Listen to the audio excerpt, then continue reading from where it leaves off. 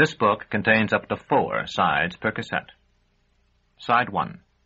The Shadow of the Torturer, Volume 1 of the Book of the New Sun, by Gene Wolfe.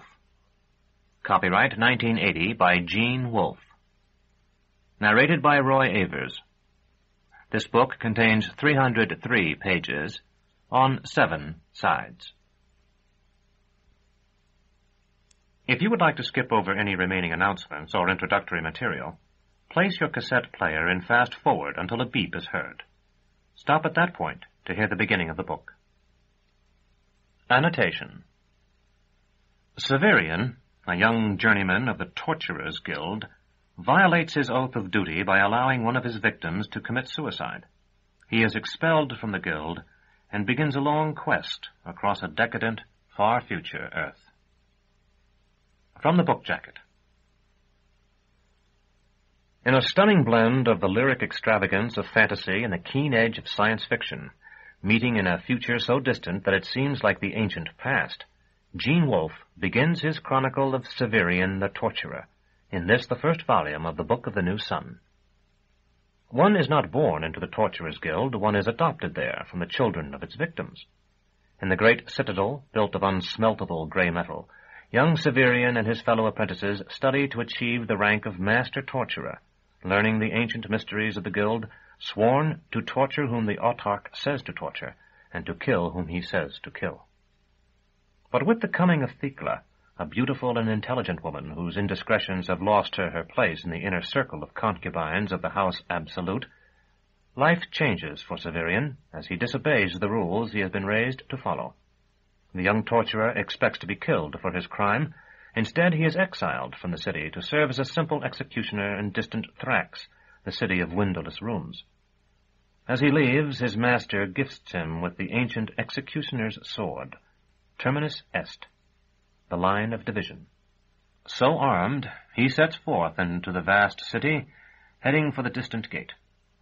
On his way, he encounters the twins Azure and Agilus, who drive him to an arcane duel on a sanguinary field.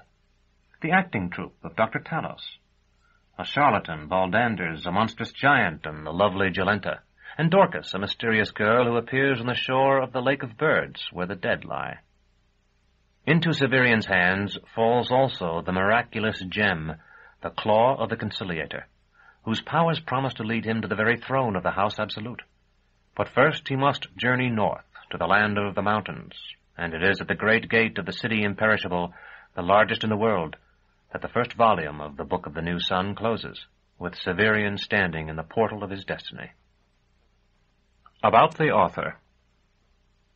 Gene Wolfe is best known as the writer of nearly 100 science fiction short stories and novellas, one of which, The Death of Dr. Island, won the Nebula Award. His book, The Fifth Head of Cerberus, has been widely praised. Wolfe lives in Barrington, Illinois, with his wife and 4 children, where he writes 5 pages every day on one of 2 ancient IBM typewriters. Other books by Gene Wolfe. Operation Ares. Peace. The Devil in a Forest. The Island of Dr. Death, and Other Stories and Other Stories.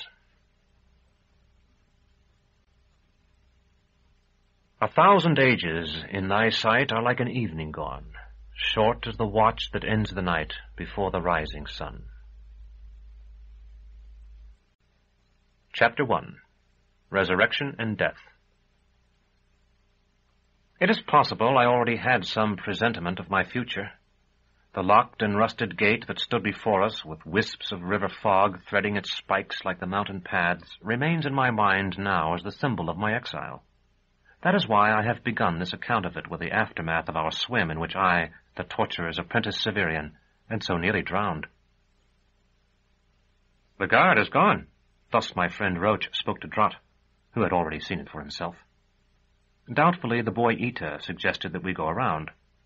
A lift of his thin, freckled arm indicated the thousands of paces of wall stretching across the slum and sweeping up the hill until at last they met the high curtain wall of the citadel. It was a walk I would take much later. "And try to get through the Barbican without a safe conduct? They'd send to Master Gurlo's." "But why would the guard leave?" "It doesn't matter. Drott rattled the gate. "Ita, see if you can slip between the bars." Drott was our captain, and Ita put an arm and a leg through the iron palings, but it was immediately clear that there was no hope of his getting his body to follow. "Someone's coming," Roach whispered. Drott jerked Ita out. I looked down the street. Lanterns swung there among the fog-muffled sounds of feet and voices. I would have hidden, but Roach held me, saying, "Wait, I see pikes." "Do you think it's the guard returning?" He shook his head. "Too many." "A dozen men at least," Drott said. Still wet from Jaiol, we waited. In the recesses of my mind, we stand shivering there even now, just as all that appears imperishable tends towards its own destruction. Those moments that at the time seem the most fleeting recreate themselves, not only in my memory, which in the final accounting loses nothing, but in the throbbing of my heart and the prickling of my hair, making themselves new just as our commonwealth reconstitutes itself each morning in the shrill tones of its own clarions. The men had no armor, as I could soon see by the sickly yellow light of the lanterns, but they had pikes, as Drott had said, and staves and hatchets. Their leader wore a long, double-edged knife in his belt. What interested me more was the massive key threaded on a cord around his neck. It looked as if it might fit the lock of the gate. Little Ita fidgeted with nervousness, and the leader saw us and lifted his lantern over his head. "We're waiting to get in, Goodman," Drott called. He was the taller, but he made his dark face humble and respectful. "Not until dawn," the leader said gruffly. "You young fellows had better get home." "Goodman, the guard was supposed to let us in, but he's not here." "You won't be getting in tonight." The leader put his hand on the hilt of his knife before taking a step closer. For a moment I was afraid he knew who we were. Drott moved away, and the rest of us stayed behind him. "Who are you, Goodman? You're not soldiers." "We're the volunteers," one of the others said. "We come to protect our own dead." "Then you can let us in." The leader had turned away. "We let no one inside but ourselves." His key squealed in the lock, and the gate creaked back. Before anyone could stop him, Ita darted through. Someone cursed at the leader, and two others sprinted after Ita, but he was too fleet for them. We saw his tow-colored hair and patched shirt zigzag among the sunken graves of paupers, then disappear in the thicket of statuary higher up. Drott tried to pursue him, but two men grabbed his arms. "We have to find him. We won't rob you of your dead." "Why do you want to go in, then?" one volunteer asked. "To gather herbs," Drott told him. "We are physicians' gallipots. Don't you want the sick healed?" The volunteer stared at him. The man with the key had dropped his lantern when he ran after Ita, and there were only two left. In their dim light, the volunteer looked stupid and innocent. I suppose he was a laborer of some kind. Drott continued, "You must know that for certain simples to attain their highest virtues, they must be pulled from grave soil by moonlight. It will frost soon and kill everything, but our masters require supplies for the winter. The three of them arranged for us to enter tonight, and I borrowed that lad from his father to help me." "You don't have anything to put simples in." I still admire Drott for what he did next. He said, "We are to bind them in sheaves to dry," and without the least hesitation drew a length of common string from his pocket. "I see," the volunteer said. It was plain he did not. Roach and I edged nearer the gate. Drott actually stepped back from it. "If you won't let us gather the herbs, we'd better go. I don't think we could ever find that boy in there now." "No, you don't. We have to get him out." "All right," Drott said reluctantly, and we stepped through, the volunteers following. Certain mysties aver that the real world has been constructed by the human mind, since our ways are governed by the artificial categories into which we place essentially undifferentiated things, things weaker than our words for them. I understood the principle intuitively that night as I heard the last volunteer swing the gate closed behind us. A man who had not spoken before said, "I'm going to watch over my mother. We've wasted too much time already. They could have her a league off by now." Several of the others muttered agreement, and the group began to scatter, one lantern moving to the left and the other to the right. We went up the center path, the one we always took in returning to the fallen section of the citadel wall, with the remaining volunteers. It is my nature, my joy, and my curse, to forget nothing. Every rattling chain and whistling wind, every sight, smell, and taste remains changeless in my mind, and though I know it is not so with everyone, I cannot imagine what it can mean to be otherwise, as if one had slept when in fact an experience is merely remote. Those few steps we took upon the whited path rise before me now. It was cold and growing colder. We had no light, and fog had begun to roll in from Giol in earnest. A few birds had come to roost in the pines and cypresses, and flapped uneasily from tree to tree. I remember the feel of my own hands as I rubbed my arms, and the lantern bobbing among the steelies some distance off, and how the fog brought out the smell of the river water in my shirt, and the pungency of the new-turned earth. I had almost died that day, choking in the netted roots. The night was to mark the beginning of my manhood. There was a shot, a thing I had never seen before, the bolt of violent energy splitting the darkness like a wedge so that it closed with a thunderclap. Somewhere a monument fell with a crash. Silence then, in which everything around me seemed to dissolve. We began to run. Men were shouting far off. I heard the ring of steel on stone as if someone had struck one of the grave markers with a battle-air. I dashed along a path that was, or at least then seemed, completely unfamiliar, a ribbon of broken bone just wide enough for two to walk abreast that wound down into a little dale. In the fog I could see nothing but the dark bulk of the memorials to either side. Then, as suddenly as if it had been snatched away, the path was no longer beneath my feet. I suppose I must have failed to notice some turning. I swerved to dodge an obelisk that appeared to shoot up before me and collided full tilt with a man in a black coat. He was solid as a tree. The impact took me off my feet and knocked my breath away. I heard him muttering execrations, then a whispering sound as he swung some weapon. Another voice called, "What was that?" "Somebody ran into me. Gone now, whoever he was." I lay still. A woman said, "Open the lamp." Her voice was like a dove's call, but there was urgency in it. The man I had run against answered, "They would be on us like a pack of dolls, madam." "They will be soon in any case. Vodalus fired. You must have heard it." "Be more likely to keep them off." In an accent I was too inexperienced to recognize as an exultance, the man who had spoken first said, "I wish I hadn't brought it. We shouldn't need it against this sort of people." He was much nearer now, and in a moment I could see him through the fog, very tall, slender, and hatless, standing near the heavier man I had run into. Muffled in black, a third figure was apparently the woman. In losing my wind, I had also lost the strength of my limbs, but I managed to roll behind the base of a statue, and once secure there, I peered out at them again. My eyes had grown accustomed to the dark. I could distinguish the woman's heart-shaped face and note that she was nearly as tall as the slender man she had called Vodalus. The heavy man had disappeared, but I heard him say, "More rope." His voice indicated that he was no more than a step or two away from the spot where I crouched, but he seemed to have vanished like water cast into a well. Then I saw something dark, it must have been the crown of his hat, move near the slender man's feet, and understood that that was almost precisely what had become of him. There was a hole there, and he was in it.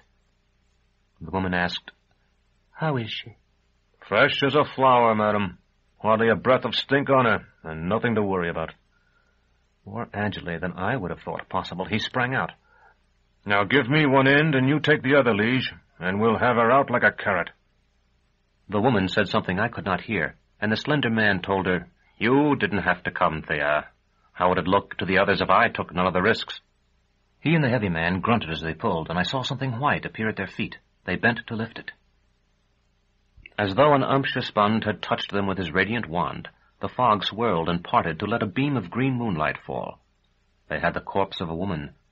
Her hair, which had been dark, was in some disorder now about her livid face. She wore a long gown of some pale fabric. "You see," the heavy man said, "just as I told you, liege, madame. 19 times of a score, there's nothing to it. We've only to get her over the wall now." The words were no sooner out of his mouth than I heard someone shout. 3 of the volunteers were coming down the path over the rim of the dale. "Hold them off, liege," the heavy man growled, shouldering the corpse. "I'll take care of this, and get madame to safety." "Take it," Vodalus said. The pistol he handed over caught the moonlight like a mirror. The heavy man gaped at it. "I've never used one, liege." "Take it, you may need it." Vodalus stooped, then rose, holding what appeared to be a dark stick. There was a rattle of metal on wood, and in place of the stick, a bright and narrow blade. He called, "Guard yourselves!" As if a dove had momentarily commanded an arctather, the woman took the shining pistol from the heavy man's hand, and together they backed into the fog. The 3 volunteers had hesitated. Now one moved to the right and another to the left, so as to attack from 3 sides. The man in the center, still on the white path of broken bones, had a pike and one of the others an axe. The third was the leader Drott had spoken with outside the gate. "Who are you?" he called to Vodalus. And what power of Erebus's gives you the right to come here and do something like this? Vodalus did not reply, but the point of his sword looked from one to another like an eye. The leader grated. All together now, and we'll have him. But they advanced hesitantly, and before they could close, Vodalus sprang forward. I saw his blade flash in the faint light, and heard it scrape the head of the pike, a metallic slithering as though a steel serpent glided across a log of iron. The pikeman yelled and jumped back. Vodalus leaped backward, too, I think for fear the other two would get behind him, then seemed to lose his balance and fell. All this took place in dark and fog. I saw it, but for the most part the men were no more than ambient shadows, as the woman with the heart-shaped face had been. Yet something touched me. Perhaps it was Vodalus's willingness to die to protect her that made the woman seem precious to me. Certainly it was that willingness that kindled my admiration for him.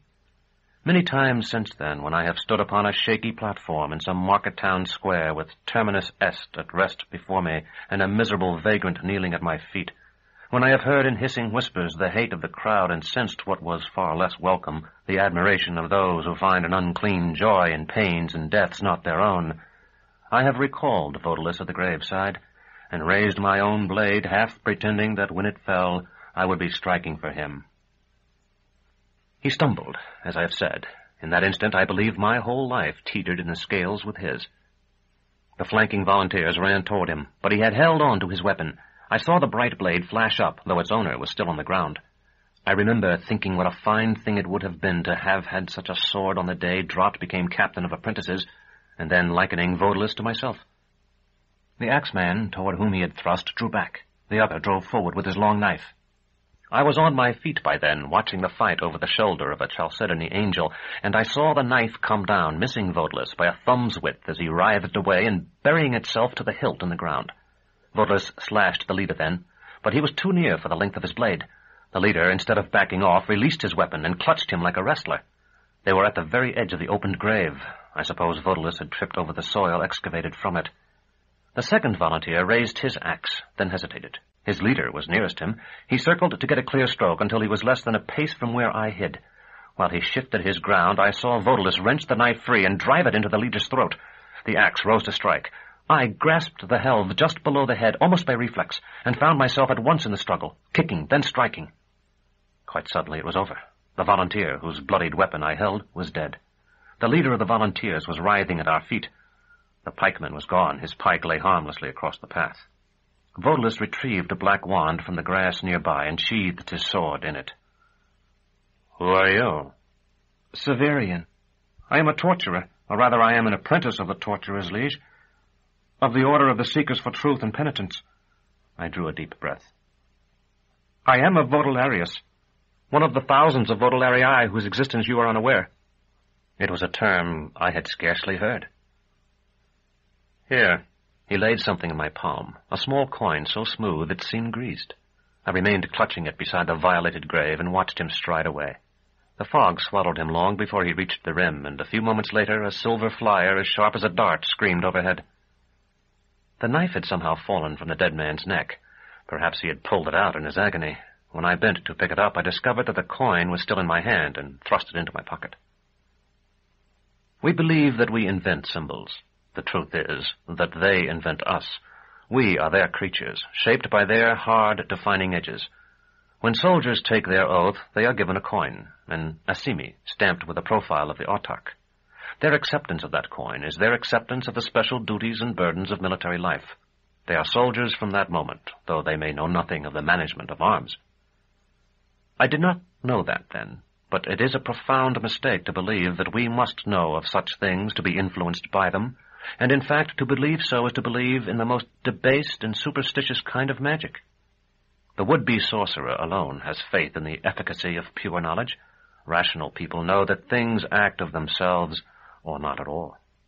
Thus I knew nothing, as the coin dropped into my pocket, of the dogmas of the movement Vodalus led, but I soon learned them all, for they were in the air.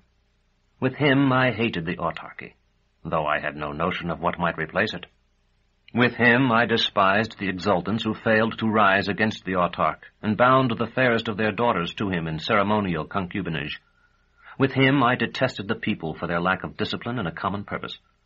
Of those values that Master Malrubius, who had been master of apprentices when I was a boy, had tried to teach me, and that Master Palamon still tried to impart, I accepted only one: loyalty to the guild. In that I was quite correct. It was, as I sensed, perfectly feasible for me to serve Vodalus and remain a torturer. It was in this fashion that I began the long journey by which I have backed into the throne. Chapter 2. Severian. Memory oppresses me. Having been reared among the torturers, I have never known my father or my mother. No more did my brother apprentices know theirs. From time to time, but most particularly when winter draws on, poor wretches come clamoring to the corpse door, hoping to be admitted to our ancient guild. Often they regale Brother Porter with accounts of the torments they will willingly inflict in payment for warmth and food. Occasionally they fetch animals as samples of their work. All are turned away. Traditions from our days of glory, antedating the present degenerate age, and the one before it, and the one before that, an age whose name is hardly remembered now by scholars, forbid recruitment from such as they. Even at the time I write of, when the guild had shrunk to 2 masters and less than a score of journeymen, those traditions were honored. From my earliest memory, I remember all. That first recollection is of piling pebbles in the old yard. It lies south and west of the Witches' Keep, and is separated from the Grand Court. The curtain wall our guild was to help defend was ruinous even then, with a wide gap between the Red Tower and the Bear, where I used to climb the fallen slabs of unsmeltable grey metal to look out over the necropolis that descends that side of Citadel Hill. When I was older, it became my playground. The winding paths were patrolled during daylight hours, but the sentries were largely concerned for the fresher graves on the lower ground, and knowing us to belong to the torturers, they seldom had much stomach for expelling us from our lurking places in the cypress groves. Our necropolis is said to be the oldest in Nessus. That is certainly false, but the very existence of the era testifies to a real antiquity, though the Autarchs were not buried there, even when the citadel was their stronghold, and the great families, then as now, preferred to inter their long-limbed dead in vaults on their own estates. But the armigers and the optimates of the city favored the highest slopes near the citadel wall, and the poorer commons lay below them until the farthest reaches of the bottomlands, pressing against the tenements that came to line Gial, held Potter's Fields. As a boy, I seldom went so far alone, or half so far. There were always the 3 of us, Drott, Roach, and I. Later, Ita, the next oldest among the apprentices. None of us were born among the torturers, for none are. It is said that in ancient times there were both men and women in the guild, and that sons and daughters were born to them and brought up in the mystery, as is now the case among the lamp-makers and the goldsmiths and many other guilds. But Emar the Almost Just, observing how cruel the women were and how often they exceeded the punishments he had decreed, ordered that there should be women among the torturers no more. Since that time our numbers have been repaired solely from the children of those who fall into our hands. In our Matachin Tower, a certain bar of iron thrusts from a bulkhead at the height of a man's groin. Male children, small enough to stand upright beneath it, are nurtured as our own, and when a woman big with child is sent to us, we open her, and if the babe draws breath, engage a wet nurse, if it be a boy. The females are rendered to the witches. So it has been since the days of Emar, and those days are now, by many hundreds of years, forgotten. Thus none of us knows our descent. Each would be an exultant if he could, and it is a fact that many persons of high lineage are given over to us. As boys, each of us formed his own conjectures, and each attempted to question the older brothers among the journeymen, though they were locked in their own bitternesses and told us little. Ita, believing himself descended of that family, drew the arms of one of the great northern clans on the ceiling above his cot in the year of which I speak. For my part, I had already adopted as my own device, graved in bronze above the door of a certain mausoleum. They were a fountain rising above waters and a ship volant, and below these a rose. The door itself had been sprung long ago. 2 empty coffins lay on the floor. 3 more, too heavy for me to shift and still intact, waited on the shelves along one wall. Neither the closed coffins nor the open ones constituted the attraction of the place, though I sometimes rested on what remained of the soft, faded padding of the latter.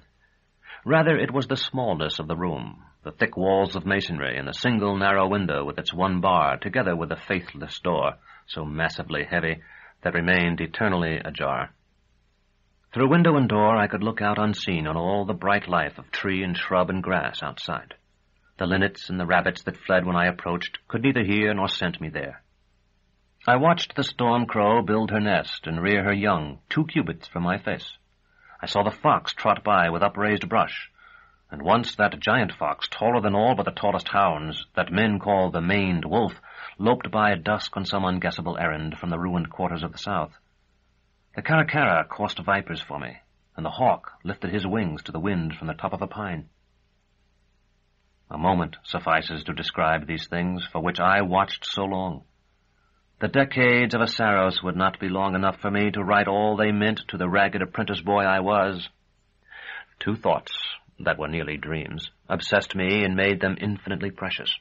The first was that at some not distant time itself would stop. The colored days that had so long been drawn forth like a chain of conjurers' scarves come to an end, the sullen sun wink out at last. The second was that there existed somewhere a miraculous light, which I sometimes conceived of as a candle, sometimes as a flambeau, that engendered life in whatever objects it fell upon, so that a leaf plucked from a bush grew slender legs and waving feelers, and a rough brown brush opened black eyes and scurried up a tree. Yet sometimes, particularly in the sleepy hours around noon, there was little to watch. Then I turned again to the blazon over the door and wondered what a ship, a rose, and a fountain had to do with me, and stared at the funeral bronze I had found and cleaned and set up in a corner. The dead man lay at full length, his heavy-lidded eyes closed. In the light that pierced the little window, I examined his face and meditated on my own as I saw it in the polished metal. My straight nose, deep-set eyes, and sunken cheeks were much like his, and I longed to know if he too had dark hair. In the winter I seldom came to the necropolis, but in summer that violated mausoleum and others provided me with places of observation and cool repose. Drat and Roche and Ita came too, though I never guided them to my favorite retreat, and they, I knew, had secret places of their own. When we were together, we seldom crept into tombs at all. Instead, we made swords of sticks and held running battles, or threw pine cones at the soldiers, or scratched boards on the soil of new graves, and played draughts with stones and ropes and snails and high-toss cockle. We amused ourselves in the maze that was the citadel, too, and swam in the great cistern under the bell-keep. It was cold and damp there, even in summer, under its vaulted ceiling beside the circular pool of endlessly deep, dark water. But it was hardly worse in winter, and it had the supreme advantage of being forbidden, so we could slip down to it with delicious stealth when we were assumed to be elsewhere, and not kindle our torches until we had closed the barred hatch behind us. Then, when the flames shot up from the burning pitch, how our shadows danced up those clammy walls! As I have already mentioned, our other swimming place was in Giol, which winds through Nessus like a great weary snake. When warm weather came, we trooped through the necropolis on our way there, first past the old exalted sepulchres near the citadel wall, then between the vainglorious death-houses of the Optimates, then through the stony forest of common monuments, we trying to appear highly respectable when we had to pass the burly guards leaning on their polearms, and at last across the plain bare mounds that marked the interments of the poor, mounds that sank to puddles after the first rain. At the lowest margin of the necropolis stood the iron gate I have already described. Through it the bodies intended for the potter's field were borne. When we passed those rusting portals, we felt we were for the first time truly outside the citadel, and thus in undeniable disobedience of the rules that were supposed to govern our comings and goings. We believed, or pretended to believe, we would be tortured if our older brothers discovered the violation. In actuality, we would have suffered nothing worse than a beating. Such is the kindness of the torturers, whom I was subsequently to betray. We were in greater danger from the inhabitants of the many-storied tenements that lined the filthy street down which we walked. I sometimes think the reason the Guild has endured so long is that it serves as a focus for the hatred of the people, drawing it from the Autarch, the Exultants, and the army, and even in some degree from the pale Kakagins who sometimes visit Urth from the farther stars. The same presentiment that told the guards our identity often seemed to inform the residents of the tenements. Slops were thrown at us from upper windows occasionally, and an angry mutter followed us. But the fear that engendered this hatred also protected us. No real violence was done to us, and once or twice, when it was known that some tyrannical Wildgrave or venal Burgess had been delivered to the mercy of the Guild, we received shouted suggestions as to his disposal, most of them obscene, and many impossible. At the place where we swam, Gyal had lost its natural banks hundreds of years ago. Here it was a 2-chain-wide expanse of blue nenufars penned between walls of stone. Steps intended for boat landings led down into the river at several points. On a warm day, each flight would be held by a gang of 10 or 15 brawling youths. The 4 of us lacked the strength to displace these groups, but they could not, or at least would not, deny us admission, though whichever we chose to join would threaten us as we approached and taunt us when we were in their midst. Soon, however, all would drift away, leaving us in sole possession until the next swimming day. I have chosen to describe all this now because I never went again after the day on which I saved Votalus. Trot and Roach believed it was because I was afraid we would be locked out. Each a guessed, I think. Before they come too near to being men, boys often have an almost female insight. It was because of the nenufars. The necropolis has never seemed a city of death to me. I know its purple roses, which other people think so hideous, shelter hundreds of small animals and birds. The executions I have seen performed and have performed myself so often are no more than a trade, a butchery of human beings, who are for the most part less innocent and less valuable than cattle. When I think of my own death, or of the death of someone who has been kind to me, or even of the death of the sun, the image that comes to my mind is that of the nenufar, with its glossy, pale leaves and azure flower. Under flower and leaves are black roots as fine and strong as hair, reaching down into the dark waters. As young men, we thought nothing of these plants. We splashed and floated among them, pushed them aside, and ignored them. Their perfume countered to some degree the foul odor of the water. On the day I was to save Votalus, I dove beneath their crowded pads as I had done 1,000 times. I did not come up. Somehow I had entered a region where the roots seemed far thicker than I had ever encountered them before. I was caught in 100 nets at once. My eyes were open, but I could see nothing, only the black web of the roots. I swam and could feel that though my arms and legs moved among their millions of fine tendrils, my body did not. I grasped them by the handful and tore them apart, but when I had torn them I was immobilized as ever. My lungs seemed to rise in my throat to choke me, as if they would burst of themselves out into the water. The desire to draw breath, to suck in the dark, cold fluid around me, was overwhelming. I no longer knew in what direction the surface lay, and I was no longer conscious of the water as water. The strength had left my limbs. I was no longer afraid, though I knew I was dying, or perhaps already dead. There was a loud and very unpleasant ringing in my ears, and I began to see visions.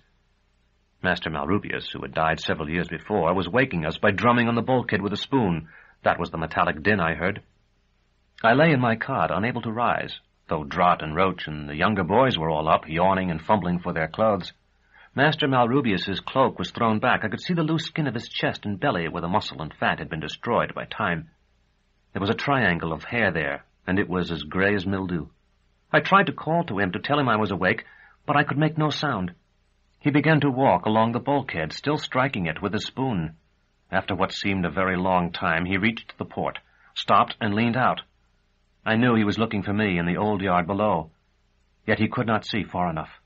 I was in one of the cells below the examination room. I lay there on my back, looking up at the gray ceiling. A woman cried, but I could not see her, and I was less conscious of her sobs than of the ringing of the spoon.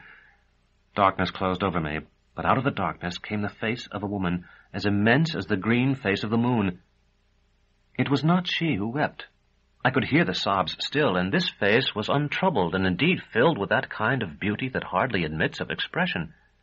Her hands reached toward me, and I at once became a fledgling I had taken from its nest the year before in the hope of taming it to perch on my finger, for her hands were each as long as the coffins in which I sometimes rested in my secret mausoleum. They grasped me, pulled me up, then flung me down, away from her face and from the sound of sobbing, down into the blackness until at last I struck what I took to be the bottom mud, and burst through it into a world of light rimmed with black. Still I could not breathe. I no longer wished to, and my chest no longer moved of itself. I was sliding through the water, though I did not know how. Later I learned that Drott had seized me by the hair. At once I lay on the cold, slimy stones, with Roach, then Drott, then Roach again, breathing into my mouth. I was enveloped in eyes as one is enveloped in the repetitious patterns of a kaleidoscope, and thought that some defect in my own vision was multiplying Ita's eyes.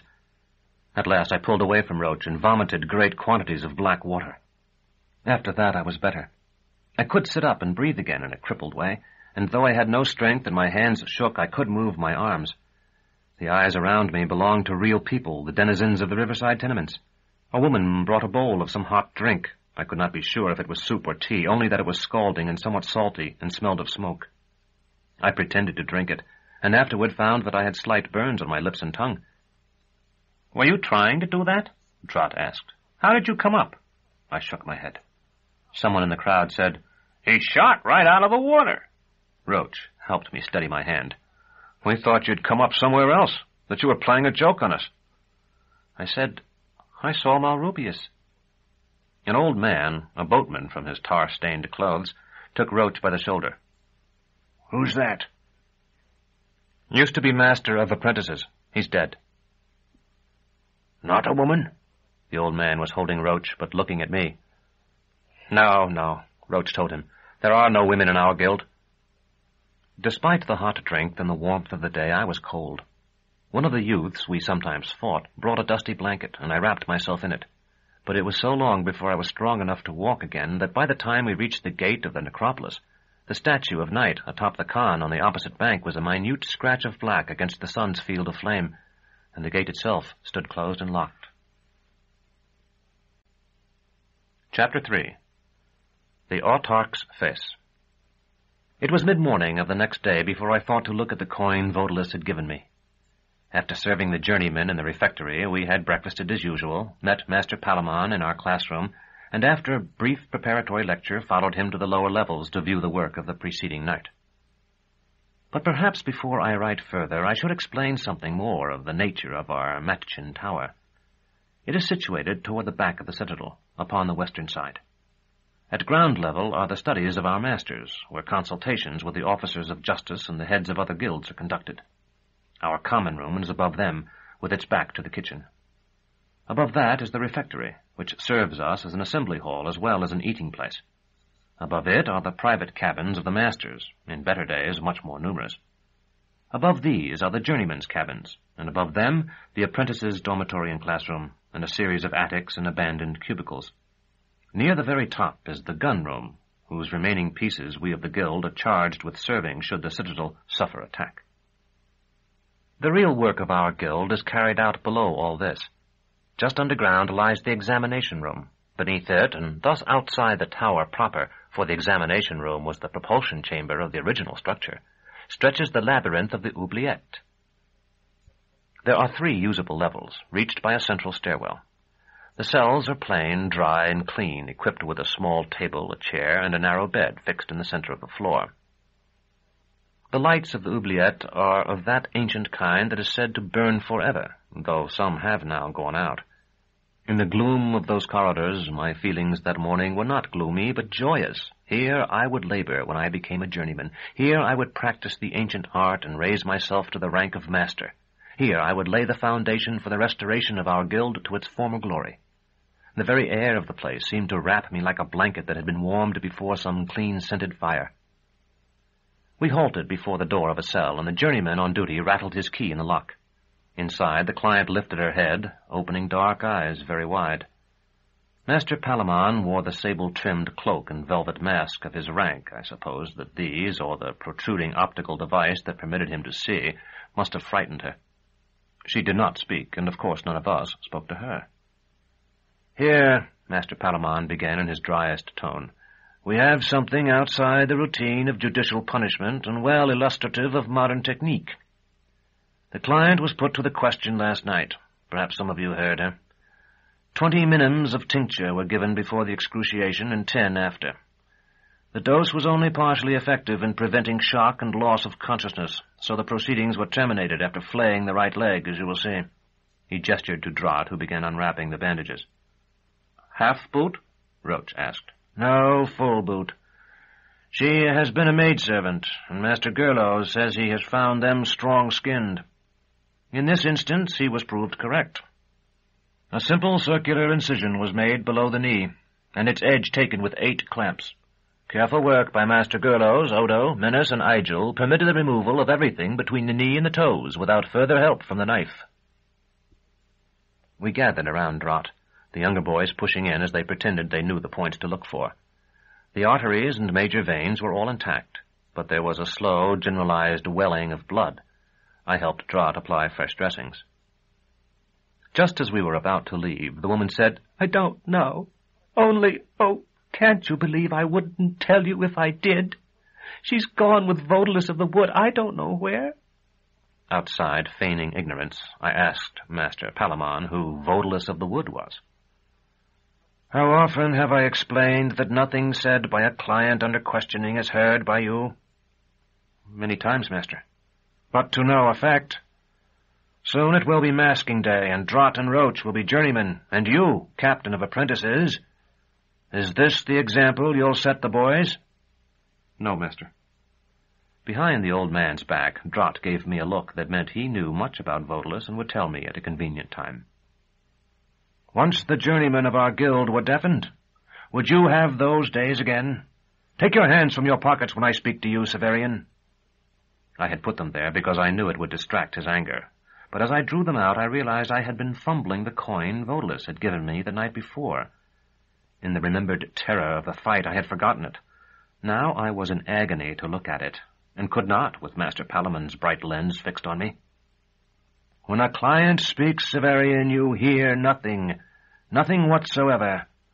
Think of mice, whose squeaking conveys no meaning to men."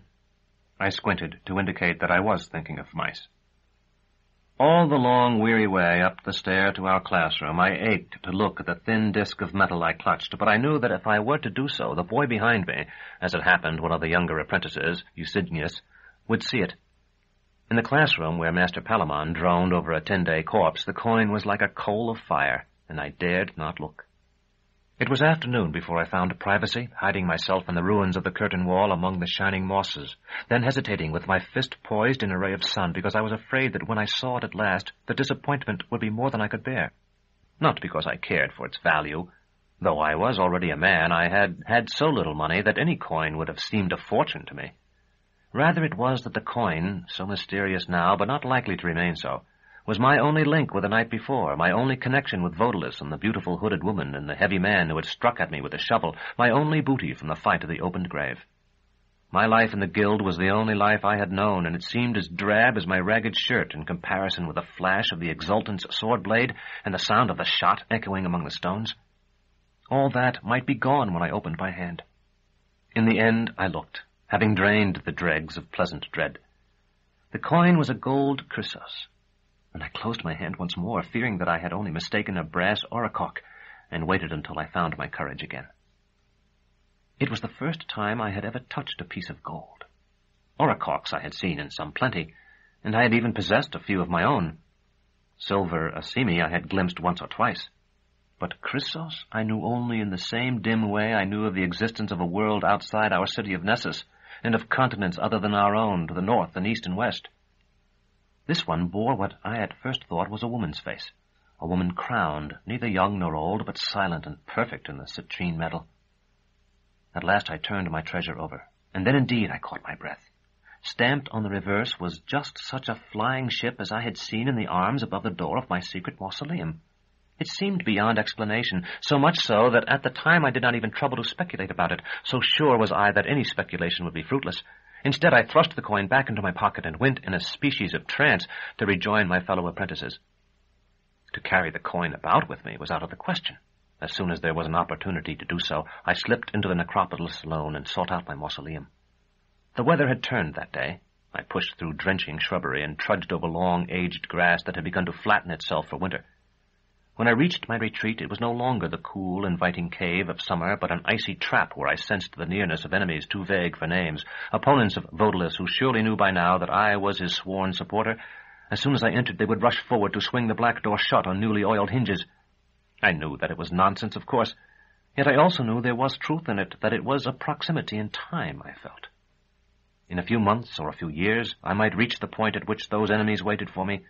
When I had swung the axe I had chosen to fight, a thing a torturer does not normally do. There was a loose stone in the floor, almost at the foot of my funeral bronze. I pried it up and put the chrysos under it, then muttered an incantation I had learned years before from Roach, a few lines of verse that would hold hidden objects safe. Where I put you, there you lie. Never let a stranger spy. Like glass grow to any eye, not of me. Here be safe, never leave it.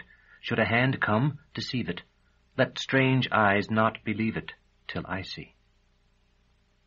For the charm to be really effective, one had to walk around the spot at midnight carrying a corpse candle, but I found myself laughing at the thought, which suggested Drott's mummery about simples drawn at midnight from graves, and decided to rely on the verse alone, though I was somewhat astonished to discover that I was now old enough not to be ashamed of it. Days passed, and the memory of my visit to the mausoleum remained vivid enough to dissuade me from making another to verify that my treasure was safe, though at times I longed to do so. Then came the first snow, turning the ruins of the curtain wall into an almost impassably slippery barrier, and the familiar necropolis into a strange wilderness of deceptive hummocks in which monuments were suddenly too large under their coats of new snow, and the trees and bushes crushed to half-size by theirs. It is the nature of apprenticeship in our guild that, though easy at first, its burdens grow greater and greater as one comes to manhood. The smallest boys do no work at all. At the age of 6, when work begins, it is at first no more than running up and down the stairs of the Matachin Tower with messages, and the little apprentice, proud of being entrusted with them, hardly feels the labor. As time progresses, however, his work becomes more and more onerous. His duties take him to other parts of the citadel, to the soldiers in the Barbican, where he learns that the military apprentices have drums and trumpets and ophicleides and boots and sometimes gilded cuirasses, to the Bear Tower, where he sees boys no older than himself learning to handle wonderful fighting animals of all kinds, mastiffs with heads as large as a lion's, diatrymi taller than a man, with beaks sheathed in steel, and to 100 other such places where he discovers for the first time that his guild is hated and despised even by those, indeed most of all by those, who make use of its services. Soon there is scrubbing and kitchen work. Brother Cook performs such cooking as might be interesting or pleasurable, and the apprentice is left to pare vegetables, serve the journeyman, and carry an endless succession of stacks of trays down the stairs to the oubliette. I did not know it at the time, but soon this apprentice life of mine, which had been growing harder for as long as I could remember, would reverse its course and become less drudging and more pleasant. In the year before he is to become a journeyman, a senior apprentice does little but supervise the work of his juniors. His food and even his dress improve. The younger journeymen begin to treat him almost as an equal, and he has, above all, the elevating burden of responsibility and the pleasure of issuing and enforcing orders. When his elevation comes, he is an adult. He does no work but that for which he has been trained, and he is free to leave the citadel when his duties are over, for which recreation he is supplied with liberal funds. Should he eventually rise to mastership, an honor that requires the affirmative votes of all the living masters, he will be able to pick and choose such assignments as may interest or amuse him, and direct the affairs of the guild itself. But you must understand that in the year I have been writing of, the year in which I saved the life of Vodulus, I was unconscious of all that. Winter, I was told, had ended the campaigning season in the north, and thus brought the Autarch and his chief officers and advisers back to the seats of justice. And so, as Roach explained, we have all these new clients, and more to come, dozens, maybe hundreds. We might have to reopen the 4th level.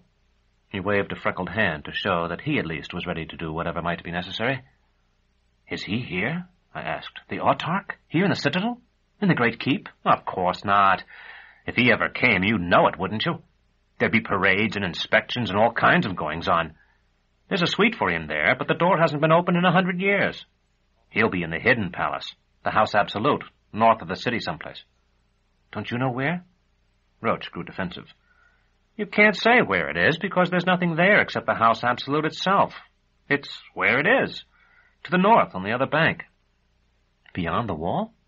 He smiled on my ignorance. Far past it. Weeks if you walked. Naturally, the Autarch could get here by flyer in an instant if he wanted to. The flag tower, that's where the flyer would land. But our new clients did not come in flyers. The less important arrived in coffles of 10 to 20 men and women, chained one behind the other by the neck. They were guarded by Demarchi, hard-bitten troopers in armor that looked as if it had been made for use and used. Each client carried a copper cylinder supposedly containing his or her papers, and thus his or her fate.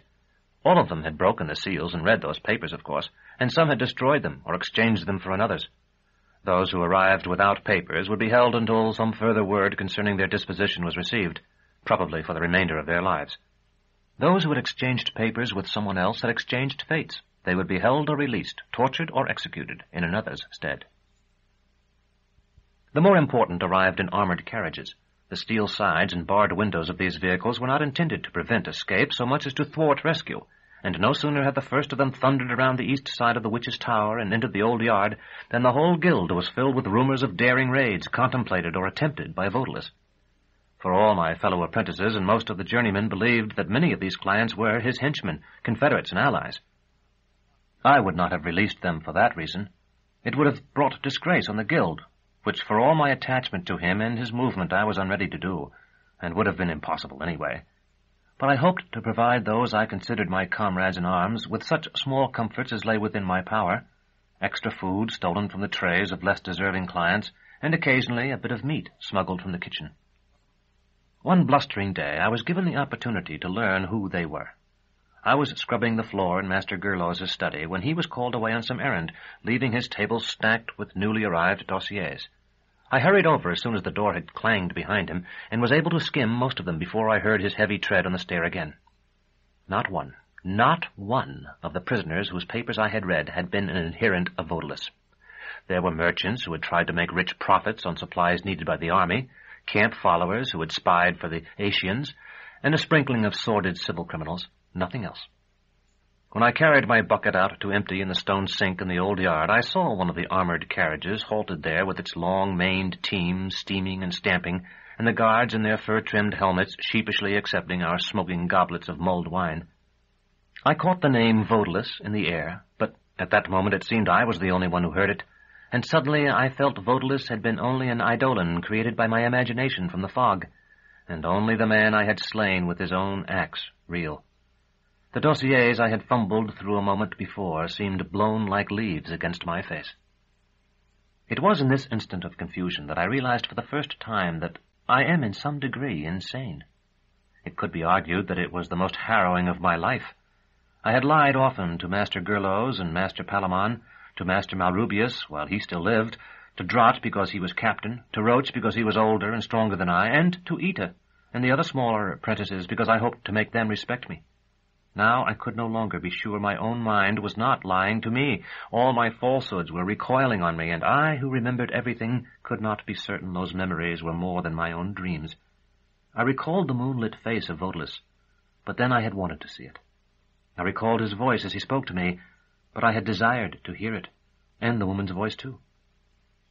One freezing night I crept back to the mausoleum and took out the Chrysos again. The worn, serene, androgynous face on its obverse was not the face of Votalis. Chapter 4. Triskele. I had been poking a stick up a frozen drain as punishment for some petty infraction, and I found him where the keepers of the bear tower throw their refuse, the bodies of the torn animals killed in practice. Our guild buries its own dead beside the wall, and our clients in the lower reaches of the necropolis, but the keepers of the bear tower leave theirs to be taken away by others. He was the smallest of those dead. There are encounters that change nothing. Earth turns her aged face to the sun, and he beams upon her snows. They scintillate and coruscate until each little point of ice hanging from the swelling sides of the towers seems the claw of the conciliator, the most precious of gems. Then everyone except the wisest believes that the snow must melt and give way to a protracted summer beyond summer. Nothing of the sort occurs. The paradise endures for a watch or two, then shadows blue as watered milk lengthen on the snow, which shifts and dances under the spur of an east wind. Night comes, and all is as it was. My finding Triskele was like that. I felt that it could have, and should have, changed everything, but it was only the episode of a few months, and when it was over and he was gone, it was only another winter past, and the feast of Holy Catherine come again, and nothing had changed. I wish I could tell you how pitiful he looked when I touched him, and how cheerful. He lay on his side, covered with blood. It was as hard as tar in the cold, and still bright red, because the cold had preserved it. I went over and put my hand on his head. I don't know why. He seemed as dead as the rest, but he opened one eye then, and rolled it at me, and there was a confidence in it that the worst was over now. I have carried my part, it seemed to say, and borne up, and done all I could do. Now it is your turn to do your duty by me. If it had been summer, I think I would have let him die. As it was, I had not seen a living animal, not so much as a garbage-eating thalacodon, in some time. I stroked him again, and he licked my hand, and I could not turn away after that. I picked him up, surprised at how heavy he was, and looked about, trying to decide what to do with him. He would be discovered in our dormitory before the candle had burned a finger's width, I knew. The citadel is immense and immensely complicated, with little visited rooms and passages in its towers, in the buildings that have been erected between the towers, and in the galleries delved under them. Yet I could not think of any such place that I could reach without being seen half a dozen times on the way, and in the end I carried the poor brute into the quarters of our own guild. I then had to get him past the journeyman who stood guard at the head of the stair leading to the cell tiers. My first idea was to put him in the basket in which we took down the client's clean bedding. It was a laundry day, and it would have been easy enough to make one more trip than was actually required. The chance that the journeyman guard would notice anything amiss seemed remote, but it would have involved waiting more than a watch for the scrubbed linen to dry and risking the questions of the brother on duty in the third tier, who would see me descending to the deserted fourth. Instead, I laid the dog in the examination room. He was too weak to move, and offered to take the guard's place at the head of the ramp. He was happy enough to seize the opportunity to relieve himself, and handed over his wide-bladed carnificial sword, which I, in theory, was not supposed to touch, and his Fullegian cloak, which I was forbidden to wear, though I was already taller than most of the journeymen, so that from a distance it would appear that there had been no substitution. I put on the cloak, and as soon as he was gone, stood the sword in a corner and got my dog. All our guild cloaks are voluminous, and this one was more so than most, since the brother I had replaced was large of frame. Furthermore, the hue Fullegian, which is darker than black, admirably erases all folds, bunchings, and gatherings so far as the eye is concerned, showing only a featureless dark. With the hood pulled up, I must have appeared to the journeymen at their tables in the tiers, if they looked toward the stair and saw me at all, as a brother somewhat more portly than most, descending to the lower levels. Even the man on duty in the third, where the clients who had lost all reason howled and shook their chains, could have seen nothing unusual in another journeyman going down to the fourth when there were rumors that it was to be refurbished, or in an apprentice running down shortly after the journeyman went up again. No doubt he had forgotten something there, and the apprentice had been sent to fetch it. It was not a prepossessing place. About half of the old lights still burned, but mud had seeped into the corridors until it lay to the thickness of one's hand. A duty table stood where it had been left perhaps 200 years before. The wood had rotted, and the whole thing fell at a touch. Yet the water had never been high here, and the farther end of the corridor I chose was free even of the mud. I laid my dog on a client's bed and cleaned him as well as I could with sponges I had carried down from the examination room. Under the crusted blood, his fur was short, stiff, and tawny. His tail had been cut so short that what remained was wider than it was long. His ears had been cut almost completely away, leaving only stiff points shorter than the first joint of my thumb. In his last fight, his chest had been laid open. I could see the wide muscles like drowsy constrictors of pale red. His right foreleg was gone, the upper half crushed to a pulp. I cut it away after I had sutured up his chest as well as I could, and it began to bleed again. I found the artery and tied it, then folded the skin under, as Master Palamon had taught us, to make a neat stump. Triskele licked my hand from time to time as I worked, and when I had made the last stitch, began slowly licking that, as if he were a bear and could lick a new leg into shape. His jaws were as big as an arctother's, and his canines as long as my index finger. But his gums were white. There was no more strength in those jaws now than in a skeleton's hands. His eyes were yellow and held a certain clean madness. That evening I traded tasks with the boy who was to bring the clients their meals. There were always extra trays because some clients would not eat, and now I carried 2 of these down to Triskele, wondering if he was still alive. He was. He had somehow climbed out of the bed where I had laid him and crawled, he could not stand, to the edge of the mud where a little water had gathered. That was where I found him. There was soup and dark bread and 2 carafes of water. He drank 1 bowl of soup, but when I tried to feed him the bread, I found he could not chew it enough to swallow. I soaked it in the other bowl of soup for him, then filled the bowl again and again with water until both carafes were empty. When I lay on my cot almost at the top of our tower, I thought I could hear his labored breathing. Several times I sat up listening. Each time the sound faded away, only to return when I had lain flat for a time. Perhaps it was only the beating of my heart. If I had found him 1 year, 2 years before, he would have been a divinity to me. I would have told Drat and the rest, and he would have been a divinity to us all. Now I knew him for the poor animal he was, and yet I could not let him die because it would have been a breaking of faith with something in myself. I had been a man, if I was truly a man, such a short time, I could not endure to think that I had become a man so different from the boy I had been. I could remember each moment of my past, every vagrant thought and sight, every dream. How could I destroy that past? I held up my hands and tried to look at them. I knew the veins stood out on their backs now. It is when those veins stand out that one is a man. In a dream, I walked through the 4th level again, and found a huge friend there with dripping jaws. It spoke to me. Next morning, I served the clients again and stole food to take down to the dog, though I hoped that he was dead. He was not. He lifted his muzzle and seemed to grin at me with a mouth so wide it appeared his head might fall in 2 halves, though he did not try to stand. I fed him, and as I was about to leave, was struck by the misery of his condition. He was dependent on me. Me.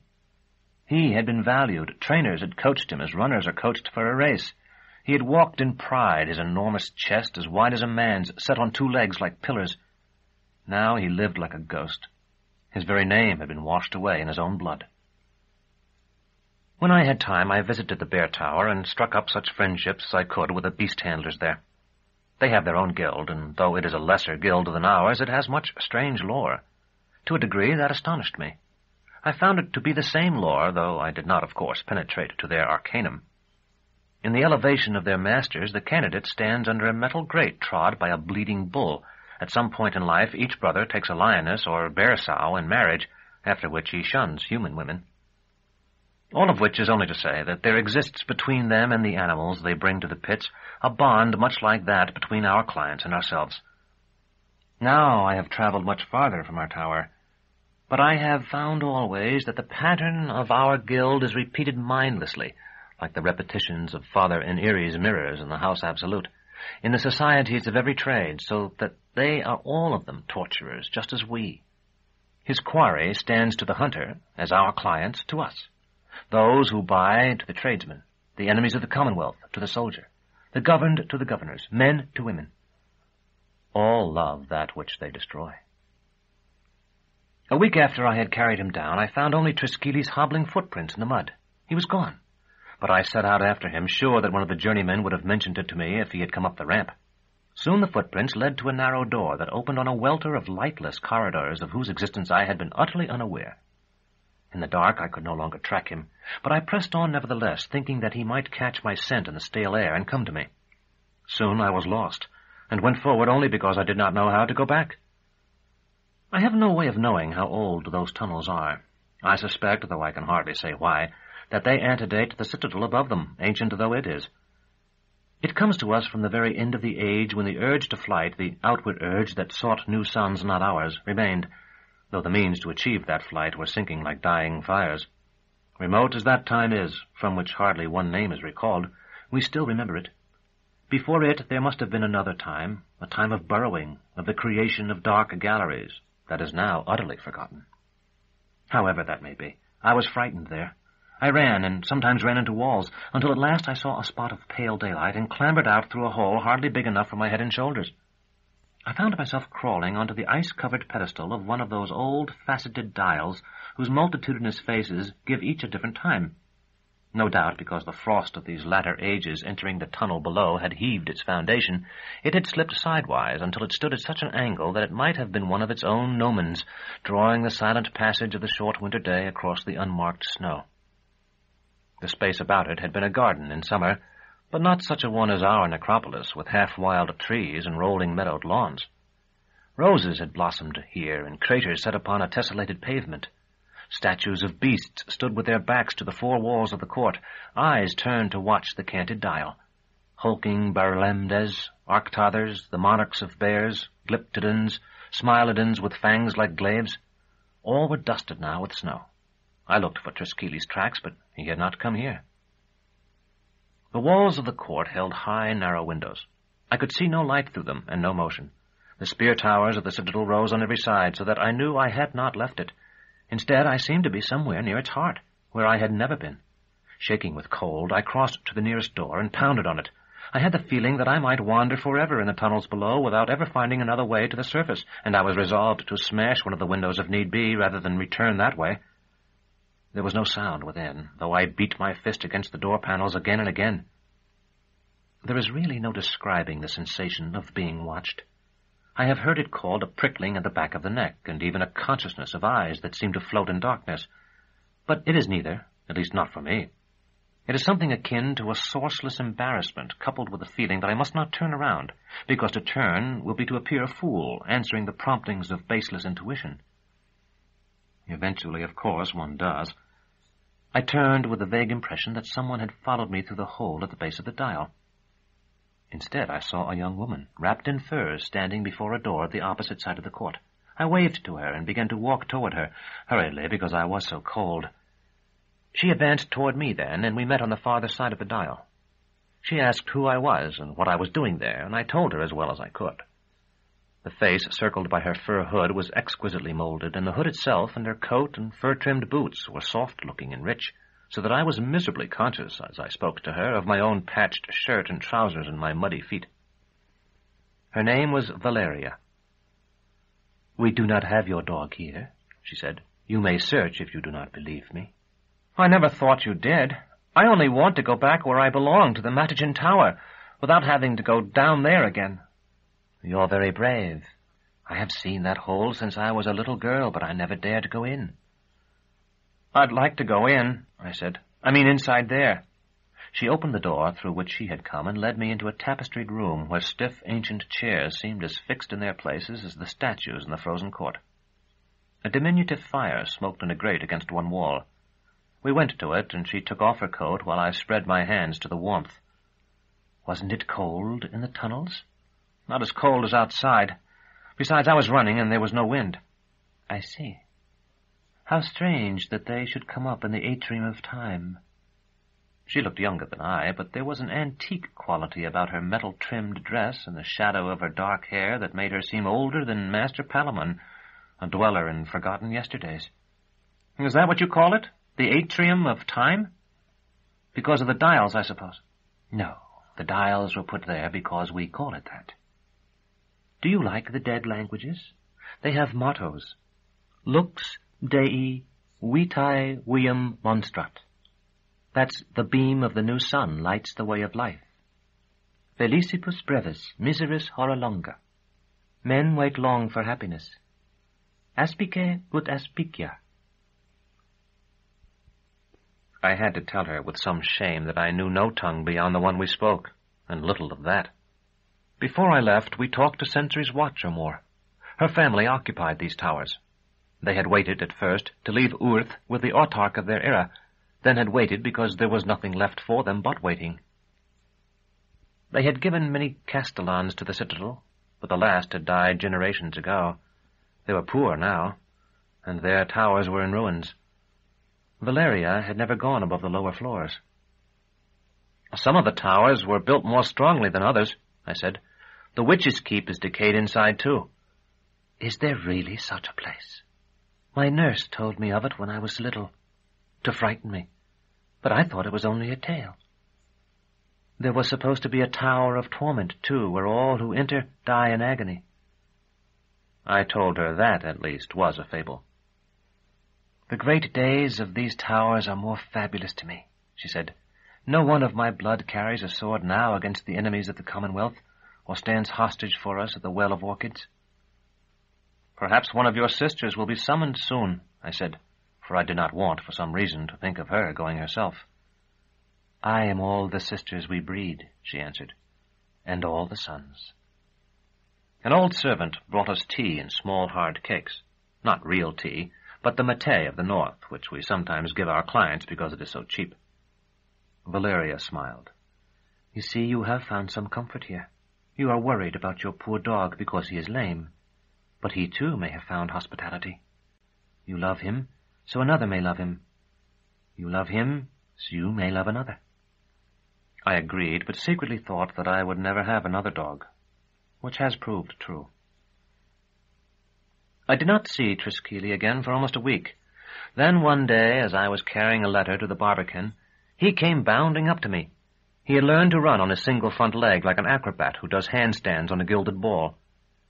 After that, I saw him once or twice a month for as long as the snow lasted. I never knew whom he had found, who was feeding him and caring for him.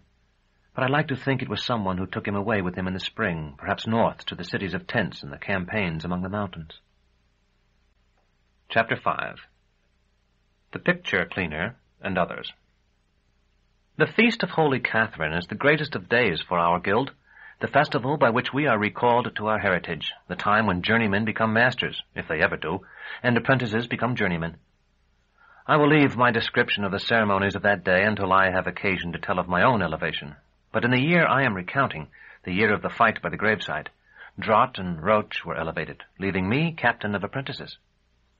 The full weight of that office did not impress itself on me until the ritual was nearly over.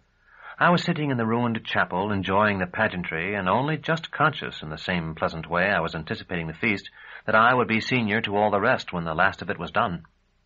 By slow degrees, however, a feeling of disquiet seized me. I was miserable before I knew I was no longer happy, and bowed with responsibility when I did not yet fully understand I held it. I remembered how much difficulty Drott had encountered in keeping us in order. I would have to do it now without his strength and with no one to be to me what Roach had been to him, a lieutenant of his own age. When the final chant crashed to a close and Master Gurlos and Master Palamon in their gold-traced masks had slow-stepped through the door, and the old journeymen had hoisted Drott and Roach, the new journeymen, on their shoulders, already fumbling in the saber-tashes at their belts for the fireworks they would set off outside, I had steeled myself and even formed a rudimentary plan. We apprentices were to serve the feast, and before we did so, were to doff the relatively new and clean clothes we had been given for the ceremony. After the last cracker had popped and the matrosses, in their annual gesture of amity, had torn the sky with the largest piece of ordnance in the great keep, I hustled my charges, already, or so I thought, beginning to look at me resentfully, back to our dormitory, closed the door, and pushed a cot against it. Ita was the oldest except for myself, and fortunately for me, I had been friendly enough in the past that he suspected nothing until it was too late to make effective resistance. I got him by the throat and banged his head 6 times against the bulkhead, then kicked his feet from under him. "Now," I said, "are you going to be my second? Answer." He could not speak, but he nodded. "Good. I'll get Timon. You take the next biggest."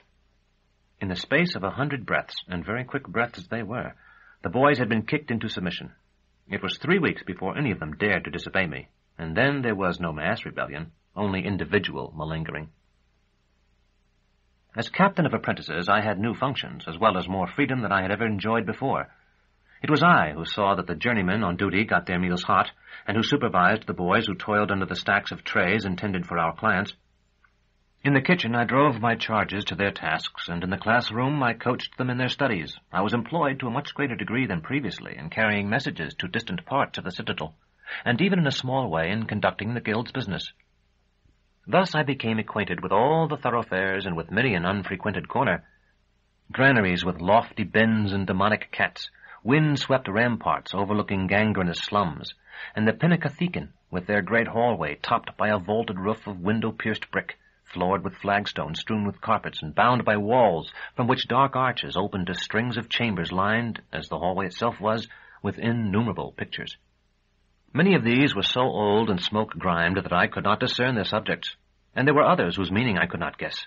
A dancer whose wings seemed leeches, a silent-looking woman who gripped a double-bladed dagger and sat beneath a mortuary mask. After I had walked at least a league under these enigmatic paintings one day, I came upon an old man perched on a high ladder. I wanted to ask my way, but he seemed so absorbed in his work that I hesitated to disturb him. The picture he was cleaning showed an armored figure standing in a desolate landscape. It had no weapon, but held a staff bearing a strange, stiff banner. The visor of this figure's helmet was entirely of gold, without eye slits or ventilation. In its polished surface, the deathly desert could be seen in reflection, and nothing more. This warrior of a dead world affected me deeply, though I could not say why or even just what emotion it was I felt. In some obscure way, I wanted to take down the picture and carry it, not into our necropolis, but into one of those mountain forests of which our necropolis was, as I understood even then, an idealized but vitiated image. It should have stood among trees, the edge of its frame resting on young grass. "And so," a voice behind me said, "they all escaped. Vodalus had what he had come for, you see." "You!" snapped the other. "What are you doing here?" I turned and saw 2 armigers dressed in bright clothes that came as near to exultance as they dared have them. I said, "I have a communication for the archivist," and held up the envelope. "Very well," said the armiger who had spoken to me. "Do you know the location of the archives?" "I was about to ask, sir." "Then you are not the proper messenger to take the letter, are you? Give it to me, and I'll give it to a page." "I can't, sir. It is my task to deliver it." The other armiger said, "You needn't be so hard on this young man, Racho." "You don't know who he is, do you?" "And you do?" The one called Racho nodded. "From what part of this citadel are you, messenger?" "From the Matachin Tower. Master Gerlos sends me to the archivist." The other armiger's face tightened. "You are a torturer, then?" "Only an apprentice, sir." "I don't wonder, then, that my friend wants you out of his sight. Follow the gallery to the 3rd door, make your turn and continue about 100 paces, climb the stair to the 2nd landing, and take the corridor south to the double doors at the end." "Thank you," I said, and took a step in the direction he had indicated. "Wait a bit. If you go now, we'll have to look at you." Racho said, "I'd as soon have him ahead of us as behind us." I waited nonetheless, with one hand resting on the leg of the ladder for the 2 of them to turn a corner. Like one of those half-spiritual friends who in dreams address us from the clouds, the old man said, "So you're a torturer, are you? Do you know, I've never been to your place?" He had a weak glance reminding me of the turtles we sometimes frightened on the banks of Giol, and a nose and a chin that nearly met. "Grant I never see you there," I said politely. "Nothing to fear now. What could you do with a man like me? My heart would stop like that." He dropped his sponge into his bucket and attempted to snap his wet fingers, though no sound came. "Know where it is, though? Behind the Witch's Keep, isn't that right?" "Yes," I said, a trifle surprised that the witches were better known than we. "Thought so. Nobody never talks about it, though. You're angry about those armigers, and I don't blame you. But you ought to know how it is with them. They're supposed to be like exultants, only they're not. They're afraid to die, afraid to hurt, and afraid to act like it. It's hard on them." "They should be done away with," I said. "Vodalus would set them quarrying. They're only a carryover from some past age. What possible help can they give the world?" The old man cocked his head. "Why, what help was they to begin? Do you know?" When I admitted I did not, he scrambled down from the ladder like an aged monkey, seeming all arms and legs and wrinkled neck. His hands were as long as my feet, the crooked fingers laced with blue veins. "I'm Rudescend, the curator. You know old Alton, I take it?" "Oh, of course not. If you did, you know the way to the library." I said, "I've never been in this part of the citadel before." "Never been here? Why, this is the best part. Art, music, and books. We've a fetch in here that shows 3 girls dressing, another one with flowers that's so real you expect the bees to come out of it. A Quartalosa, too. Not popular anymore. Quartalosa isn't, or we wouldn't have him here. But the day he was born, he was a better draftsman than the drippers and spitters they're wild for today. We get what the House Absolute don't want, you see. That means we get the old ones. And they're the best, mostly. Come in here dirty from having hung so long, and I clean them up. Sometimes I clean them again after they've hung here a time. We've got a fetch in here. It's the truth. Or you take this one now. Like it?" It seemed safe to say I did. 3rd time for it. When I was new-come, I was old Branwalder's apprentice, and he taught me how to clean. This was the one he used, because he said it wasn't worth nothing. He begun down here in this corner. When he'd done about as much as you could cover with one hand, he turned it over to me, and I did the rest. Back when my wife still lived, I cleaned it again. That would be after our 2nd girl was born. It wasn't all that dark, but I had things on my mind and wanted something to do. Today I took the notion to clean it again, and it needs it. See how nice it's brightening up. There's your blue earth coming over his shoulder again, fresh as the Autarch's fish.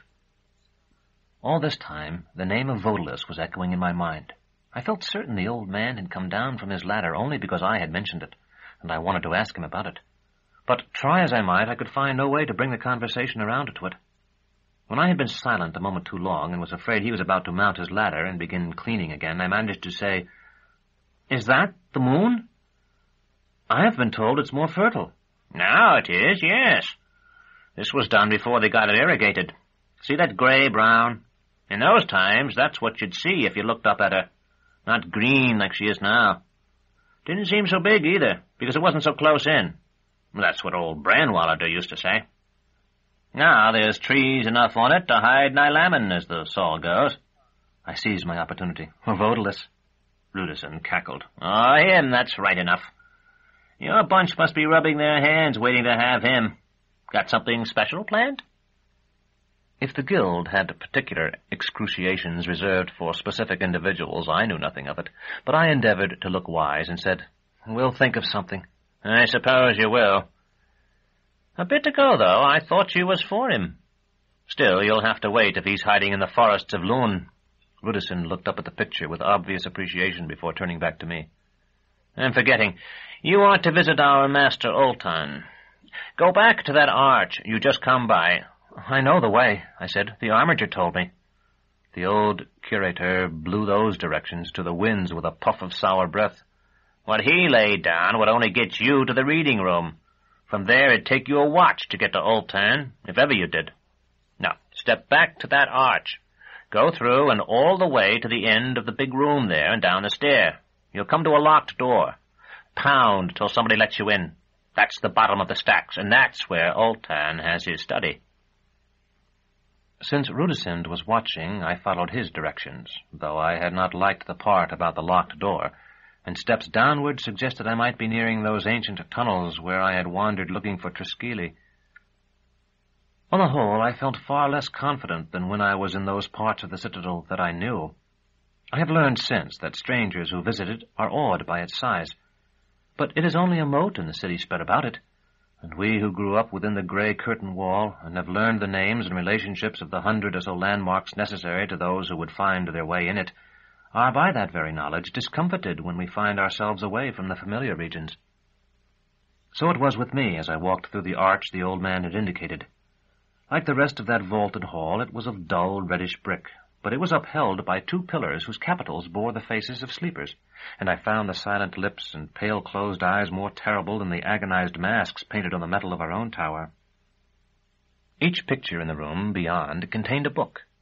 Sometimes they were many or prominent. Some I had to study for some time before I saw the corner of a binding thrusting from the pocket of a woman's skirt or realized that some strangely wrought spool held words spun like thread. The steps were narrow and steep and without railings. They twisted as they descended, so that I had not gone down more than 30 before the light of the room above was nearly cut off. At last I was forced to put my hands before me and feel my way for fear I would break my head on the door. My questing fingers never encountered it. Instead, the steps ended, and I nearly fell in stepping off a step that was not there, and I was left to grope across an uneven floor in total darkness. "Who's there?" a voice called. It was a strangely resonant one, like the sound of a bell tolled inside a cave. Chapter 6. The Master of the Curators. "Who's there?" echoed in the dark. As boldly as I could, I said, "Someone with a message?" "Let me hear it, then." My eyes were growing used to the dark at last, and I could just make out a dim and very lofty shape moving among dark, ragged shapes that were taller still. "It is a letter, sire," I answered. "Are you Master Ultan, the curator?" "None other." He was standing before me now. What I had at first thought was a whitish garment now appeared to be a beard reaching nearly to his waist. I was as tall already as many men who are called so, but he was a head and a half taller than I, a true exultant. "Then here you are, sir," I said, and held out the letter. He did not take it. "Whose apprentice are you?" Again I seemed to hear bronze, and quite suddenly I felt that he and I were dead, and that the darkness surrounding us was grave soil pressing in about our eyes, grave soil through which the bell called us to worship at whatever shrines may exist below ground. The livid woman I had seen dragged from her grave rose before me so vividly that I seemed to see her face in the almost luminous whiteness of the figure who spoke. "Whose apprentice?" he asked again. "No one's. That is, I am an apprentice of our guild. Master Gerlos sent me, sir. Master Palamon teaches us apprentices mostly." "But not grammar." Very slowly the tall man's hand groped toward the letter. "Oh, yes, grammar, too." I felt like a child talking to this man, who had already been old when I was born. Master Palamon says we must be able to read and write and calculate, because when we are masters in our time, we'll have to send letters and receive the instructions of the courts and keep records and accounts. Like this, the dim figure before me intoned. Letters such as this. Yes, sir, just so. And what does this say? I don't know. It's sealed, sir. If I open it, I heard the brittle wax snap under the pressure of his fingers. Will you read it to me? It's dark in here, sir, I said doubtfully. Then we'll have to have a Cybe. Excuse me. In the gloom, I could barely see him turn away and raise his hand to form a trumpet. Cybe! Cybe! The name rang through the dark corridors. I sensed all about me as the iron tongue struck the echoing bronze on one side, then the other. There was an answering call from far off. For some time we waited in silence. At last I saw light down a narrow alley, bordered, as it seemed, by precipitous walls of uneven stone. It came nearer, a 5-branched candlestick carried by a stocky, very erect man of 40 or so, with a flat, pale face. The bearded man beside me said, There you are at last, Cybe. Have you brought a light? Yes, master. Who is this? A messenger with a letter. In a more ceremonious tone, Master Olton said to me, This is my own apprentice, Cybe. We have a guild too, we Curators, of whom the librarians are a division. I am the only master librarian here, and it is our custom to assign our apprentices to our senior members. Cybe has been mine for some years now. I told Cybe that I was honored to meet him, and asked, somewhat timidly, what the feast day of the Curators was, a question that must have been suggested by the thought that a great many of them must have gone by without Cybe's being elevated to journeyman. It is now past, Master Olton said. He looked toward me as he spoke, and in the candlelight I could see that his eyes were the color of watered milk. In early spring. It is a beautiful day. The trees put out their new leaves then in most years. There were no trees in the grand court, but I nodded.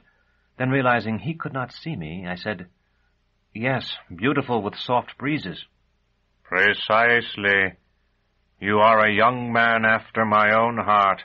He put his hand on my shoulder. I could not help noticing that his fingers were dark with dust. Cybe, too, is a young man after my heart. He will be chief librarian here when I am gone. We have a procession, you know, we Curators, down Eobar Street. He walks beside me then, the two of us robed in grey. What is the tint of your own guild? Fulligen, I told him. The color that is darker than black. There are trees, sycamores and oaks, rock maples and duckfoot trees, said to be the oldest on earth. The trees spread their shade on either side of Eobar Street, and there are more on the esplanades down the centre. Shopkeepers come to their doors to see the quaint Curators, you know, and of course the booksellers and antique dealers cheer us. I suppose we are one of the spring sights of Nessus, in our little way. It must be very impressive, I said. It is, it is. The cathedral is very fine, too, once we reach it. There are banks of tapers as though the sun were shining on the night sea, and candles in blue glass to symbolize the claw. Enfolded in light, we conduct our ceremonies before the high altar. Tell me, does your own guild go to the cathedral? I explained that we used the chapel here in the citadel, and expressed surprise that the librarians and other Curators left its walls. We are entitled to, you see. The library itself does, doesn't it, Cybe? Indeed it does, master. Cybe had a high, square forehead from which his graying hair was in retreat. It made his face seem small and a trifle babyish. I could understand how Olton, who must occasionally have run his fingers over it as Master Palamon sometimes ran his over mine, could think him still almost a boy. You are in close contact, then, with your opposite numbers in the city, I said. The old man stroked his beard. The closest, for we are they. This library is the city library, and the library of the House Absolute, too, for that matter, and many others. Do you mean that the rabble of the city is permitted to enter the citadel, to use your library? No, said Olton. I mean that the library itself extends beyond the walls of the citadel. Nor, I think, is it the only institution here that does so. It is thus that the contents of our fortress are so much larger than their container. He took me by the shoulder as he spoke, and we began to walk down one of the long, narrow paths between the towering bookcases. Sybe followed us, holding up his candelabrum, I suppose more for his benefit than mine, but it permitted me to see well enough to keep from colliding with the dark oak shelves we passed. "Your eyes have not yet failed you," Master Olton said after a time. "Do you apprehend any termination to this isle?" "No, sire," I said, and in fact I did not. As far as the candlelight flew, there was only row upon row of books stretching from the floor to the high ceiling. Some of the shelves were disordered, some straight. Once or twice I saw evidence that rats had been nesting among the books, rearranging them to make snug 2- and 3-level homes for themselves and smearing dung on the covers to form the rude characters of their speech. But always there were books and more books, rows of spines and calf, morocco, binder's cloth, paper, and 100 other substances I could not identify, some flashing with gilt, many lettered in black, a few with paper labels so old and yellowed that they were as brown as dead leaves. "Of the trail of ink there is no end," Master Olton told me, or so a wise man said. He lived long ago. What would he say if he could see us now? Another said, "A man will give his life to the turning over of a collection of books, but I would like to meet the man who could turn over this one on any topic." "I was looking at the bindings," I answered, feeling rather foolish. "How fortunate for you. Yet I am glad. I can no longer see them, but I remember the pleasure I once had in doing it. That would be just after I had become Master Librarian. I suppose I was about 50. I had, you know, been an apprentice for many, many years." "Is that so, sir?" "Indeed it is. My master was Gerbold, and for decades it appeared that he would never die. Year followed straggling year for me, and all that time I read. I suppose few have ever read so. I began, as most young people do, by reading the books I enjoyed. But I found that narrowed my pleasure in time until I spent most of my hours searching for such books. Then I devised a plan of study for myself, tracing obscure sciences one after another, from the dawn of knowledge to the present. Eventually I exhausted even that, and beginning at the great ebony case that stands in the center of the room, we of the library have maintained for 300 years against the return of the Autarch Sulpicius, and into which, in consequence, no one ever comes, I read outward for a period of 15 years, often finishing 2 books in one day." Behind us, Sybe murmured, "Marvelous, sir." I suspected that he had heard the story many times. Then the unlooked-for seized me by the coat. Master Gerbold died. 30 years before, I had been ideally suited by reason of predilection, education, experience, youth, family connections, and ambition to succeed him. At the time I actually did so, no one could have been less fit. I had waited so long that waiting was all I understood, and I possessed a mind suffocated beneath the weight of inutile facts. But I forced myself to take charge, and spent more hours than I could expect you to believe now in attempting to recall the plans and maxims I had laid down so many years ago for my eventual succession. He paused, and I knew he was delving again in a mind larger and darker than even his great library. But my old habit of reading dogged me still. I lost to books days and even weeks, during which I should have been considering the operations of the establishment that looked to me for leadership. Then, as suddenly as the striking of a clock, a new passion came to me, displacing the old. You will already have guessed what it was. I told him I had not. I was reading, or so I thought, on the seat of that bow window on the 49th floor that overlooks... I have forgotten, Sybe. What is it that it overlooks? The upholsterer's garden, sir. Yes, I recall it now. That little square of green and brown. I believe they dry rosemary there to put in pillows. I was sitting there, as I said, and had been for several watches, when it came to me that I was reading no longer. For some time I was hard put to say what I had been doing. When I tried, I could only think of certain odors and textures and colors that seemed to have no connection with anything discussed in the volume I held.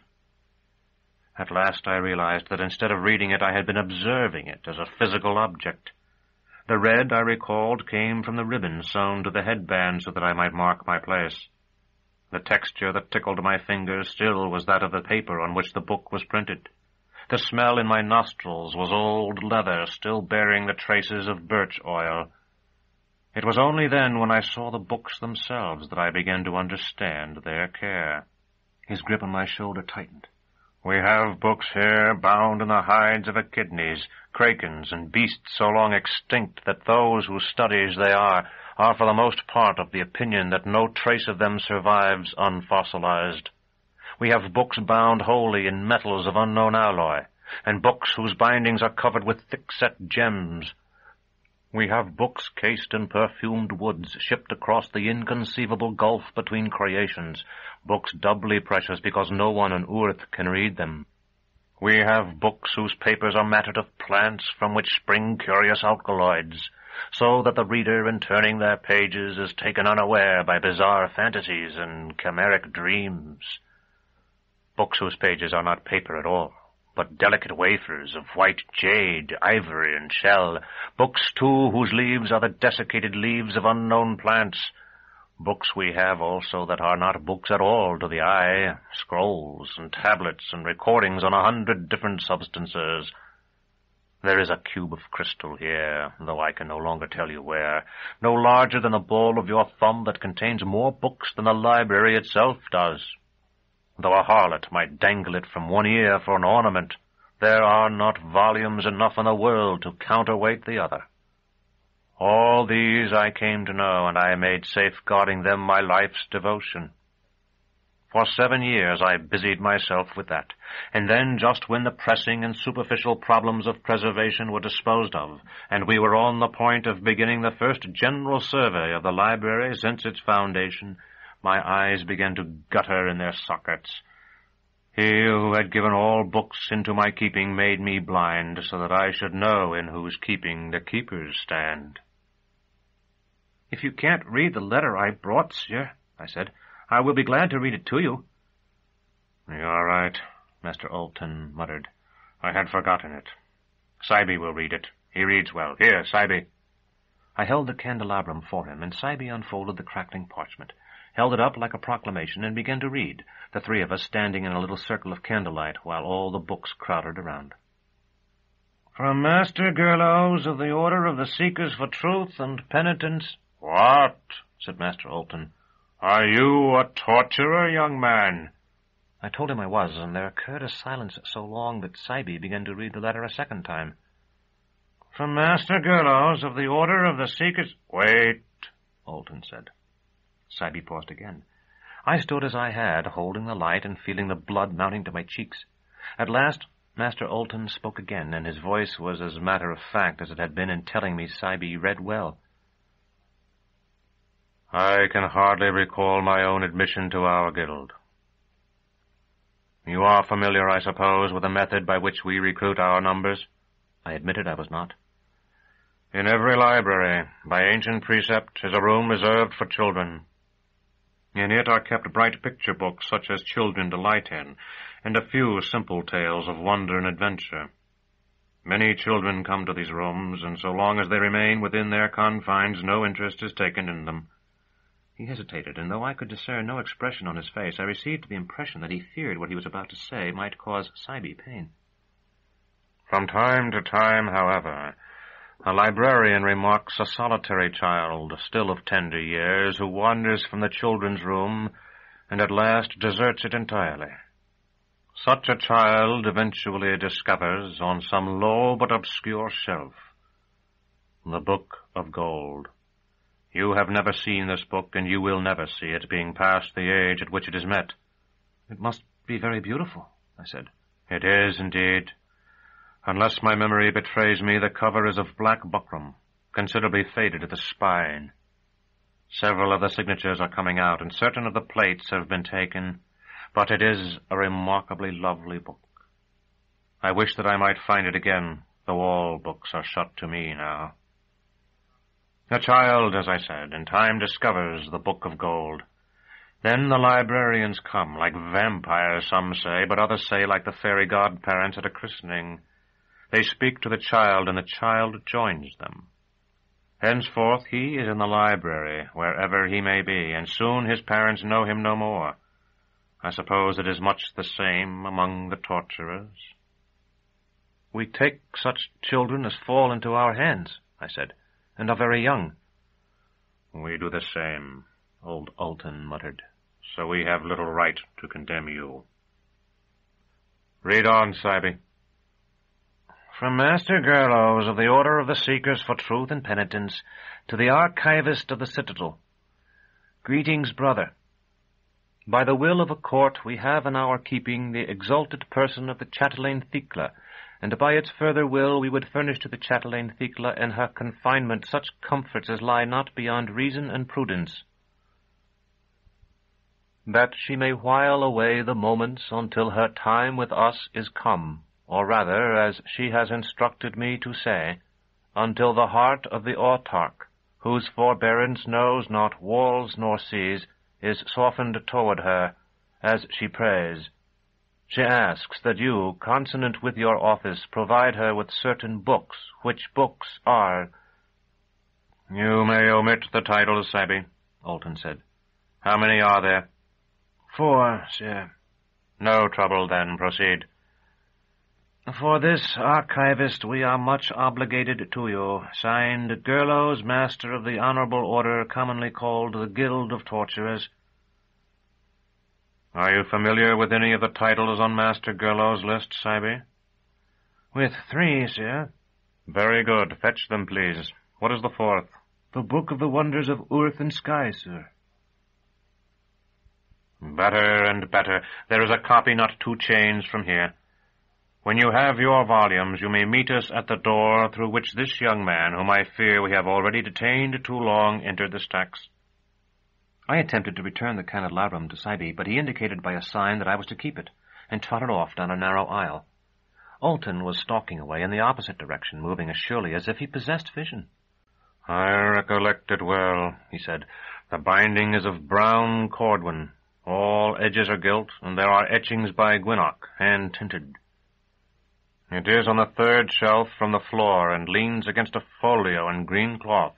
I believe it is Blathmaic's Lives of the 17 Megatherians. Largely to let him know I had not left him, though no doubt his sharp ears caught my footfalls behind him, I asked, What is it, sir? The Earth and Sky book, I mean. Why, he said, don't you know better than to ask that question of a librarian?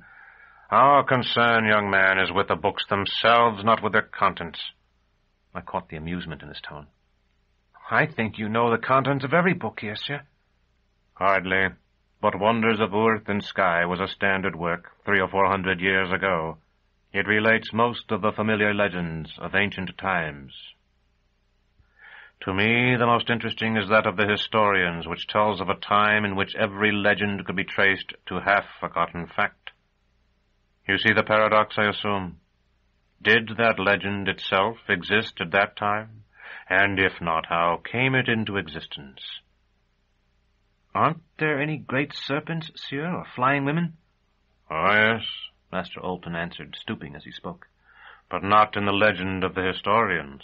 Triumphantly, he held up a small volume bound in flaking leather. Have a look at this, young man, and see if I've got the right one. I had to set the candelabrum on the floor and crouch beside it. The book in my hands was so old and stiff and musty that it seemed impossible that it had been opened within the past century, but the title page confirmed the old man's boast. A subtitle announced, Being a collection from printed sources of universal secrets of such age that their meaning has become obscured of time. Well, asked Master Alton, was I right or no? I opened the book at random and read, By which means a picture might be graven with such skill that the whole of it, should it be destroyed, might be recreated from a small part, and that small part might be any part. I suppose it was the word graven that suggested to me the events I had witnessed on the night I had received my chrysos. Master, I answered, you are phenomenal. No, but I am seldom mistaken. You of all men will excuse me when I tell you I tarried a moment to read a few lines of this book. Master, you know of the corpse-eaters, surely? I have heard it said that by devouring the flesh of the dead, together with a certain pharmacon, they are able to relive the lives of their victims. It is unwise to know too much about these practices, the archivist murmured. Though when I think of sharing the mind of a historian like Lohman or Hermes... In his years of blindness he must have forgotten how nakedly our faces can betray our deepest feelings. By the light of the candles I saw his twisted in such an agony of desire that out of decency I turned away. His voice remained as calm as some solemn bell. But from what I once read, you are correct, though I do not now recall that the book you hold treats of it. Master, I said, I give you my word I would never suspect you of such a thing. But tell me this. Suppose two collaborate in the robbing of a grave, and one takes the right hand for his share, and the other the left. Does he who ate the right hand have but half the dead man's life, and the other the rest? And if so, what if a third were to come and devour a foot? It's a pity you are a torturer, Alton said. You might have been a philosopher. No, as I understand this noxious matter, each has the entire life. Then a man's whole life is in his right hand and in his left as well. Is it in each finger, too? I believe each participant must consume more than a mouthful for the practice to be effective. But I suppose that in theory at least what you say is correct. The entire life is in each finger. We were already walking back in the direction we had come. Since the aisle was too narrow for us to pass one another, I now carried the candelabrum before him, and a stranger seeing us would surely have thought I lighted his way. But, Master, I said, how can that be? By the same argument, the life must reside in each joint of every finger, and surely that is impossible. How big is a man's life? Asked Alton. I have no way of knowing, but isn't it larger than that? You see it from the beginning, and anticipate much. I, recollecting it from its termination, know how little there has been. I suppose that is why the depraved creatures who devour the bodies of the dead seek more. Let me ask you this. Are you aware that a son often strikingly resembles his father? I have heard it said, yes. And I believe it, I answered. I could not help thinking, as I did, of the parents I would never know. Then it is possible you will agree, since each son may resemble his father, for a face to endure through many generations. That is, if the son resembles the father, and his son resembles him, and that son's son resembles him, then the fourth in line, the great-grandson, resembles his great-grandfather. Yes, I said. Yet the seed of all of them was contained in a dram of sticky fluid. If they did not come from there, from where did they come? I could make no answer to that, and walked along in puzzlement until we reached the door through which I had entered this lowest level of the great library. Here we met Sybe carrying the other books mentioned in Master Gerlos's letter. I took them from him, bade goodbye to Master Alton, and very gratefully left the stifling atmosphere of the library stacks. To the upper levels of that place I returned several times, but I never again entered that tomb-like cellar, or ever wished to. One of the 3 volumes Sybe had brought was as large as the top of a small table, a cubit in width and a scant ell in height. From the arms impressed upon its Saphian cover, I supposed it to be the history of some old noble family. The others were much smaller. A green book, hardly larger than my hand, and no thicker than my index finger, appeared to be a collection of devotions, full of enamelled pictures of ascetic pantocrators and hypostases with black halos and gym-like robes. I stopped for a time to look at them, sharing a little forgotten garden full of winter sunshine with a dry fountain. Before I had so much as opened any of the other volumes, I felt that pressure of time that is perhaps the surest indication we have left childhood behind. I had already been 2 watches at least on a simple errand, and soon the light would fade. I gathered up the books and hurried along, though I did not know it, to meet my destiny, and eventually myself, in the Chatelaine Thicla. Chapter 7. The Traitress. It was already time for me to carry their meals to the journeymen on duty in the oubliette. Drought was in charge of the first level, and I brought his last because I wanted to talk to him before I went up again. The truth was that my head was still swimming with thoughts engendered by my visit to the archivist, and I wanted to tell him about them. He was nowhere to be seen. I put his tray and the 4 books on his table and shouted for him. A moment later, I heard his answering call from a cell not far off. I ran there and looked through the grilled window set at eye level in the door. The client, a wasted-looking woman of middle age, was stretched on her cot. Drott leaned over her, and there was blood on the floor. He was too occupied to turn his head.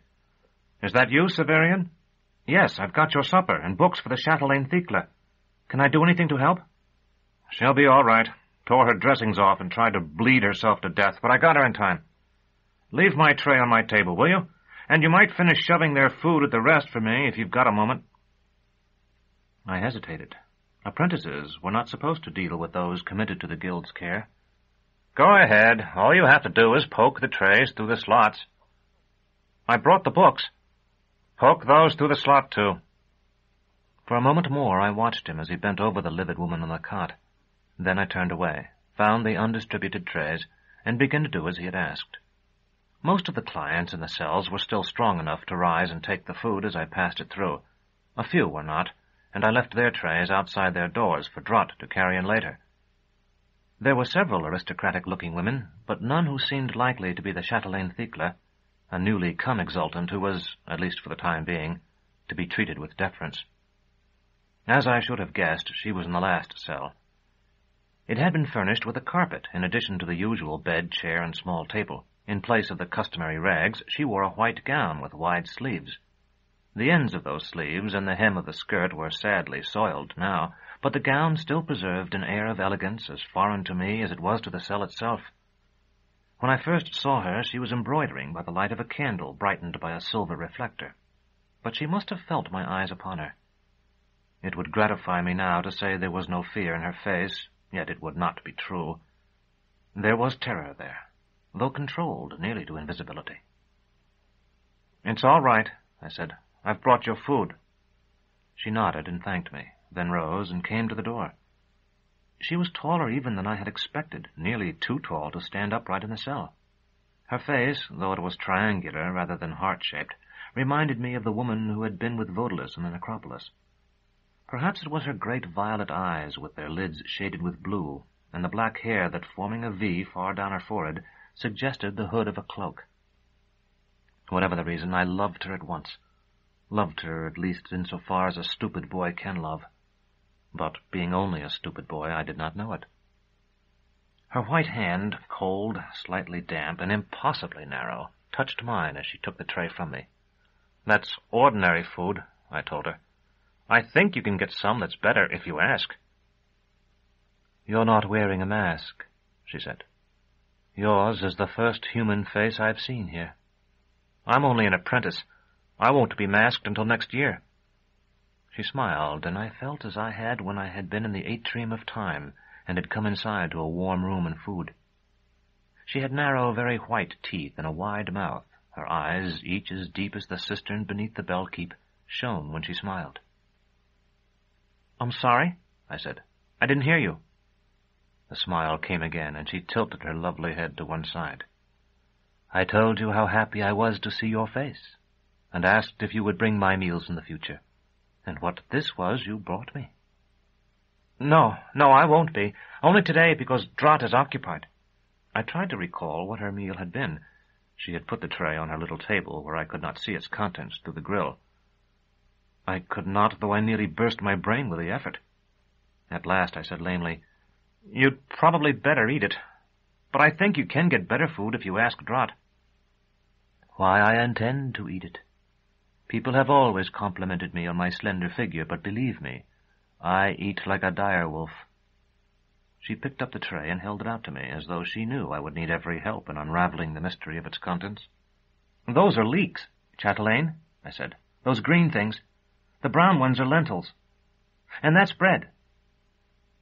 "Chatelaine, you needn't be so formal. You're my jailer, and can call me anything you choose." There was merriment in the deep eyes now. "I have no wish to insult you," I told her. "Would you rather I called you something else?"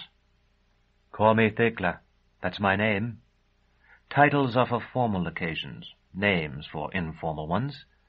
And this is that or nothing. I suppose it will be very formal, though, when I receive my punishment? It is usually for exaltants.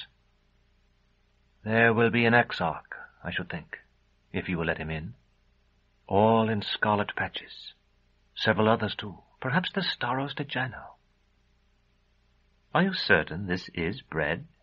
She poked it with one long finger, so white I thought for a moment that the bread might soil it. Yes, I said.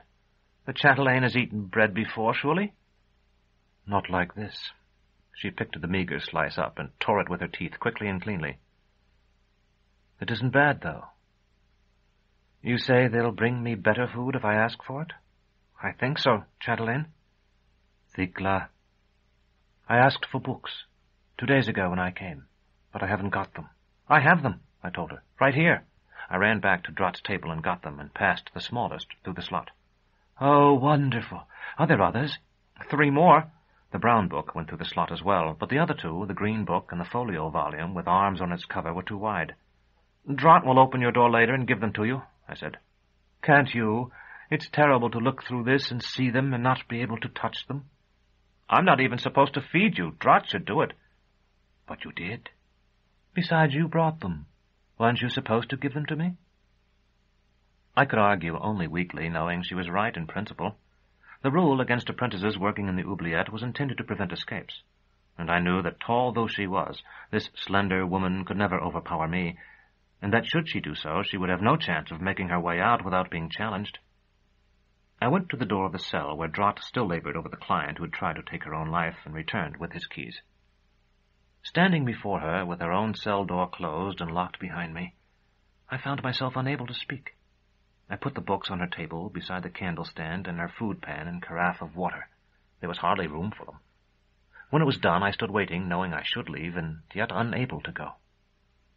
Won't you sit down? I sat on her bed, leaving her the chair. If this were my suite in a house absolute, I could offer you better comfort. Unfortunately, you never called while I was there. I shook my head. Here I have no refreshment to offer you but this. Do you like lentils? I won't eat that, chatelaine. I'll have my own supper soon, and there's hardly enough for you. True. She picked up a leek, and then, as if she did not know what else to do with it, dropped it down her throat like a mountebank swallowing a viper. What will you have? Leeks and lentils, bread and mutton. Ah, the torturers get mutton. That's the difference. What's your name, Master Torturer? Severian. It won't help, chatelaine. It won't make any difference. She smiled. What won't? Making friends with me. I couldn't give you your freedom, and I wouldn't. Not if I had no friend but you in all the world. I didn't think you could, Severian. Then why do you bother to talk to me? She sighed, and all the gladness went out of her face, as the sunlight leaves the stone where a beggar seeks to warm himself. Who else have I to talk to, Severian? It may be that I will talk to you for a time, for a few days or a few weeks, and die. I know what you're thinking. That if I were back in my suite, I would never spare a glance for you. But you're wrong. One can't talk to everyone because there are so many everyones. But the day before I was taken, I talked for some time with the man who held my mount. I spoke to him because I had to wait, you see, and then he said something that interested me. You won't see me again. Drott will bring your food. And not you? Ask him if he will let you do it. She took my hands in hers, and they were like ice. I'll try, I said. Do try. Tell him I want better meals than this, and you to serve me. Wait, I'll ask him myself. To whom does he answer? Master Gerlos? I'll tell the other. Is it Drott? That I want to speak to him. You're right, they'll have to do it. The Autarch might release me. They don't know. Her eyes flashed. I'll tell Drott you want to see him when he's not busy, I said, and stood up. Wait. Aren't you going to ask me why I'm here? I know why you're here, I said as I swung back the door. To be tortured eventually like the others. It was a cruel thing to say, and I said it without reflection, as young men do, only because it was what was in my mind. Yet it was true, and I was glad in some way as I turned the key in the lock that I had said it. We had had exultants for clients often before. Most, when they arrived, had some understanding of their situation, as the chatelaine Thecla did now. But when a few days had passed and they were not put to torment, their hope cast down their reason, and they began to talk of release, how friends and family would maneuver to gain their freedom, and of what they would do when they were free. One would withdraw to his estate and trouble the Autarch's court no more. Another would volunteer to lead a muster of lansquenets to the north. Then the journeyman on duty in the oubliette would hear tales of hunting dogs and remote heaths and country games, unknown elsewhere, played beneath immemorial trees. The women were more realistic for the most part, but even they, in time, spoke of highly placed lovers, cast aside now for months or years, who would never abandon them, and then of bearing children or adopting waifs. One knew when these never-to-be-born children were given names that clothing would not be far behind. A new wardrobe on their release, the old clothes to be burned. They talked of colors, of inventing new fashions and reviving old ones. At last the time would come, to men and women alike, when instead of a journeyman with food, Master Gerlos would appear, trailing 3 or 4 journeymen and perhaps an examiner and a fulgurator. I wanted to preserve the chatelaine Thecla from such hopes if I could. I hung Drott's keys on their accustomed nail in the wall, and when I passed the cell in which he was now swabbing blood from the floor, told him that the chatelaine desired to speak with him. On the next day but one I was summoned to Master Gerlos. I had expected to stand, as we apprentices usually did, with hands behind back before his table, but he told me to sit, and removing his gold-traced mask, leaned toward me in a way that implied a common cause and friendly footing. "A week ago, or a little less, I sent you to the archivist," he said. I nodded. "When you brought the books, I take it you delivered them to the client yourself, is that right?" I explained what had happened. "Nothing wrong there. I don't want you to think I'm going to order extra fatigues for what you did, much less have you bent over a chair. You're nearly a journeyman yourself already. When I was your age, they had me cranking the alternator. The thing is, you see, Severian, the client is highly placed." His voice sank to a rough whisper. "Quite highly connected." I said that I understood that. "Not just an armature family. High blood." He turned, and after searching the disorderly shelves behind his chair, produced a squat book. "Have you any notion how many exalted families there are? This lists only the ones that are still going. A compendium of the extinguished ones would take an encyclopedia, I suppose. I've extinguished a few of them myself." He laughed, and I laughed with him. "It gives about half a page to each. There are 746 pages. I nodded to show I understood. "Most of them have nobody at court, can't afford it, or are afraid of it. Those are the small ones. The greater families must. The Autarch wants a concubine he can lay hands on if they start misbehaving. Now, the Autarch can't play quadrille with 500 women. There are maybe 20. The rest talk to each other and dance and don't see him closer than a chain off once in a month." I asked, trying to hold my voice steady, if the Autarch actually bedded these concubines. Master Gerlos rolled his eyes and pulled at his jaw with one huge hand. "Well, now, for decency's sake, they have these kibits, what they call the shadow women, that are common girls that look like the chatelaines. I don't know where they get them, but they're supposed to stand in place of the others. Of course, they're not so tall." He chuckled. "I said stand in place, but when they're laying down, the tallness probably doesn't make much difference. They do say, though, that oftentimes it works the other way than it's supposed to. Instead of those shadow girls doing duty for their mistresses, the mistresses do it for them. But the present Autarch, whose every deed, I may say, is sweeter than honey in the mouths of this honorable guild, and don't you forget it.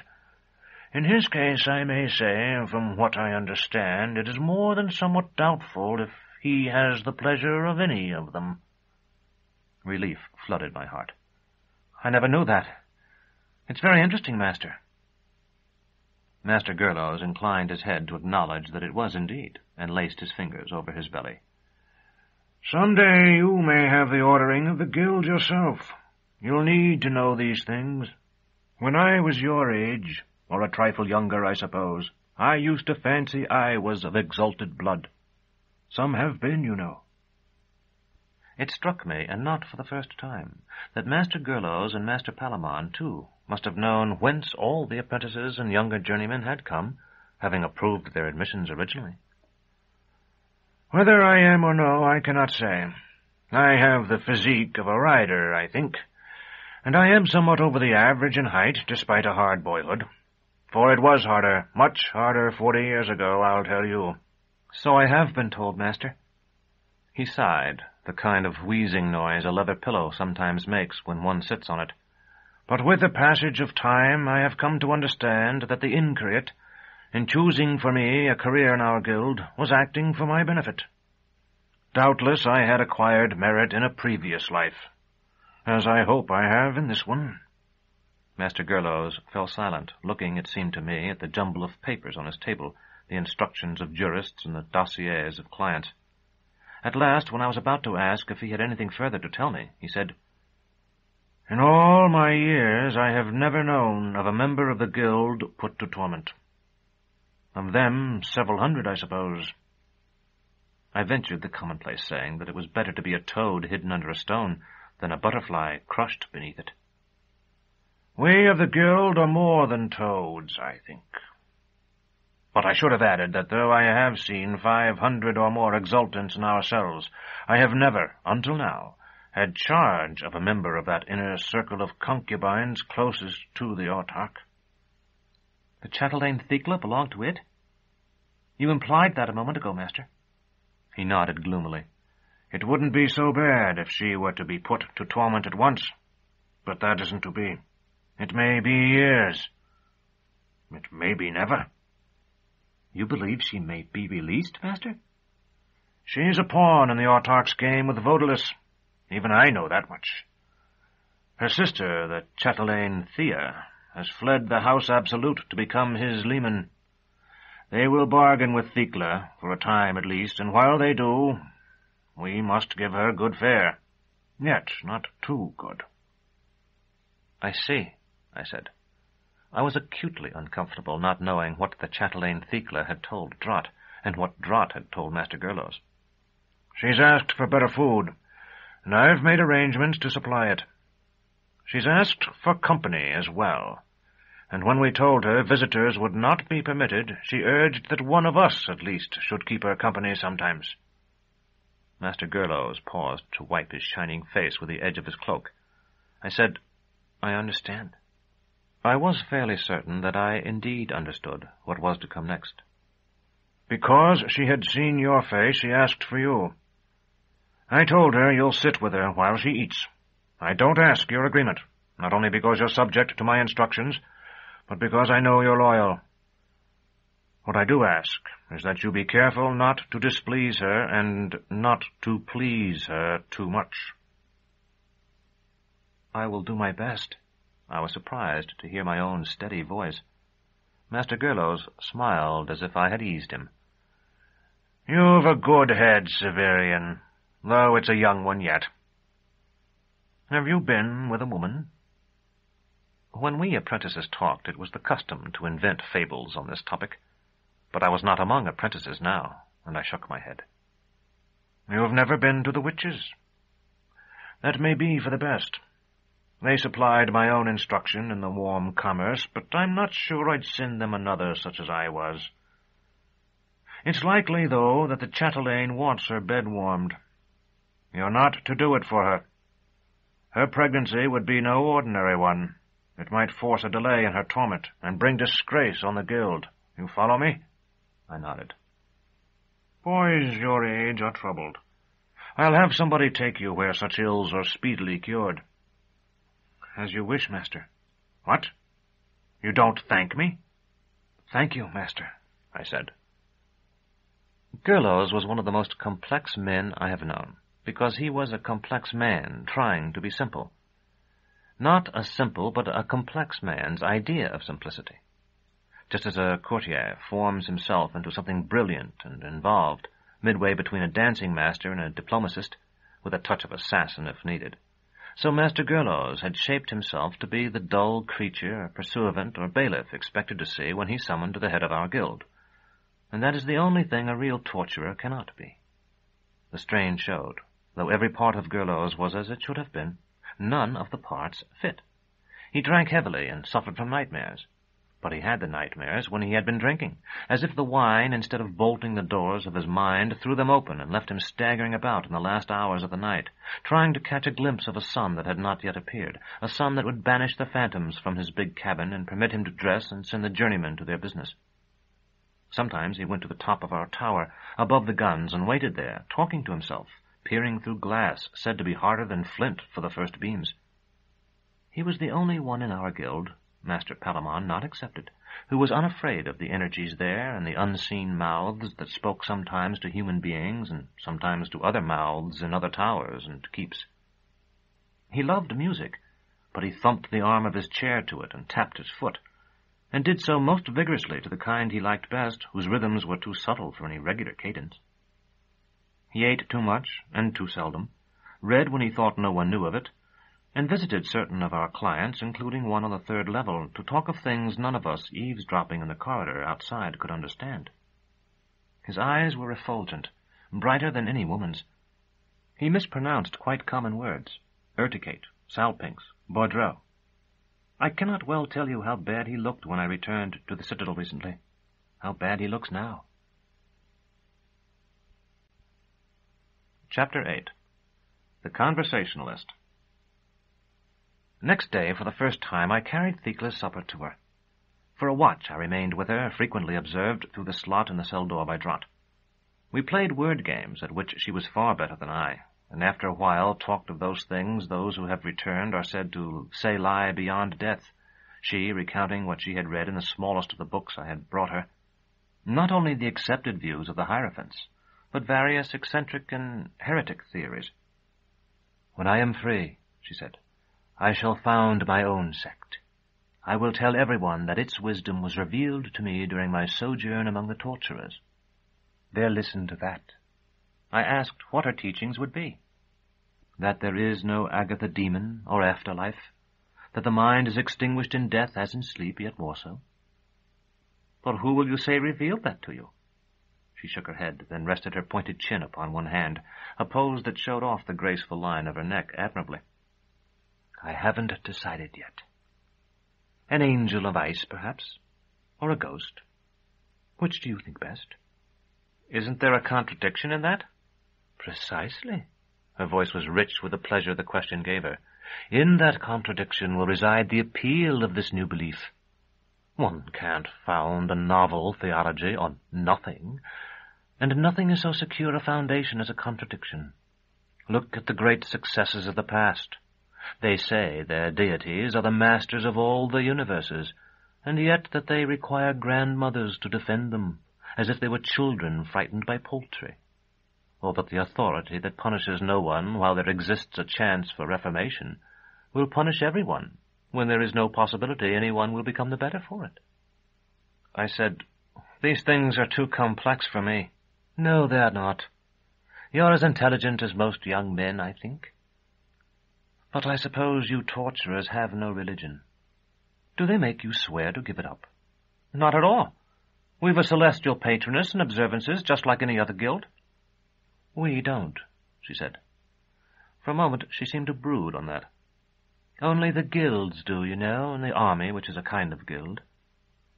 We'd be better off, I think, if we did. Still, all the days of feast and nights of vigil have become shows, opportunities to wear new dresses. Do you like this?" She stood and extended her arms to show the soiled gown. "It's very pretty," I ventured. "The embroidery, and the way the little pearls are sewed on." "It's the only thing I have here. What I was wearing when I was taken. It's for dinner, really. After late afternoon, and before early evening." I said I was sure Master Gerlos would have others brought if she asked. "I already have, and he says he sent some people to the House Absolute to fetch them for me, but they were unable to find it, which means that the House Absolute is trying to pretend I don't exist. Anyway, it's possible all my clothes have been sent to our chateau in the north, or one of the villas. He's going to have his secretary write them for me. Do you know who he sent? I asked. The House Absolute must be nearly as big as our citadel, and I would think it would be impossible for anyone to miss. On the contrary, it's quite easy. Since it can't be seen, you can be there and never know it, if you're not lucky. Besides, with the roads closed, all they have to do is alert their spies to give a particular party incorrect direction, and they have spies everywhere. I started to ask how it was possible for the House Absolute, which I had always imagined a vast palace of gleaming towers and domed halls, to be invisible. But Thrax was already thinking of something else altogether, stroking a bracelet formed like a kraken whose tentacles wrapped the white flesh of her arm. Its eyes were cabochon emeralds. They let me keep this, and it's quite valuable. Platinum, not silver. I was surprised. There's no one here who can be bribed. It might be sold in Nessus to buy clothing. Have any of my friends tried to see me? Do you know Severian? I shook my head. They would not be admitted. I understand, but someone might try. Do you know that most of the people in the House Absolute don't know this place exists? I see you don't believe me. You mean they don't know of the citadel? They're aware of that, of course.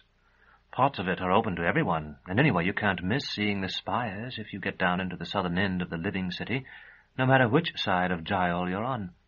She slapped the metal wall of her cell with one hand. They don't know of this, or at least a great many of them would deny it still exists. She was a great, great chatelaine, and I was something worse than a slave, I mean in the eyes of the common people who do not really understand the functions of our guild. Yet when the time had passed and Draught tapped the ringing door, it was I who rose and left the cell and soon climbed into the clean air of evening, and Thrax who stayed behind to listen to the moans and screams of the others. Though her cell was some distance from the stairwell, the laughter from the third level was audible still when there was no one there to talk with her. In our dormitory that night I asked if anyone knew the names of the journeymen Master Gurlos had sent in search of the House Absolute. No one did, but my question stirred an animated discussion.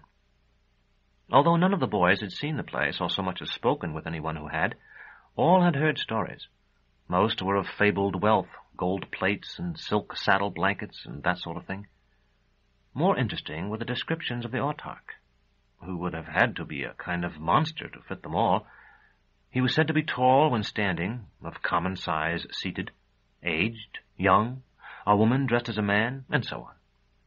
More fantastic still were the tales of his vizier, the famous Father Inire, who looked like a monkey and was the oldest man in the world. We had just begun trading wonders in good earnest when there was a knock at the door.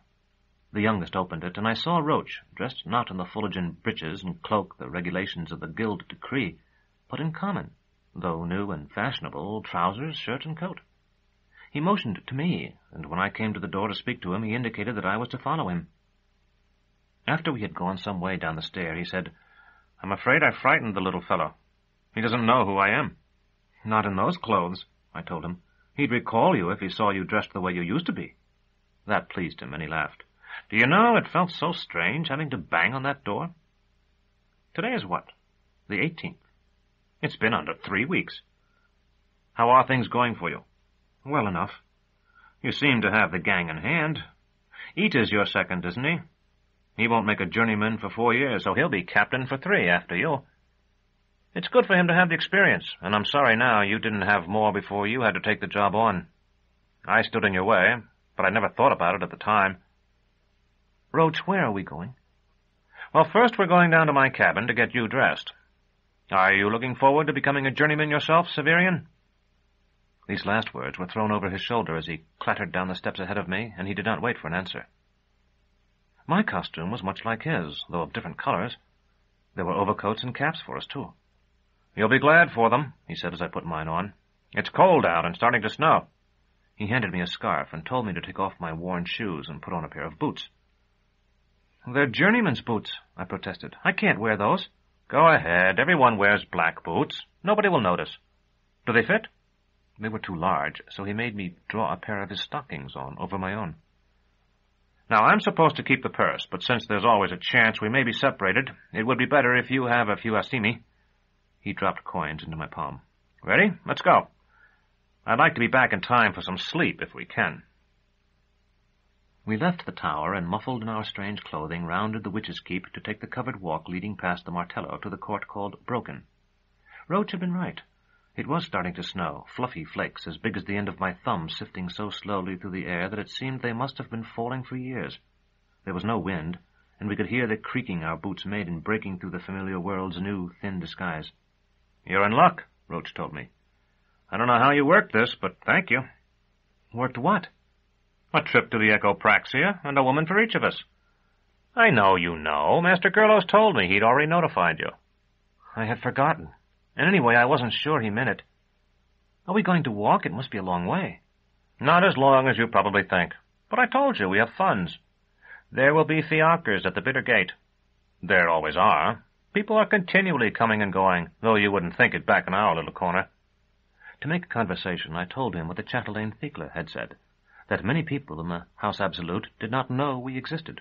"That's so, I'm sure. When you're brought up in the guild, it seems like the center of the world, but when you're a little older, this is what I found myself, and I know I can rely on you not to tell tales.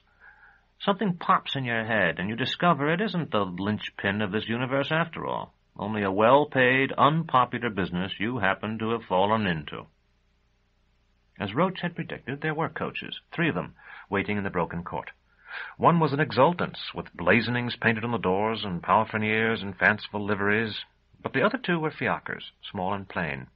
The drivers in their low fur caps were bending over a fire they had kindled on the cobbles. Seen at a distance through the falling snow, it seemed no bigger than a spark. Roach waved an arm and shouted, and a driver vaulted into the seat, cracked his whip, and came rattling to meet us. When we were inside, I asked Roach if he knew who we were, and he said, "We're 2 optimates who had business in the Citadel and are bound now for the Echopraxia and an evening of pleasure. That's all he knows and all he needs to know." I wondered if Roach were much more experienced at such pleasures than I was myself. It seemed unlikely. In the hope of discovering whether he had visited our destination before, I asked where the Echopraxia lay. "In the Algedonic quarter. Have you heard of it?" I nodded, and said that Master Palamon had once mentioned that it was one of the oldest parts of the city. "Not really. There are parts farther south that are older still, a waste of stone where only omophagists live. The Citadel used to stand some distance north of Nessus. Did you know that?" I shook my head. "The city keeps creeping upriver. The armigers and optimates want purer water, not that they drink it, but for their fish ponds and for bathing and boating. Then, too, anyone living too near the sea is always somewhat suspect. So the lowest parts, where the water's the worst, are gradually given up. In the end, the law goes, and those who stay behind are afraid to kindle a fire for fear of what the smoke may draw down on them." I was looking out the window. We had already passed through a gate unknown to me, dashing by helmeted guards, but we were still within the Citadel, descending a narrow close between 2 rows of shuttered windows. "When you are a journeyman, you can go into the city any time you want, provided you're not on duty." I knew that already, of course, but I asked Roach if he found it pleasant. "Not pleasant, exactly. I've only gone twice, to tell you the truth. Not pleasant, but interesting. They know who you are, naturally." "You said the driver didn't." "Well, he probably doesn't. Those drivers go all over Nessus. He may live anywhere, and not get to the Citadel more than once a year. But the locals know. The soldiers tell. They always know, and they always tell. That's what everybody says. They can wear their uniforms when they go out." "These windows are all dark. I don't think there's anyone in this part of the Citadel at all." "Everything's getting smaller. Not much anybody can do about that. Less food means fewer people, until the new sun comes." Despite the cold, I felt stifled in the fiacre. "Is it much farther?" I asked. Roach chuckled. "You're bound to be nervous." "No, I'm not." "Certainly you are. Just don't let it bother you. It's natural. Don't be nervous about being nervous, if you see what I mean." "I'm quite calm." "It can be quick if that's what you want. You don't have to talk to the woman if you don't want to. She doesn't care. Of course, she'll talk if that's what you like. You're paying. In this case, I am, but the principle's the same. She'll do what you want, within reason. If you strike her or use a grip, they'll charge more." "Do people do that?" "You know, amateurs. I didn't think you'd want to, and I don't think anybody in the guild does it, unless perhaps they're drunk." He paused. "The women are breaking the law, so they can't complain." With the fiacre sliding alarmingly, we wheeled out of the close and into a still narrower one that ran crookedly east. Chapter 9. The House Azure. Our destination was one of those accretive structures seen in the older parts of the city, but so far as I know, only there, in which the accumulation and interconnection of what were originally separate buildings produce a confusion of jutting wings and architectural styles, with peaks and turrets where the first builders had intended nothing more than rooftops. The snow had fallen more heavily here, or perhaps had only been falling while we rode. It surrounded the high portico with shapeless mounds of white, softened and blurred the outlines of the entrance, made pillows of the window ledges, and masking and robing the wooden caryatids who supported the roof, seemed to promise silence, safety, and secrecy. There were dim yellow lights in the lower windows. The upper stories were dark. In spite of the drifted snow, someone within must have heard our feet outside. The door, large and old and no longer in the best condition, swung back before Roach could knock. We entered and found ourselves in a narrow little room like a jewel box, in which the walls and ceiling were covered with blue satin quilting. The person who had admitted us wore thick-soled shoes and a yellow robe. His short white hair was smoothed back from a wide but rounded brow above a beardless and unlined face.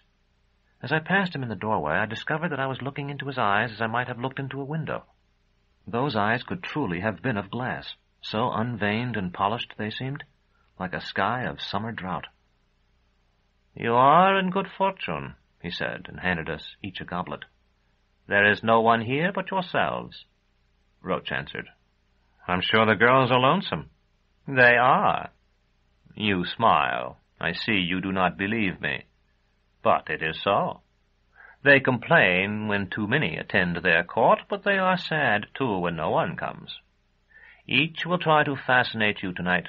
You'll see. They'll want to boast when you are gone that you chose them. Besides, you are both handsome young men." He paused, and though he did not stare, seemed to look at Roach more closely. "You have been here previously, have you not? I remember your red hair and high color. Far to the south in the narrow lands, the savages paint a fire spirit much like you. And your friend has the face of an exultant. That is what my young women like best of all. I see why you brought him here." His voice might have been a man's tenor or a woman's contralto. Another door opened. It had a stained glass insert showing the temptation. We went into a room that seemed, no doubt in part because of the constriction of the one we had just left, more spacious than the building could well contain. The high ceiling was festooned with what appeared to be white silk, giving it the air of a pavilion. 2 walls were lined with colonnades. These were false, the pretended columns being only half-round pilasters pressed against their blue-painted surfaces, and the architrave no more than a moulding. But so long as we remained near the center, the effect was impressive, and nearly perfect.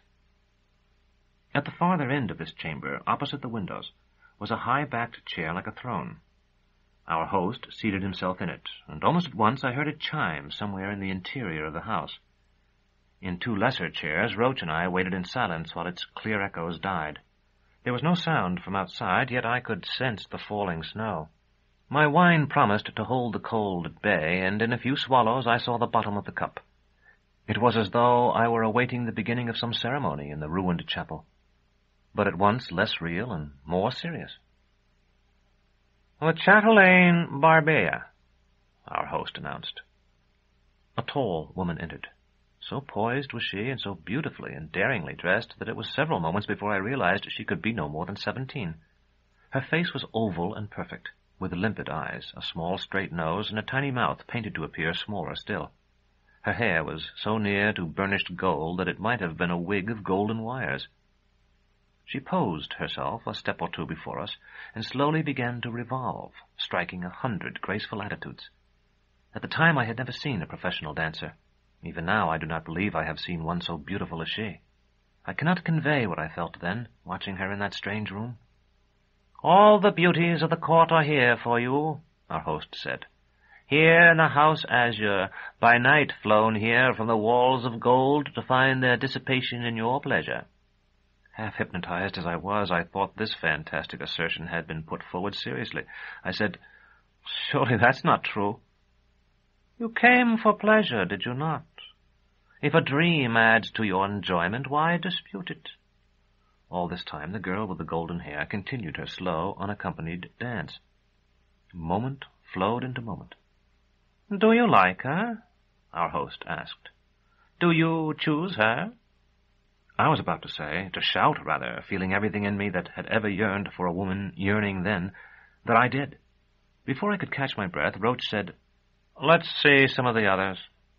The girl ended her dance at once, made an obeisance, and left the room. "You may have more than one, you know, separately or together. We have some very large beds." The door opened again. "The chatelaine Gracia." Though this girl seemed quite different, there was much about her that reminded me of the chatelaine Barbea who had come before her. Her hair was as white as the flakes that floated past the windows, making her youthful face seem younger still and her dark complexion darker. She had, or seemed to have, larger breasts and more generous hips. Yet I felt it was almost possible that it was the same woman after all, that she had changed clothing, changed wigs, dusked her face with cosmetics in the few seconds between the other's exit and her entrance. It was absurd, yet there was an element of truth in it, as in so many absurdities. There was something in the eyes of both women, in the expression of their mouths, their carriage, and the fluidity of their gestures that was one.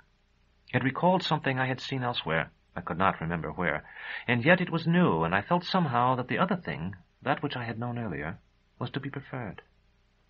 "That will do for me," Roach said. "Now we must find something for my friend here." The dark girl, who had not danced as the other had, but had only stood, smiling very slightly, curtsying and turning in the center of the room, now permitted her smile to widen a trifle, went to Roach, seated herself on the arm of his chair, and began whispering to him. As the door opened a third time, our host said, "The chatelaine Thecla." It seemed really she, just as I had remembered her. How she had escaped, I could not guess. In the end, it was reason rather than observation that told me I was mistaken. What differences I could have detected with the two standing side by side, I cannot say, though certainly this woman was somewhat shorter. "It is she you wish, then," our host said. I could not recall speaking. Roach stepped forward with a leather purse, announcing that he would pay for both of us. I watched the coins as he drew them out, waiting to see the gleam of a chrysos. It was not there. There were only a few Assini. The chatelaine Thecla touched my hand. The scent she wore was stronger than the faint perfume of the real Thecla. Still, it was the same scent, making me think of a rose burning. "Come," she said. I followed her. There was a corridor, dimly lit and not clean, then a narrow stair. I asked how many of the court were here, and she paused, looking down at me obliquely.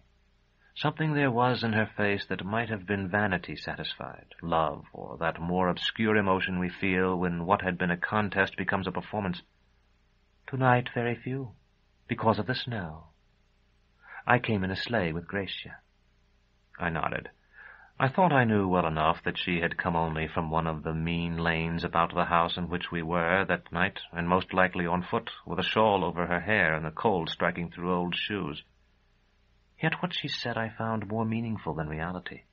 I could sense the sweating destriers leaping through the falling snow faster than any machine, the whistling wind, the young, beautiful, jaded women bundled inside in sable and lynx, dark against red velvet cushions. "Aren't you coming?" She had already reached the top of the stair, nearly out of sight. Someone spoke to her, calling her my dearest sister, and when I had gone up a few steps more, I saw it was a woman very like the one who had been with Vodalus, she of the heart-shaped face and black hood. This woman paid no heed to me, and as soon as I gave her room to do so, hurried down the stair. "You see now what you might have had if you'd only waited for one more to come out." A smile I had learned to know elsewhere lurked at one corner of my Paphian's mouth. "I would have chosen you still." "Now that is truly amusing. Come on, come with me. You don't want to stand in this draughty hall forever." "You kept a perfectly straight face, but your eyes rolled like a calf's." "She's pretty, isn't she?" The woman who looked like Thecla opened a door, and we were in a tiny bedroom with an immense bed. A cold thurible hung from the ceiling by a silver-gilt chain. A lampstand supporting a pink-tinted light stood in one corner. There was a tiny dressing table with a mirror. a narrow wardrobe, and hardly room enough for us to move. "Would you like to undress me?" I nodded and reached for her. "Then I warn you, you must be careful of my clothes." She turned away from me. "This fastens at the back. Begin at the top and the back of my neck. If you get excited and tear something, he'll make you pay for it. Don't say you haven't been told." My fingers found a tiny catch and loosed it. "I would think, Chatelaine Thekla, that you would have plenty of clothes." "I do? But do you think I want to return to the House Absolute in a torn gown? You must have others here." "A few, but I can't keep much in this place. Someone takes things when I'm gone." The stuff between my fingers, which had looked so bright and rich in the colonnaded blue room below, was thin and cheap. "No satins, I suppose," I said as I unfastened the next catch. "No sables and no diamonds." "Of course not." I took a step away from her. It brought my back almost to the door. There was nothing of Thekla about her. All that had been a chance resemblance, some gestures, a similarity in dress. I was standing in a small, cold room, looking at the neck and bare shoulders of some poor young woman, whose parents perhaps accepted their share of Roach's meager silver gratefully, and pretended not to know where their daughter went at night. "You are not the Chatelaine Thekla," I said. "What am I doing here with you?" There was surely more in my voice than I had intended. She turned to face me, the thin cloth of her gown sliding away from her breasts. I saw fear flicker across her face as though directed by a mirror. She must have been in this situation before, and it must have turned out badly for her. "I am Thekla," she said, "if you want me to be." I raised my hand, and she added quickly, "There are people here to protect me. All I have to do is scream. You may hit me once, but you won't hit me twice." "No," I told her. "Yes, there are. 3 men. "There is no one. This whole floor is empty and cold. Don't you think I've noticed how quiet it is? Roach and his girl stayed below and perhaps got a better room there because he paid. The woman we saw at the top of the stair was leaving and wanted to speak to you first. Look." I took her by the waist and lifted her into the air. "Scream! No one will come." She was silent.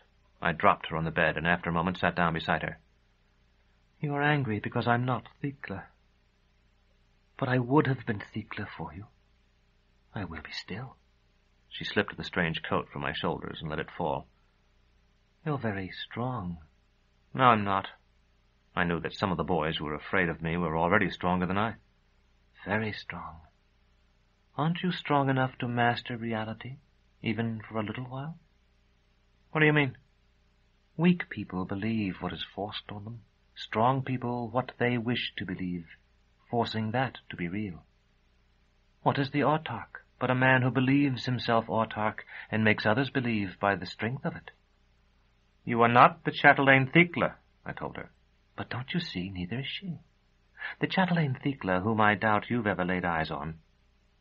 "No, I see I'm wrong. Have you been to the House Absolute?" Her hands, small and warm, were on my own right hand, pressing. I shook my head. "Sometimes clients say they have. I always find pleasure in hearing them." "Have they been? Really?" She shrugged. "I was saying that the Chatelaine Thekla is not the Chatelaine Thekla. Not the Chatelaine Thekla of your mind, which is the only Chatelaine Thekla you care about. Neither am I. What then is the difference between us?" "None, I suppose." While I was undressing, I said, "Nevertheless, we all seek to discover what is real. Why is it? Perhaps we are drawn to the theocenter. That's what the Hierophants say. That only that is true." She kissed my thighs, knowing she had won. "Are you really ready to find it? You must be clothed in favor, remember. Otherwise you will be given over to the torturers. You wouldn't like that." "No," I said, and took her head between my hands. Chapter 10. The Last Year. I think it was Master Gerlow's intention that I should be brought to that house often, so I would not become too much attracted to Thekla. In actuality, I permitted Roach to pocket the money and never went there again. The pain had been too pleasurable, the pleasure too painful, so that I feared that in time my mind would no longer be the thing I knew. Then, too, before Roach and I had left the house, the white-haired man, catching my eye, had drawn from the bosom of his robe what I had at first thought was an icon, but soon saw to be a golden vial in the shape of a phallus. He had smiled, and because there had been nothing but friendship in his smile, it had frightened me. Some days passed before I could rid my thoughts of Thrax, of certain impressions belonging to the false Thrax who had initiated me into the anacreontic diversions and fruitions of men and women. Possibly this had an effect opposite to that Master Gerlos intended, but I do not think so. I believe I was never less inclined to love the unfortunate woman than when I carried in my memory the recent impressions of having enjoyed her freely. It was as I saw it more and more clearly for the untruth it was that I felt myself drawn to redress the fact, and drawn through her, though I was hardly conscious of it at the time, to the world of ancient knowledge and privilege she represented. The books I had carried to her became my university, she my oracle. I am not an educated man. From Master Palamon I learned little more than to read, write, and cipher, with a few facts concerning the physical world and the requisites of our mystery. If educated men have sometimes thought me, if not their equal, at least one whose company did not shame them, that is owing solely to Thrax. The Thrax I remember, the Thrax who lives in me, and the 4 books. What we read together and what we said of it to one another I shall not tell. To recount the least of it would wear out this brief night. All that winter, while snow whitened the old yard, I came up from the oubliette as if from sleep, and started to see the tracks my feet left behind me and my shadow on the snow. Thrax was sad that winter, yet she delighted in talking to me of the secrets of the past, of the conjectures formed of higher spheres, and of the arms and histories of heroes millennia dead. Spring came, and with it the purple-striped and white-dotted lilies of the necropolis. I carried them to her, and she said my beard had shot up like them, and I should be bluer of cheek than the run of common men, and the next day begged my pardon for it, saying I was that already. With the warm weather, and I think the blossoms I brought, her spirits lifted. When we traced the insignia of old houses, she talked of friends of her own station and the marriages they had made, good and bad, and how such and such a one had exchanged her future for a ruined stronghold because she had seen it in a dream, and how another who had played at dolls with her when they were children was the mistress now of so many thousands of leagues. And there must be a new Autarch, and perhaps an Autarchia sometime, you know, Severian. Things can go on as they have for a long while, but not forever. I know little of the court, chatelaine. The less you know, the happier you will be. She paused, white teeth nibbling her delicately curved lower lip. When my mother was in labor, she had the servants carry her to the Vatic fountain, whose virtue is to reveal what is to come. It prophesied I should sit a throne. Thea has always envied me that. Still, the Autarch. Yes? It would be better if I didn't say too much. The Autarch is not like other people. No matter how I may talk sometimes, on all of Urth there is no one like him. I know that. Then that is enough for you.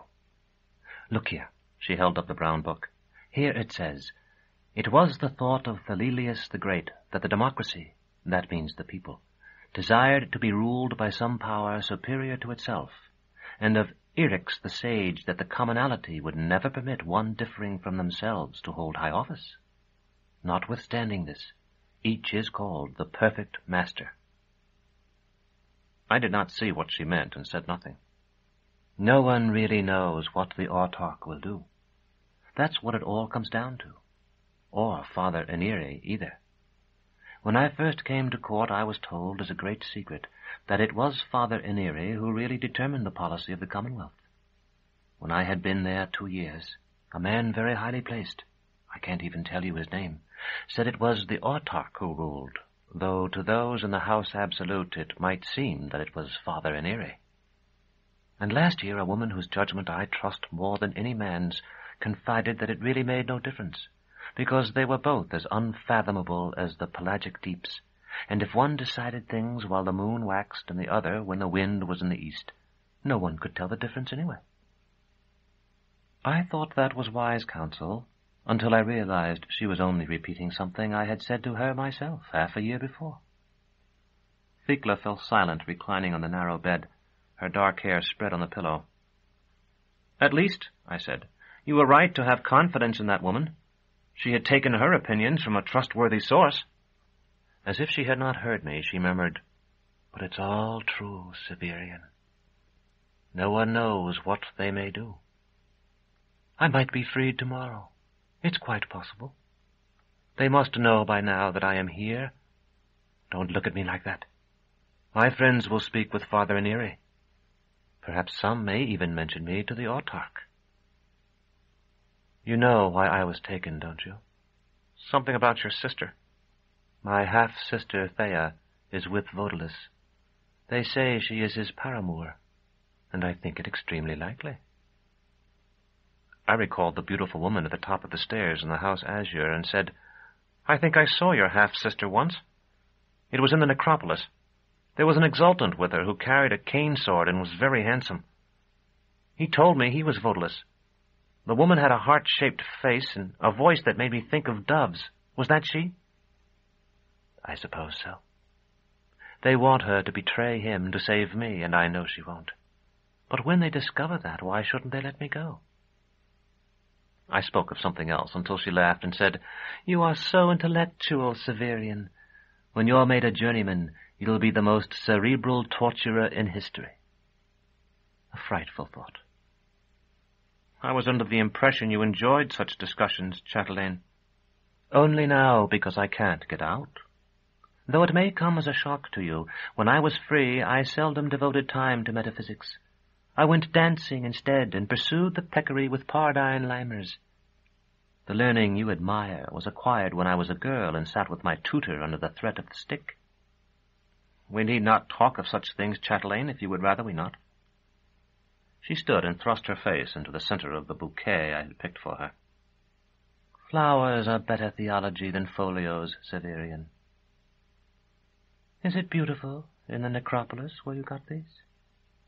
You aren't bringing me the flowers from graves, are you? Cut flowers someone brought?" "No. These were planted long ago. They come up every year." At the slot in the door, Drott said, "Time to go," and I stood up. "Do you think you may see her again? The Chatelaine Thea, my sister?" "I don't think so, Chatelaine." "If you should, Severian, will you tell her about me? They may not have been able to communicate with her. There will be no treason in that. You'll be doing the Autarch's work." "I will, Chatelaine." I was stepping through the doorway. "She won't betray Vodalus, I know, but there may be some compromise." Drott closed the door and turned the key. It had not escaped me that Thecla had not asked how her sister and Vodalus had come to be in our ancient, and by such people as themselves, forgotten necropolis. The corridor, with its lines of metal doors and cold, sweating walls, seemed dark after the lamp in the cell. Drott began to talk of an expedition he and Roach had made to a lion pit across Gyal. Over the sound of his voice, I heard Thecla calling faintly, "Remind her of the time we sewed Josephus' doll." The lilies faded as lilies do, and the dark death roses came into bloom. I cut them and carried them to Thecla, negrescent purple, flecked with scarlet.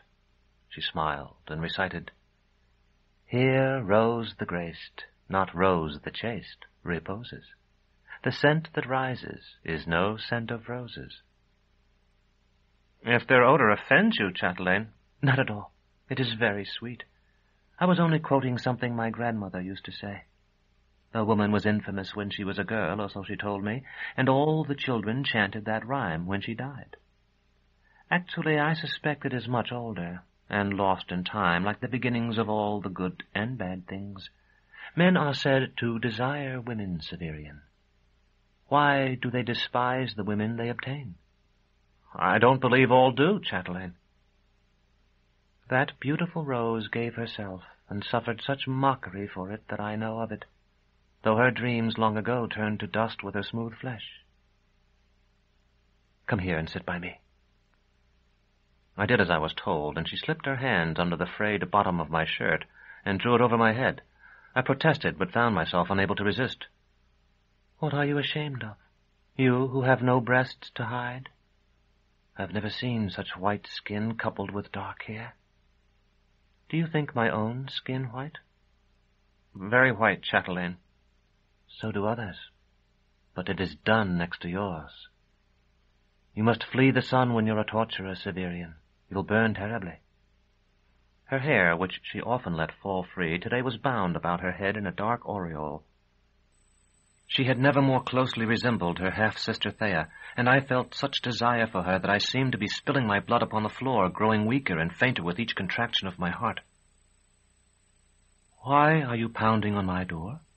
Her smile told me she knew. "I must go." "You'd better put your shirt back on before you leave. You wouldn't want your friend to see you like that." That night, though I knew it was in vain, I went to the necropolis and spent several watches in wandering among the silent houses of the dead. The next night I returned, and the next, but on the fourth, Roach took me into the city, and in a drinking den I heard someone who seemed to know say that Vodalus was far to the north, hiding among the frost-pinched forests and raiding Cathalas. Days passed. Thecla was certain now, since she had been held in safety so long, that she would never be put to torment, and had Drott bring her materials for writing and drawing, with which she planned a villa she meant to build on the southern shore of Lake Diaturna, which is said to be the most remote part of the Commonwealth, as well as the most beautiful. I took parties of apprentices to swim, thinking that to be my duty, though I could never dive in deep water without fear. Then, suddenly as it seemed, the weather was too cold for swimming. One morning there was sparkling frost on the worn flagstones of the old yard, and fresh pork appeared on our plates at dinner, a sure sign that the cold had reached the hills below the city. Master Gerlos and Master Palamon summoned me. Master Gerlos said, "From several quarters we have had good reports of you, Severian, and now your apprenticeship is nearly served." Nearly whispering, Master Palamon added, "Your boyhood is behind you, your manhood ahead of you." There was affection in his voice. "Just so," Master Gerlos continued. "The feast of our patroness draws near. I suppose you have given thought to it?" I nodded. "Eta will be captain after me." "And you?" I did not understand what was meant. Master Palamon, seeing that, asked gently, "What will you be, Severian? A torturer? You may leave the guild, you know, if you prefer." I told him firmly, and as though I was slightly shocked by the suggestion, that I had never considered it. It was a lie. I had known, as all the apprentices knew, that one was not firmly and finally a member of the guild until one consented as an adult to the connection. Furthermore, though I loved the guild, I hated it too, not because of the pain it inflicted on clients who must sometimes have been innocent, and who must often have been punished beyond anything that could be justified by their offenses, but because it seemed to me inefficient and ineffectual, serving a power that was not only ineffectual but remote.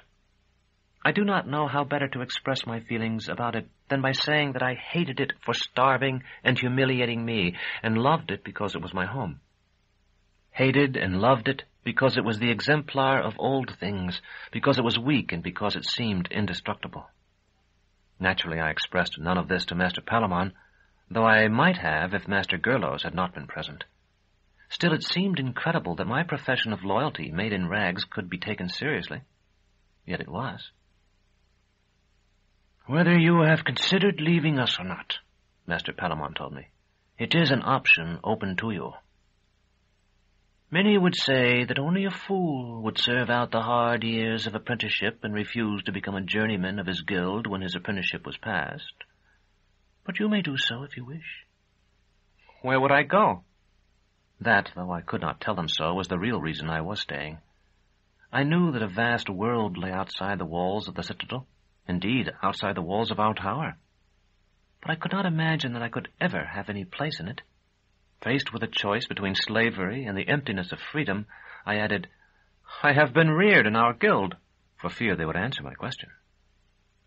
"Yes," Master Gerlos said in his most formal manner, "but you are no torturer yet. You have not put on Fuligen." Master Palamon's hand, dry and wrinkled as a mummy's, groped until it found mine. "Among the initiates of religion, it is said, you are an epopt always. The reference is not only to knowledge, but to their chrism, whose mark, being invisible, is ineradicable. You know our chrism." I nodded again. Less even than theirs can it be washed away. Should you leave now, men will only say, he was nurtured by the torturers. But when you have been anointed, they will say, he is a torturer. You may follow the plough or the drum, but still you will hear, he is a torturer. Do you understand that? I wish to hear nothing else. That is well, Master Gerlos said, and suddenly they both smiled, Master Palamon showing his few old crooked teeth, and Master Gerlos his square yellow ones like the teeth of a dead nag. Then it is time that we explain to you the final secret. I can hear the emphasis his voice gave the words even as I write. For it would be well for you to think upon it before the ceremony. Then he and Master Palamon expounded to me that secret which lies at the heart of the guild, and is the more sacred because no liturgy celebrates it, and it lies naked in the lap of the Pancreator. And they swore me never to reveal it, save, as they did, to one about to enter upon the mysteries of the guild. I have since broken that oath, as I have many others. Chapter 11. The Feast. The day of our patroness falls in the fading of winter. Then do we make merry. The journeymen perform the sword dance in procession, leaping and fantastic. The masters light the ruined chapel in the grand court with 1,000 perfumed candles, and we ready our feast. In the guild, the annual observance is counted as lofty, in which a journeyman is elevated to mastership, lesser, in which one apprentice at least is created journeyman, or least, in which no elevation takes place. Since no journeyman rose to mastership in the year in which I was made a journeyman, which is not to be wondered at, since such occasions are rarer than the decades, the ceremony of my masking was a lesser feast. Even so, weeks were spent in preparation.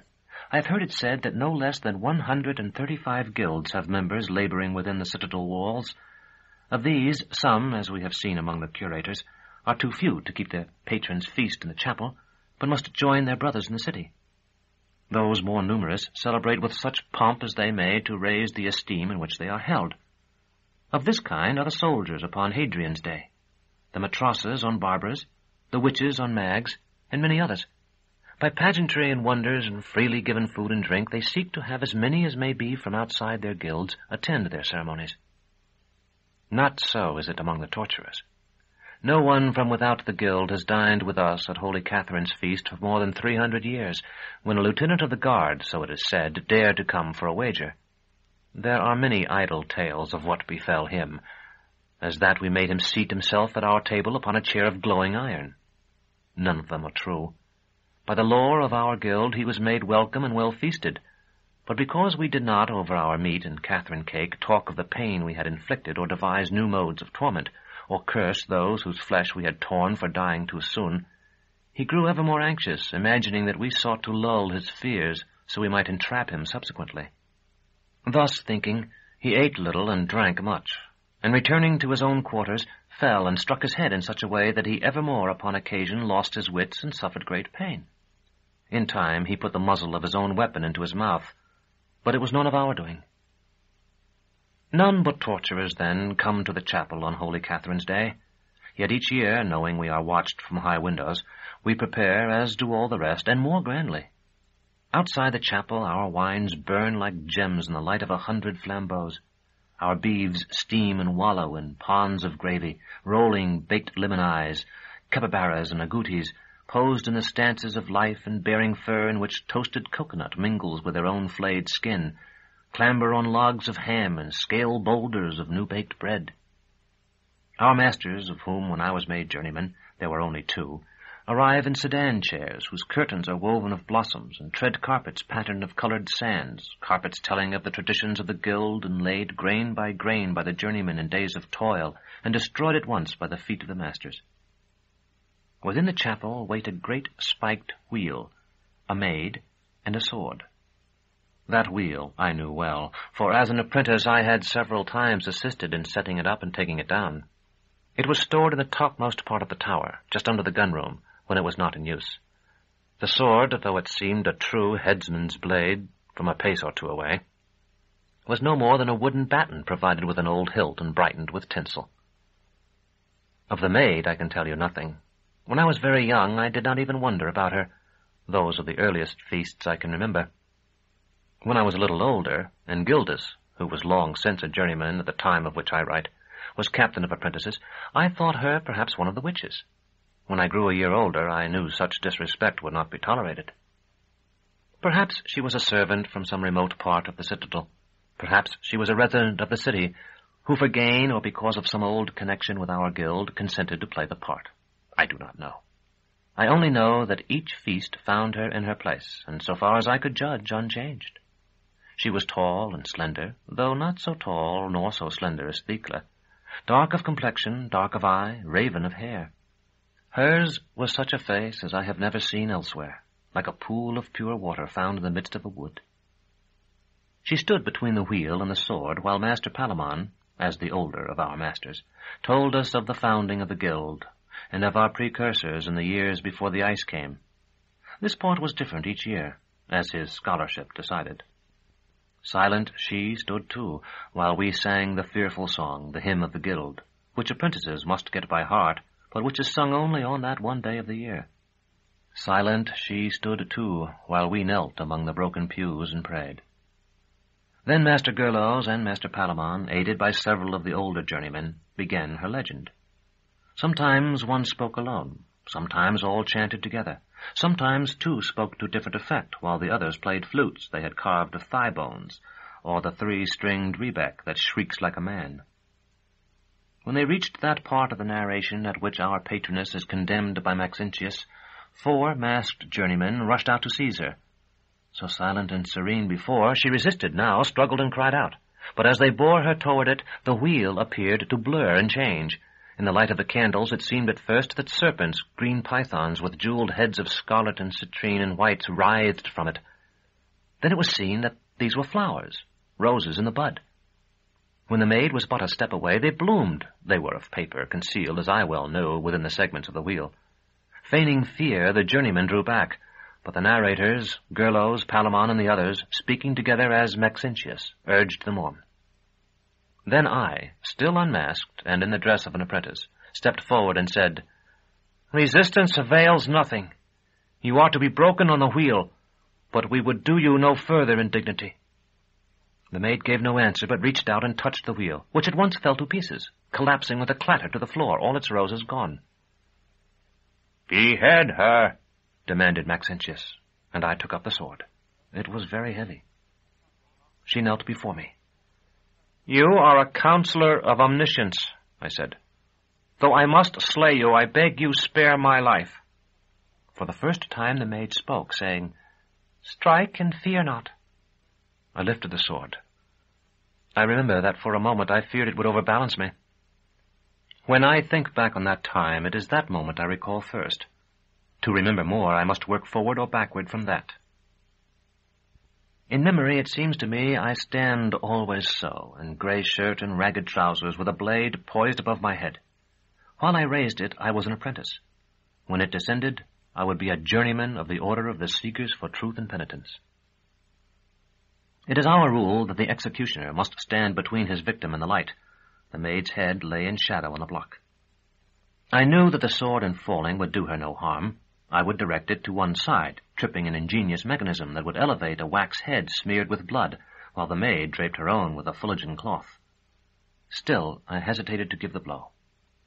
She spoke again from the floor at my feet, and her voice seemed to ring in my ears. "Strike and fear not."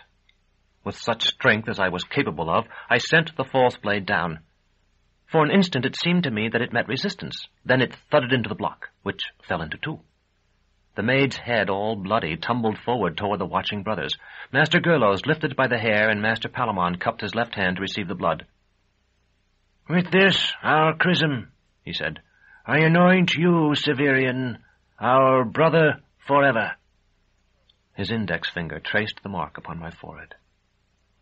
"So be it," said Master Gerlos, and all the journeymen save I. The maid stood. I knew even as I watched her that her head was only concealed in the cloth, but it seemed there was nothing there. I felt dizzy and tired. She took the wax head from Master Gerlos and pretended to replace it on her shoulders, slipping it by some sleight into the Fullerton cloth, then standing before us radiant and whole. I knelt before her, and the others withdrew. She raised the sword with which I had so lately struck off her head. The blade was bloody now from some contact with the wax. "You are of the Torturers," she said. I felt the sword touch either shoulder, and at once eager hands were drawing the head mask of the guild over my face and lifting me. Before I well knew what had occurred, I was on the shoulders of two journeymen. It was only afterward that I learned they were Drott and Roach, though I should have guessed it. They were bearing me up the processional aisle through the center of the chapel, while everyone cheered and shouted.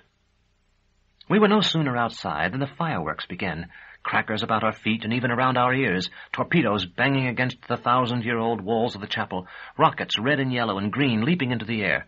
A gun from the great keep split the night. All the brave meets I have described were on the tables in the court. I sat at the head between Master Palamon and Master Gerlos, and drank too much. Very little for me, has always been too much, and was cheered and toasted. What became of the maid I do not know. She disappeared, as she has each Catherine's day I can remember. I have not seen her again. How I reached my bed I have no notion. Those who drink much have told me that they sometimes forget all that befell them in the latter part of the night, and perhaps it was so with me. But I think it more likely that I, who never forget anything, who, if I may for once confess the truth, though I seem to boast, do not truly understand what others mean when they say forget, for it seems to me that all experience becomes a part of my being. Only slept and was carried there. However it may be, I woke not in the familiar low room that was our dormitory, but in a cabin so small it was much higher than wide, a journeyman's cabin, and because I was the most junior of the journeymen, the least desirable in the tower, a portless cubbyhole no larger than a cell. My bed seemed to toss beneath me. I gripped the sides and sat up, and it was still, but as soon as my head touched the pillow, once more the swaying began again. I felt I was wide awake, then that I was awake again, but had been sleeping only a moment before. I was conscious that someone was in the tiny cabin with me, and for some reason I could not have explained, I thought it was the young woman who had taken the part of our patroness. I sat up in the tossing bed. Dim light filtered beneath the door. There was no one there. When I lay down again, the room was filled with Thecla's perfume. The false Thecla from the house Azure had come then. I got out of bed, and nearly falling, opened the door. There was no one in the passage outside. A chamber pot waited beneath the bed, and I pulled it out and filled it with my spew, rich meats swimming in wine mixed with bile. Somehow I felt what I had done was treason, as if by casting out all that the guild had given me that night, I had cast out the guild itself. Coughing and sobbing, I knelt beside the bed, and at last, after wiping my mouth clean, lay down again. No doubt I slept. I saw the chapel, but it was not the ruin I knew. The roof was whole and high and straight, and from it there hung ruby lamps. The pews were whole and gleamed with polish. The ancient stone altar was swatched in cloth of gold. Behind the altar rose a wonderful mosaic of blue, but it was blank, as if a fragment of sky without cloud or star had been torn away and spread upon the curving wall. I walked toward it down the aisle, and as I did so I was struck by how much lighter it was than the true sky, whose blue is nearly black even on the brightest day. Yet how much more beautiful this was. It thrilled me to look at it. I felt I was floating in air, borne up by the beauty of it, looking down upon the altar, down into the cup of crimson wine, down upon showbread and antique knife. I smiled, and woke. In my sleep I had heard footsteps in the passage outside, and I knew I had recognized them, though I could not just then recall whose steps they were. Struggling, I brought back the sound.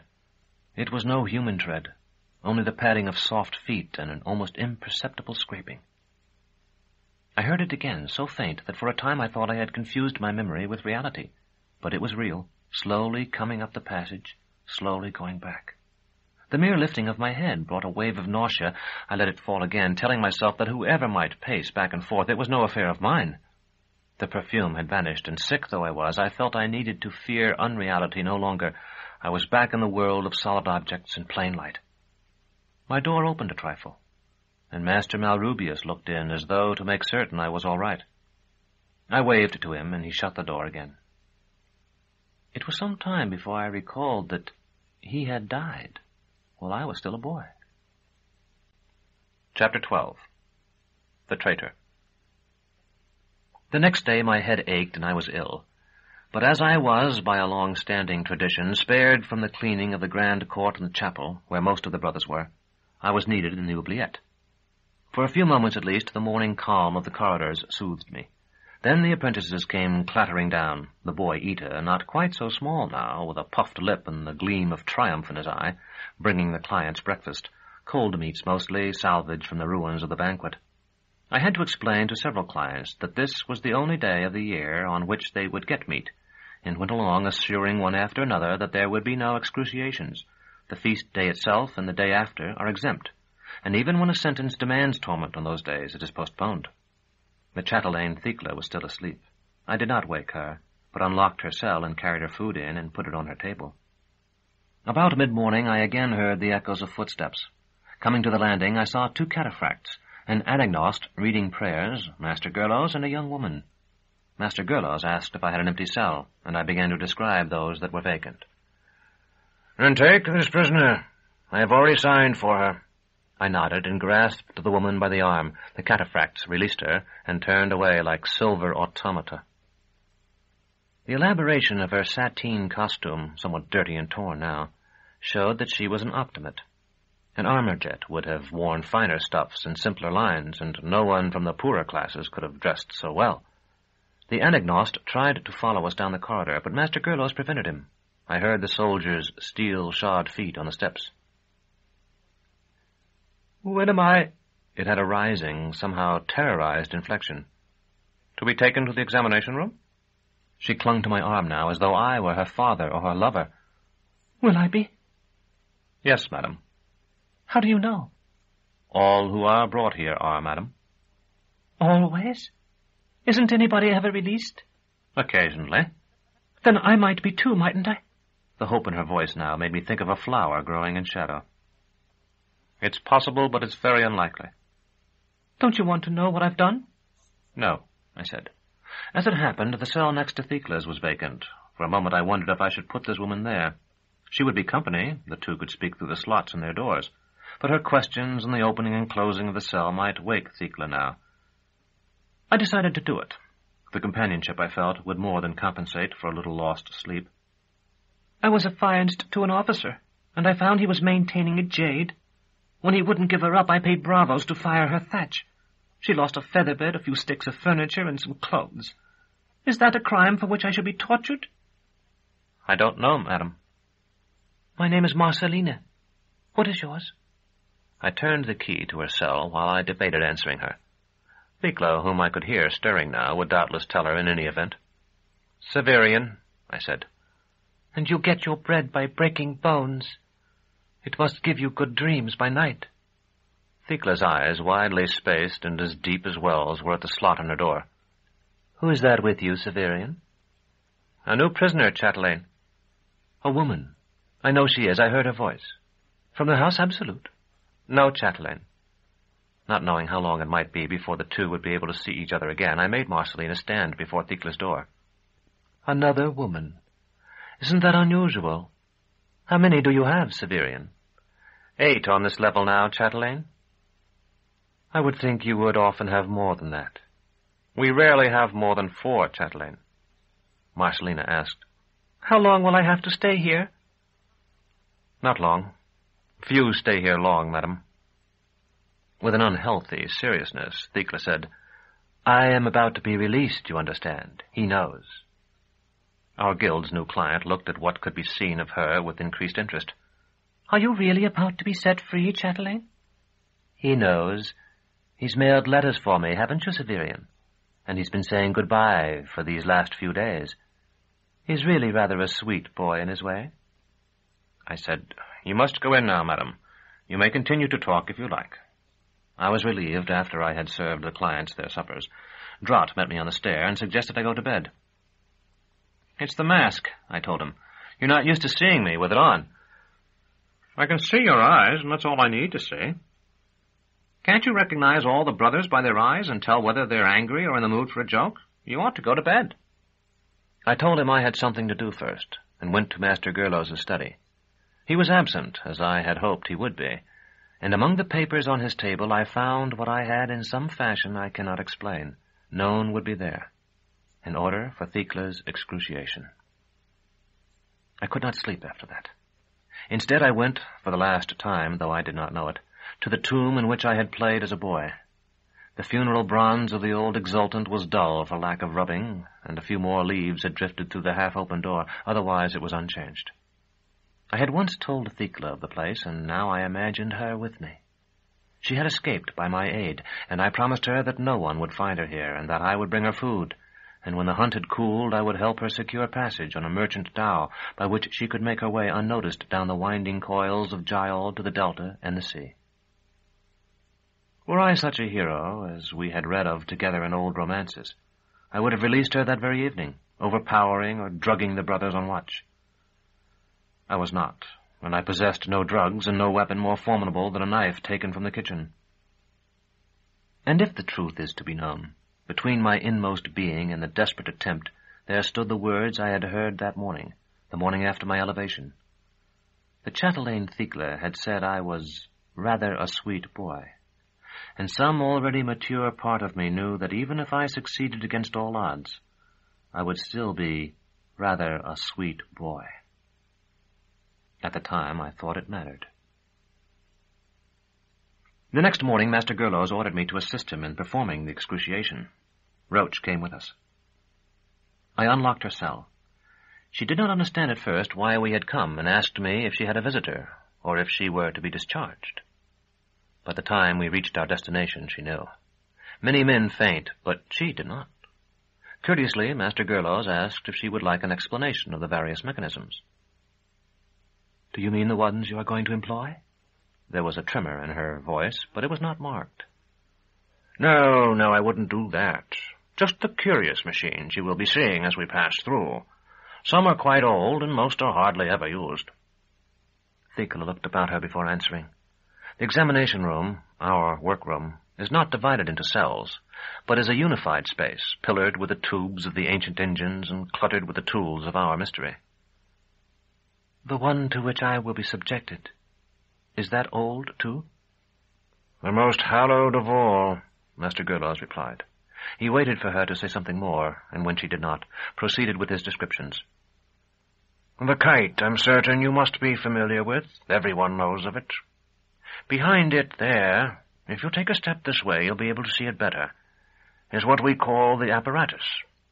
It is supposed to letter whatever slogan is demanded in the client's flesh, but it is seldom in working order. I see you're looking at the old post. It's no more than it seems, just a stake to immobilize the hands and a 13-thonged scourge for correction. It used to stand in the old yard, but the witches complained, and the castellan made us move it down here. That was about a century ago." "Who are the witches?" "I'm afraid we don't have time to go into that now. Severian can tell you when you're back in your cell." She looked at me as if to say, "Am I really going back eventually?" And I took advantage of my position on the side opposite Master Gerlos to clasp her icy hand. "Beyond that—" "Wait. Can I choose? Is there any way I can persuade you to do one thing instead of another?" Her voice was still brave, but weaker now. Gerlos shook his head. "We have no say in the matter, chatelaine. Nor do you. We carry out the sentences that are delivered to us, doing no more than we are told and no less, and making no changes." Embarrassed, he cleared his throat. "The next one's interesting, I think. We call it Alowin's necklace. The client is strapped into that chair, and the pad is adjusted against his breastbone. Each breath he draws thereafter tightens the chain, so that the more he breathes, the less breath he can take. In theory, it can go on forever, with very shallow breaths and very small tightenings." "How horrible. What is that behind it? That tangle of wire and the great glass globe over the table?" "Ah," said Master Gerlos, "we call this the revolutionary. The subject lies here." "Will you, chatelaine?" For a long moment, Thekle stood poised. She was taller than any of us, but with that terrible fear in her face, her height was no longer imposing. "If you do not," Master Gerlos continued, "our journeymen will have to force you." You would not like that, Chatelaine. Thekla whispered. I thought you were going to show me all of them. Only until we reached this spot, Chatelaine. It's better if the client's mind is occupied. Now lie down, please. I won't be asking again. She lay down at once, quickly and gracefully, as I had often seen her stretch herself in her cell. The straps Roach and I buckled about her were so old and cracked that I wondered if they would hold. There were cables to be wound from one part of the examination room to another, rheostats and magnetic amplifiers to be adjusted. Antique lights like blood-red eyes gleamed on the control panel, and a droning like the song of some huge insect filled the entire chamber. For a few moments the ancient engine of the tower lived again. One cable was loose, and sparks as blue as burning brandy played about its bronze fittings. Lightning, Master Gerlow said as he rammed the loose cable home. There's another word for it, but I forget. Anyway, the revolutionary here runs by lightning. It's not as if you were going to be struck, of course, Chatelaine, but lightning's the thing that makes it go. Severian, push up your handle there until this needle's here. A coil that had been as cold as a snake when I had touched it a moment before was warm now. What does it do? I couldn't describe it, Chatelaine. Anyway, I've never had it done, you see. Gerlow's hand touched a knob on the control panel, and Thekla was bathed in white light that stole the color from all it fell upon. She screamed. I have heard screaming all my life, but that was the worst, though not the loudest. It seemed to go on and on like the shrieking of a cartwheel. She was not unconscious when the white light died. Her eyes were open, staring upward, but she did not appear to see my hand, or to feel it when I touched her. Her breathing was shallow and rapid. Roach asked, "Shall we wait until she can walk?" I could see he was thinking how awkward so tall a woman would be to carry. "Take her now," Master Gerlow said. We got out the travail. When all my other work was complete, I came into her cell to see her. She was fully aware by then, though she could not stand. "I ought to hate you," she said. I had to lean over her to catch the words. "It's all right," I said. "But I don't. Not for your sake. If I hate my last friend, what would be left?" There was nothing to say to that, so I said nothing. "Do you know what it was like? It was a long time before I could think of it." Her right hand was creeping upward toward her eyes. I caught it and forced it back. "I thought I saw my worst enemy, a kind of demon, and it was me." Her scalp was bleeding. I put clean lint there and taped it down, though I knew it would soon be gone. Curling dark hairs were entangled in her fingers. "Since then I can't control my hands. I can if I think about it, if I know what they're doing. But it is so hard, and I'm getting tired." She rolled her head away and spat blood. "I bite myself, bite the lining of my cheeks and my tongue and lips. Once my hands tried to strangle me. I thought, oh good, I will die now. But I only lost consciousness, and they must have lost their strength because I woke. It's like that machine, isn't it?" I said, "Alwyn's necklace." "But worse. My hands are trying to blind me now, to tear my eyelids away. Will I be blind?" "Yes," I said. "How long before I die?" "A month, perhaps. The thing in you that hates you will weaken as you weaken. The revolutionary brought it to life, but its energy is your energy, and in the end you will die together." "Severian?" "Yes?" "I see," she said. And then, "It is a thing from Erebus, from Abaya, a fit companion for me. Vodalus." I leaned closer, but I could not hear. At last I said, "I tried to save you. I wanted to. I stole a knife and spent the night watching for a chance, but only a master can take a prisoner from a cell, and I would have had to kill—" "Your friends?" "Yes, my friends." Her hands were moving again, and blood trickled from her mouth. "Will you bring me the knife?" "I have it here," I said, and drew it from under my cloak. It was a common cook's knife with a span or so of blade. "It looks sharp." "It is," I said. "I know how to treat an edge, and I sharpened it carefully." That was the last thing I said to her. I put the knife into her right hand and went out. For a time I knew her will would hold it back. 1,000 times one thought recurred. I could re-enter her cell, take back the knife, and no one would know. I would be able to live out my life in the guild. If her throat rattled, I did not hear it. But after I had stared at the door of her cell for a long while, a little crimson rivulet crept from under it. I went to Master Gerlos then, and told him what I had done. Chapter 13. The Lictor of Thrax. For the next 10 days I lived the life of a client, in a cell of the topmost level, not far in fact from that which had been Thecla's. In order that the guild should not be accused of having detained me without legal process, the door was left unlocked, but there were 2 journeymen with swords outside my door, and I never stepped from it, save for a brief time on the second day when I was brought to Master Palamon to tell my story again. That was my trial, if you like. For the remainder of the time, the guild pondered my sentence. It is said that it is the peculiar quality of time to conserve fact, and that it does so by rendering our past falsehoods true. So it was with me. I had lied in saying that I loved the guild, that I desired nothing but to remain in its embrace. Now I found those lies become truths. The life of a journeyman, and even that of an apprentice, seemed infinitely attractive, not only because I was certain I was to die, but truly attractive in themselves because I had lost them.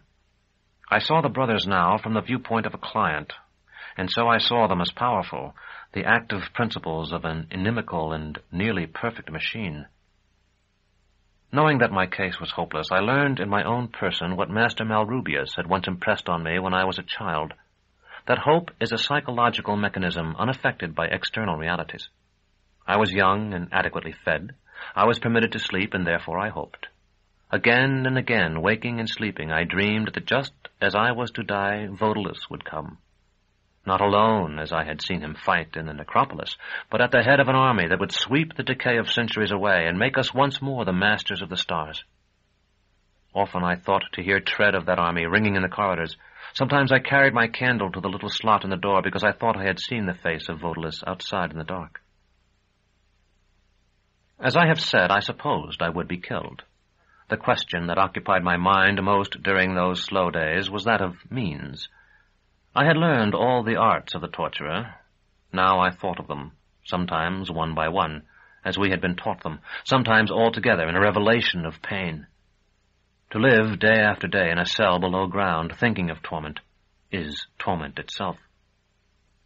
On the 11th day I was summoned by Master Palamon.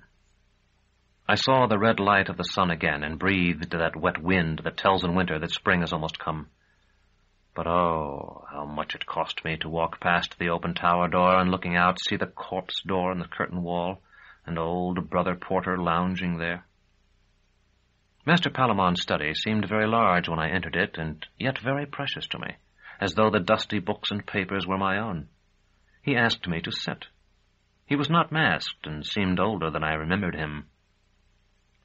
"We have discussed your case," he said, "Master Gerlos and I. We have had to take the other journeymen into our confidence, and even the apprentices. It is better that they know the truth. Most agree that you are deserving of death." He waited for me to comment, but I did not. "And yet there was much said in your defense. Several of the journeymen urged in private meetings, to me and to Master Gerlos as well, that you be permitted to die without pain." I cannot say why, but it became of central importance to me to know how many of these friends I had. And I asked. "More than 2, and more than 3. The exact number does not matter. Do you not believe that you deserve to die painfully?" "By the Revolutionary," I said, hoping that if I asked that death as a favor, it would not be granted. "Yes, that would be fitting. But—" And here he paused. The moment passed, then 2. The first brass-backed fly of the new summer buzzed against the port. I wanted to crush it, to catch and release it, to shout at Master Palamon to speak, to flee from the room, but I could do none of these things. I sat instead in the old wooden chair beside his table, feeling that I was already dead, but still must die. We cannot kill you, you see. I have had a most difficult time convincing Gerlos of that, yet it is so. If we slay you without judicial order, we are no better than you. You have been false to us, but we will have been false to the law. Furthermore, we would be putting the guild in jeopardy forever. An inquisitor would call it murder. He waited for me to comment, and I said, "But for what I have done?" The sentence would be just, yes. Still, we have no right in law to take life on our own authority. Those who have that right are properly jealous of it. If we were to go to them, the verdict would be sure. But were we to go, the repute of the guild would be publicly and irrevocably stained. Much of the trust now reposed in us would be gone, and permanently. We might confidently expect our affairs to be supervised by others in the future. Would you enjoy seeing our clients guarded by soldiers, Severian? The vision I had in Giles, when I had so nearly drowned, arose before me, and it possessed, as it had then, a sullen yet strong attraction. "I would rather take my own life," I said. "I will feign to swim and die in mid-channel, far from help." The shadow of a sour smile crossed Master Palamon's ruined face. "I am glad you made that offer only to me. Master Gerlos would have taken far too much pleasure in pointing out that at least a month must pass before swimming can be made credible." "I am sincere. I sought a painless death, but it was death I sought, and not an extension of life." "Even if it were midsummer, what you propose could not be permitted. An inquisitor might still conclude that we contrived your death. Fortunately for you, we have agreed upon a less incriminating solution. Do you know anything of the condition of our mystery in the provincial towns?" I shook my head. "It is but low. Nowhere but in Nessus, nowhere but here in the citadel, is there a chapter of our guild. Lesser places have no more than a Carnifex, who takes life and performs such excruciations as the judicators there decree. Such a man is universally hated and feared. Do you understand?" "Such a position," I answered, "is too high for me." There was no falsehood in what I said. I despised myself at that moment far more than I did the guild. Since then I have recalled those words often, though they were but my own, and they have been a comfort to me in many troubles. "There is a town called Thrax, the city of windowless rooms," Master Palamon continued. "The Archon there, his name is Abdisus, has written the House Absolute. A marshal there has transmitted the letter to the Castellar, and from him I have it. They are in sore need in Thrax of the functionary I have described. In the past they have pardoned condemned men on the condition that they accept the post. Now the countryside is rotten with treachery, and since the position entails a certain degree of trust, they are reluctant to do so again." I said, "I understand." "Twice before, members of the guild have been dispatched to outlying towns, though whether those were such cases as this, the chronicles do not say. Nevertheless, they furnish a precedent now, and an escape from the maze. You are to go to Thrax, Severian. I have prepared a letter that will introduce you to the Archon and his magistrates. It describes you as highly skilled in our mystery. For such a place it will not be a falsehood." I nodded, being already resigned to what I was to do. Yet while I sat there, maintaining the expressionless face of a journeyman whose only will is to obey, a new shame burned in me. Though it was not so hot as the one for the disgrace I had brought upon the guild, still it was fresher, and hurt the more because I had not yet grown accustomed to the sickness of it as I had the other. It was this: that I was glad to go. That my feet already longed for the feel of grass, my eyes for strange sights, my lungs for the new clear air of far unmanned places. I asked Master Palamon where the town of Thrax might be. "Down Giles," he said, "near the sea." Then he stopped, as old men will, and said, No. What am I thinking of? Up, Giles, of course. And for me, hundreds of leagues of marching waves into the sand and the seabirds crying all faded away. Master Palamon took a map from his cabinet and unrolled it for me, bending over it until the lens by which he saw such things nearly touched the parchment. There, he said, and showed me a dot on the margin of the young river, at the lower cataracts. If you had funds, you might travel by boat. As it is, you must walk. I understand, I said, and though I remembered the thin piece of gold Vodalus had given me, safe in its hiding place, I knew I could not take advantage of whatever wealth it might represent. It was the guild's will to cast me out with no more money than a young journeyman might be expected to possess, and for prudence's sake as well as honor's, so I must go. Yet I knew it was unfair. If I had not glimpsed the woman with the heart-shaped face and earned that small gold coin, it is more than possible I would never have carried the knife to Thrax and forfeited my place in the guild. In a sense, that coin had bought my life. Very well. I would leave my old life behind me. Severian, Master Palamon exclaimed, you are not listening to me. You were never an inattentive pupil in our classes. I'm sorry. I was thinking about a great many things. No doubt. For the first time he really smiled, and for an instant looked his old self, the Master Palamon of my boyhood. Yet I was giving you such good advice for your journey. Now you must do without it. But doubtless you would have forgotten everything anyway. You know of the roads? I know they must not be used. Nothing more. The Autarch Maruthus closed them. That was when I was your age. Travel encouraged sedition, and he wished goods to enter and leave the city by the river, where they might be easily taxed. The law has remained in force since, and there is a redoubt, so I've heard, every 50 leagues. Still the roads remain. Though they are in poor repair, it is said some use them by night. I see, I said.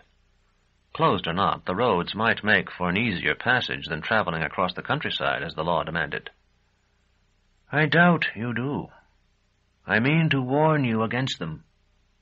They are patrolled by Eulans under orders to kill anyone found upon them, and since they have permission to loot the bodies of those they slay, they are not much inclined to ask excuses.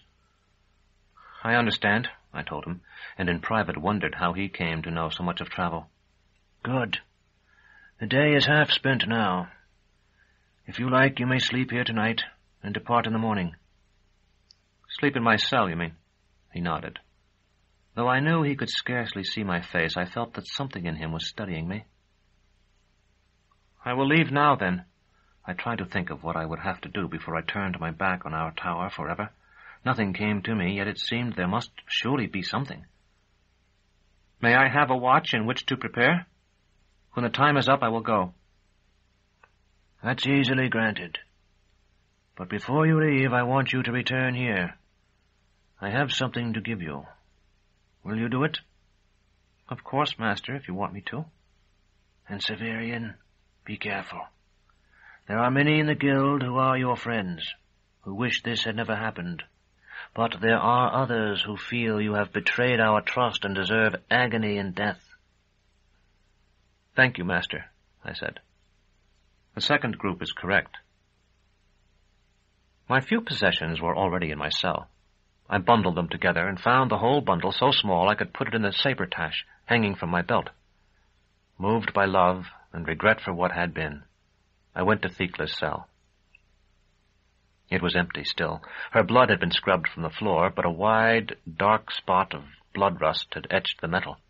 Her clothing was gone, and her cosmetics. The 4 books I had carried to her a year before remained, stacked with others on the little table. I could not resist the temptation to take one. There were so many in the library that they would never miss a single volume. My hand had stretched forth before I realized I did not know which to choose. The Book of Heraldry was the most beautiful, but it was too large by far to carry about the country. The Book of Theology was the smallest of all, but the brown book was hardly larger. In the end, it was that I took, with its tales from vanished worlds. I climbed the stair of our tower then, past the storeroom to the gunroom where the siege pieces lounged in cradles of pure force. then higher still to the room of the glass roof, with its grey screens and strangely contorted chairs, and up a slender ladder until I stood on the slippery panes themselves, where my presence scattered blackbirds across the sky like flecks of soot, and our Fulgen pennons streamed and snapped from the staff over my head. Below me the old yard seemed small and even cramped, but infinitely comfortable and homey. The breach in the curtain wall was greater than I had ever realized, though to either side of it the Red Tower and the Bear Tower still stood proud and strong. Nearest our own, the Witch's Tower was slender, dark and tall. For a moment the wind blew a snatch of their wild laughter to me, and I felt the old fear, though we of the Torturers have always been on the most friendly terms with the witches, our sisters. Beyond the wall, the great necropolis rolled down the long slope toward Gial, whose waters I could glimpse between the half-rotted buildings on its banks. Across the flood of the river, the rounded dome of the Khan seemed no more than a pebble, the city about it an expanse of many-colored sand trodden by the master torturers of old. I saw a caïque, with high, sharp prow and stern, and a bellying sail making south with the dark current, and against my will I followed it for a time, to the delta and the swamps, and at last to the flashing sea, where that great beast Abaya, carried from the farther shores of the universe in anteglacial days, wallows until the moment comes for him and his kind to devour the continents. Then I abandoned all thoughts of the south and her ice-choked sea, and turned north to the mountains and the rising of the river. For a long time, I do not know how long, though the sun seemed in a new place when I took notice of its position again, I looked to the north. The mountains I could see with my mind's eye, but not with the bodies, only the rolling expanse of the city with its 1,000,000 roofs. And to tell the truth, the great silver columns of the keep and its surrounding spires blocked half my view. Yet I cared nothing for them, and indeed hardly saw them. North lay the House Absolute and the Cataracts, and Thrax, city of windowless rooms. North lay the wide Pampas, 100 trackless forests and the rotting jungles at the waste of the world. When I had thought on all those things until I was half mad, I came down to Master Palamon's study again, and told him I was ready to depart. Chapter 14. Terminus Est. "I have a gift for you," Master Palamon said. "Considering your youth and strength, I don't believe you will find it too heavy." "I am deserving of no gifts." "That is so. But you must recall, Severian, that when a gift is deserved, it is not a gift but a payment. The only true gifts are such as you now receive. I cannot forgive you for what you have done, but I cannot forget what you were. Since Master Gerlos rose to journeyman, I have had no better scholar." He rose and walked stiffly to the alcove, where I heard him say, She is not overburdensome for me yet." He was lifting something so dark it was swallowed by the shadows. I said, "Let me assist you, master." "No need, no need. Light to raise, weighty to descend. Such is the mark of a good one." Upon his table he laid a night-black case, nearly long enough for a coffin, but much narrower. When he opened its silver catches, they rang like bells. "I am not giving you the casket, which would only impede you. Here is the blade, her sheath to protect her when you are traveling, and a baldric." It was in my hands before I fully understood what it was he gave me. The sheath of sable manskin covered it nearly to the pommel. I drew it off, it was soft as glove leather, and beheld the sword herself. I shall not bore you with a catalogue of her virtues and beauties. You would have to see her and hold her to judge her justly. Her bitter blade was an ell in length, straight and square-pointed as such a sword should be. Man-edge and woman-edge could part a hair to within a span of the guard, which was of thick silver with a carven head at either end. Her grip was onyx, bound with silver bands, 2 spans long and terminated with an opal. Art had been lavished upon her. But it is the function of art to render attractive and significant those things that without it would not be so. And so art had nothing to give her. The words Terminus Est had been engraved upon her blade in curious and beautiful letters, and I had learned enough of ancient languages since leaving the atrium of time to know that they meant, "This is the line of division." "She is well honed, I promise you," Master Palamon said. seeing me test the man-edge with my thumb. For the sake of those given over to you, see you keep her so. My question is whether she is not too ponderous a mate for you. Raise her and see. I clasped Terminus Est as I had the false sword at my elevation, and lifted her above my head, taking care not to strike the ceiling. She shifted as though I wrestled a serpent. You have no difficulty? No, master. But she writhed when I poised her. There is a channel in the spine of her blade, and in it runs a river of hydrargyrum, a metal heavier than iron, though it flows like water. Thus the balance is shifted toward the hands when the blade is high, but to the tip when it falls.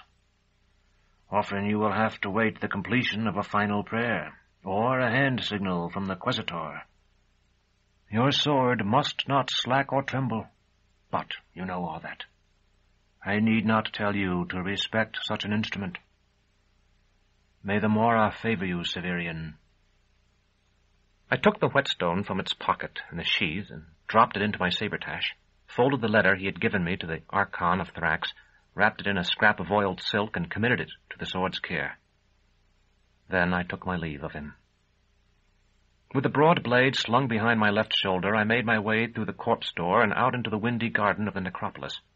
The sentry at the lowest gate, nearest the river, allowed me to pass without challenge, though with many a strange look, and I threaded the narrow streets to the waterway that runs with Gile.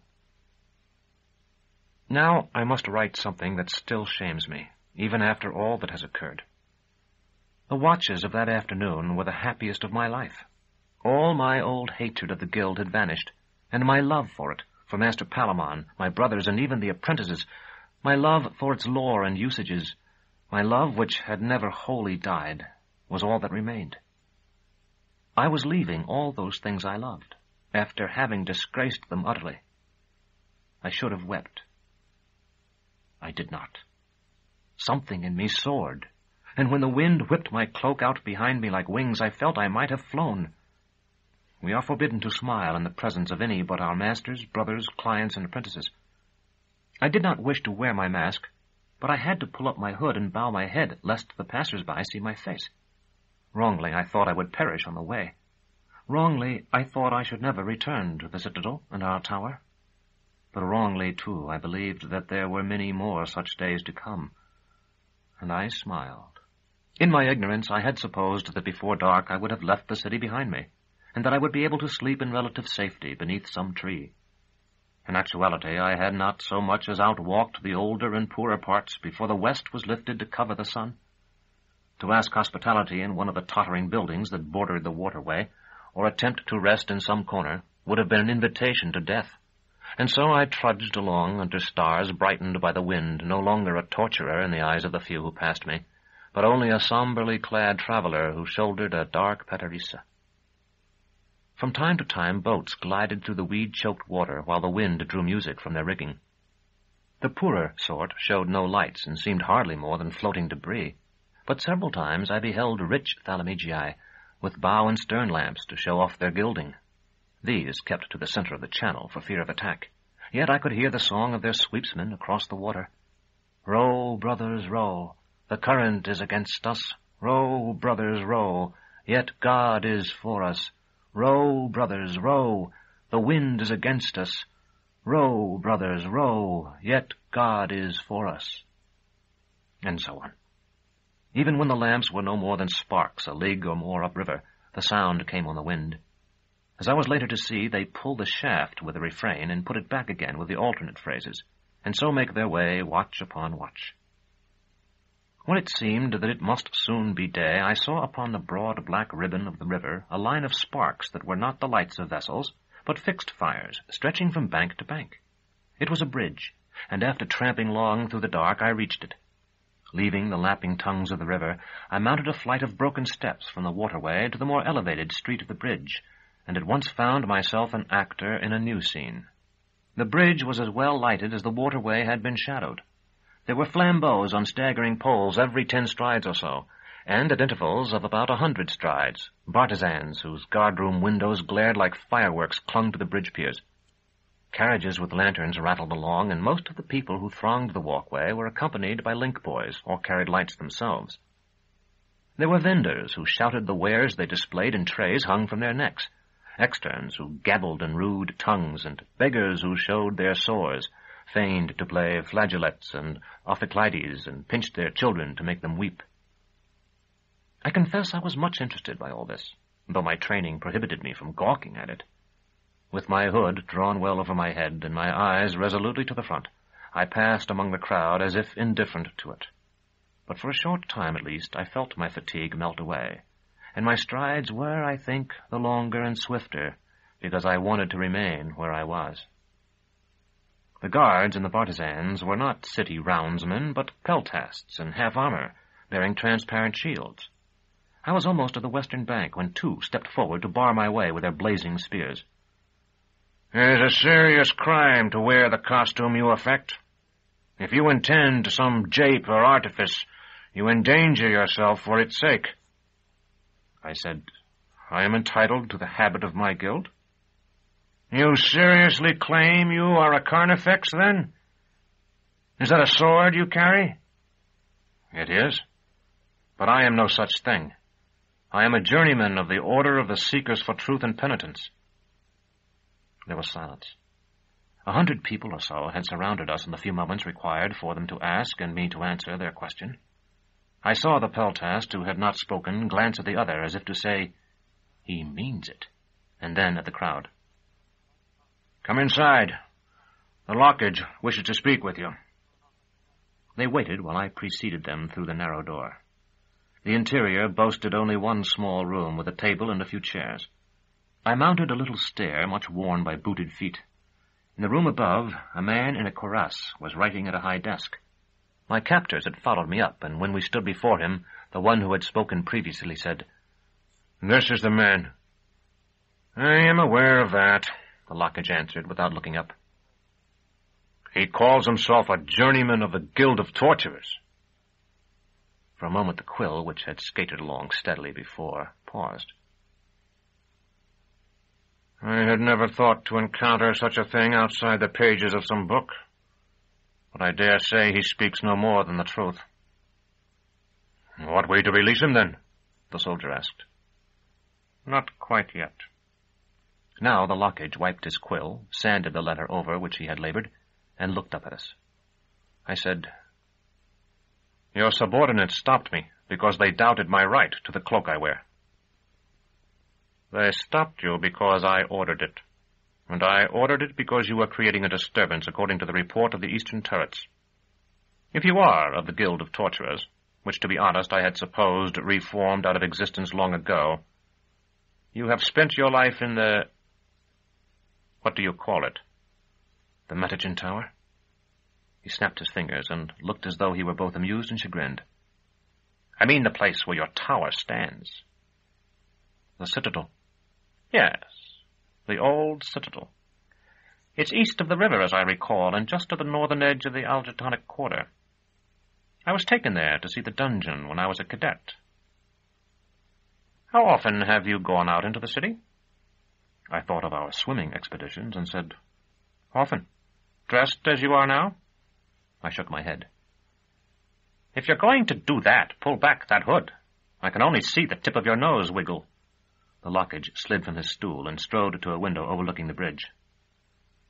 "How many people do you think there are in Nessus?" "I have no idea." "No more do I, Torturer. No more does anyone. Every attempt to count them has failed, as has every attempt to tax them systematically.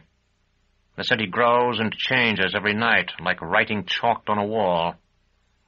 Houses are built in the streets by clever people who take up the cobbles in the dark and claim the ground. Did you know that? The exultant Talarican, whose madness manifested itself as a consuming interest in the lowest aspects of human existence, claimed that the persons who live by devouring the garbage of others number 2 gross thousands, that there are 10,000 begging acrobats, of whom nearly half are women, that if a pauper were to leap from the parapet of this bridge each time we draw breath, we should live forever, because the city breeds and breaks men faster than we respire. Among such a throng there is no alternative to peace. Disturbances cannot be tolerated, because disturbances cannot be extinguished. Do you follow me? There is the alternative of order. But yes, until that is achieved, I understand. The lockage sighed and turned to face me. If you understand that, at least, good. It will be necessary, then, for you to obtain more conventional clothing. I cannot return to the Citadel. Then get out of sight tonight and buy something tomorrow. Have you funds? A trifle, yes. Good. Buy something. Or steal or strip the clothes from the next unfortunate you shorten with that thing. I'd have one of my fellows take you to an inn, but that would mean more staring and whispering still. There's been some kind of trouble on the river, and they're telling each other too many ghost stories out there already. Now the wind's dying and a fog's coming in. That will make it worse. Where are you going? I'm appointed to the town of Thrax. The Peltast, who had spoken before, said, Do you believe him, Lockage? He's shown no proof that he's what he claims. The Lockage was looking out the window again, and now I, too, saw the threads of ochre mist. If you can't use your head, use your nose, he said. What odors entered with him?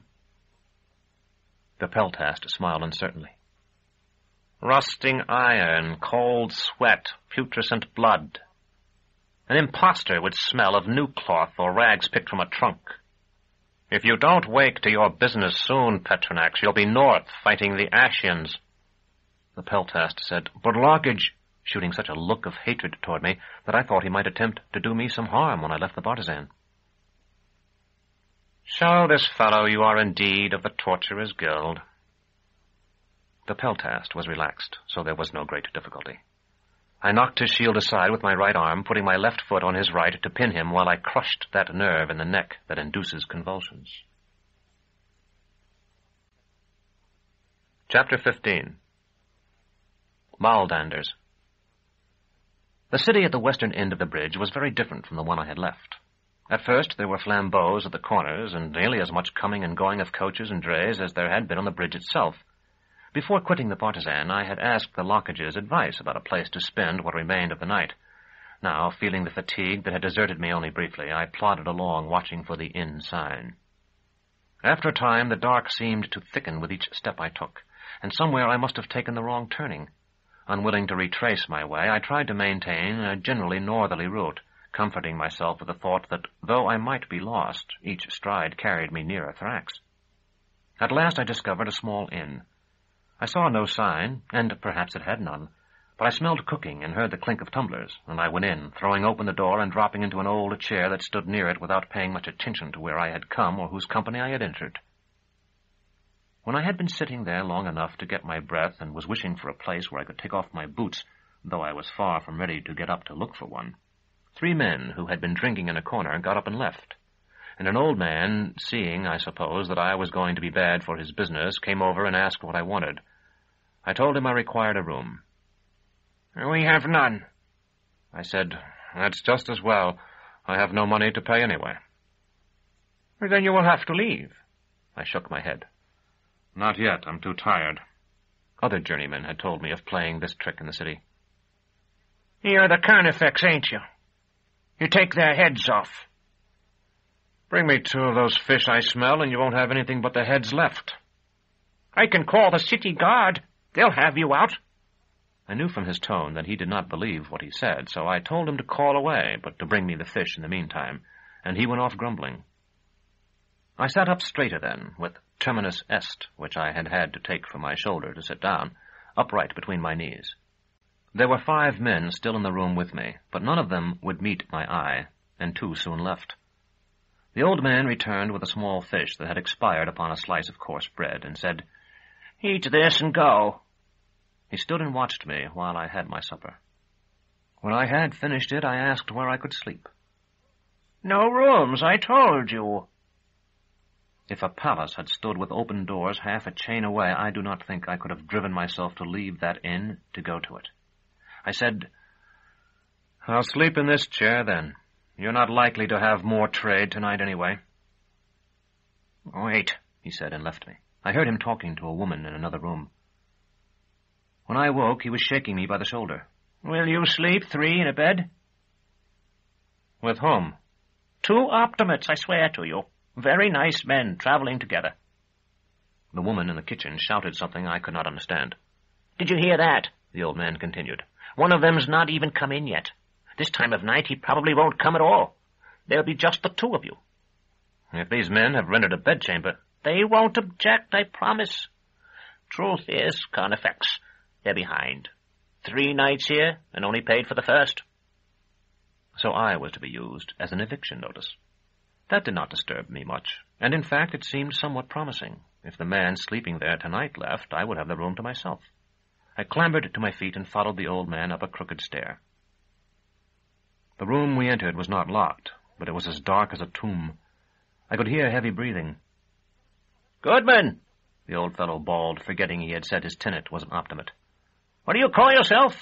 Baldy? Baldanders? I brought company for you. If you won't pay your rate, you got to take in boarders. There was no reply. Here, Master Carnifex, the old man said to me. I'll make you a light. He puffed at a bit of punk until it was bright enough to ignite a stub of candle. The room was small and held no furniture but a bed. In it, asleep on his side, as it appeared, with his back toward us and his legs drawn up, was the largest man I had ever seen, a man who might fairly have been called a giant. Aren't you going to wake, Goodman Baldanders, and see who your lodge mate might be? I wanted to go to bed and told the old man to leave us. He objected, but I pushed him out of the room, and as soon as he was gone, sat down on the unoccupied side of the bed and pulled off my boots and stockings. The weak light of the candle confirmed that I had developed several blisters. I took off my cloak and spread it on the worn counterpane. For a moment I considered whether I should take off my belt and trousers or sleep in them. Prudence and weariness together urged the latter, and I noticed that the giant seemed fully dressed. With a feeling of inexpressible fatigue and relief, I blew out the candle and lay down to spend the first night outside the Matachin Tower that I could recall. Never. The tone was so deep and resonant, almost like the lowest notes of an organ, that I was not certain at first what the meaning of the word had been, or even if it had been a word at all. I mumbled, "What did you say?" Baldanders. I know, the innkeeper told me. I'm Severian. I was lying on my back with Terminus Est, which I had brought into the bed for safekeeping, between us. In the dark I could not tell whether my companion had rolled to face me or not, yet I was certain I would have felt any motion of that enormous frame. You. Strike off. You heard us when we came in, then. I thought you were asleep. My lips shaped themselves to say I was no Carnifex, but a journeyman of the Torturers' Guild. Then I recalled my disgrace, and that Thrax has sent for an executioner. I said, "Yes, I'm a headsman, but you need not fear me. I only do what I am feed to do." Tomorrow, then. Yes, tomorrow will be time enough for us to meet and talk. And then I dreamed, though it may have been that Baldander's words, too, were a dream. Yet I do not think so, and if they were, it was a different dream. I bestrode a great leather-winged being under a lowering sky. Just equipoised between the rack of cloud and a twilit land, we slid down a hill of air. Hardly once, it seemed to me, the finger-winged soarer flapped her long pinions. The dying sun was before us, and it seemed we matched the speed of Urth, for it stood unmoving at the horizon, though we flew on and on. At last I saw a change in the land, and at first I thought it a desert. Far off, no cities or farms or woods or fields appeared, but only a level waste, a blackened purple in color, featureless and nearly static. The leathern-winged one observed it as well, or perhaps snatched some odor from the air. I felt iron muscles beneath me grow tense, and there were 3 wing strokes together. The purple waste showed flecks of white. After a time I became aware that its seeming stillness was a sham, born of uniformity. It was the same everywhere, but everywhere in motion, the sea. The world river Ouroboros, cradling Urth. Then, for the first time, I looked behind me, seeing all the country of humankind swallowed in the night. When it was gone, and there was everywhere beneath us the waste of rolling water and nothing more, the beast turned her head to regard me.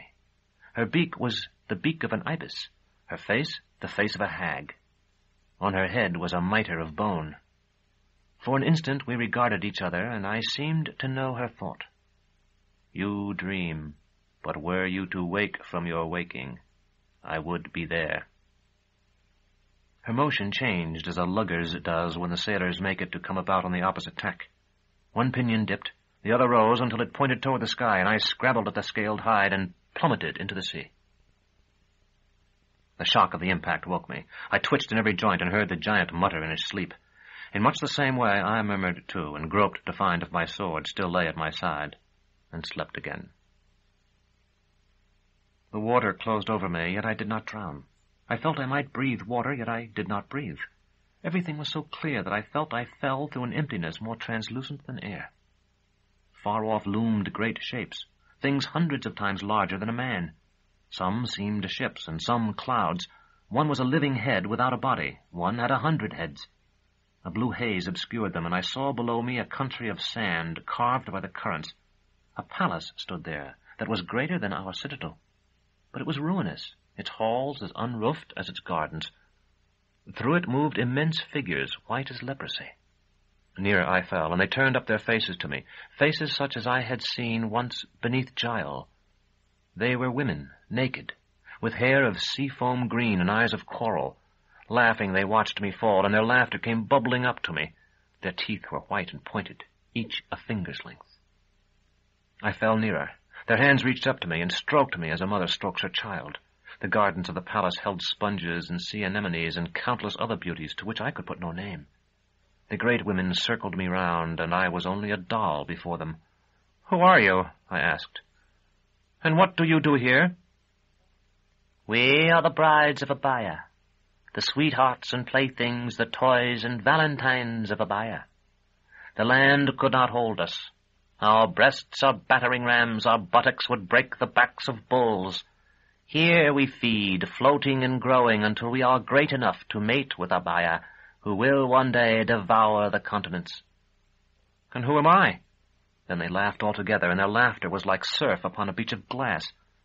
"We will show you," they said. "We will show you."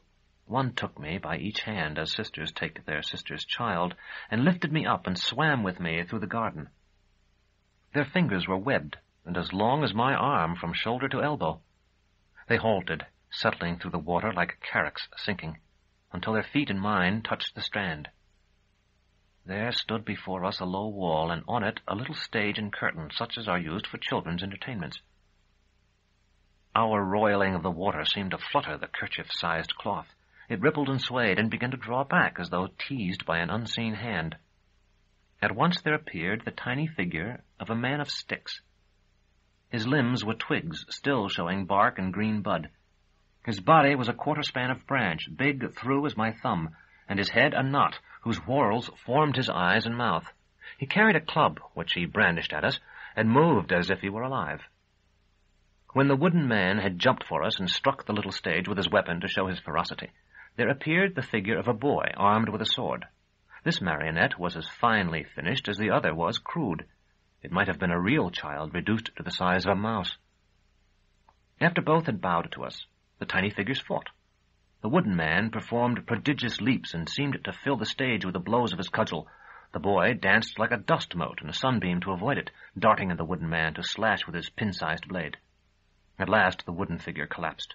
The boy strode over as if to set his foot upon its chest, but before he could do so, the wooden figure floated from the stage, and turning limply and lazily, rose until it vanished from sight, leaving behind the boy and the cudgel and the sword, both broken. I seemed to hear, no doubt it was really the squeaking of cartwheels on the street outside, a flourish of toy trumpets. I woke because a third person had come into the room. He was a small, brisk man with fiery red hair, well and even foppishly dressed. When he saw me awake, he threw back the shutters that had covered the window, bringing red sunlight streaming in. "My partner," he said, "sleeps soundly always. His snoring didn't deafen you?" "I slept well myself," I told him, "and if he snored, I didn't hear him." That seemed to please the small man, who showed a good many gold teeth when he smiled. "He does. He snores to shake earth, I assure you. Happy you got your rest, anyway." He extended a delicate, well-cared-for hand. "I am Dr. Talos." "The journeyman Severian." I threw off the thin coverings and stood up to take it. You wear black, I see. What guild is that? It is the Fullerton of the Torturers. Ah, He cocked his head to one side like a thrush and hopped about to look at me from various angles. you're a tall fellow. That's a shame. But all that sooty stuff is very impressive. We find it practical, I said. The oubliette is a dirty place, and Fullerton doesn't show bloodstains. You have humor. That's excellent. There are few advantages, I'll tell you, that profit a man more than humor. Humor will draw a crowd. Humor will calm a mob or reassure a nursery school. Humor will get you on and get you off and pull in asemies like a magnet. I had only the vaguest idea of what he was saying, but seeing that he was in an affable mood, I ventured, I hope I didn't discommode you. The landlord said I was to sleep here, and there was no room for another person in the bed. Oh, no, not at all. I never came back. Found a better place to pass the night. I sleep very little, I may as well tell you. And I'm a light sleeper, too. But I had a good night of it, an excellent night. Where are you going this morning, Optimate? I was fumbling under the bed for my boots. First, to look for some breakfast, I suppose. After that, out of the city, to the north. Excellent. No doubt my partner would appreciate a breakfast. It will do him a world of good. And we're traveling north. After a most successful tour of the city, you know. Going back home now. Played the East Bank down and playing the West up. Perhaps we'll stop at the House Absolute on our way north. That's the dream, you know, in the profession. Play the Autarch's palace. Or come back if you've already played there. Chrysos by the hatful. I've met one other person at least who dreamed of going back. Don't put on that long face. You must tell me about him sometime. But now, if we're to go to breakfast, Baldanders, wake up. Come, Baldanders, come. Wake up. He danced to the foot of the bed and grasped the giant by an ankle. Baldanders. Don't take him by the shoulder, Optimate. I had made no motion to do so. He thrashes about sometimes. Baldanders! The giant murmured and stirred. A new day, Baldanders. Still alive. Time to eat and defecate and make love. All that. Up now, or we'll never get home. There was no sign that the giant had heard him. It was as if the murmur of the moment before had been only a protest voiced in a dream, or his death rattle. Dr. Tallis seized the foul blankets with both hands and swept them back. The monstrous shape of his partner lay revealed. He was even taller than I had supposed, nearly too tall for the bed, though he slept with his knees drawn almost to his chin. His shoulders were an L across, high and hunched. His face I could not see. It lay buried in his pillow. There were strange scars about his neck and ears. Baldanders! His hair was grizzled, and despite the innkeeper's pretended error, very thick. Baldanders! Your pardon, Optimate, but may I borrow that sword? No, I said. You may not. Oh, I'm not going to kill him or anything of that sort. I only want to use the flat of it. I shook my head, and when Dr. Tallis saw I was still adamant, he began to rummage about the room. Left my stick downstairs. Vile custom, they'll thieve it. I should learn to limp. I really should. There's nothing here at all. He darted out the door and was back in a moment carrying an ironwood walking stick with a gilt brass knob. Now then, Baldanders! The strokes fell upon the giant's broad back like the big raindrops that precede a thunderstorm. Quite suddenly the giant sat up. I'm awake, Doctor. His face was large and coarse, but sensitive and sad as well. Have you decided to kill me at last? What are you talking about, Baldanders? Oh, you mean the Optimate here. He's not going to do you any hurt. He shared the bed with you, and now he's going to join us at breakfast. He slept here, Doctor? Dr. Tallis and I both nodded. Then I know whence my dreams rose. I was still saturated with the sight of the huge women beneath the monstered sea, and so I asked what his dreams had been, though I was somewhat in awe of him. Of caverns below, where stone teeth dripped blood. Of arms dismembered found on sanded paths, and things that shook chains in the dark. He sat at the edge of the bed, cleaning sparse and surprisingly small teeth with one great finger. Dr. Tallis said, "Come on, both of you. If we're to eat and talk and get anything done today, why, we must be at it. Much to say and much to do." Baldanders spat into the corner. Chapter 16. The Rag Shop.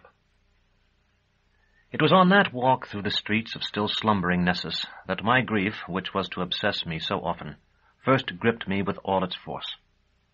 When I had been imprisoned in our oubliette, the enormity of what I had done, and the enormity of the redress I felt sure I would make soon under Master Gurdos's hands, had dulled it. The day before, when I had swung down the waterway, the joy of freedom and the poignancy of exile had driven it away. Now it seemed to me that there was no fact in all the world beyond the fact of Thekla's death. Each patch of darkness among the shadows reminded me of her hair. Every glint of white recalled her skin. I could hardly restrain myself from rushing back to the citadel to see if she might not still be sitting in her cell, reading by the light of a silver lamp. We found a café whose tables were set along the margin of the street. It was still sufficiently early that there was very little traffic. A dead man, he had, I think, been suffocated with a lambrequin, there being those who practiced that art, lay at the corner. Dr. Tallis went through his pockets, but came back with empty hands. "Now then," he said, "we must think. We must contrive a plan." A waitress brought mugs of mocha, and Baldanders pushed one toward him. He stirred it with his forefinger. "Friend Severian, perhaps I should elucidate our situation. Baldanders, he is my only patient, and I hail from the region about Lake Diaturna. Our home burned, and needing a trifle of money to set it right again, we decided to venture abroad. My friend is a man of amazing strength.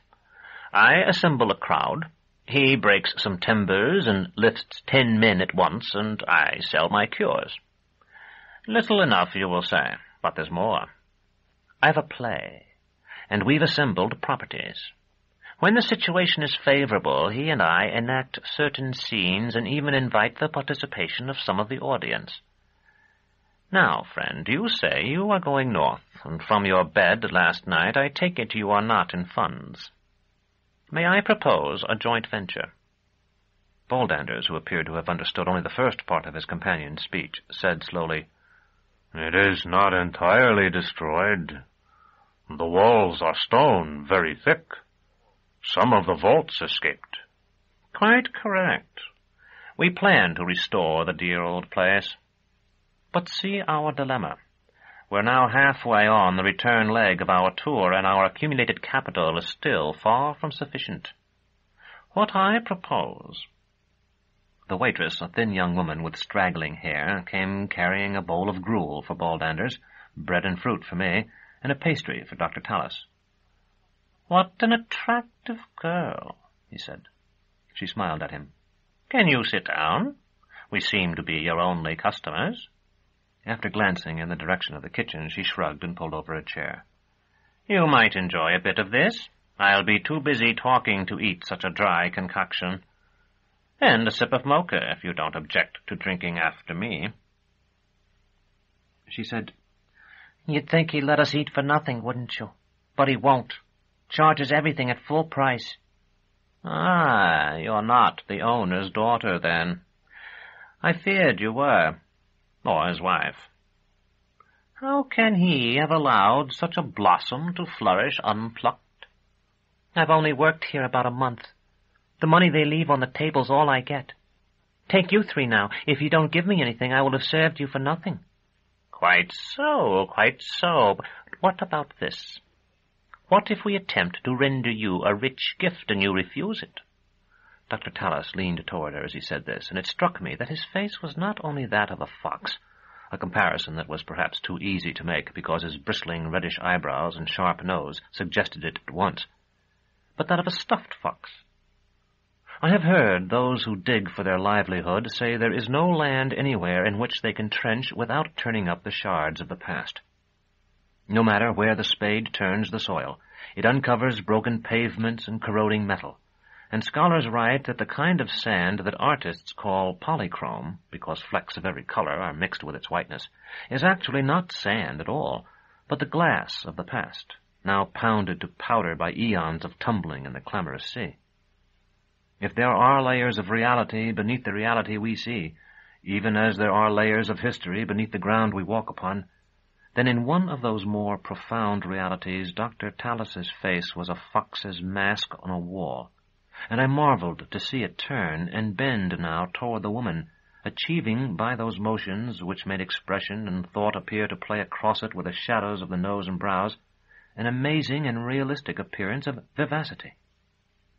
"Would you refuse it?" he asked again, and I shook myself as though waking. "What do you mean?" the woman wanted to know. "One of you is a Carnifex. Are you talking about the gift of death? The Autarch, whose pores outshine the stars themselves, protects the lives of his subjects." "The gift of death? Oh, no," Dr. Talus laughed. "No, my dear, you've had that all your life. So has he. We wouldn't pretend to give you what is already yours. The gift we offer is beauty, with the fame and wealth that derive from it." "If you're selling something, I haven't got any money." "Selling? Not at all. Quite the contrary. We are offering you new employment.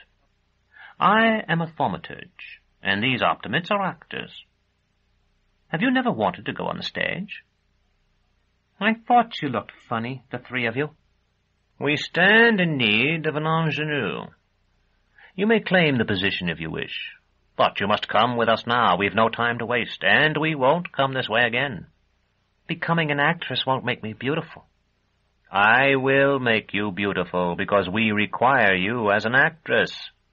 It is one of my powers." He stood up. "Now or not at all?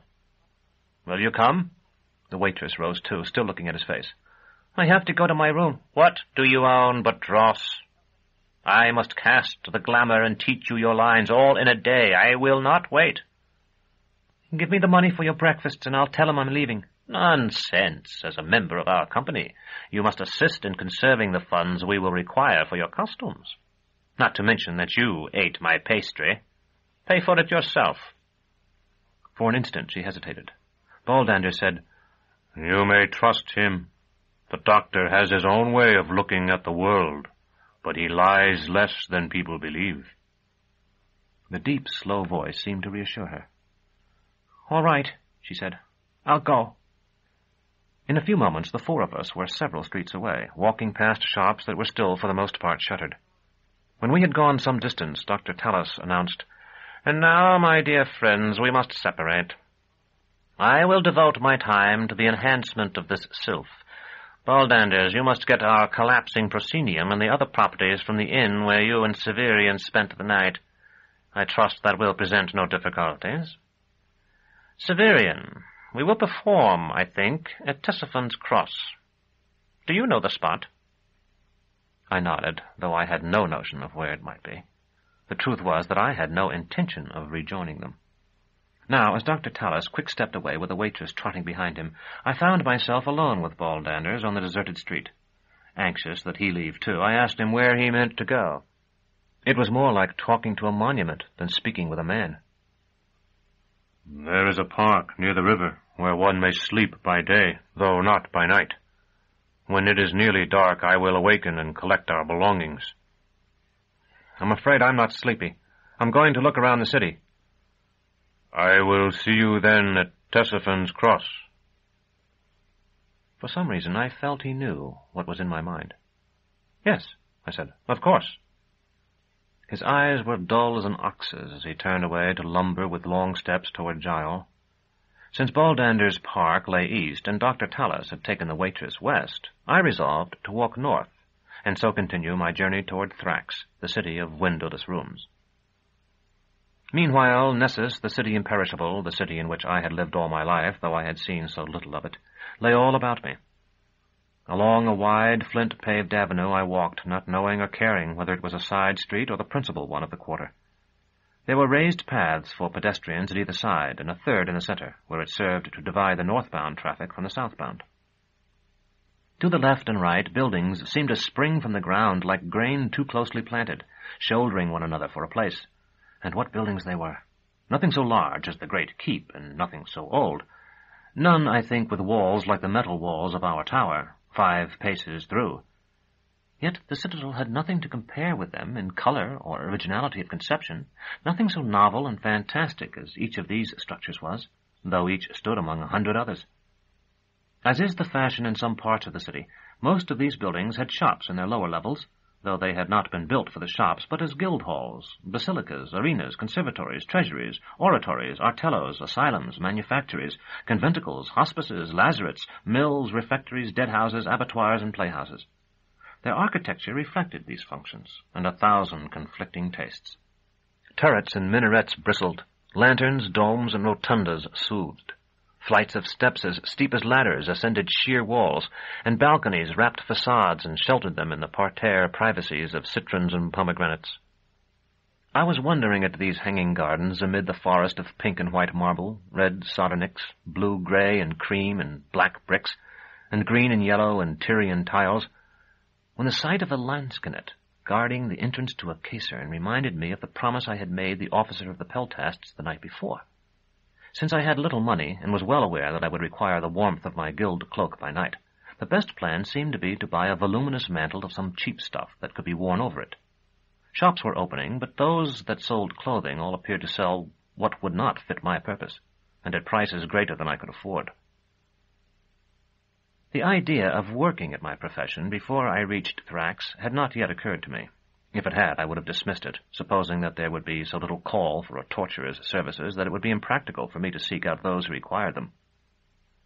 I believed, in short, that the 3 Asimis and the Autarchs and Eis in my pocket would have to carry me all the way to Thrax, and I had no idea of the size of the rewards that would be proffered me. Thus I stared at balmacans and surtous, dolmans and jerkins of paduasoy, matelasse, and 100 other costly fabrics without ever going into the places that displayed them, or even stopping to examine them. Soon my attention was seduced by other goods. Though I knew nothing of it at the time, thousands of mercenaries were outfitting themselves for the summer campaign. There were bright military capes and saddle blankets, saddles with armored pommels to protect the loins, red forage caps, long shafted kettons, fans of silver foil for signaling, bows curved and recurved for use by cavalry, arrows in matched sets of 10 and 20, bow cases of boiled leather decorated with gilt studs and mother-of-pearl, and archers' guards to protect the left wrist from the bowstring. When I saw all these, I remembered what Master Palamon had said before my masking about following the drum, and although I had held the matrosses of the citadel in some contempt, I seemed to hear the long rattle of the call to parade and the bright challenge the trumpets sent from the battlements. Just when I had been wholly distracted from my search, a slender woman of 20 or a little more came out of one of the dark shops to unfasten the gratings. She wore a Pavonine brocade gown of amazing richness and raggedness, and as I watched her, the sun touched a rent just below her waist, turning the skin there to palest gold. I cannot explain the desire I felt for her then and afterward. Of the many women I have known, she was perhaps the least beautiful. Less graceful than her I have loved most, less voluptuous than another, less virginal far than Thecla. She was of average height, with a short nose, wide cheekbones, and the elongated brown eyes that often accompany them. I saw her lift the grating, and I loved her with a love that was deadly and yet not serious. Of course I went to her. I could no more have resisted her than I could have resisted the blind greed of Uerth if I had tumbled over a cliff. I did not know what to say to her, and I was terrified that she would recoil in horror at the sight of my sword and fulligin cloak. But she smiled, and actually seemed to admire my appearance.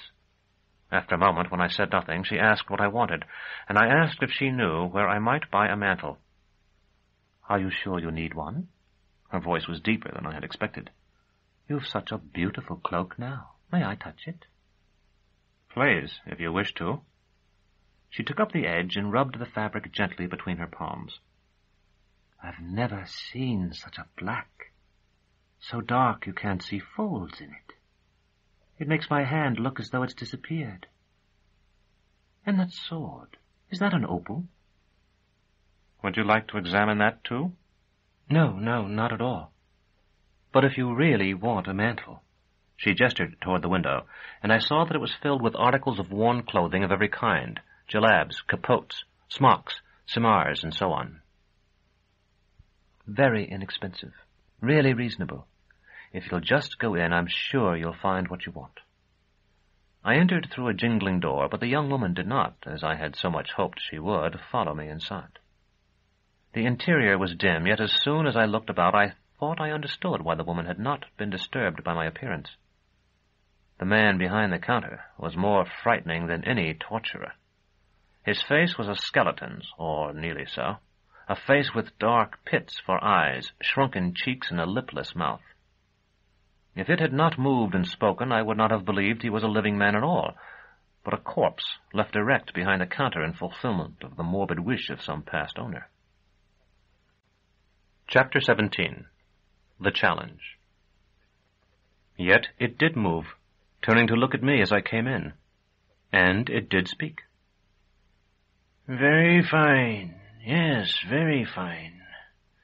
Your cloak, Optimate. May I see it? I walked across a floor of worn and uneven tiles to him. A slash of red sunshine, alive with swarming dust, stood stiff as a blade between us. Your garment, Optimate. I caught up my cloak and extended my left hand, and he touched the fabric much as the young woman had outside. Yes, very fine. Soft. Wool-like, yet softer. Much softer. A blend of linen and vicuña. And wonderful color. A torturer's vesture. One doubts the real ones were half so fine, but who can argue with a textile like that? He ducked beneath his counter and emerged with a handful of rags. Might I examine the sword? I'll be extremely careful, I promise you. I unsheathed Terminus Est and laid her on the rags. He bent over her, neither touching her nor speaking. By that time my eyes had become accustomed to the dimness of the shop, and I noticed a narrow black ribbon that stretched forward a finger's width from the hair above his ears. "You are wearing a mask," I said. 3 chrysos for the sword. Another for the cloak. "I didn't come here to sell," I told him. "Take it off." If you like. All right, 4 chrysos for the sword. He lifted his hands, and the death's head fell into them. His real face, flat-cheeked and tanned, was remarkably like that of the young woman I had seen outside. "I want to buy a mantle." 5 chrysos for it. That's positively my last offer. You'll have to give me a day to raise the money. "I told you this sword is not for sale." I picked up Terminus Est and resheathed her. 6. Reaching across the counter, he took me by the arm. That's more than it's worth. Listen, it's your last chance. I mean it. 6. "I came in to buy a mantle. Your sister, as I would assume she was, said you would have one at a reasonable price." He sighed. All right, I'll sell your mantle. Will you tell me first where you got that sword? "It was given me by a master of our guild." I saw an expression I could not quite identify flicker across his face, and I asked, "You don't believe me?" I do believe you. That's the trouble. Just what are you? "A journeyman of the Torturers. We don't often get to this side of the river or come this far north. But are you really so surprised?" He nodded. It's like encountering a psychopomp. Can I ask why you're in this quarter of the city? "You may, but it's the last question I'm going to answer. I'm on my way to Thrax to take up an assignment there." Thank you, he said. I won't pry any more. I don't have to, really. Now, since you'll want to surprise your friends when you take off your mantle, am I right? It ought to be of some color that will contrast with your vesture. White might be good, but it's a rather dramatic color itself and terribly hard to keep clean. What about a dull brown? "The ribbons that held your mask," I said. "They're still there." He was dragging down boxes from behind his counter and did not reply. After a moment or two, we were interrupted by the tinkling of the bell above the door. The new customer was a youth whose face was hidden in an inlaid close helmet, of which down-curving and intertwined horns formed the visor. He wore armor of lacquered leather. A golden chimera with a blank staring face of a madwoman fluttered on his breastplate. "Yes, Hipparch." The shopkeeper dropped his boxes to make a servile bow. "How may I assist you?" A gauntleted hand reached toward me. The fingers pinched as though to give me a coin. "Take it," the shopkeeper said in a frightened whisper, "whatever it is." I extended my own hand and received a shining black seed, the size of a raisin. I heard the shopkeeper gasp. The armored figure turned and went out. When he was gone, I laid the seed on the counter. The shopkeeper squeaked, "Don't try to pass it to me," and backed away. "What is it?" "You don't know? The Stone of the Avern." "What have you done to offend an officer of the household troops?" "Nothing." "Why did he give me this?" "You've been challenged. You're called out." "To monogamy? Impossible. I'm not of the contending class." His shrug was more eloquent than words. "You'll have to fight, or they'll have you assassinated. The only question is whether you've really offended the Hipparch, or if there's some highly placed official of the House Absolute behind this." As clearly as I saw the shopkeeper, I saw Vodalus in the necropolis standing his ground against the 3 volunteer guards. And though all prudence told me to toss aside the Avern stone and flee the city, I could not do it. Someone, perhaps the Autarch himself, or shadowy Father Inire, had learned the truth about Thecla's death and now sought to destroy me without disgracing the guild. Very well, I would fight. If I were victorious, he might reconsider. If I were killed, that would be no more than just. Still thinking of Vodalus's slender blade, I said, "The only sword I understand is this one." "You won't engage with swords. In fact, it would be best if you left that with me." "Absolutely not."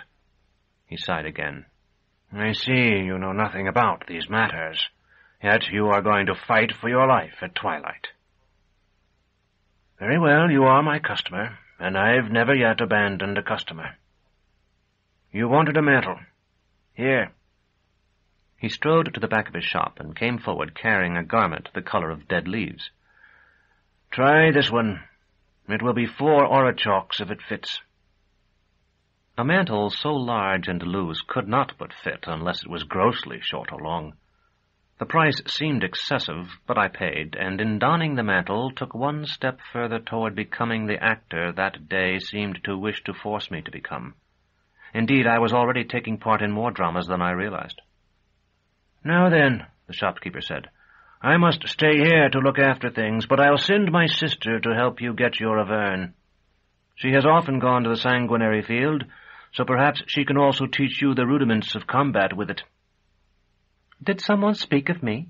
The young woman I had met at the front of the shop now came from one of the dark storerooms at its rear. With her upturned nose and strangely tilted eyes, she looked so much like her brother, I felt sure they were twins. But the slender figure and delicate features that seemed incongruent in him were compelling in her. Her brother must have explained what had befallen me. I do not know, because I did not hear it. I was looking only at her. Now I begin again.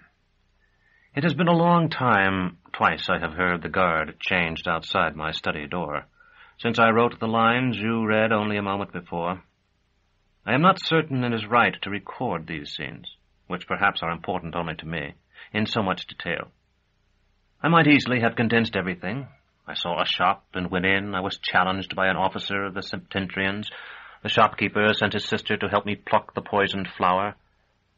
I have spent weary days in reading the histories of my predecessors, and they consist of little but such accounts. For example, of Imar. Disguising himself, he ventured into the countryside, where he spied a Muni meditating beneath a plane tree. The Autarch joined him and sat with his back to the trunk, until Earth had begun to spurn the sun. Troopers bearing an oriflamme galloped past. A merchant drove a mule staggering under gold. A beautiful woman rode the shoulders of eunuchs. And at last a dog trotted through the dust.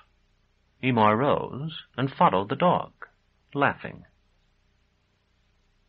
Supposing this anecdote to be true, how easy it is to explain.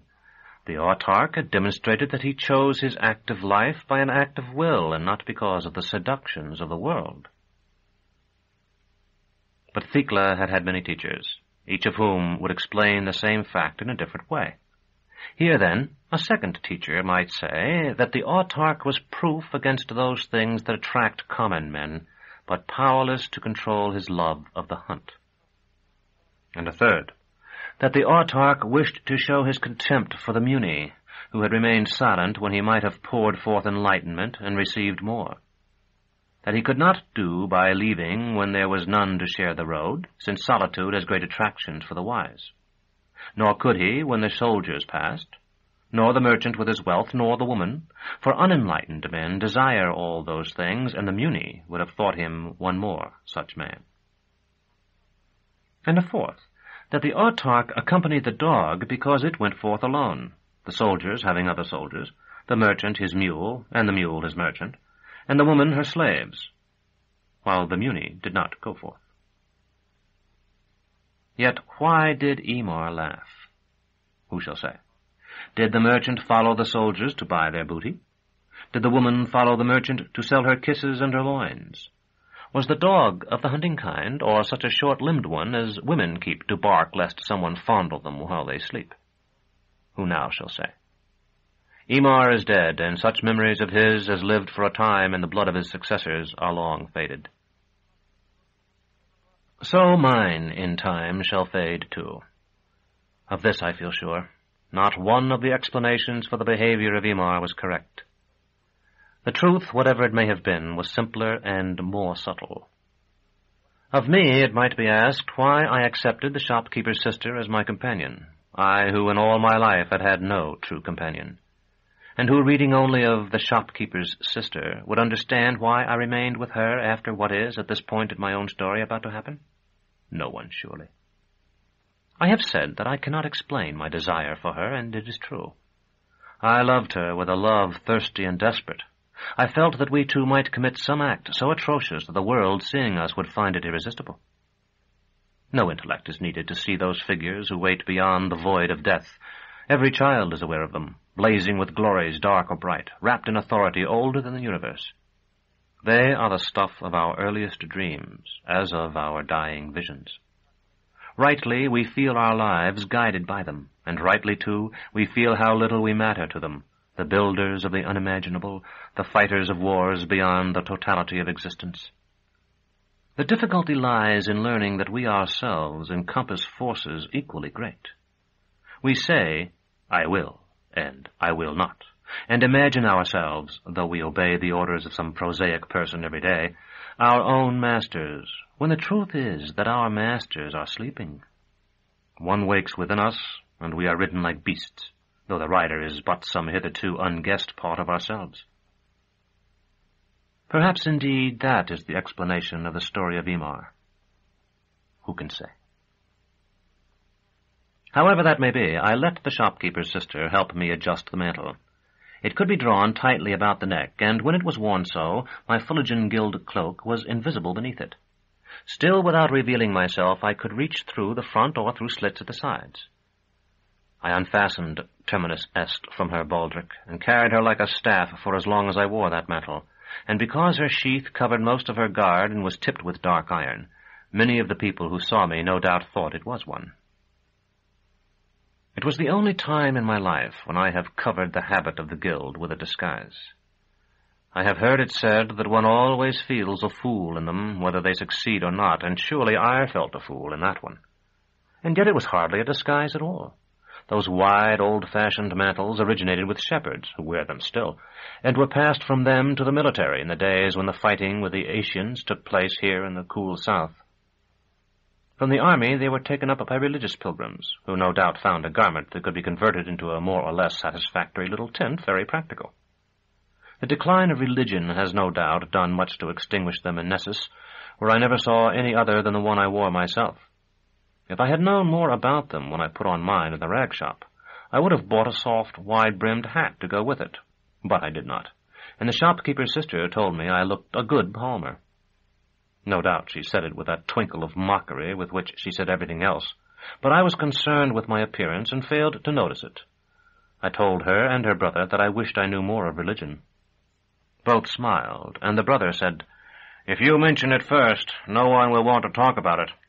Besides, you can get the reputation of being a good fellow by wearing that and not talking about it. When you meet someone you don't want to talk to at all, beg alms." So I became, in appearance at least, a pilgrim bound for some vague northern shrine. Have I said that time turns our lies into truths? Chapter 18. The Destruction of the Altar. The hush of early morning had vanished while I was in the rag shop. Wains and drays rumbled by in an avalanche of beasts, wood and iron. The shopkeeper's sister and I had no more than stepped out of the door than I heard a flyer skimming among the towers of the city. I looked up in time to see it, sleek as a raindrop on a window pane. "That's probably the officer who called you out," she remarked. "He'll be on his way back to the House Absolute. A hipparch of the Septentrian Guard, isn't that what Agilus said?" "Is that your brother?" "Yes, something like that." "What is your own name?" "Aja. And you know nothing of monogamy, and have me for an instructor. Well, high Hypogean help you. We'll have to go to the Botanic Gardens to begin with and cut you in a vern." "Fortunately, they're not too far from here. Do you have enough money for us to take a fiacre?" "I suppose so, if it is necessary." "Then you're really not an armiger in costume. You're a... whatever you are." "A torturer. Yes. When am I supposed to meet the hipparch?" "Not until late afternoon, when the fighting begins at the sanguinary field, and the Avern opens its flower. We've plenty of time, but I think we'd better use it in getting you one and teaching you how to fight with it." A fiacre, drawn by a pair of onagars, was dodging toward us, and she waved to it. "You're going to be killed, you know." "From what you say, it seems very likely." "It's practically certain, so don't worry about your money." Aja stepped out into the traffic, looking for a moment, so finely chiseled was that delicate face, so graceful the curve of her body as she lifted an arm, like a memorial statue to the unknown woman on foot. I thought she was certain to be killed herself. The fiacre drew up to her with the skittish animals dancing to one side as though she were a thylacine, and she vaulted in. Light as she was, her weight made the little vehicle rock. I climbed in beside her, where we sat with our hips pressed together. The driver glanced back at us. Aja said, "The landing for the Botanic Gardens," and we jolted off. "So, dying doesn't bother you. That's refreshing." I braced myself with a hand on the back of the driver's bench. Surely that's not unusual. There must be thousands and perhaps millions of people like me. People accustomed to death who feel that the only part of their lives that really mattered is over. The sun was now just above the tallest spires, and the flooding light that turned the dusty pavement to red gold made me feel philosophical. In the brown book in my sabretache there was the tale of an angel, perhaps actually one of the winged women warriors who are said to serve the Autarch, who, coming to Urth on some petty mission or other, was struck by a child's arrow and died. With her gleaming robes, all dyed by our heart's blood even as the boulevards were stained by the expiring life of the sun, she encountered Gabriel himself. His sword blazed in one hand, his great two-headed axe swung in the other, and across his back, suspended on the rainbow, hung the very battle-horn of heaven. "Where wend you, little one?" asked Gabriel, "with your breast more scarlet than the robin's?" "I am killed," the angel said, "and I return to merge my substance once more with the Pancreator." "Do not be absurd. You are an angel, a pure spirit, and cannot die." "But I am dead," said the angel, "nevertheless. You have observed the wasting of my blood. Do you not observe also that it no longer issues in straining spurtings, but only seeps sluggishly? Note the pallor of my countenance. Is not the touch of an angel warm and bright? Take my hand, and you will imagine you hold a horror new dragged from some stagnant pool. Taste my breath. Is it not fetid, foul, and niderous?" Gabriel answered nothing, and at last the angel said, "Brother and better, even if I have not convinced you with all my proofs, I pray you stand aside. I would rid the universe of my presence. I am convinced indeed, Gabriel said, stepping from the other's way. It is only that I was thinking that had I known we might perish, I would not at all times have been so bold. To Agia, I said, I feel like the archangel in the story. If I had known I could spend my life so easily and so soon, I would not, probably, have done it. Do you know the legend? But I have made my decisions now, and there's nothing more to say or do. This afternoon, the Septentrian will kill me. With what? A plant? A flower? In some way I don't understand. A short time ago, I thought I could go to a place called Thrax and live there, whatever life there was to be lived. Well, last night I roomed with a giant. One is not more fantastical than the other. She did not reply, and after a time I asked, What is that building over there? The one with the vermilion roof and the forked columns? I think there's allspice pounded in the mortar. At least I smell something of that sort from it. The mensal of the monarchs. Do you know you are a frightening man? When you entered our shop, I thought you only another young armiger in motley. Then when I found you really were a torturer, I thought it couldn't really be so bad after all, that you were only a young man like other young men. And you have known a great many young men, I imagine. The truth was that I was hoping she had. I wanted her to be more experienced than I, and though I did not for an instant think myself pure, I wished to think her less pure still. But there is something more to you after all. You have the face of someone who stands to inherit 2 palatinates and an isle somewhere I never heard of, and the manners of a shoemaker. And when you say you're not afraid to die, you think you mean it. And under that you believe you don't. But you do, at the very bottom. It wouldn't bother you a bit to chop off my head either, would it? Around us swirled traffic of every sort, machines, wheeled and wheelless vehicles pulled by animals and slaves, walkers and riders on the backs of dromedaries, oxen, metaminidons, and hackneys. Now an open fiacre, like our own, drew up beside us. Agia leaned toward the couple it carried and shouted, "We'll distance you!" "Where bound?" the man called back, and I recognized Sieur Racho, whom I had once met when I had been sent to Master Oltan for books. I gripped Agia by the arm. "Are you mad, or is he?" "The garden landing for a Chrysos." The other vehicle tore away with ours behind it. "Faster!" Agia shouted to our driver. Then to me, "Have you a dagger? It's best to put the point to his back so he can say he drove under threat of annihilation if we're stopped." "Why are you doing this?" "As a test. No one will believe your disguise, but everyone will believe you're an armiger in fancy dress. I've just proved it." We careened about a dray loaded with sand. "Besides, we'll win. I know this driver, and his team's fresh. The other's been carting that whore for half the night." I realized then that I would be expected to give Agia the money if we won, and that the other woman would claim my non-existent Chrysos from Racho if they did. Yet how sweet to humble him. Speed and the nearness of death, for I felt certain I would indeed be slain by the hipparch, made me more reckless than I had ever been in my life. I drew Terminus Est, and thanks to the length of her blade, I could reach the onagars easily.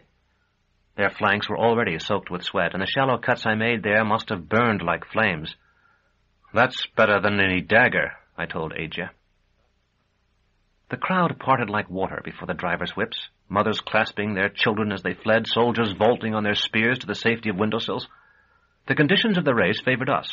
The fiacre ahead to some extent cleared our path, and it was more impeded by other vehicles than we. Still, we gained only slowly, and to get a few ells advantage, our driver, who no doubt anticipated a rich tip if he won, sent the onagars hurtling up a flight of broad chalcedony steps. Marbles and monuments, pillars and pilasters seemed thrown at our faces. We crashed through the green wall of a hedge as high as a house, overturned a cartload of comfits, dove through an arch and down a stair wound in a half-turn, and were in the street again without ever knowing whose patio we had violated. A baker's barrow drawn by sheep ambled into the narrow space between our vehicle and the other, and our big rear wheel jolted it, sending a shower of fresh bread into the street and throwing Agia's slight body against mine so pleasantly that I put an arm about it and held it there. I had clasped women so before, Thecla often, and hired bodies in the town. There was new bittersweetness in this, born of the cruel attraction Agia held for me. "I'm glad you did that," she said in my ear. "I hate men who grab me," and covered my face with kisses. The driver looked back with a grin of triumph, letting the maddened team choose its own path. "Gone down the twisted way. Got them now. Across the common and reach them by 100 ells." The fiacre reeled and plunged into a narrow gateway in a barrier of shrubbery. An immense building loomed before us. The driver tried to turn his animals, but it was too late. We hit its side. It gave like the fabric of a dream, and we were in a cavernous space, dimly lit and smelling of hay. Ahead was a stepped altar, as large as a cottage and dotted with blue lights. I saw it and realized I was seeing it too well. Our driver had been swept out of his seat or had jumped clear. Azure shrieked. We crashed into the altar. There was a confusion of flying objects impossible to describe, the sense of everything whirling and tumbling and never colliding as in the chaos before creation. The ground seemed to leap at me. It struck with an impact that set my ears humming. I had been holding Terminus Est, I think, while I flew through the air, but she was no longer in my hand. When I tried to get up to look for her, I had no breath and no strength. Somewhere far off a man shouted. I rolled on my side, then managed to get my lifeless legs beneath me. We seemed to be near the center of the building, which was as big around as the Great Keep, and yet completely empty, without interior walls, stairs, or furniture of any kind.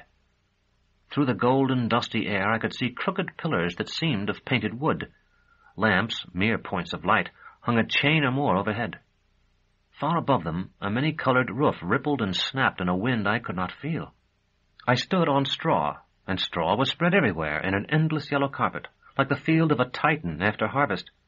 All about me were the battens of which the altar had been constructed, fragments of thin wood braved with gold leaf and set with turquoises and violet amethysts. With some vague idea of finding my sword, I began to walk, stumbling almost at once over the smashed body of the fiacre. One onagar lay not far from it. I recall thinking it must have broken its neck. Someone called, "Torturer!" and I looked around and saw Azure, standing erect, though shakily. I asked if she were all right. "Alive, anyway, but we must leave this place at once. Is that animal dead?" I nodded. "I could have ridden on it. Now you'll have to carry me if you can. I don't think my right leg will bear my weight." She tottered as she spoke, and I had to spring to her and catch her to keep her from falling. "Now we have to go," she said. "Look around. Can you see a door? Quickly." I could not. "Why is it so urgent that we leave?" "Use your nose if you can't use your eyes to see this floor." I sniffed. The odor in the air was no longer straw, but straw burning. At almost the same instant I saw the flames, bright in the gloom, but still so small that a few moments before they must have been mere sparks. I tried to run, but could manage nothing better than a limping walk. "Where are we?" "It's the Cathedral of the Pellarines. Some call it the Cathedral of the Claw. The Pellarines are a band of priestesses who travel the continent. They never—" Azure broke off, because we were approaching a cluster of scarlet-clad people. Or perhaps they were approaching us, for they seemed to me to have appeared in the middle distance without warning. The men had shaven heads and held gleaming scimitars, curved like the young moon, and blazing with gilding. A woman with the towering height of an exultant cradled a sheathed, two-handed sword. My own Terminus Est. She wore a hood and a narrow cape that trailed long tassels. Azure began, "Our animals ran wild, Holy Domnicelli." "That is of no moment," the woman who held my sword said. There was much beauty in her, but it was not the beauty of women who quench desire. "This belongs to the man carrying you. Tell him to set you on your feet and take it. You can walk." "A little. Do as she says, Torturer." "Don't you know his name?" "He told me, but I've forgotten." I said, "Severian," and steadied her with one hand while I accepted Terminus Est with the other. "Use it to end quarrels," the woman in scarlet said, "not to begin them." "The straw floor of this great tent is on fire, Chatelaine. Do you know it?" "It will be extinguished. The sisters and our servants are crushing the embers now." She paused, her gaze flickering from Azure to me and back to Azure again. "In the remains of our high altar, which your vehicle destroyed, we found only one thing that seemed yours, and likely to be of value to you. That sword. We have returned it. Will you now also return to us anything of value to us you may have found?" I remembered the amethysts. I found nothing of value, chatelaine. Asia shook her head, and I continued, There were splinters of wood set with precious stones, but I left them where they had fallen. The men shifted the hilts of their weapons in their hands and sought good footing. But the tall woman stood motionless, staring at me, then at Asia, then at me once more. Come to me, Severian. I came forward a matter of 3 or 4 paces. It was a great temptation to draw Terminus Est as a defense against the men's blades, but I resisted it. Their mistress took my wrists in her hands and looked into my eyes. Her own were calm, and in the strange light seemed hard as beryls. There is no guilt in him, she said. One of the men muttered, You are mistaken, Tomicelli. No guilt, I say. Step back, Severian, and let the woman come forward. I did as she told me, and Asia limped to within a long pace of her. When she would not come nearer, the tall woman came to her and took her wrists as she had mine. After a moment, she glanced toward the other women who had waited behind the swordsmen. Before I realized what was happening, 2 of them seized Asia's gown and drew it over her head and away. One said, Nothing, mother. I think this the day foretold. Her hands crossed over her breasts.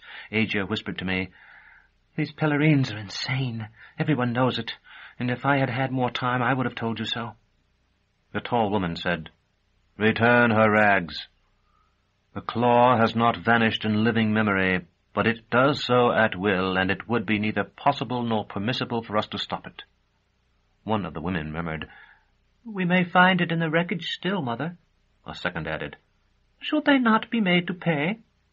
Let us kill them, a man said. The tall woman gave no indication that she had heard any of them. She was already leaving us, seeming to glide across the straw. The women followed her, looking at one another, and the men lowered their gleaming blades and backed away. Asia was struggling into her gown. I asked her what she knew of the claw and who these Pellerines were. Get me out of here, Severian, and I'll tell you. It isn't lucky to talk of them in their own place. Is that a tear in the wall over there? We walked in the direction she had indicated, stumbling sometimes in the soft straw. There was no opening, but I was able to lift the edge of the silken wall enough for us to slip under. Chapter 19. The Botanic Gardens. The sunlight was blinding. It seemed as if we had stepped from twilight into full day. Golden particles of straw swam in the crisp air about us. That's better, Asia said. Wait a moment now, and let me get my bearings. I think the Adamnian steps will be to our right. Our driver wouldn't have gone down them, or perhaps he would. The fellow was mad. But they should take us to the landing by the shortest route. Give me your arm again, Severian. My leg's not quite recovered. We were walking on grass now, and I saw that the tent cathedral had been pitched on a champion, surrounded by semi-fortified houses. Its insubstantial belfries looked down upon their parapets. A wide paved street bordered the open lawn, and when we reached it, I asked again who the Pellerines were. Asia looked sidelong at me. You must forgive me, but I don't find it easy to talk of professional virgins to a man who's just seen me naked. Though under other circumstances it might be different. She drew a deep breath. I don't really know a great deal about them, but we have some of their habits in the shop, and I asked my brother about them once, and after that paid attention to whatever I heard. It's a popular costume for masks, all that red. Anyway, they are an order of conventionals, as no doubt you've already discerned. The red is for the descending light of the new sun, and they descend on landowners traveling around the country with their cathedral and seizing enough to set it up. Their order claims to possess the most valuable relic in existence, the claw of the conciliator. So the red may be for the wounds of the claw as well. Trying to be facetious, I said, I didn't know he had claws. It isn't a real claw. It's said to be a gem. You must have heard of it. I don't understand why it's called the claw, and I doubt that those priestesses do themselves.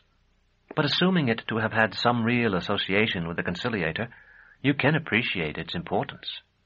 After all, our knowledge of him now is purely historical, meaning that we either confirm or deny that he was in contact with our race in the remote past. If the claw is what the Pellerines represent it to be, then he once lived, though he may be dead now. A startled glance from a woman carrying a dulcimer told me the mantle I had bought from Aegea's brother was in disarray, permitting the fullerton of my guild cloak, which must have looked like a mere empty darkness to the poor woman, to be seen through the opening. As I rearranged it and reclasped the fibula, I said, "Like all these religious arguments, this one gets less significant as we continue. Supposing the conciliator to have walked among us eons ago, and to be dead now, of what importance is he, save to historians and fanatics? I value his legend as a part of the sacred past, but it seems to me that it is the legend that matters today, and not the conciliator's dust." Aegea rubbed her hands, seeming to warm them in the sunlight.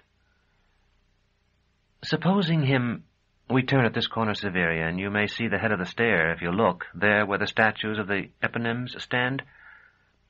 Supposing him to have lived, he was, by definition, the master of power, which means the transcendence of reality, and includes the negation of time. Isn't that correct?" I nodded.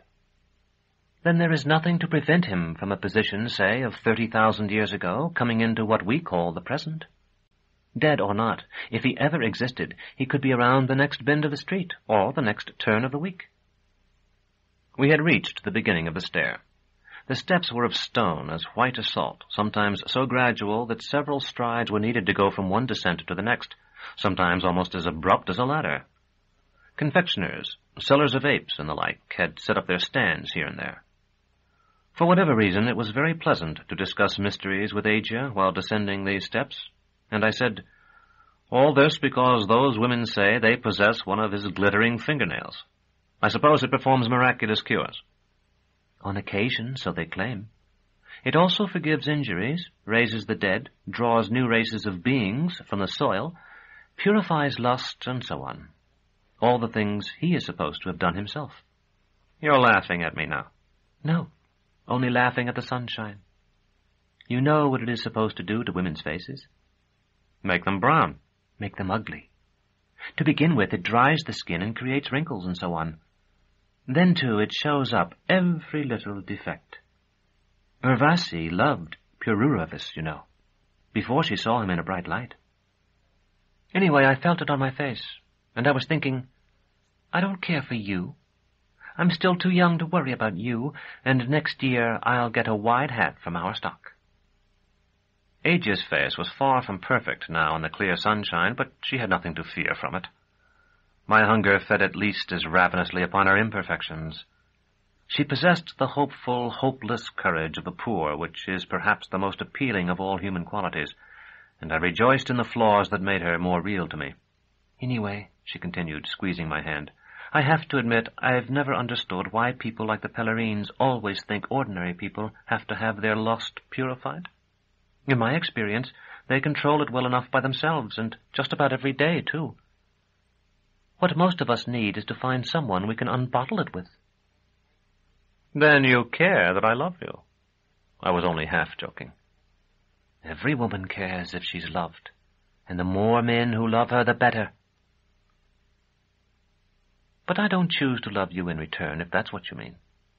It would be so easy today going around the city with you like this. But then if you're killed this evening, I'll feel badly for a fortnight." "So will I," I said. "No, you won't. You won't even care. Not about that or anything, not ever again.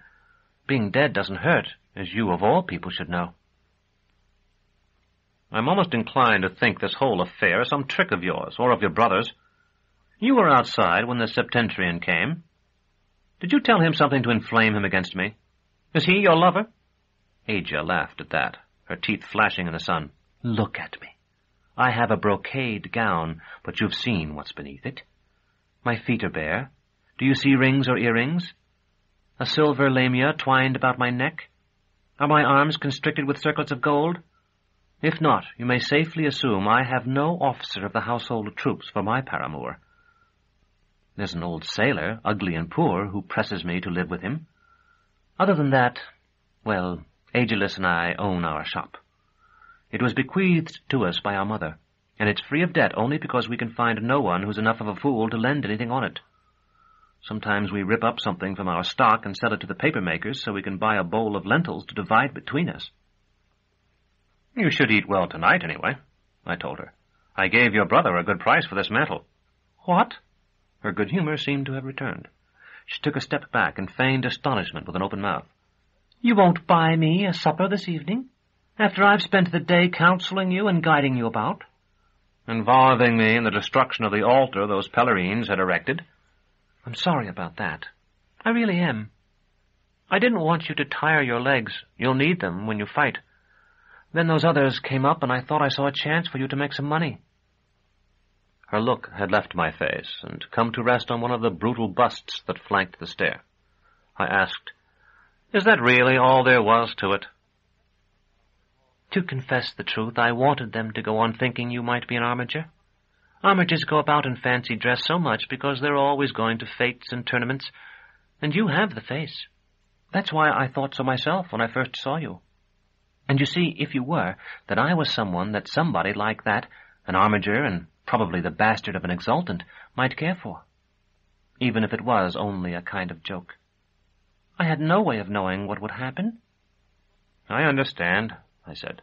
Suddenly laughter overcame me. What fools we must have looked, jolting along in the fiacre. If you understand, then kiss me. I stared at her. Kiss me. How many chances have you left? I'll give you more. What you want. She paused, then laughed too. After supper, perhaps, if we can find a private spot, though it won't be good for your fighting. She threw herself into my arms then, rising on her toes to press my lips. Her breasts were firm and high, and I could feel the motion of her hips.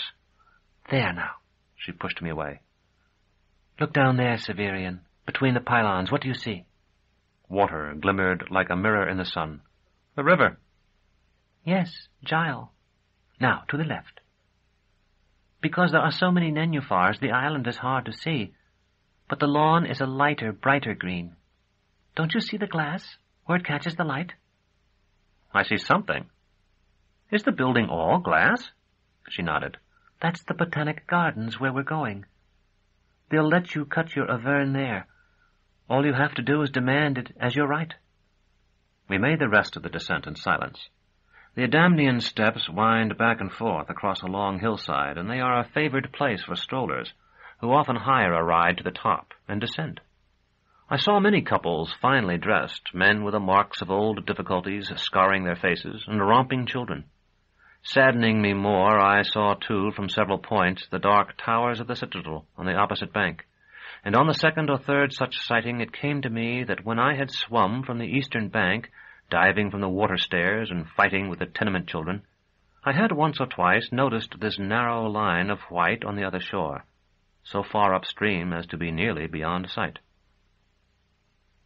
The Botanic Gardens stood on an island near the bank, enclosed in a building of glass, a thing I had not seen before and did not know could exist. There were no towers or battlements, only the faceted Tholus, climbing until it lost itself against the sky and its momentary brilliancies were confounded with the faint stars. I asked Asia if we would have time to see the gardens, and then, before she could reply, told her that I would see them whether there was time or not.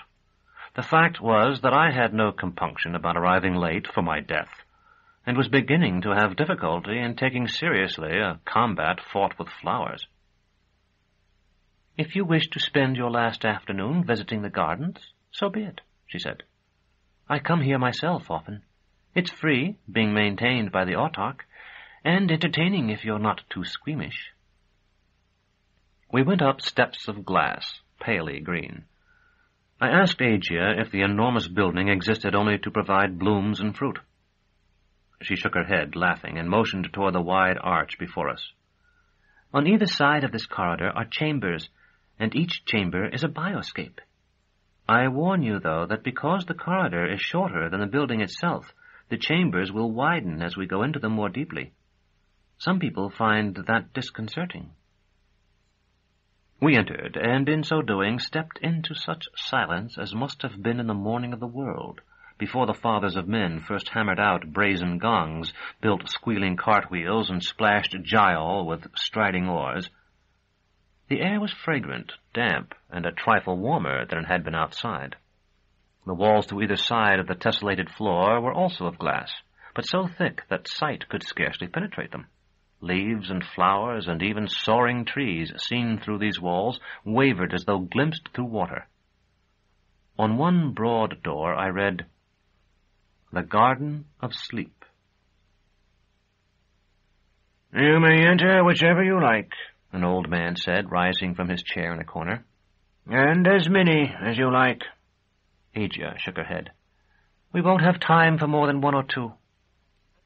"Is it your first visit? Newcomers generally enjoy the Garden of Pantomime." He wore a faded robe that reminded me of something I could not place. I asked if it were the habit of some guild. "Indeed it is. We are the Curators. Have you never met one of our brotherhood previously?" "Twice, I believe." "There are only a few of us, but our charge is the most important that society boasts, the preservation of all that is gone. Have you seen the Garden of Antiquities?" "Not yet," I said. "You should. If this is your first visit, I would advise you to begin with the Garden of Antiquities. Hundreds and hundreds of extinct plants, including some that have not been seen for tens of millions of years." Agia said, "That purple creeper you're so proud of, I met it growing wild on a hillside in Cobbler's Common." The curator shook his head sadly. "We lost spores, I'm afraid. We know about it. A roof pane broke, and they blew away."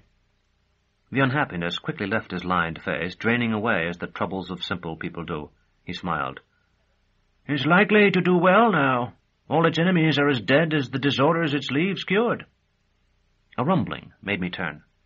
2 workmen were wheeling a cart through one of the doorways, and I asked what they were doing. "That's the sand garden. They're rebuilding it. Cactuses and yucca, that kind of thing. I'm afraid there's not much to see there now." I took Agia by the hand, saying, "Come on, I'd like to look at the work." She smiled at the curator and gave a half shrug, but followed docilely enough. Sand there was, but no garden. We stepped into a seemingly unlimited space, dotted with boulders. More stone rose in cliffs behind us, concealing the wall through which we had come. Just beside the doorway spread one large plant, half bush, half vine, with cruel curved thorns. I assumed that it was the last of the old flora not yet removed. There was no other vegetation, and no sign of the restocking the curator had implied, except for the twin tracks of the workman's cart winding off among the rocks. "This isn't much," Agia said. "Why don't you let me take you to the Garden of Delectation?" "The door is open behind us. Why is it I feel I can't leave this place?" She looked at me sidelong. "Everyone feels like that in these gardens, sooner or later, though usually not so quickly. It would be better for you if we stepped outside now." She said something else as well, something I could not catch. Far off I seemed to hear surf pounding on the edge of the world. "Wait," I said, but Agia drew me out into the corridor again. Our feet carried away as much sand as a child might hold in the palm of one hand. "We really don't have much time left now," Agia told me. "Let me show you the Garden of Delectation, then we'll pluck your Avern and go." "It can't be much later than mid-morning." "It's past noon. We were more than a watch just in the sand garden." "Now I know you're lying to me."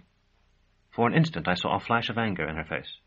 Then it was spread over with an unction of philosophical irony, the secretion of her injured self-esteem. I was far stronger than she, and, poor though I was, richer. She told herself now, I felt I could almost hear her voice whispering in her own ear, that by accepting such insults, she mastered me. "Severian, you argued, and in the end I had to drag you away. The gardens affect people like that, certain suggestible people. They say the Autarch wants some people to remain in each to accent the reality of the scene, and so his arch-image, Father Inire, has invested them with a conjuration. But since you were so drawn to that one, it's not likely any of the others would affect you so much." "I felt I belonged there," I said, "that I was to meet someone, and that a certain woman was there nearby, but concealed from sight." We were passing another door, on which was written, "The Jungle Garden." When Agia did not answer me, I said, "You tell me the others won't affect me, so let's go in here." If we waste our time with that, we won't get to the Garden of Delectation at all. Only for a moment. Because she was so determined to take me into the garden she had selected, without seeing any of the others, I had grown frightened of what I might find there, or bring with me. The heavy door of the jungle garden swung toward us, bringing a rush of steaming air. Beyond, the light was dim and green. Lianas half obscured the entrance, and a great tree, rotted to punk, had fallen across the path a few strides away. Its trunk still bore a small sign, Cesalpinia sapin. The real jungle is dying in the north as the sun cools, Aegis said. A man I know says it has been dying so for many centuries. Here the old jungle stands preserved as it was when the sun was young. Come in. You wanted to see this place. I stepped inside. Behind us, the door swung shut and vanished. Chapter 20. Father Inire's Mirrors. As Aegis had said, the real jungles sickened far to the north. I had never seen them, yet the jungle garden made me feel I had. Even now, as I sit at my writing table in the House Absolute, some distant noise brings back to my ears the screams of the magenta-breasted, sinuous-backed parrot that flapped from tree to tree, watching us with white-rimmed and disapproving eyes. Though this is no doubt because my mind was already turned to that haunted place. Through its screaming, a new sound, a new voice, came from some red world still unconquered by thought. What is it? I touched Aegis' arm. A Smilodon. But he's far away and only wants to frighten the deer so they'll blunder into his jaws. He'd run from you and your sword much faster than you could run from him. Her gown had been torn by a branch, exposing one breast. The incident had left her in no good mood. Where does the path lead? And how can the cat be so far off when all this is only one room of the building we saw from the top of the Adamnian steps? I've never gone so deeply into this garden. You were the one who wanted to come. Answer my questions, I said, and took her by the shoulder. If this path is like the others, in the other gardens, it runs in a wide loop that will eventually return us to the door by which we came in. There's no reason to be afraid. The door vanished when I shut it. Only trickery. Haven't you seen those pictures in which a pietist exhibits a meditating face when you're on one side of the room, but stares at you when you cross to the opposite wall? We'll see the door when we approach it from the other direction. A snake with carnelian eyes came gliding onto the path, lifted a venomous head to look at us, then slipped away. I heard Aegis gasp and said, "Who's afraid now? Will that snake flee you as quickly as you would flee it? Now answer my question about the Smilodon. Is it really far away? And if so, how can that be?" I don't know. Do you think there are answers to everything here? Is that true in the place you come from? I recalled the citadel and the age-old usages of the guilds. No, I said. There are inexplicable offices and customs in my home, though in these decadent times they are falling out of use. There are towers no one has ever entered, too, and lost rooms, and tunnels whose entrances have not been seen. Then can't you understand that it's the same way here? When we were at the top of the steps and you looked down and saw these gardens, could you make out the entire building? No, I admitted. There were pylons and spires in the way and the corner of the embankment. And even so, could you delimit what you saw? I shrugged. The glass made it difficult to tell where the edges of the building were. Then how can you ask the questions you do? Or if you have to ask them, can't you understand that I don't necessarily have the answers? From the sound of the Smilodon's roar, I knew he was far off. Perhaps he's not here at all, or perhaps the distance is of time. When I looked down on this building, I saw a faceted dome. Now, when I look up, I see only the sky between the leaves and vines. The surfaces of the facets are large. It may be that their edges are concealed by the limbs, Aegis said. We walked on, wading a trickle of water in which a reptile with evil teeth and a finned back soaked himself. I unsheathed Terminus Est, fearing he would dart at our feet. I grant, I told her, that the trees grow too thickly here to permit me to see far to either side. But look here, through the opening where this freshet runs. Upstream I can see only more jungle. Downstream there is the gleam of water as though it empties into a lake. I warned you that the rooms open out and that you might find that disturbing. It is also said that the walls of these places are specula, whose reflective power creates the appearance of vast space. I once knew a woman who had met Father Inire. She told me a tale about him. Would you like to hear it? Suit yourself. Actually, it was I who wanted to hear the story, and I did suit myself. I told it to myself in the recesses of my mind, hearing it there hardly less than I had heard it first when Thecla's hands, white and cold as lilies taken from a grave filled with rain, lay clasped between my own. I was 13, Severian, and I had a friend named Domnina. She was a pretty girl who looked several years younger than she really was. Perhaps that's why he took a fancy to her. I know you know nothing of the House Absolute. You must take my word for it that at one place in the Hall of Meaning there are 2 mirrors. Each is 3 or 4 ells wide, and each extends to the ceiling. There's nothing between the 2 except a few dozen strides of marble floor. In other words, anyone who walks down the Hall of Meaning sees himself infinitely multiplied there. Each mirror reflects the images in its twin. Naturally, it's an attractive spot when you're a girl and fancy yourself something of a beauty. Domnina and I were playing there one night, turning around and around to show off new camisias. We had moved a couple of big candelabra, so one was on the left of one mirror, and the other on the left of the facing one, at opposite corners, if you see what I mean. We were so busy looking at ourselves that we didn't notice Father Inire until he was only a step away. Ordinarily, you understand, we would have run and hidden when we saw him coming, though he was scarcely taller than we.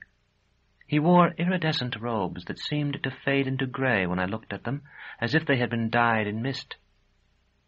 "You must be wary, children, of looking at yourselves like that," he said. "There's an imp who waits in silvered glass and creeps into the eyes of those who look into it." I knew what he meant and blushed. But Domnina said, "I think I've seen him. Is he shaped like a tear, all gleaming?" Father Inire did not hesitate before he answered her, or even blink. Still, I understood that he was startled. He said, "No, that is someone else, Dulcinea." "Can you see him plainly?" "No." "Then come into my presence chamber tomorrow a little after nuns, and I'll show him to you." We were frightened when he left. Domnina swore 100 times that she would not go. I applauded her resolution and tried to strengthen her in it. More to the point, we arranged that she should stay with me that night and the next day. It was all for nothing.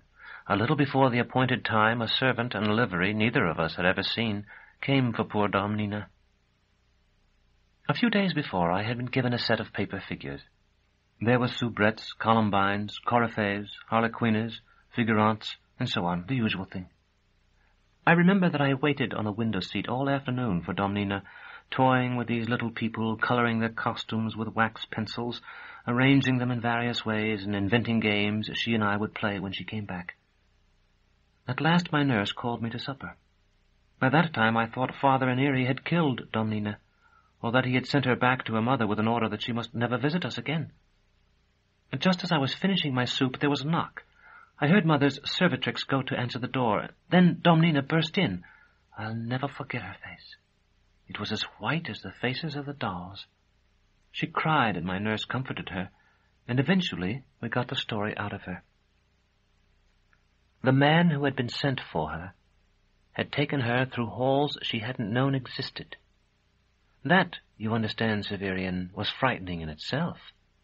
We both thought ourselves perfectly familiar with our wing of the House Absolute. Eventually he had led her into what must have been the presence chamber.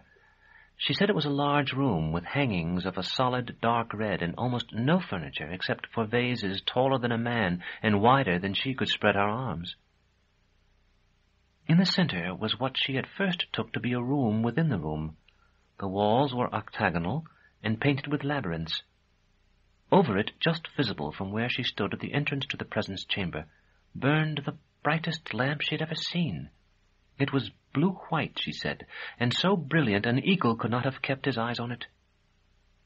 She had heard the click of the bolt when the door had been closed behind her. There was no other exit she could see. She ran to the curtains, hoping to find another door behind them, but as soon as she pulled one aside, one of the 8 walls, painted with labyrinths, opened, and Father Inire stepped out. Behind him she saw what she called a bottomless hole, filled with light.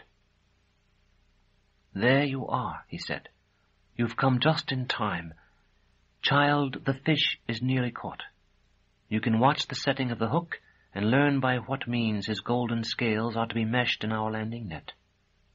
He took her arm and led her into the octagonal enclosure. At this point I was forced to interrupt my tale to help Azure through a section of the path almost completely overgrown. "You're talking to yourself," she said. "I can hear you muttering behind me."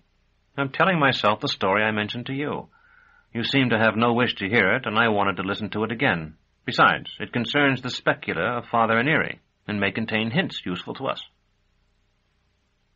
Domnina drew away. In the center of the enclosure, just under the lamp, was a haze of yellow light. It was never still, she said. It moved up and down and from side to side with rapid flickerings, never leaving a space that might have been 4 spans high and 4 long. It did indeed remind her of a fish. Much more than the faint flagey she had glimpsed in the mirrors of the Hall of Meaning ever had, a fish swimming in air, confined to an invisible bowl. Father Inire drew the wall of the octagon closed behind them.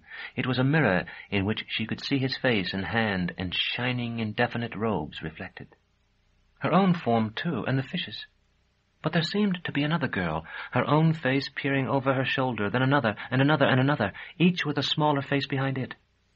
And so on ad infinitum, an endless chain of fainter Domnina faces. She realized when she saw them that the wall of the octagonal enclosure through which she had passed faced another mirror. In fact, all the others were mirrors. The light of the blue-white lamp was caught by them all and reflected from one to another as boys might pass silver balls interlacing and intertwining in an interminable dance. In the center, the fish flickered to and fro, a thing formed, as it seemed, by the convergence of the light. "Here you see him," Father Inire said. "The ancients, who knew this process at least as well as we, and perhaps better, considered the fish the least important and most common of the inhabitants of specula. With their false belief that the creatures they summoned were ever present in the depths of the glass, we need not concern ourselves. In time they turned to a more serious question.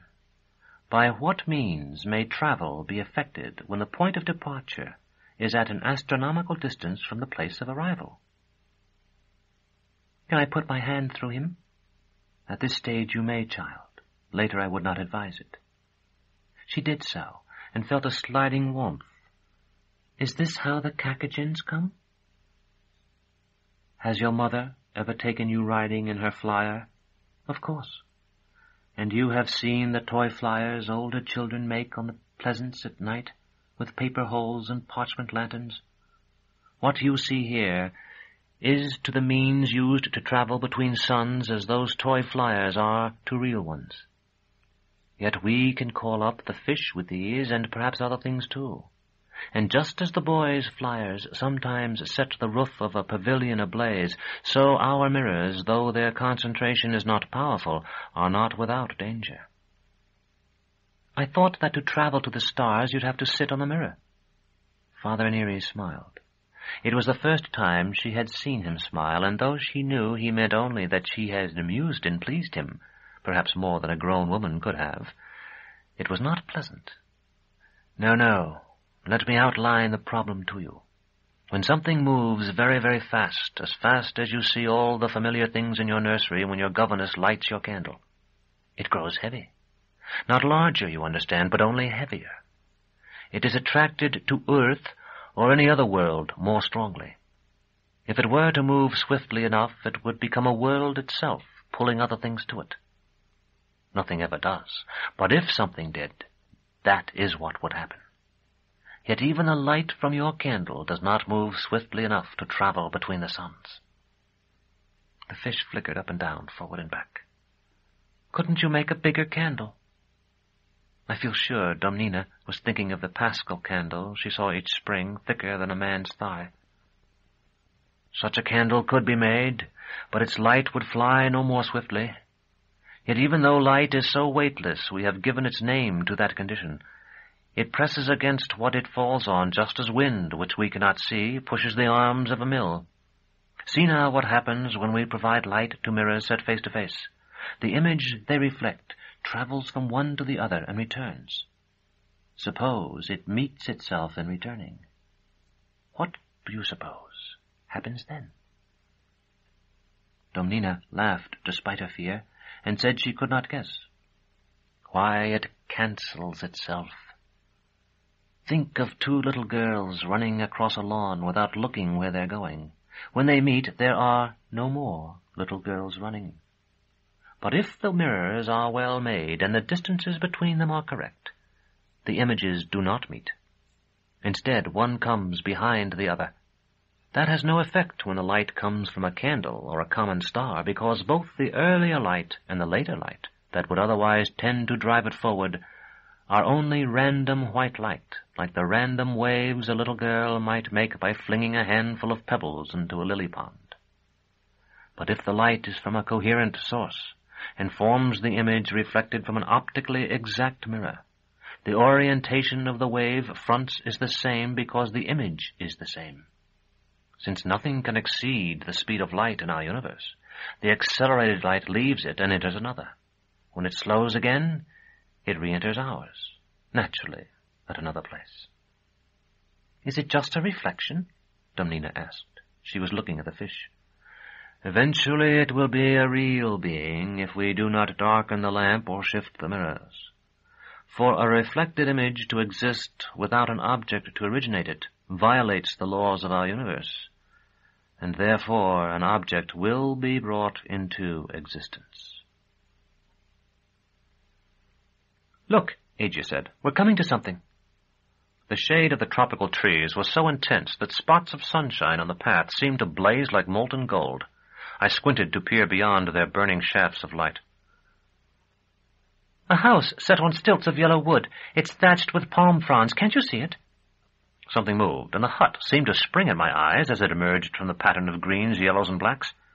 A shadowed splotch became a doorway, two sloping lines the angle of the roof. A man in light-colored clothes stood on a tiny veranda looking down the path at us. I straightened my mantle. You don't have to do that, Azure said. It doesn't matter in here. If you're hot, take it off. I removed the mantle and folded it over my left arm. The man on the veranda turned with an expression of unmistakable terror and went into the hut. Chapter 21. The Hut in the Jungle. A ladder led to the veranda. It was made of the same knobby-jointed wood as the hut, lashed together with a vegetable fiber. You're not going up that, Azure protested. If we're going to see what's to be seen here, we must, I said. And recalling the state of your undergarments, I thought you might feel more comfortable if I preceded you. She surprised me by blushing. It will only lead to such a house as was used in the hot parts of the world in ancient days. You'll soon be bored, believe me. Then we can come down, and we will have lost very little time. I swung myself up the ladder. It sagged and creaked alarmingly, but I knew that in a public pleasure ground it was impossible that it should be really dangerous. When I was halfway up, I felt Azure behind me. The interior was hardly larger than one of our cells, but there all resemblance ceased. In our oubliette, the overwhelming impression was of solidity and mass. The metal plates of the walls echoed even the slightest sounds. The floors rang beneath the tread of the journeyman and gave not a hair's breadth under the walker's weight. The ceiling could never fall, but if it should, it would crush everything below it. If it is true that each of us has an antipolaric brother somewhere, a bright twin if we are dark, a dark twin if we are bright, then that hut was surely such a changeling to one of our cells. There were windows on all sides, save the one through which we entered by the open door, and they had neither bars nor panes nor any other sort of closing. Floor and walls and window frames were of the branches of the yellow tree, branches not planed to boards, but left in the round, so that I could, in places, see sunlight through the walls, and if I had dropped a worn orichalk, it would very likely have come to rest on the ground below. There was no ceiling, only a triangular space beneath the roof where pans and food bags hung. A woman was reading aloud in a corner, with a naked man crouched at her feet. The man we had seen from the path stood at the window opposite the door, looking out. I felt that he knew we had come, and even if he had not seen us a few moments before, he must certainly have felt the hut shake when we climbed the ladder. But that he wished to pretend he did not. There is something in the line of the back when a man turns so as not to see, and it was evident in his. The woman read, "Then he went up from the plain to Mount Nebo, the headland that faces the city, and the Compassionating showed him the whole country, all the land as far as the western sea. Then he said to him, This is the land I swore to your fathers I should give their sons. You have seen it, but you shall not set your feet upon it. So there he died and was buried in the ravine." The naked man at her feet nodded. "It is even so with our own masters, Preceptress. With the smallest finger it is given, but the thumb is hooked into it, and a man has only to take the gift and dig in the floor of his house and cover all with a mat. Then the thumb begins to pull, and bit by bit the gift rises from the earth and ascends into the sky and is seen no more." The woman seemed impatient with this, and began, "No, Isangama," but the man at the window interrupted her without turning around. "Be quiet, Marie. I want to hear what he has to say. You can explain later." "A nephew of mine," the naked man continued, "a member of my own fire circle, had no fish. And so he took up his godely and went to a certain pool. So quietly did he lean over the water, he might have been a tree." The naked man leaped up as he said this, and posed his sinewy frame as though to spear the woman's feet with a shaft of air. Long he stood, until the monkeys no longer feared him and returned to drop sticks in the water, and the Hesperorn fluttered to her nest. A big fish came out of his den in the sunken trunks. My nephew watched him circle, slowly.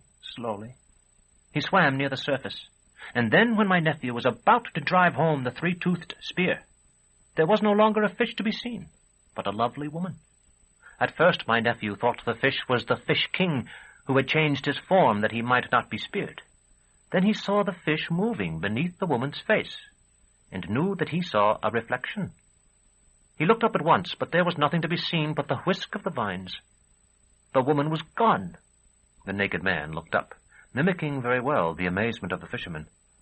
"That night my nephew went to the Numen, the proud one, and slit the throat of a young Oreodont, saying," Aja whispered to me, "In the name of the Theoanthropus, how long do you mean to stay here? This could go on all day."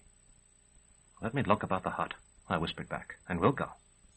"Mighty is the proud one, sacred all his names. Everything found beneath leaves is his. The storms are carried in his arms. The poison holds no death unless his curse is pronounced over it." The woman said, "I don't think we need all these praises of your fetish, Isangama. My husband wishes to hear your story. Very well, but tell it, and spare us your litanies." "The proud one protects his supplicant. Would not he be shamed if one who adores him were to die? Isangama." From the window the man said, "He's afraid, Marie. Can't you hear it in his voice?" "There is no fear for those who wear the sign of the proud one. His breath is the mist that hides the infant Uacaries from the claws of the Marge." "Robert, if you won't do something about this, I will. Isangama, be silent, or leave and never return here again. The proud one knows Isangama loves the Preceptress. He would save her if he could. Save me from what? Do you think there's one of your dreadful beasts here? If there were, Robert would shoot it with his gun." "The Tokoloshi, Preceptress. The Tokoloshi come. But the proud one in his condensation will protect us.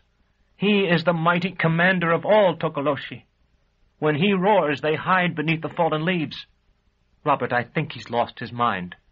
"He has eyes, Marie, and you don't." "What do you mean by that? And why do you keep looking out that window?" Quite slowly the man turned to face us. For a moment he looked at Aja and me, then he turned away. His expression was the one I have seen our clients wear when Master Gerlos showed them the instruments to be used in their anachrysis. "Robert, for goodness sake, tell me what's wrong with you." "As Isangama says, the Tokoloshi are here. Not his, I think, but ours. Death and the lady. Have you heard of them, Marie?" The woman shook her head. She had risen from her seat and opened the lid of a small chest. "You wouldn't have, I suppose.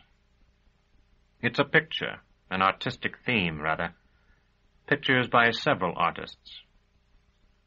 Sangama, I don't think your proud one has much authority over these Tokoloshi. These come from Paris, where I used to be a student, to remonstrate with me for giving up art for this. The woman said, "You have a fever, Robert. That's obvious. I'm going to give you something, and you'll feel better soon." The man looked toward us again, at Agia's face and my own, as though he did not wish to do so, but found himself unable to control the motion of his eyes. If I am ill, Marie, then the diseased know things the well have overlooked.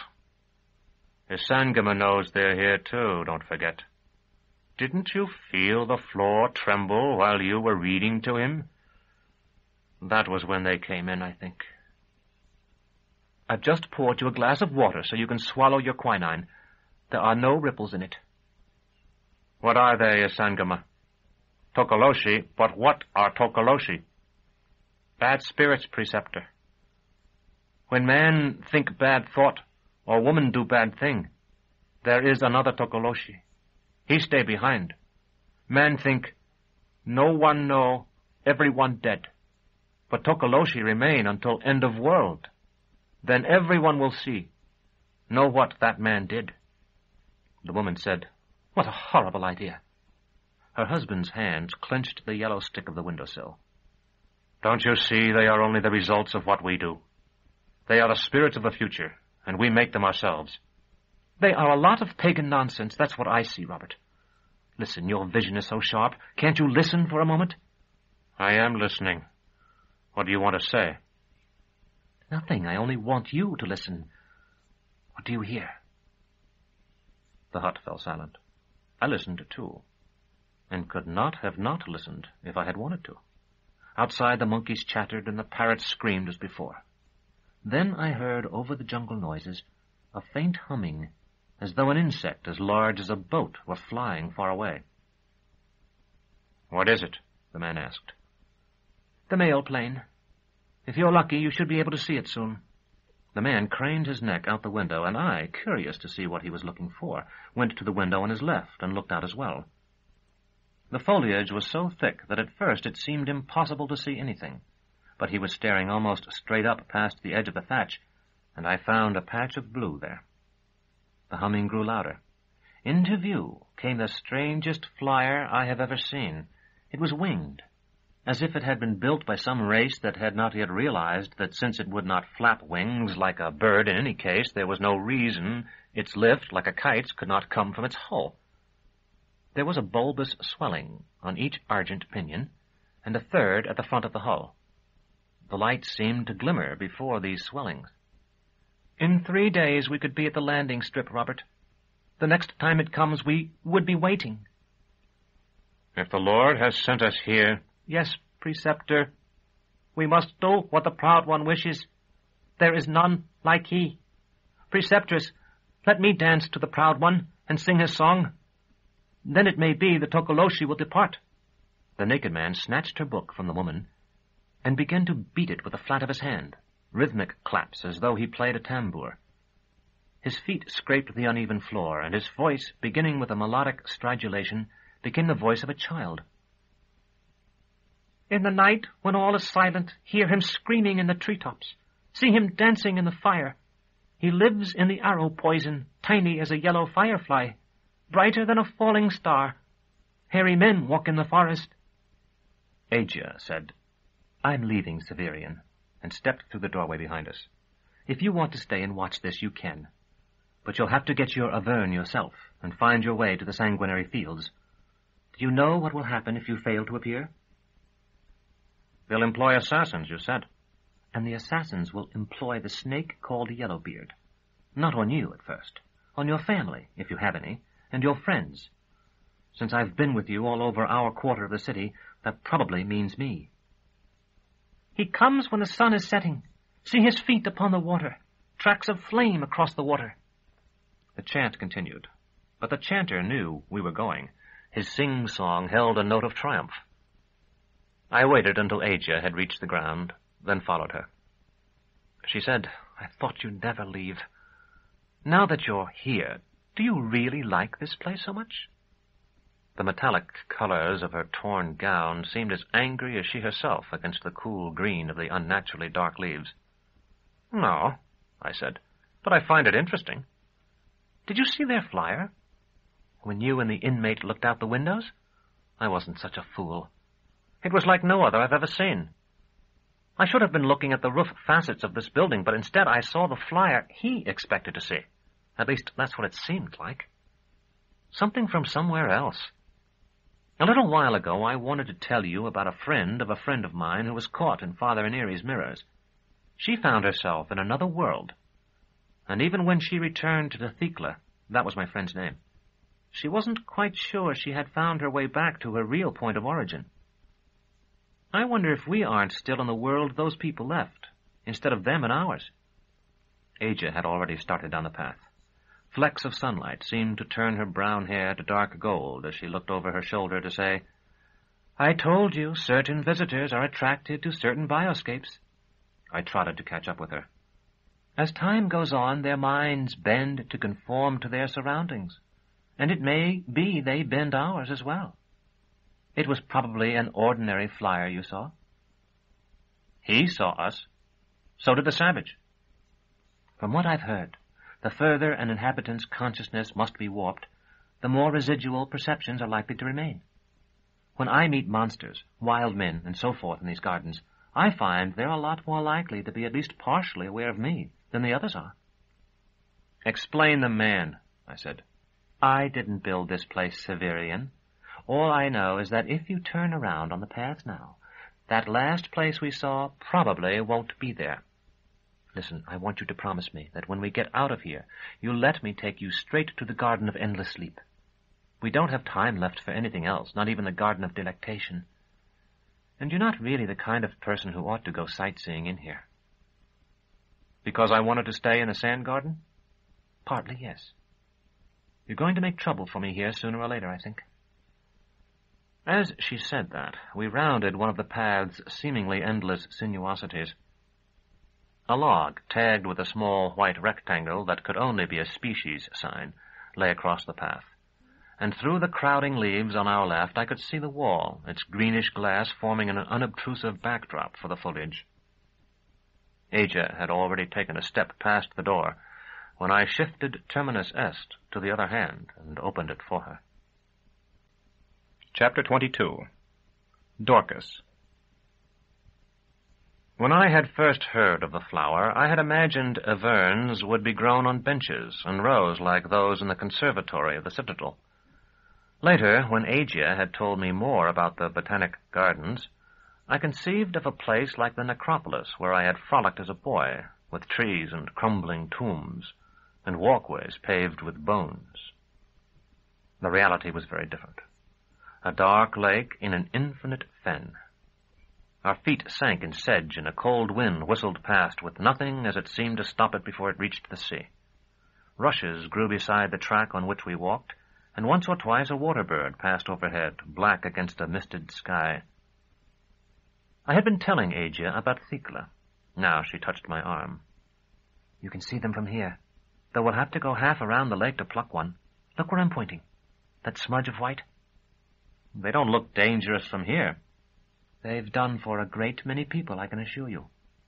Some of them are interred in this garden, I imagine."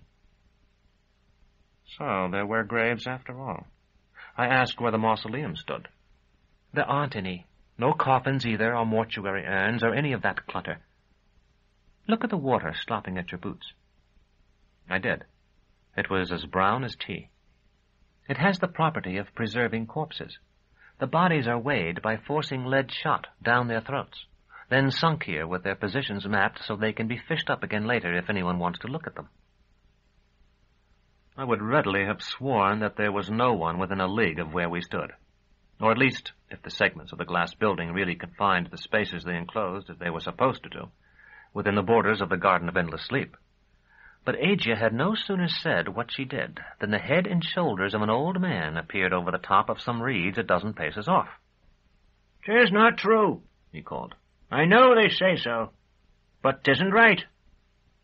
Aja, who had allowed the torn bodice of her gown to hang as it would, quickly drew it up again. I didn't know I was talking to anyone but my escort here."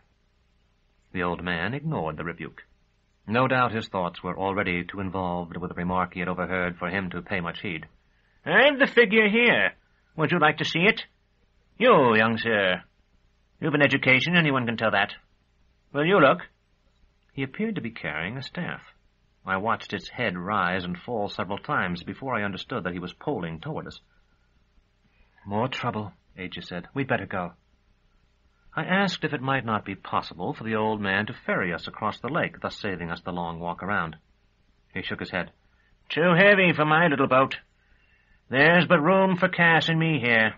You great folk would capsize us." The prow came into sight, and I saw that what he said was true. The skiff was so small it seemed almost too much to ask of it that it keep the old man himself afloat, though he was bowed and shrunken by age. He appeared older even than Master Palamon, until he could hardly have weighed more than a boy of 10. There was no one in it with him. "Your pardon, sir," he said, "but I can't come no nearer. Wet she may be, but she gets too dry for me, or you couldn't walk upon it. Can you step here by the edge, so as I can show you my figure?" I was curious to see what it was he wanted of us, so I did as he asked, Aja following me reluctantly. "Here now." Reaching into his tunic, he pulled out a small scroll. "Here is the position. Have a look, young sir." The scroll was headed with some name and a long description of where this person had lived, whose wife she was, and what her husband had done for a living, all of which I only pretended to glance at, I am afraid. Below the description were a crude map and 2 numbers. "Now you see, sir, it ought to be easy enough. First number there, that's paces over from the fulcrum. Second number's paces up. Now would you believe that for all these years I have been trying to find her, and never found her yet?" Looking at Aja, he drew himself up until he stood almost normally. "I believe it," Aja said, "and if it will satisfy you, I am sorry to hear it, but it has nothing to do with us." She turned to go, but the old man thrust out his pole to prevent my following her. "Don't you heed what they say. They put them where the figure shows, but they don't stay there. Some has been seed in the river, even." He looked vaguely toward the horizon. "Out there." I told him I doubted that was possible. "All the water here. Where'd you think it come from? There's a conduit underground that brings it, and if it didn't, this whole place would dry out. When they get to moving about, what's to prevent one from swimming through? What's to prevent 20? Can't be any current to speak of." "You and her, you come to get a Vern, did you? You know why they planted them here to begin with?" I shook my head. "For the manatees. They're in the river, and used to swim in through the conduit. It scared the kin to see their faces bobbing in the lake, so Father Inire had the gardeners plant the Averns. I was here and saw it. Just a little man he is, with a wry neck and bow legs. If a manatee comes now, those flowers kill it in the night. One morning I come looking for Cass like I always do, unless I've something else I have to take care of, and there was 2 curators on the shore with a harpoon. Dead manatee in the lake, they said. I went out with my hook and got it, and it wasn't no manatee, but a man. He'd spit up his lead, or they hadn't put enough in. Looked as good as you or her, and better than me." "Had he been dead long?" "No way of telling, for the water here pickles them. You'll hear it said it turns their skin to leather, and so it does. But don't think of the sole of your boot when you hear it. More like a woman's glove." Aja was far ahead of us, and I began to walk after her. The old man followed us, poling his skiff parallel to the floating path of sedge. "I told them I'd had better luck in one day for them than I've had in 40 years for myself. Here's what I use." He held up an iron grapple on a length of rope. "Not that I haven't caught aplenty, all kinds, but not Cass. I started where the figure showed, year after she died. She wasn't there, so I kept working my way out. After 5 years of that, I was a ways far away. That's what I thought then, from what it said. I got to be afraid she might be there after all, so I begun over. First where it said, then working out. 10 years of that. I got to be afraid again, so what I do now is start in the morning where it says, and make my first cast there. After that, I go to where I stopped the last time and circle out some more. She's not where it says. I know that. I know everyone that's there now, and some of them I've pulled up 100 times. But she's wandering, and I keep thinking maybe she'll come home. She was your wife? The old man nodded, and to my surprise said nothing. Why do you want to recover her body? Still he said nothing. His pole made no sound as it slipped in and out of the water. The skiff left only the faintest of wakes behind it, tiny ripples that lapped the side of the sedge track like the tongues of kittens. Are you sure you would know her after so long a time if you found her? Yes. He nodded, slowly at first, then vigorously. You're thinking I may have hooked her already? Drug her up, looked her in the face, and throwed her back in, ain't you? It ain't possible. Not no Cass. You wondered why I want her back. One reason is the memory I have of her. The one that's strongest is of this brown water closing over her face, her eyes shut. Do you know about that? I'm not certain I know what you mean. They've a cement they put on the lids. It's supposed to hold them down forever, but when the water hit them, they opened. Explain that. It's what I remember, what comes into my mind when I try to sleep. This brown water rolling over her face and her eyes opening blue through the brown. I have to go to sleep 5-6 times every night, what with the waking up. Before I lie down here myself, I'd like to have another picture there.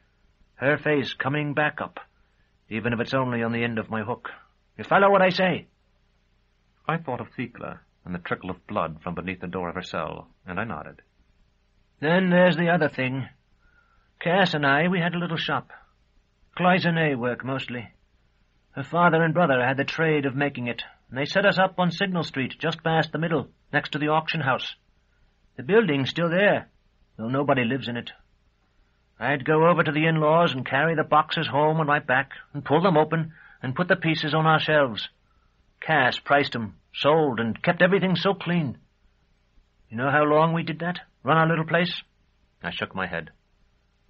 4 years, less a month than a week. Then she died.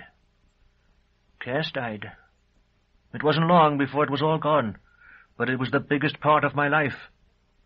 I've got a place to sleep in a loft now. A man I knew years before, though that was years after Cass was gone, he lets me sleep there. There isn't a piece of cloisonne in it, or a garment, or so much as a nail from the old shop. I tried to keep a locket in Cass's combs, but everything's gone. Tell me this now. How am I to know it wasn't no dream? It seemed to me that the old man might be spell-caught, as the people in the House of Yellow Wood had been, so I said, I have no way of knowing. Perhaps, as you say, it was a dream. I think you torment yourself too much. His mood changed in an instant, as I have seen the moods of young children do, and he laughed. It's easy to see, sir, that despite the outfit under that mantle, you're no torturer. I do truly wish I could ferry you and your doxy. Since I can't, there's a fellow farther along that has a bigger boat. He comes here pretty often, and he talks to me sometimes like you did. Tell him I hope he'll take you across. I thanked him and hurried after Azure, who by this time was a great distance ahead. She was limping, and I recalled how far she had walked today after wrenching her leg. As I was about to overtake her and give her my arm, I made one of those missteps that seemed disastrous and enormously humiliating at the time, though one laughs at them afterward. And in so doing, I set in motion one of the strangest incidents of my admittedly strange career. I began to run, and in running came too near the inner side of a curve in the track. At one moment I was bounding along on the springy sedge. At the next I was floundering in icy brown water, much impeded by my mantle. For the space of a breath I knew again the terror of drowning. Then I righted myself and got my face above water. The habits developed on all those summer swims in Jaial reasserted themselves. I blew the water from my nose and mouth, took a deep breath, and pushed my sopping hood back from my face. I was no sooner calm than I realized that I had dropped Terminus Est, and at that moment losing that blade seemed more terrible than the chance of death. I dove, not even troubling to kick off my boots, forcing my way through an umber fluid that was not water purely, but water laced and thickened with the fibrous stems of the reeds. These stems, though they multiplied the threat of drowning many times, saved Terminus Est for me. She would surely have outraced me to the bottom and buried herself in the mud there, despite the meager air retained in her sheath, if her fall had not been obstructed. As it was, 8 or 10 cubits beneath the surface, one frantically groping hand encountered the blessed familiar shape of her onyx grip. At the same instant, my other hand touched an object of a completely different kind. It was another human hand, and its grasp, for it had seized my own the moment I touched it, coincided so perfectly with the recovery of Terminus Est that it seemed the hand's owner was returning my property to me, like the tall mistress of the Pellerines. I felt a surge of lunatic gratitude. Then fear returned tenfold. The hand was pulling my own, drawing me down. Chapter 23. Hildegrin. With what must surely have been the last strength I possessed, I managed to throw Terminus Est onto the floating track of sedge and grasp its ragged margin before I sank again.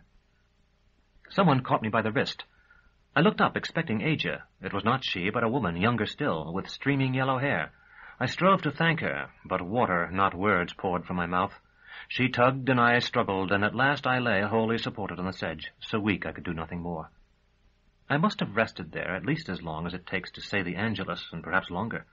I was conscious of the cold, which grew worse, and of the sagging of the whole fabric of rotting plants, which bent beneath my weight until I was half submerged again. I breathed in great gasps that failed to satisfy my lungs, and coughed water. Water trickled from my nostrils, too. Someone, it was a man's voice, a loud one I seemed to have heard a long time before, said, "Pull him over or he'll sink." I was lifted by my belt. In a few moments more I was able to stand, though my legs trembled so I feared I would fall. Azure was there, and the blonde girl who had helped me onto the sedge, and a big, beef-faced man. Azure asked what had happened, and half-conscious though I was, I noticed how pale she was. "Give him time," the big man said. "He'll be all right soon enough." And then, "Who in Phlegethon are you?" He was looking at the girl, who seemed dazed as I felt. She made a stammering sound.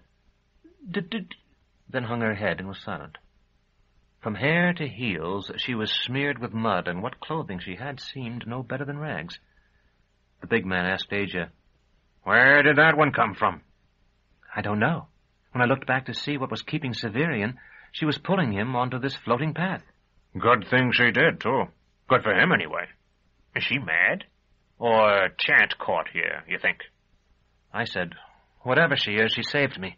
Can't you give her something to cover herself with? She must be freezing." I was freezing myself, now that I was alive enough to notice it. The big man shook his head and seemed to draw his heavy coat about him more closely.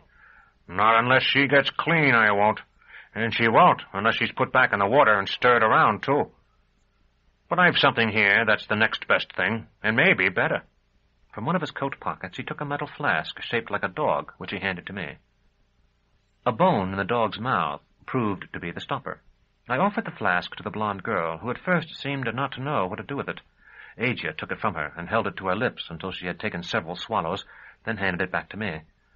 The contents seemed to be plum brandy. Its fiery impact washed away the bitterness of the fen water very pleasantly. By the time I replaced the bone in the dog's mouth, his belly was, I think, better than half empty. "Now, then," said the big man, "I think you people ought to tell me who you are and what you're doing here. And don't none of you say you've just come to see the sights of the garden. I see enough gawkers these days to know them before they come in hailing distance." He looked at me. "That's a good big whittle you've got there to begin with." Azure said, "The armiger is in costume. He has been challenged and has come to cut an Avern." "He's in costume and you aren't, I suppose. You think I don't know stage brocade, and bare feet, too, when I see them?" "I never said I was not in costume, nor that I was of his rank. As for my shoes, I left them outside so as not to ruin them in this water." The big man nodded in a way that gave no clue as to whether he believed her or not. "Now, you, Goldie Hair, the embroidered baggage here has already said she don't know you. And from the look of him, I don't believe her fish that you pulled out for her, and a good piece of work that was, too, knows any more than I do. Maybe not that much. So who are you?" The blonde girl swallowed. "Dorcas." "And how'd you get here, Dorcas? And how'd you get in the water? For that's where you've been, plainly. You couldn't have got that wet just pulling out our young friend." The brandy had brought a flush to the girl's cheeks, but her face was as vacant and bewildered as before, or nearly so. "I don't know," she whispered. Azure asked, "You don't remember coming here?" Dorcas shook her head. "Then what's the last thing you do remember?" There was a long silence. The wind seemed to be blowing harder than ever, and despite the drink, I was miserably cold. At last Dorcas murmured, "Sitting by a window. There were pretty things in the window, trays and boxes and a rood." The big man said, "Pretty things? Well, if you was there, I'm assured there was." "She's mad," Azure said. "Either someone's been taking care of her and she's wandered away, or no one is taking care of her, which seems more likely from the state of her clothes, and she wandered in here when the curators weren't looking." "It may be somebody's cracked her over the head, took her things and threw her in here, thinking she was gone. There's more ways in, Mistress Slops, than the curator knows of. Or maybe somebody brought her in to be sunk when she was only sick and sleeping, in a coma, as they call it, and the water woke her up." "Surely whoever brought her in would have seen her." "They can stay under a long time in a coma, so I've heard. But whichever way it was, it don't much matter now. Here she is, and it's up to her, I should say, to find out where she come from and who she is." I had dropped the brown mantle and was trying to wring my guild cloak dry, but I looked up when Azure said, "You've been asking all of us who we are. Who are you?" "You've every right to know," the big man said. "Every right in the world. And I'll give you better bona fides than any of you have given me. Only after I does so, I must be about my own business. I come because I saw the young armature here drowning like any good man would. But I've my own affairs to take care of, the same as the next." With that he pulled off his tall hat, and reaching inside, produced a greasy card about twice the size of the calling cards I had occasionally seen in the Citadel. He handed it to Azure, and I peered over her shoulder. In florid script, the legend read, "Hildegrin the Badger. Excavations of all kinds, by a single digger or 20 score. Stone is not too hard, nor mud too soft. Ask on Argosy Street at the sign of the Blind Shovel, or inquire at the Alta Camillus around the corner on Velleity."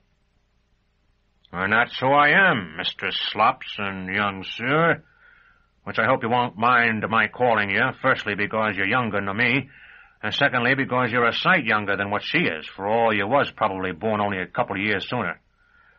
And I'll be on my way." I stopped him. "Before I fell in, I met an old man in a skiff who told me there was someone farther down the track who could ferry us across the lake. I think you must be the man he referred to. Will you take us?" "Ah, the one what's looking for his wife, poor soul. Well, he's been a good friend to me many a time, so if he recommends you, I suppose I'd better do it. My scow will hold 4 in a pinch." He strode off, motioning for us to follow. I noticed that his boots, which seemed to have been greased, sank in the sedge even deeper than my own. Azure said, "She's not coming with us." Still, it was obvious that she, Dorcas, was, trailing along behind Azure and looking so forlorn that I dropped behind to try to comfort her. "I'd lend you my mantle," I whispered to her. "If it weren't so wet, it would make you colder than you are already. But if you'll go along this track the other way, you'll come out of here altogether and into a corridor where it's warmer and drier. Then if you'll look for a door with jungle garden on it, that will let you into a place where the sun is warm and you'll be quite comfortable." I had no sooner spoken than I remembered the pelicasaur we had seen in the jungle. Fortunately, perhaps, Dorcas showed no sign of having heard what I said. Something in her face conveyed that she was afraid of Azure, or at least aware, in a helpless way, of having displeased her, but there was no other indication she was any more alert to her surroundings than a somnambulist. Conscious that I had failed to relieve her misery, I began again. "There's a man in the corridor, a curator. I'm sure he'll at least try to find some clothes and a fire for you." The wind whipped Azure's chestnut hair as she looked back at us. "There are too many of these beggar girls for anyone to be worried about one Severian, including yourself." At the sound of Azure's voice, Hildegrin glanced over his shoulder. "I know a woman might take her in. Yes, and clean her up and give her some clothes. There's a high-bred shape under that mud, thin though she is." "What are you doing here, anyway?" Azure snapped. "You contract laborers according to your card, but what's your business here?" "Just what you said, mistress. My business." Dorcas had begun to shiver. "Honestly," I told her, "all you have to do is go back. It's much warmer in the corridor. Don't go in the jungle garden. You might go into the sand garden. It's sunny and dry in there." Something in what I had said seemed to touch a chord in her. "Yes," she whispered. "Yes." "The sand garden? You'd like that?" Very softly, Son. Here's the old scow now, Hildegrin announced. With so many, we're going to have to be particular about the seating. And there's to be no moving about. She'll be low in the water. One of the women in the bow, please, and the other in the young armiger in the stern. I said, I'd be happy to take an oar. Ever rowed before? I thought not. No, you'd best sit in the stern like I told you. It ain't much harder pulling 2 oars than one, and I've done it many a time, believe me, though there was half a dozen in her with me. His boat was like himself, wide, rough, and heavy-looking. Bow and stern were square, so much so that there was hardly any horizontal taper from the waist, where the rowlocks were, though the hull was shallower at the ends. Hildegrin got in first, and standing with one leg to either side of the bench, used an oar to nudge the boat closer to shore for us. You, Asia said, taking Dorcas by the arm. You sit up there in front. Dorcas seemed willing to obey, but Hildegrin stopped her. If you don't mind, mistress, he said to Asia, I'd sooner it was you in the bow. I won't be able to keep my eye on her, you see, when I'm rowing, unless she sits behind. She's not right, which even you and me can agree on, and low as we'll be, I'd like to know if she starts frisking around. Dorcas surprised us all by saying, I'm not mad. It's just, I feel as if I've just been wakened. Hildegrin made her sit in the stern with me nonetheless. Now this, he said as he pushed us off, this is something you're not likely to forget if you've never done it before. Crossing the lake of birds here in the middle of the garden of everlasting sleep. His oars dipping into the water made a dull and somehow melancholy sound. I asked why it was called the Lake of Birds. Because so many's found dead in the water, is what some say. But it might only be that that's because there's so many here. There's a great deal said against death. I mean by the people that has to die, drawing a picture like a crone with a sack and all that. But she's a good friend of birds, death is. Wherever there's dead men and quiet, you'll find a good many birds. That's been my experience. Recalling how the thrushes sang an hour necropolis, I nodded. Now, if you look past my shoulder, you'll have a clear view of the shore ahead of us, and be able to see a lot of things you couldn't before, because of the rushes growing all around you back there. You'll notice, if it's not too misty, that the land rises farther on. The bogginess stops there, and the trees begin. Can you see 'em? I nodded again, and beside me, Dorcas nodded as well. That's because this whole peep show is meant to look like the mouth of a dead volcano. The mouth of a dead man is what some say, but that's not really so. If it was, they'd have put in teeth. You'll remember, though, that when you come in here, you come up through a pipe in the ground. Once more, Dorcas and I nodded together. Though Agia was no more than 2 strides from us, she was nearly out of sight behind Hildegrin's broad shoulders and fear-naught coat. Over there, he continued, jerking his square chin to show the direction. You ought to be able to see a spot of black.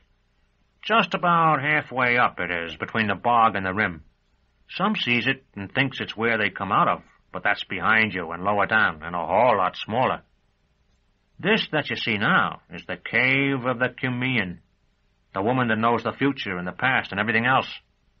There's some that say this whole place was built only for her, though I don't believe it. Softly, Dorcas asked, How could that be? And Hildegrin misunderstood her, or at least pretended to do so. The Autarch wants her here, so they say, so he can come and talk without traveling to the other side of the world. I wouldn't know about that, but sometimes I see somebody walking around up there, in metal or maybe a jewel or 2 flashing. Who it is, I wouldn't know, and since I don't want to know my future, and I know my past, I should think better than her. I don't go near the cave. People come sometimes hoping to know when they'll be married or about success in trade, but I've observed they don't often come back. We had nearly reached the center of the lake. The garden of endless sleep rose around us like the sides of a vast bowl, mossy with pines toward the lip, scummed with rushes and sedge below. I was still very cold, more so because of the inactivity of sitting in the boat while another rowed. I was beginning to worry about what the immersion in water might do to the blade of Terminus Est if I did not dry and oil it soon. Yet even so, the spell of the place held me. A spell there was surely in this garden. I could almost hear it humming over the water, voices chanting in a language I did not know but understood. I think it held everyone, even Hildegrin, even Asia. For some time we rode in silence. I saw geese, alive and content for all I could tell, bobbing a long way off, and once, like something in a dream, the nearly human face of a manatee looking into my own through a few spans of brownish water. Chapter 24. The Flower of Dissolution. Beside me, Dorcas plucked a water hyacinth and put it in her hair. Except for the vague spot of white on the bank some distance ahead, it was the first flower I had seen in the Garden of Endless Sleep. I looked for others, but saw none. Is it possible the flower came into being only because Dorcas reached for it? In daylight moments, I know as well as the next that such things are impossible. But I am writing by night, and then, when I sat in that boat with a hyacinth less than a cubit from my eyes, I wondered at the dim light and recalled Hildegrin's remark of a moment before, a remark that implied, though quite possibly he did not know it, that the seeress's cave, and thus this garden, was on the opposite side of the world. There, as Master Malrubius had taught us long ago, all was reversed. Warmth to the south, cold to the north, light at night, dark by day, snow in summer. The chill I felt would be appropriate then, for it would be summer soon, with sleet riding the wind. The darkness that stood even between my eyes and the blue flowers of the water hyacinth would be appropriate then, too, for it would soon be night, with light already in the sky. The Increate maintains all things in order, surely, and the theologians say light is his shadow. Must it not be, then, that in darkness order grows ever less, flowers leaping from nothingness into a girl's fingers, just as by light in spring they leap from mere filthiness into the air?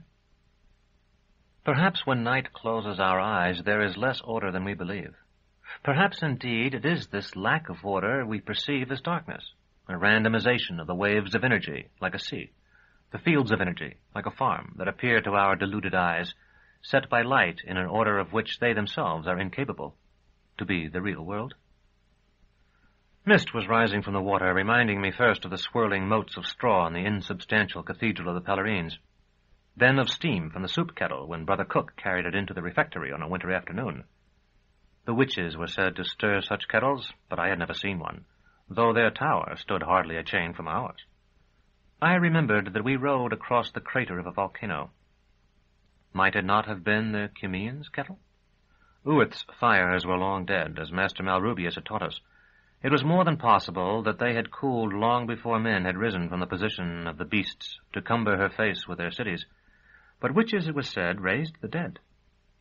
Might not the Cumean raise the dead fires to boil her pot? I dipped my fingers into the water. It was as cold as snow. Hildegrin leaned toward me as he rowed, then drew away as he pulled his oars. "Go on to your death," he said. "That's what you're thinking. I can see it in your face.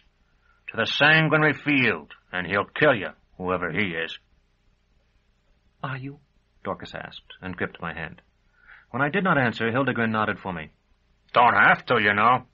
There's them that doesn't follow the rules, and yet runs free." "You're mistaken," I said. "I wasn't thinking about monogamy, or dying either." In my ear, too softly, I think, even for Hildegrin to hear, Dorcas said, "Yes, you were. Your face was full of beauty, of a kind of nobility. When the world is horrible, then thoughts are high, full of grace and greatness." I looked at her, thinking she was mocking me, but she was not. "The world is filled half with evil and half with good. We can tilt it forward so that more good runs into our minds, or back, so that more runs into this." A movement of her eyes took in all the lake. "But the quantities are the same. We change only their proportion here or there." "I would tilt it as far back as I can, until at last the evil runs out altogether," I said. "It might be the good that would run out, but I am like you. I would bend time backward if I could." Nor do I believe that beautiful thoughts, or wise ones, are engendered by external troubles. "I did not say beautiful thoughts, but thoughts of grace and greatness, though I suppose that is a kind of beauty. Let me show you." She lifted my hand, and slipping it inside her rags, pressed it to her right breast. I could feel the nipple as firm as a cherry, and the warmth of the gentle mound beneath it, delicate, feather-soft, and alive with racing blood. "Now, she said. "What are your thoughts? If I have made the external world sweet to you, aren't they less than they were?"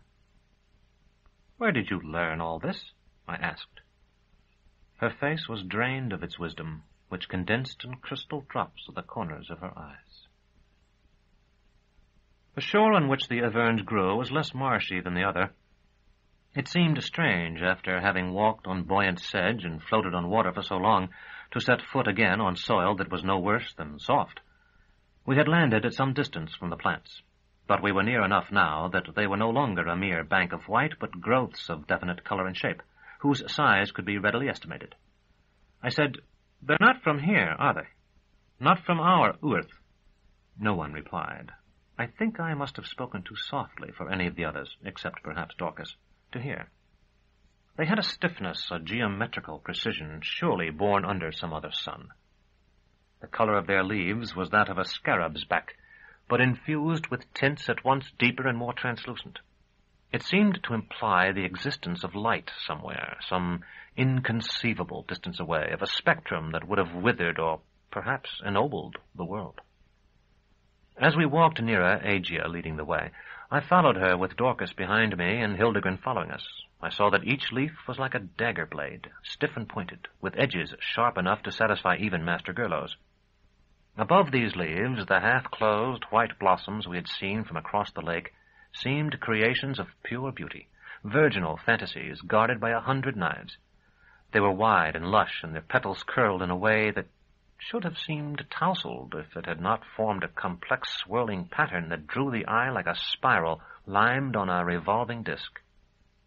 Azure said, "Good form requires that you pick the plant yourself, Severian, but I'll go with you and show you how. The trick is to put your arm under the lowest leaves and snap the stem off at the ground." Hildegrin caught her by the shoulder. "That you won't, mistress," he said, and then to me, "You go forward since you're of a mind to, young sir. I'll take the females to safety." I was already several strides past him, but I stopped for an instant when he spoke. Luckily, Dorcas called out, "Be careful," at that moment, and I was able to pretend it was her warning that had halted me. The truth was otherwise. From the time we had met Hildegrin, I had felt certain I had encountered him before, though the shock of recognition that had come so swiftly when I saw Sur Racho again was in this instance long delayed. Now it had come at last, with paralyzing force. As I have said, I remember everything, but often I can find a fact, face, or feeling only after a long search. I suppose that in this case the problem was that from the moment he had bent over me on the sedge track, I could see him clearly, and previously I had hardly seen him at all. It was only when he said, "I'll take these females to safety," that my memory closed upon his voice. "The leaves are poisoned," Azure called. "Twisting your mantle tight about your arm will give you some protection, but try not to touch them. And watch out. You are always closer to an Avern than you think." I nodded, to show I understood. Whether the Avern is deadly to the life of its own world, I have no way of knowing. It may be that it is not, that it is only dangerous to us by reason of a nature accidentally inimical to our own. Whether that is so or not, the ground between and beneath the plants was covered with short and very fine grass quite different from the coarse growth elsewhere, and this short grass was littered with the curled bodies of bees and dotted with the white bones of birds. When I was no more than a couple of paces from the plants, I stopped, suddenly aware of a problem I had given no thought to previously. The Avern I selected would be my weapon in the contest to come, yet because I knew nothing as yet of the way it would be fought, I had no means of judging which plant might be best adapted to it. I could have gone back and questioned Azure, but I would have felt absurd examining a woman on such a matter, and in the end I decided to trust my judgment, since she would no doubt send me back for another if my first choice were wholly unsuitable. The Averns varied in height from seedlings of hardly more than a span to old plants of 3 cubits or a little less. These older plants had fewer, though larger, leaves. Those of the smaller ones were narrower, and so closely spaced that the stems were completely hidden. Those of the big plants were much broader in proportion to their length, and somewhat separated on the fleshy-looking stems. If, as seemed likely, the Septentrian and I were to use our plants as maces, the largest possible plant with the longest possible stem and the stoutest possible leaves would be the best. But these all grew well away from the edges of the planting, so that it would be necessary to break down a number of smaller plants to reach them. And to do that by the method Asia had advised was clearly impossible, because the leaves of many of the smaller plants grew nearly to the ground. In the end, I chose one about 2 cubits high. I had knelt beside it and was reaching toward it when, as though a veil had been snatched away, I realized that my hand, which I had thought still several spans from the needle-like point of the nearest leaf, was about to be impaled. I drew it back hurriedly. The plant seemed almost out of reach. Indeed, I was not certain I could touch its stem even by lying prone. The temptation to use my sword was very great, but I felt it would disgrace me before Asia and Dorcas to do so, and I knew I would have to handle the plant during the combat in any case. I advanced my hand again, cautiously, this time keeping my forearm in contact with the ground, and discovered that though I had to press my shoulder against the grass as well to prevent my upper arm from being stabbed by the lowest leaves, I could touch the stem quite readily. A point that appeared to be half a cubit from my face trembled with my breath. It was while I was snapping off the stem, no easy task, that I saw the reason only the short, soft grass flourished beneath the averns.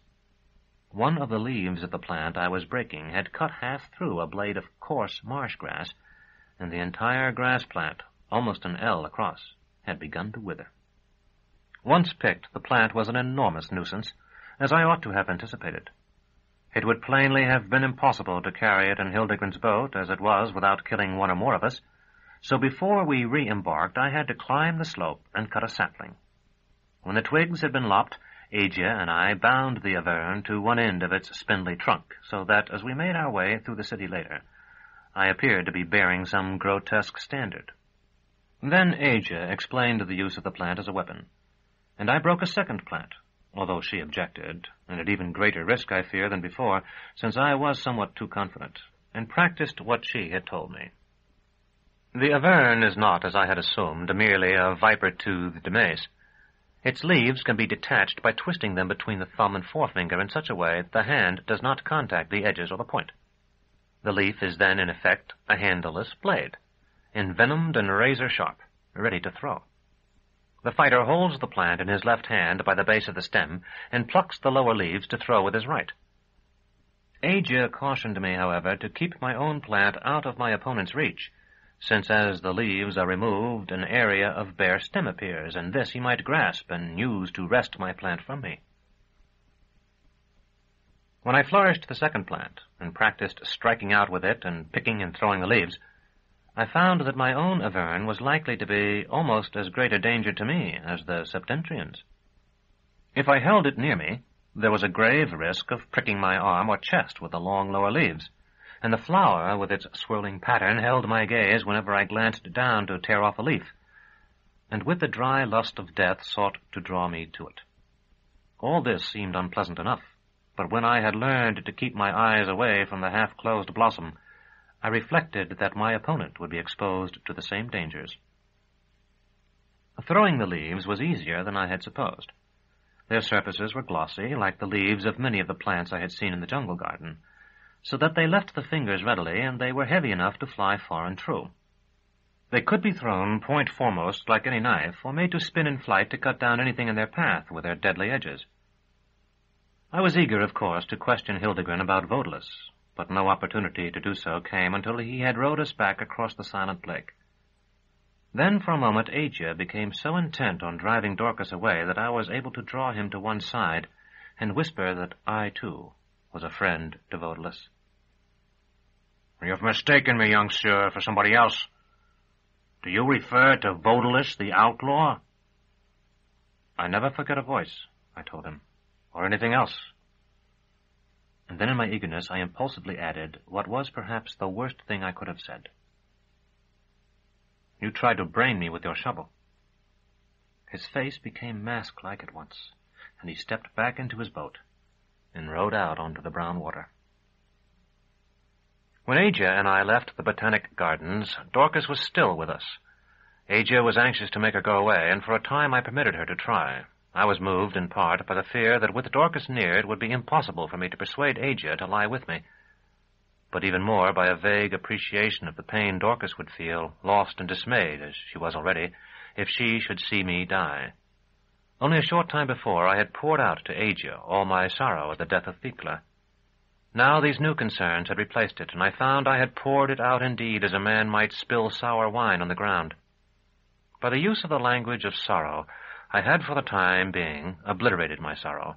So powerful is the charm of words which for us reduces to manageable entities all the passions that would otherwise madden and destroy us. Whatever my motives may have been, and whatever Asia's may have been, and whatever Dorcas's may have been for following us, nothing Asia did succeeded. And in the end I threatened to strike her if she did not desist, and called to Dorcas, who was then 50 paces or so behind us. After that, we three trudged along in silence, drawing many strange looks. I was soaked to soddenness, and no longer cared whether my mantle covered my Fuligan torturer's cloak. Asia, in her torn brocade, must have looked nearly as strange as I. Dorcas was still smeared with mud. It dried on her in the warm spring wind that now wrapped the city, caking in her golden hair and leaving smears of powdery brown on her pale skin. Above us the Avern brooded like a gonfalon. From it there drifted a myric perfume. The half-closed flower still shone as white as bone, but its leaves looked nearly black in the sunlight. Chapter 25. The Inn of Lost Loves. It has been my good fortune, or evil fortune as it may be, that the places with which my life has been largely associated have been, with very few exceptions, of the most permanent character. I might tomorrow, if I wished, return to the citadel, and, I think, to the very cot on which I slept as an apprentice. Gial still rolls past my city of Nessus.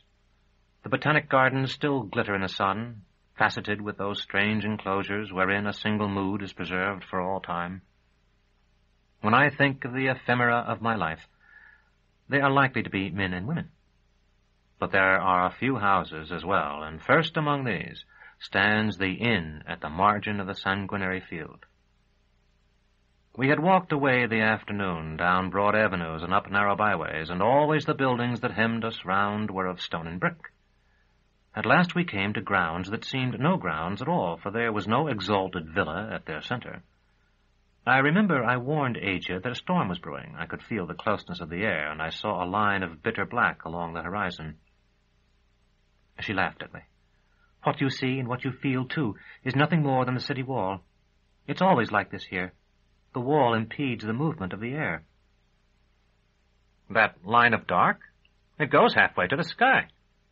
Asia laughed again, but Dorcas pressed herself against me. I am afraid, Severian.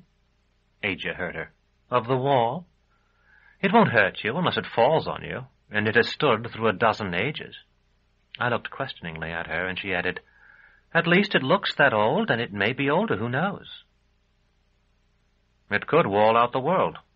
Does it stretch completely around the city? By definition.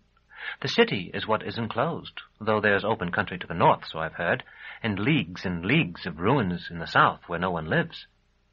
But now, look between those poplars. Do you see the inn? I did not, and said so. Under the tree. You've promised me a meal, and that's where I want it.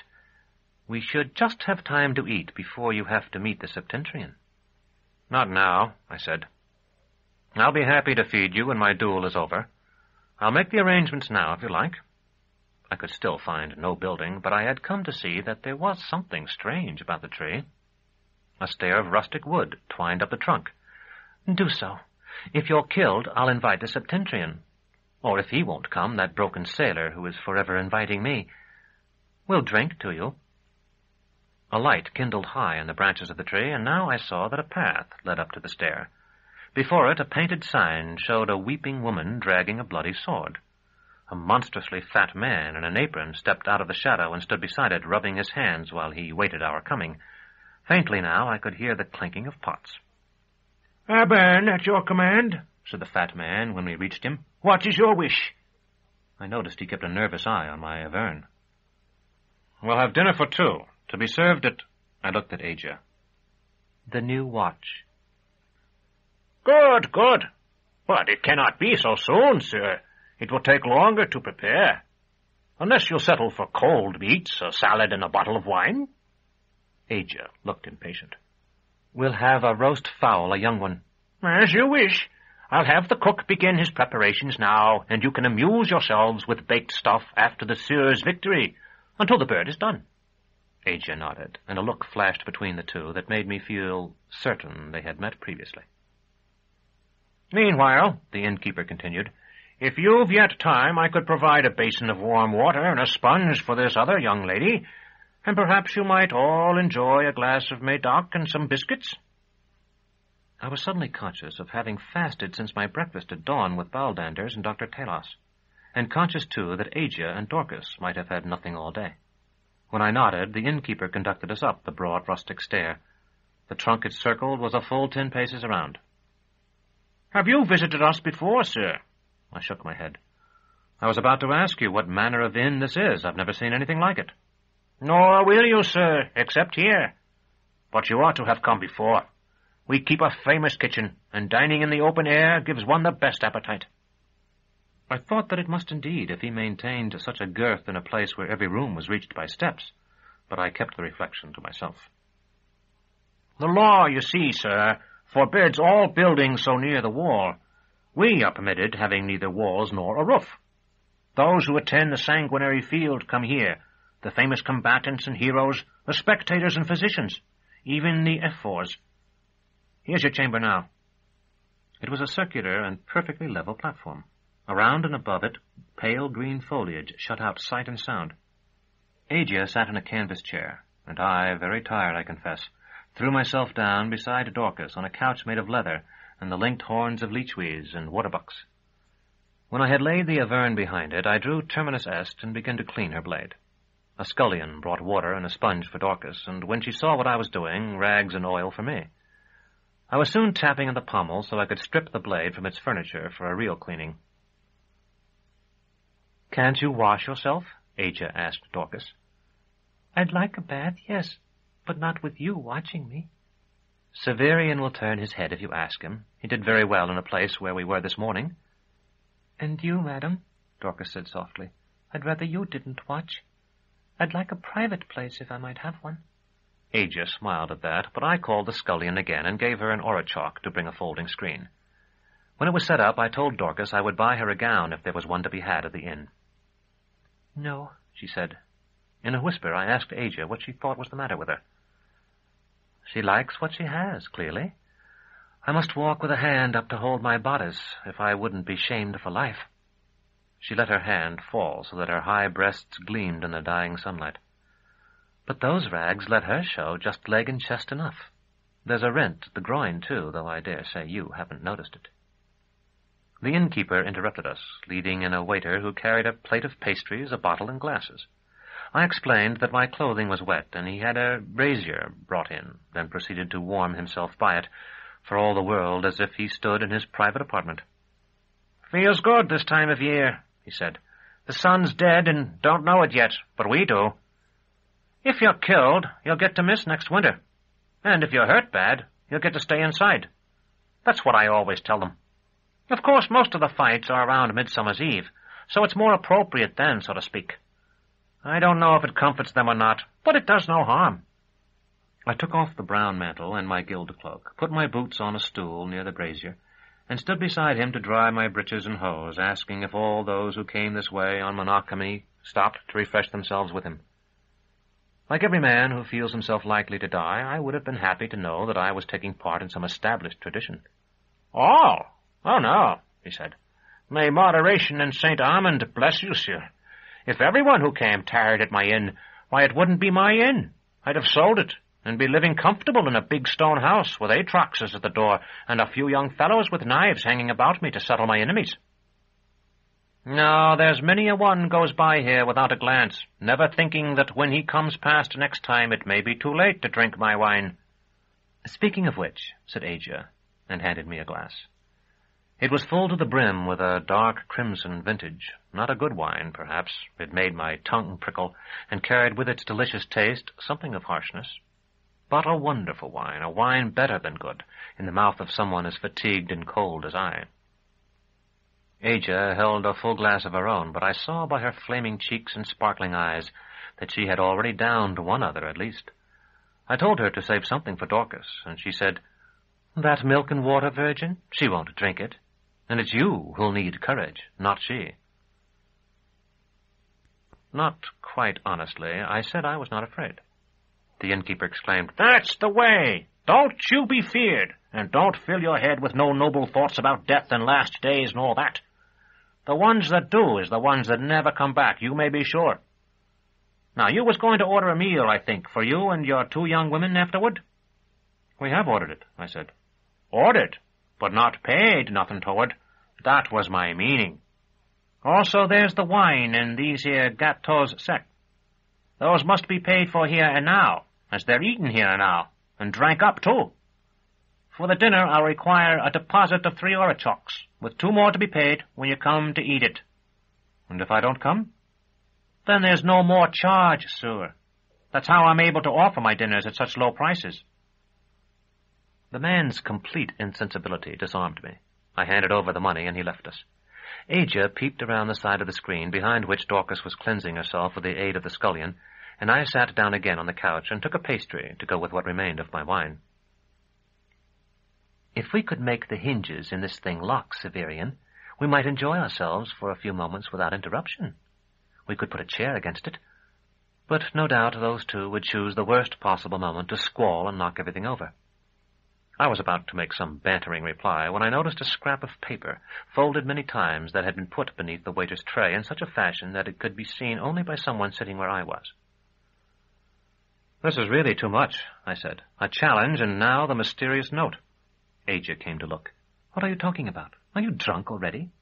I put my hand on the rounded fullness of her hip, and when she made no objection, used that pleasant handle to draw her toward me until she could see the paper.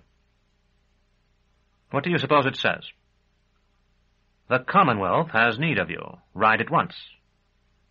Your friend is he who shall say to you, Camarilla, beware of the man with pink hair." Falling in with the joke, Aja offered, "Come when you hear 3 pebbles tap the window." "The leaves, I should say, here." "The rose hath stabbed the iris, who nectar affords—" "That's your Auvergne killing me, clearly." "You will know your true love by her red pagne." She bent to kiss me, then sat in my lap. "Aren't you going to look?" "I am looking." Her torn bodice had fallen again. "Not there. Cover that with your hand, and then you can look at the note." I did as she told me, but left the note where it was. "It's really too much, as I said a moment ago. The mysterious Septentrian and his challenge, then Hildegrin, and now this. Have I mentioned the chatelaine Thrax to you?" "More than once, while we were walking." "I loved her. She read a great deal. There was really nothing for her to do when I was gone but read and sew and sleep. And when I was with her, we used to laugh at the plots of some of the stories. This sort of thing was always happening to the people in them, and they were incessantly involved in high and melodramatic affairs for which they had no qualifications." Aja laughed with me and kissed me again, a lingering kiss. When our lips parted, she said, "What's this about Hildegrin? He seemed ordinary enough." I took another pastry, touched the note with it, then put a corner into her mouth. "Some time ago, I saved the life of a man called Vodulus." Aja pulled away from me, spewing crumbs. "Vodulus? You're joking." "Not at all. That's what his friend called him. I was still hardly more than a boy, but I held back the haft of an axe for a moment. The blow would have killed him, and he gave me a chrysos." "Wait. What has this to do with Hildegrin?" "When I first saw Vodulus, he had a man and a woman with him. Enemies came upon them, and Vodulus remained behind to fight, while the other man took the woman to safety. I had decided it was wiser to say nothing about the corpse, or my killing of the axeman." "I'd have fought myself. Then there'd have been 3 fighters instead of 1. Go on." "Hildegrin was the man with Vodulus, that's all. If we had met him first, I would have had some idea, or thought I had some idea, of why a hipparch of the Septentrian Guard would want to fight me. And for that matter, why someone has chosen to send me some sort of furtive message. You know, all the things that chatelaine Thrax and I used to laugh about, spies and intrigue, masked trysts, lost heirs." What's the matter, AJ? Do I revolt you? Am I so ugly? You're beautiful, but you look as if you were about to be sick. I think you drank too fast. Here. A quick twist took Aja out of her pavonine gown. It lay about her brown, dusty feet like a heap of precious stones. I had seen her naked in the Cathedral of the Pellerines, but now, whether because of the wine I had drunk or the wine she had drunk, because the light was dimmer now, or brighter, or only because she had been frightened and shamed then, covering her breasts and hiding her womanhood between her thighs, she drew me far more. I felt stupid with desire, thick-headed and thick-tongued as I pressed her warmth against my own cold flesh. Severian, wait. I'm not a strumpet, whatever you may think. But there's a price. What? You must promise me you won't read that note. Throw it into the brazier. I let go of her and stepped back. Tears appeared in her eyes, rising as springs do among rocks. I wish you could see the way you're looking at me now, Severian. No, I don't know what it says. It's just that... Have you never heard of some women having supernatural knowledge, premonitions, knowing things they could not possibly have learned? The longing I had felt was nearly gone. I was frightened as well as angry, though I did not know why. I said, We have a guild of such women, our sisters in the Citadel. Neither their faces nor their bodies are like yours. I know I'm not like that. But that's why you must do what I advise. I've never in my life had a premonition of any strength, and I have one now. Don't you see that must mean it's something so true and so important to you that you can't and mustn't ignore it? Burn the note. Someone is trying to warn me, and you don't want me to see it. I asked you if the Septentrian was your lover. You told me he was not, and I believed you. She started to speak, but I silenced her. I believe you still. Your voice had truth in it. Yet you are laboring to betray me in some way. Tell me now that isn't so. Tell me you are acting in my best interests and nothing beyond. Severian. Tell me. Severian, we met this morning. I hardly knew you, and you hardly know me. What can you expect, and what would you expect if you had not just left the shelter of your guild? I've tried to help you from time to time. I'm trying to help you now. Put on your dress. I took the note from under the tray. She rushed at me, but it was not difficult to hold her off with one hand. The note had been penned with a crow quill and a straggling scrawl. In the dim light, I could decipher only a few words. I could have distracted you and thrown it into the fire. That's what I ought to have done. Severian, let me go. Be quiet. I had a knife only last week. A misericord with an ivy root handle. We were hungry, and Agilus put it in pawn. If I had it still, I could stab you now. It would be in your gown, and your gown is over there on the floor. I gave her a push that sent her staggering backward. There was wine enough in her stomach that it was not entirely from the violence of my motion. Into the canvas chair and carried the note to a spot where the last light of the sun penetrated the crowding leaves. The woman with you has been here before. Do not trust her. Trudeau says the man is a torturer. You are my mother. Come again. Chapter 26. Sennet. I had just had time to absorb the words when Aja jumped from her chair, snatched the note from my hand, and threw it over the edge of the platform. For a moment she stood before me, looking from my face to Terminus Est, which by this time leaned, reassembled, against an arm of the couch. I think she feared I was going to strike off her head and throw it after the note. When I did nothing, she said, Did you read it? Severian, say you didn't. I read it, but I don't understand it. Then don't think about it. Be calm for a moment. It wasn't even meant for me. It may have been for you, but if it was, why was it put where no one but I could see it? Aja, have you had a child? How old are you? 23. That's plenty old enough, but no, I haven't. I'll let you look at my belly if you don't believe me. I tried to make a mental calculation and discovered I did not know enough about the maturation of women. When did you menstruate first? 13. If I'd got pregnant, I would have been 14 when the baby came. Is that what you're trying to find out? Yes. And the child would be 9 now. If it were bright, it might be able to write a note like that. Do you want me to tell you what it said? No. How old would you say Dorcas is? 18? 19, perhaps? You shouldn't think about it, Severian, whatever it was. I won't play games with you now. You're a woman. How old? Asia pursed her full lips.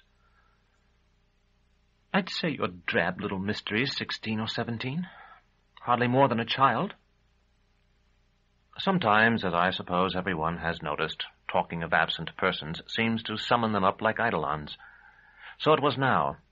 A panel of the screen swung back, and Dorcas came out, no longer the muddy creature we had become accustomed to, but a round-breasted, slender girl of singular grace.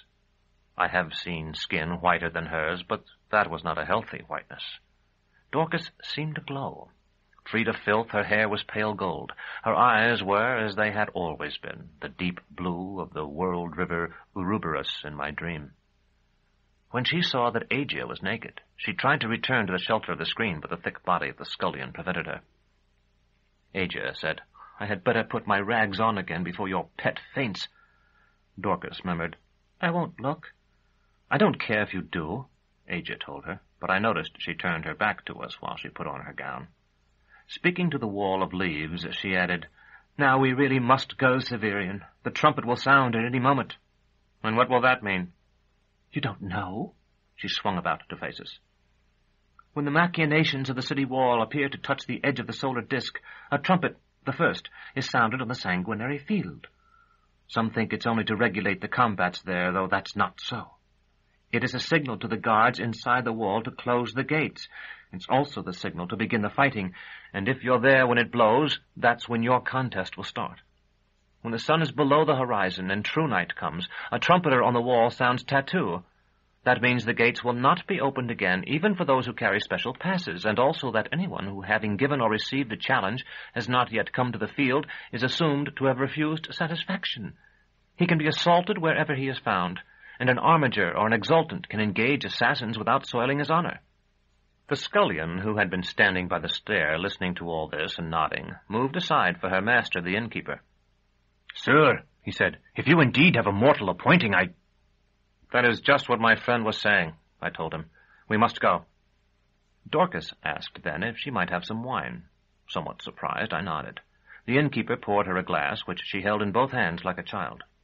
I asked him if he supplied writing implements for his guests. "You wish to make a testament, sir? Come with me. We have a bower reserved for that purpose. There's no charge, and if you like, I will engage a boy who will carry the document to your executor." I picked up Terminus Est and followed him, leaving Agia and Dorcas to keep watch on the Avern.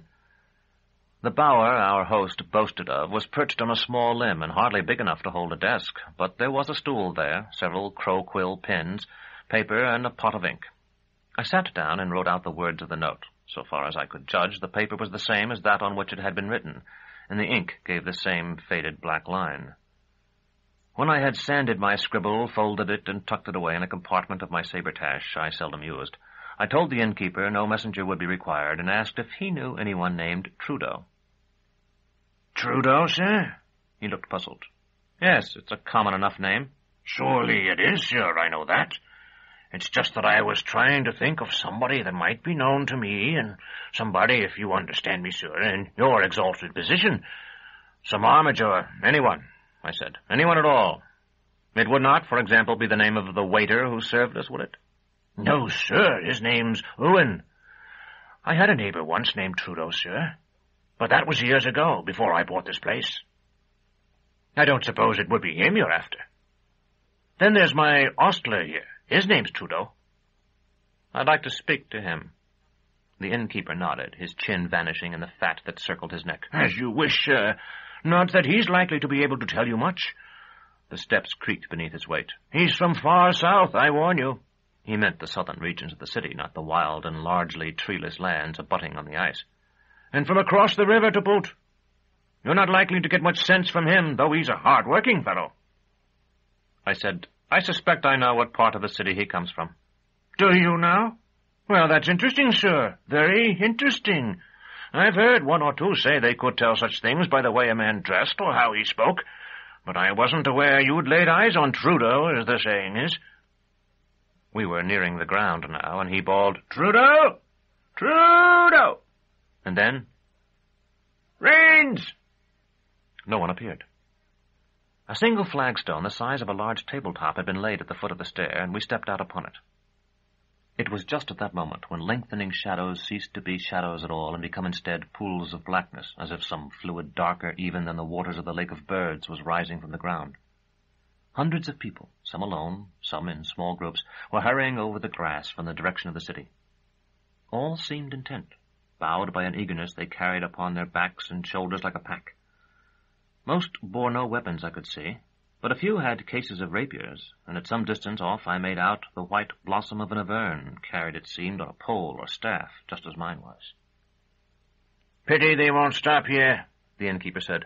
Not that I won't get some of them coming back, but a dinner before is where the money is. I speak frankly, for I can see that, young as you are, sir, you're too sensible not to know that every business is run to make a profit. I try to give good value. And as I've said, we've a famous kitchen. Trudeau! I have to have one, for no other sort of food will agree with me. I'd starve, sir, if I had to eat what most do. Trudeau, you louse farm! Where are you? A dirty boy appeared from somewhere behind the trunk, wiping his nose on his arm. He's not back there, master. Well, where is he? Go look for him. I was still watching the streaming hundreds. They are all going to the sanguinary field, then? For the first time, I think, I fully realized that I was liable to die before the moon shone. Accounting for the note seemed futile and childish. Not all to fight, you understand. Most are only going to watch. There's some come only once, because somebody they know's fighting, or just because they were told about it, or read about it, or heard a song. Usually those get taken ill because they come here and generally put away a bottle or so when they're getting over it. But there's others that come every night, or anyway 4 or 5 nights out of the week. They're specialists, and only follow one weapon, or perhaps 2, and they pretend to know more about those than them that use them, which perhaps some do. After your victory, sir, 2 or 3 will want to buy you around. If you let them, they'll tell you what you did wrong and what the other man did wrong, but you'll find they don't agree. I said, "Our dinner is to be private," and as I spoke I heard the whisper of bare feet on the steps behind us. Azure and Dorcas were coming down, Azure carrying the Avern, which seemed to me to have grown larger in the failing light. I have already told how strongly I desired Azure. When we are talking to women, we talk as though love and desire are 2 separate entities, and women, who often love us and sometimes desire us, maintain the same fiction. The fact is that they are aspects of the same thing, as I might have talked to the innkeeper of the north side of his tree and the south. If we desire a woman, we soon come to love her for her condescension in submitting to us. This, indeed, had been the original foundation of my love for Thecla. And since if we desire her, she always submits, in imagination at least, some element of love is ever present. On the other hand, if we love her, we soon come to desire her, since attraction is one of the attributes a woman should possess, and we cannot bear to think she is without any of them. In this way, men come to desire even women whose legs are locked in paralysis, and women to desire those men who are impotent save with men like themselves. But no one can say from what it is that what we call, almost at our pleasure, love or desire is born. As Azure came down the stair, one side of her face was lit by the last light of day, and the other thrown into shadow. Her skirt, split nearly to the waist, permitted a flash of silken thigh. And all I had lost in feeling for her a few moments before, when I had pushed her away, came back doubled and doubled again. She saw that in my face, I know, and Dorcas, hardly a step behind her, saw it too and looked away. But Azure was angry with me still, as perhaps she had a right to be, so although she smiled for policy's sake, and could not have concealed the ache in her loins if she would, yet she withheld much. I think it is in this that we find the real difference between those women to whom, if we are to remain men, we must offer our lives, and those who, again, if we are to remain men, we must overpower and outwit if we can, and use as we never would a beast, that the second will never permit us to give them what we give the first. Azure enjoyed my admiration, and would have been moved to ecstasy by my caresses, but even if I were to pour myself into her 100 times, we would part strangers. I understood all this as she descended the last few steps, one hand closing the bodice of her gown, the other upholding the Avern, whose pole she used as a staff and carried like a baculus. And yet I loved her still, or would have loved her, if I could. The boy came running up. "Trudeau's gone, Cook says. She was out fetching water 'cause the girl was gone, and seen him running off, and his things is gone from the mews, too." "Gone for good, then," the innkeeper said. "When did he go? Just now?" The boy nodded. "He heard you were looking for him, sir. That's what I'm afraid of. One of the others must have heard you asking me about the name and run and told him. Did he steal from you?" I shook my head. He did me no harm, and I suspect he was trying to do good in whatever he did do. I'm sorry I cost you a servant." The innkeeper spread his hands. "He'd some wages coming, so I won't lose by it." As he turned away, Dorcas whispered, "And I am sorry to have taken your joy from you upstairs. I would not have deprived you. But, Severian, I love you." From somewhere not far off, the silver voice of a trumpet called to the reticent stars. Chapter 27. Is he dead? The sanguinary field of which all my readers will have heard, though some, I hope, will never have visited it, lies northwest of the built sections of our capital of Nessus, between a residential enclave of city armigers and the barracks and stables of the Zenigi of the Blue Demarchi. It is near enough the wall to seem very near to someone like myself, who had never been near it at all, yet still leagues of hard walking by twisted avenues from the actual base. How many combats can be accommodated, I do not know. It may be that the railings that delimit the grounds of each, upon which the spectators lean or sit as the fancy takes them, can be moved and are adjusted to suit the evening's needs. I have only visited the spot once, but it seemed to me, with its trampled grass and silent, languid watchers, a strange and melancholy one. During the brief time I have occupied the throne, many issues have been of more immediate concern than monarchy. Whether it is good or evil, as I am inclined to think, it is surely ineradicable in a society such as ours, which must for its own survival hold the military virtues higher than any others, and in which so few of the armed retainers of the state can be spared to police the populace. Yet, is it evil? Those ages that have outlawed it, and many hundreds have, by my reading, have replaced it largely with murder, and with just such murders, by and large, as monarchy seems designed to prevent. Murders resulting from quarrels among families, friends, and acquaintances. In these cases, two die instead of one, for the law tracks down the slayer, a person not by disposition a criminal, but by chance, and slays him, as though his death would restore his victim's life. Thus, if, say, 1,000 legal combats between individuals resulted in 1,000 deaths, which is very unlikely, since most such combats do not terminate in death, but prevented 500 murders, the state would be no worse. Further, the survivor of such a combat is likely to be the individual most suited to defending the state, and also the most suited to engendering healthy children, while there is no survivor of most murders, and the murderer, were he to survive, is likely to be only vicious and not strong, quick, or intelligent. And yet how readily this practice lends itself to intrigue. We heard the shouted names when we were still 100 strides away, loudly and formally announced above the trilling of the hylas. "Cadro of the 17 Stones! Sabres of the Parted Meadow! Laurentia of the House of the Harp!" This in a woman's voice. "Cadro of the 17 Stones!" I asked Azure who it was who thus called. They have given challenges, or have been challenged themselves. By bawling their names, or having a servant do it for them, they advertise that they have come, and to the world that their opponent has not. "Cadro of the 17 Stones!" The vanishing sun, whose disk was now a quarter concealed behind the impenetrable blackness of the wall, had dyed the sky with gamboge and cerise, vermilion and lurid violet. These colors, falling upon the throng of monomachist and loungers, much as we see the aureate beams of divine favor fall on hierarchs in art, lent them an appearance insubstantial and thaumaturgic, as though they had all been produced a moment before by the flourish of a cloth and would vanish into the air again at a whistle. "Laurentia, of the House of the Harp!" "Aja," I said, and from somewhere nearby we heard the choking death makes in a man's throat. "Aja, you are to call out Severian of the Matichin Tower." "I'm not your servant. Bawl it yourself if you want it bawled." Cadro of the 17 Stones. Don't look at me like that, Severian. I wish we hadn't come. Severian!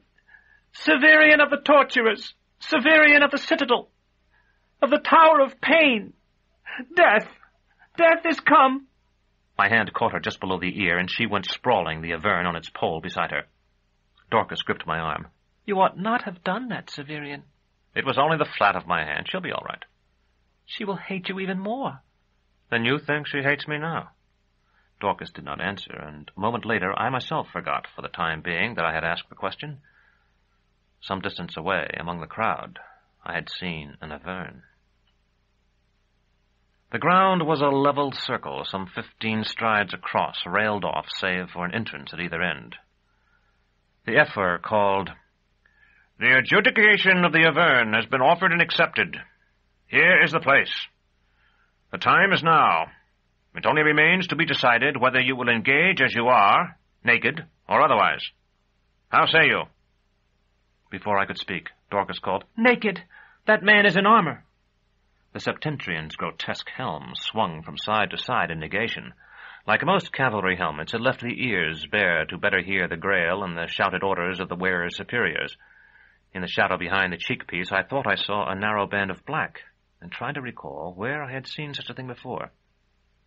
The Hethor asked, You refuse, Hipparch? The men of my country do not go naked save in the presence of women alone. He wears armor, Dorcas called again. This man has not even a shirt. Her voice, always so soft before, rang in the twilight like a bell. I will remove it. The Septentrion threw back his cape and raised a gauntleted hand to the shoulder of his cuirass. It slipped from him and fell at his feet. I had expected a chest as massive as Master Gerlos's, but the one I saw was narrower than my own. The helmet also. Again the Septentrion shook his head, and the Hethor asked, Your refusal is absolute? It is. There was a barely perceptible hesitation. I can only say that I am instructed not to remove it. The Hethor turned to me. We none of us would desire, I think, to embarrass the Hipparch, and still less the personage, I do not say whom it may be, that he serves. I believe the wisest course would be to allow you, sir, some compensating advantage. Have you one to suggest? Azure, who had been silent since I had struck her, said, Refuse the combat, Severian, or reserve your advantage until you need it. Dorcas, who was loosening the strips of rag that bound the Avern, said also, Refuse the combat. I've come too far to turn back now. The Hethor asked pointedly, Have you decided, sir? I think I have. My mask was in my sabretache. Like all those used in the guild, it was of thin leather stiffened with strips of bone. Whether it would keep out the thrown leaves of the Avern I had no way of knowing, but it was satisfying to hear the lookers-on draw breath when I snapped it open. You are ready now? Hipparch? Sir? Sir, you must give that sword to someone to hold for you. No weapon but the Avern may be carried. I looked about for Azure, but she had vanished into the crowd. Dorcas handed me the deadly blossom, and I gave her Terminus Est. Begin! A leaf whizzed close to my ear. The Septentrion was advancing with an irregular motion, his Avern gripped beneath the lowest leaves by his left hand, and his right thrust forward as though to wrestle mine from me. I recalled that Azure had warned me of the danger of this, and clasped it as close as I dared. For the space of 5 breaths we circled. Then I struck at his outstretched hand. He countered with his plant. I raised my own above my head like a sword, and as I did so, realized the position was an ideal one. It put the vulnerable stem out of my opponent's reach, permitted me to slash downward with the whole plant at will, yet allowed me to detach leaves with my right hand. This last discovery I put to the test at once, snapping off a leaf and sending it skimming toward his face. Despite the protection his helm gave him, he ducked, and the crowd behind him scattered to avoid the missile. I followed it with another, and then another, which struck his own in flight. The result was remarkable. Instead of absorbing the other's momentum and clattering down together as inanimate blades would, the leaves appeared to writhe and wind their edged lengths about each other, slashing and striking with their points so rapidly that before they had fallen a cubit they were no more than ragged strips of blackish green that turned to 100 colors and spun like a child's top. Something or someone was pressing against my back. It was as though an unknown stood close behind me, his spine against mine, exerting a slight pressure. I felt cold and was grateful for the warmth of his body. Severian! The voice was Dorcas's, but she seemed to have wandered away. Severian! Won't anyone help him? Let me go! The peal of a carillon. The colors which I had taken to be those of the struggling leaves were in the sky instead, where a rainbow unrolled beneath the aurora. The world was a great Paschal egg, crowded with all the colors of the palette. Near my head, a voice inquired, "Is he dead?" And someone answered matter-of-factly, "That's it. Those things always kill, unless you want to see them drag him off." The Septentrion's voice, oddly familiar, said, "I claim Victor right to his clothing and weapons. Give me that sword." I sat up.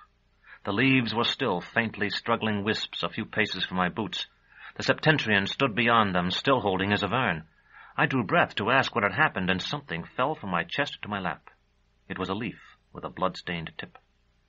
Seeing me, the Septentrion whirled and lifted his Avern. The Hethor stepped between us, arms extended. From the railings, some spectator called, gentle right, soldier! Let him stand up and get his weapon." My legs would hardly bear me. I looked around stupidly for my own Avern, and found it at last only because it lay near the feet of Dorcas, who was struggling with Azure. The Septentrion shouted, "He should be dead!" The Hethor said, "He is not, Hipparch. When he regains his weapon, you may pursue the combat." I touched the stem of my Avern, and for an instant felt I had grasped the tail of some cold-blooded but living animal. It seemed to stir in my hand, and the leaves rattled. Azure was shouting, "Sacrilege!" and I paused to look at her, then picked up the Avern and turned to face the Septentrion.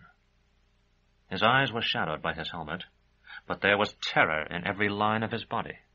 For a moment he seemed to look from me to Azure. Then he turned and fled toward the opening in the rails at his end of the arena. The spectators blocked his way, and he used his Avern like a scourge, striking to right and left. There was a scream, then a crescendo of screams. My own Avern was pulling me backward, or rather my Avern was gone, and someone gripped me by the hand. Dorcas. Somewhere far away, Azure shrieked, "Agilus!" and another woman called, "Laurentia of the House of the Harp." Chapter 28. Carnifex.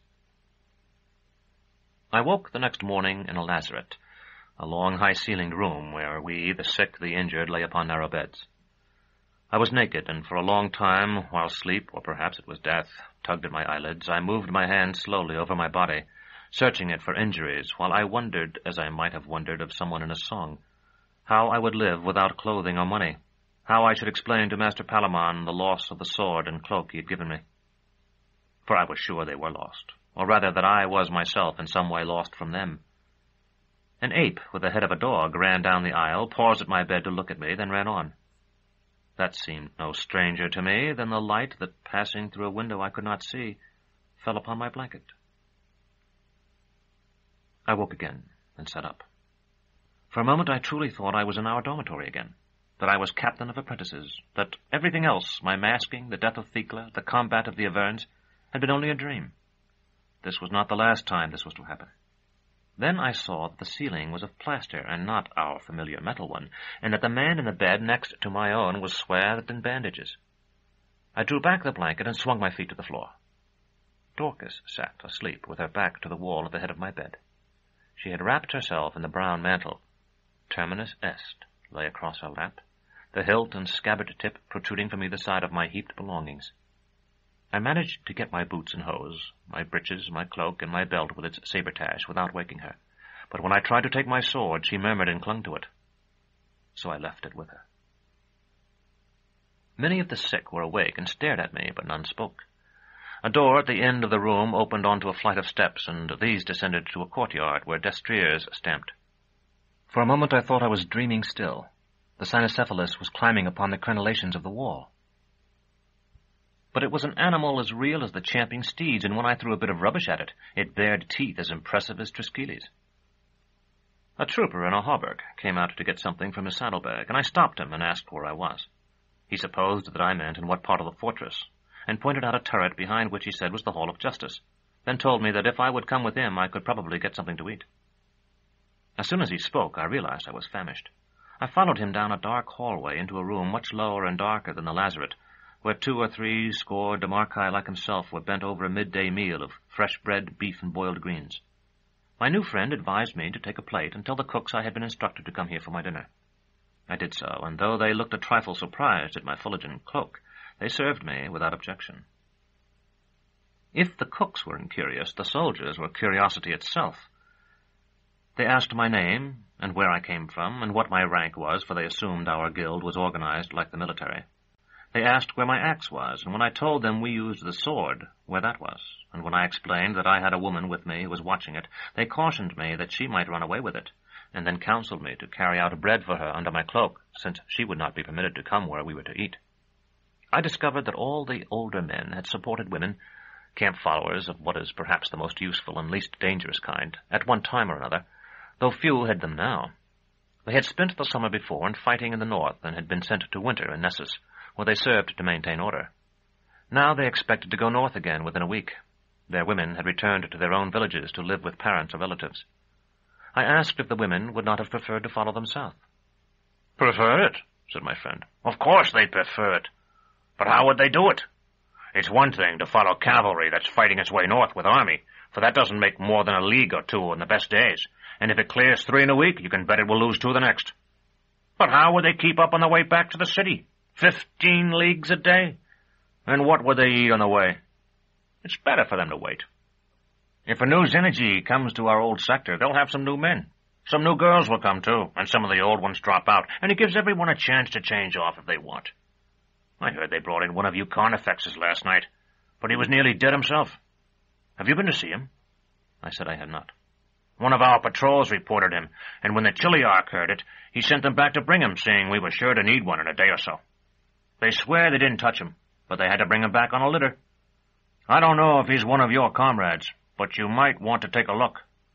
I promised I would, and after thanking the soldiers for their hospitality, left them. I was worried about Dorcas, and their questioning, though it was clearly well meant, had made me uneasy. There were too many things I could not explain. How I had come to be injured, for example, if I had admitted I was the man who had been carried in the night before, and where Dorcas had come from. Not really understanding those things myself bothered me at least as much, and I felt, as we always feel when there is a whole sector of our lives that cannot bear light, that no matter how far the last question had been from one of the forbidden subjects, the next would pierce to the heart of it. Dorcas was awake and standing by my bed, where someone had left a cup of steaming broth. She was so delighted to see me that I felt happy myself, as though joy were as contagious as a pestilence. "I thought you were dead," she told me. "You were gone, and your clothes were gone, and I thought they had taken them to bury you in." "I'm all right," I said. "What happened last night?" Dorcas became serious at once. I made her sit on the bed with me and eat the bread I had brought and drink the broth, while she answered, "You remember fighting with the man who wore that strange helmet, I'm sure.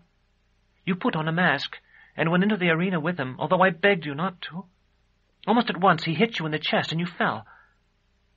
I remember seeing the leaf, a horrible thing like a flatworm made of iron, half in your body and turning red as it drank your blood. Then it fell away. I don't know how to describe it. It was as though everything I had seen had been wrong. But it wasn't wrong. I remember what I saw. You got up again, and you looked, I don't know, as if you were lost or some part of you was far away. I thought he was going to kill you at once, but the F4 protected you, saying he had to allow you to get your Evern. His was quiet, the way ours had been when you pulled it up in that awful place. But yours had begun to writhe and open its flower. I thought it had been open before, the white thing with the swirl of petals. Only now I believe I was thinking too much of roses, and it had not been open at all. There was something underneath, something else, a face like the face poison would have, if poison had a face. You didn't notice. You picked it up, and it began to curl toward you slowly, as though it were only half awake. But the other man, the Hipparch, couldn't believe what he had seen. He was staring at you, and that woman Azure was shouting to him, and all at once he turned and ran away. The people who were watching didn't want him to. They wanted to see someone killed, so they tried to stop him, and he... Her eyes were brimming with tears. She turned her head to keep me from seeing them. I said, "He struck several of them with his Evern, and I suppose killed them. Then what happened?" "It wasn't just that he struck them. It struck at them, after the first two, like a snake. The ones who were cut with the leaves didn't die at once. They screamed, and some of them ran and fell and got up and ran again, as if they were blind and knocking other people down. And at last a big man struck him from behind, and a woman who had been fighting somewhere else came with a brackmoir. She cut the Avern, not sidewise, but down the stem so it split. Then some of the men held the Hipparch, and I heard her blade clash on his helmet. You were just standing there. I wasn't sure you even knew he was gone, and your Avern was bending back toward your face. I thought of what the woman had done and hit at it with your sword. It was heavy, so very heavy at first, and then it was hardly heavy at all. But when I slashed down with it, I felt as if I could have struck the head from a bison, only I had forgotten to take off the sheath. But it knocked the Avern out of your hand, and I took you and led you away. Where? I asked. She shivered and dipped a piece of bread in the steaming broth. I don't know. I didn't care. It was just so good to be walking with you, to know I was taking care of you the way you had taken care of me before we got the Avern. But I was cold, terribly cold when night came. I put your cloak all around you and fastened it in front, and you didn't seem to be cold, so I took this mantle and wrapped myself in it. My dress was falling to pieces.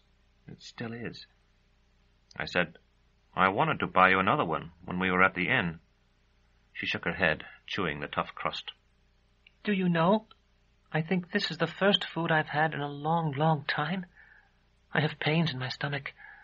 That's why I drank the wine there, but this makes it feel better. I hadn't realized how weak I was getting. But I didn't want a new dress from there because I would have had to wear it for a long time, and it would have always reminded me of that day.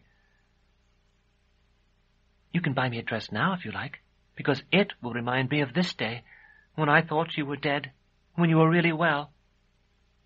Anyway, we got back into the city somehow.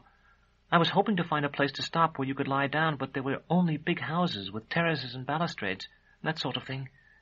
Some soldiers came galloping up and asked if you were a Carnifex. I didn't know the word, but I remembered what you had told me, and so I told them you were a torturer, because soldiers have always seemed to me to be a kind of torturer, and I knew they would help us. They tried to get you to ride, but you fell off. So some of them tied their capes between two lances and laid you on that, and put the ends of the lances in the stirrup straps of two destriers. One of them wanted to take me up into his saddle, but I wouldn't do it. I walked beside you all the way, and sometimes I talked to you, but I don't think you heard me. She drained the last of the broth. Now I want to ask you a question. When I was washing myself behind the screen, I could hear you and Azure whispering about a note. Later you were looking for someone in the inn. Will you tell me about that? Why didn't you ask before? Because Azure was with us. If you had found out anything, I didn't want her to hear what it was. I'm sure Azure could discover anything I discovered, I said. I don't know her well, and in fact I don't feel I know her as well as I know you. But I know her well enough to realize that she's much cleverer than I am. Dorcas shook her head again. She's the sort of woman who's good at making puzzles for other people, but not at solving ones she didn't make herself. I think she thinks, I don't know, sidewise, so no one else can follow it. She's the kind of woman people say thinks like a man, but those women don't think like real men at all. In fact, they think less like real men than most women do. They just don't think like women. The way they do think is hard to follow, but that doesn't mean it's clear or deep. I told her about the note and what it said, and mentioned that although it had been destroyed, I had copied it out on the inn's paper, and found it to be the same paper and the same ink. So someone wrote it there, she said pensively. Probably one of the inn servants, because he called the ostler by name. But what does it mean? I don't know. I can tell you why it was put where it was. I sat there on that horn settee before you sat down. It made me happy, I recall, because you sat beside me. Do you remember if the waiter, he must have carried the note whether he wrote it or not, put the tray there before I got up to bathe? I can remember everything, I said, except last night. Azure sat in a folding canvas chair. You sat on the couch, that's right, and I sat down beside you. I had been carrying the Avern on the pole as well as my sword, and I laid the Avern flat behind the couch. The kitchen girl came in with water and towels for you, then she went out and got oil and rags for me. Dorcas said, We ought to have given her something. I gave her an Autarch to bring the screen. That's probably as much as she's paid for a week. Anyway, you went behind it, and a moment later the host led the waiter in with a tray and wine. That's why I didn't see it then. But the waiter must have known where I was sitting because there was no place else. So he left it under the tray, hoping I'd see it when I came out. What was the first part again? The woman with you has been here before. Do not trust her. It must have been for me. If it had been for you, it would have distinguished between Asia and me, probably by hair color. And if it had been meant for Asia, it would have been out on the other side of the table, where she would have seen it instead. So you reminded someone of his mother? Yes. Once more there were tears in her eyes.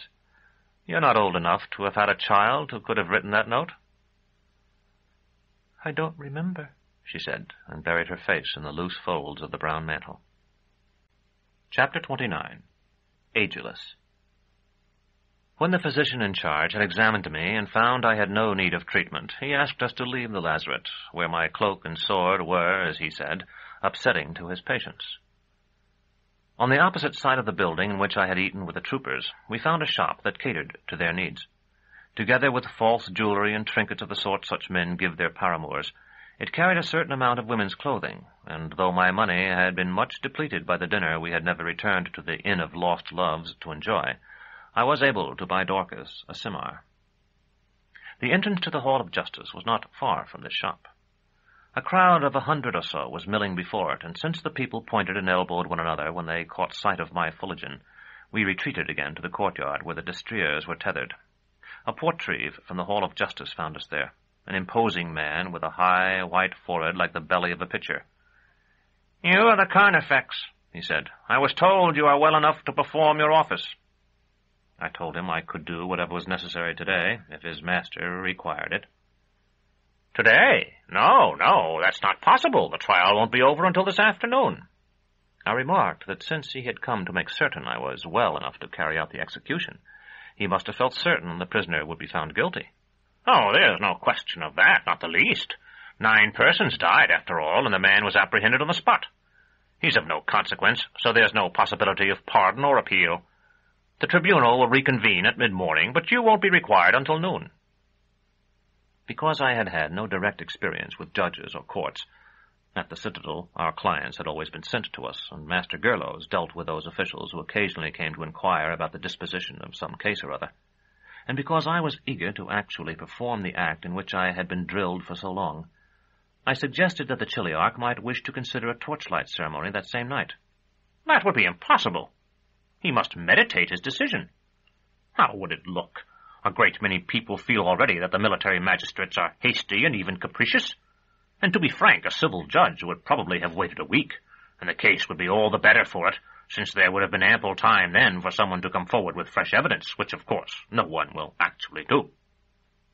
"Tomorrow afternoon, then," I said. "We'll require quarters for the night. Also, I'll want to examine the scaffold and block, and ready my client. Will I need a pass to see him?" The portreeve asked if we could not stay in the lazaret, and when I shook my head, we, the portreeve Dorcas and I, went there to permit him to argue with the physician in charge, who, as I had predicted, refused to have us. That was followed by a lengthy discussion with a non-commissioned officer of the Xenogy, who explained that it was impossible for us to stay in the barracks with the troopers, and that if we were to use one of the rooms set aside for the higher ranks, no one would want to occupy it in the future. In the end, a little windowless storeroom was cleared out for us, and 2 beds and some other furniture, all of which had seen hard use, brought in. I left Dorcas there, and after assuring myself that I was unlikely to step through a rotten board at the critical moment, or to have to saw the client's head off while I held him across my knee, I went to the cells to make the call that our traditions demand. Subjectively, at least, there is a great difference between detention facilities to which one has become accustomed and those to which one has not. If I had been entering our own oubliette, I would have felt I was, quite literally, coming home. Perhaps coming home to die, but coming home nevertheless.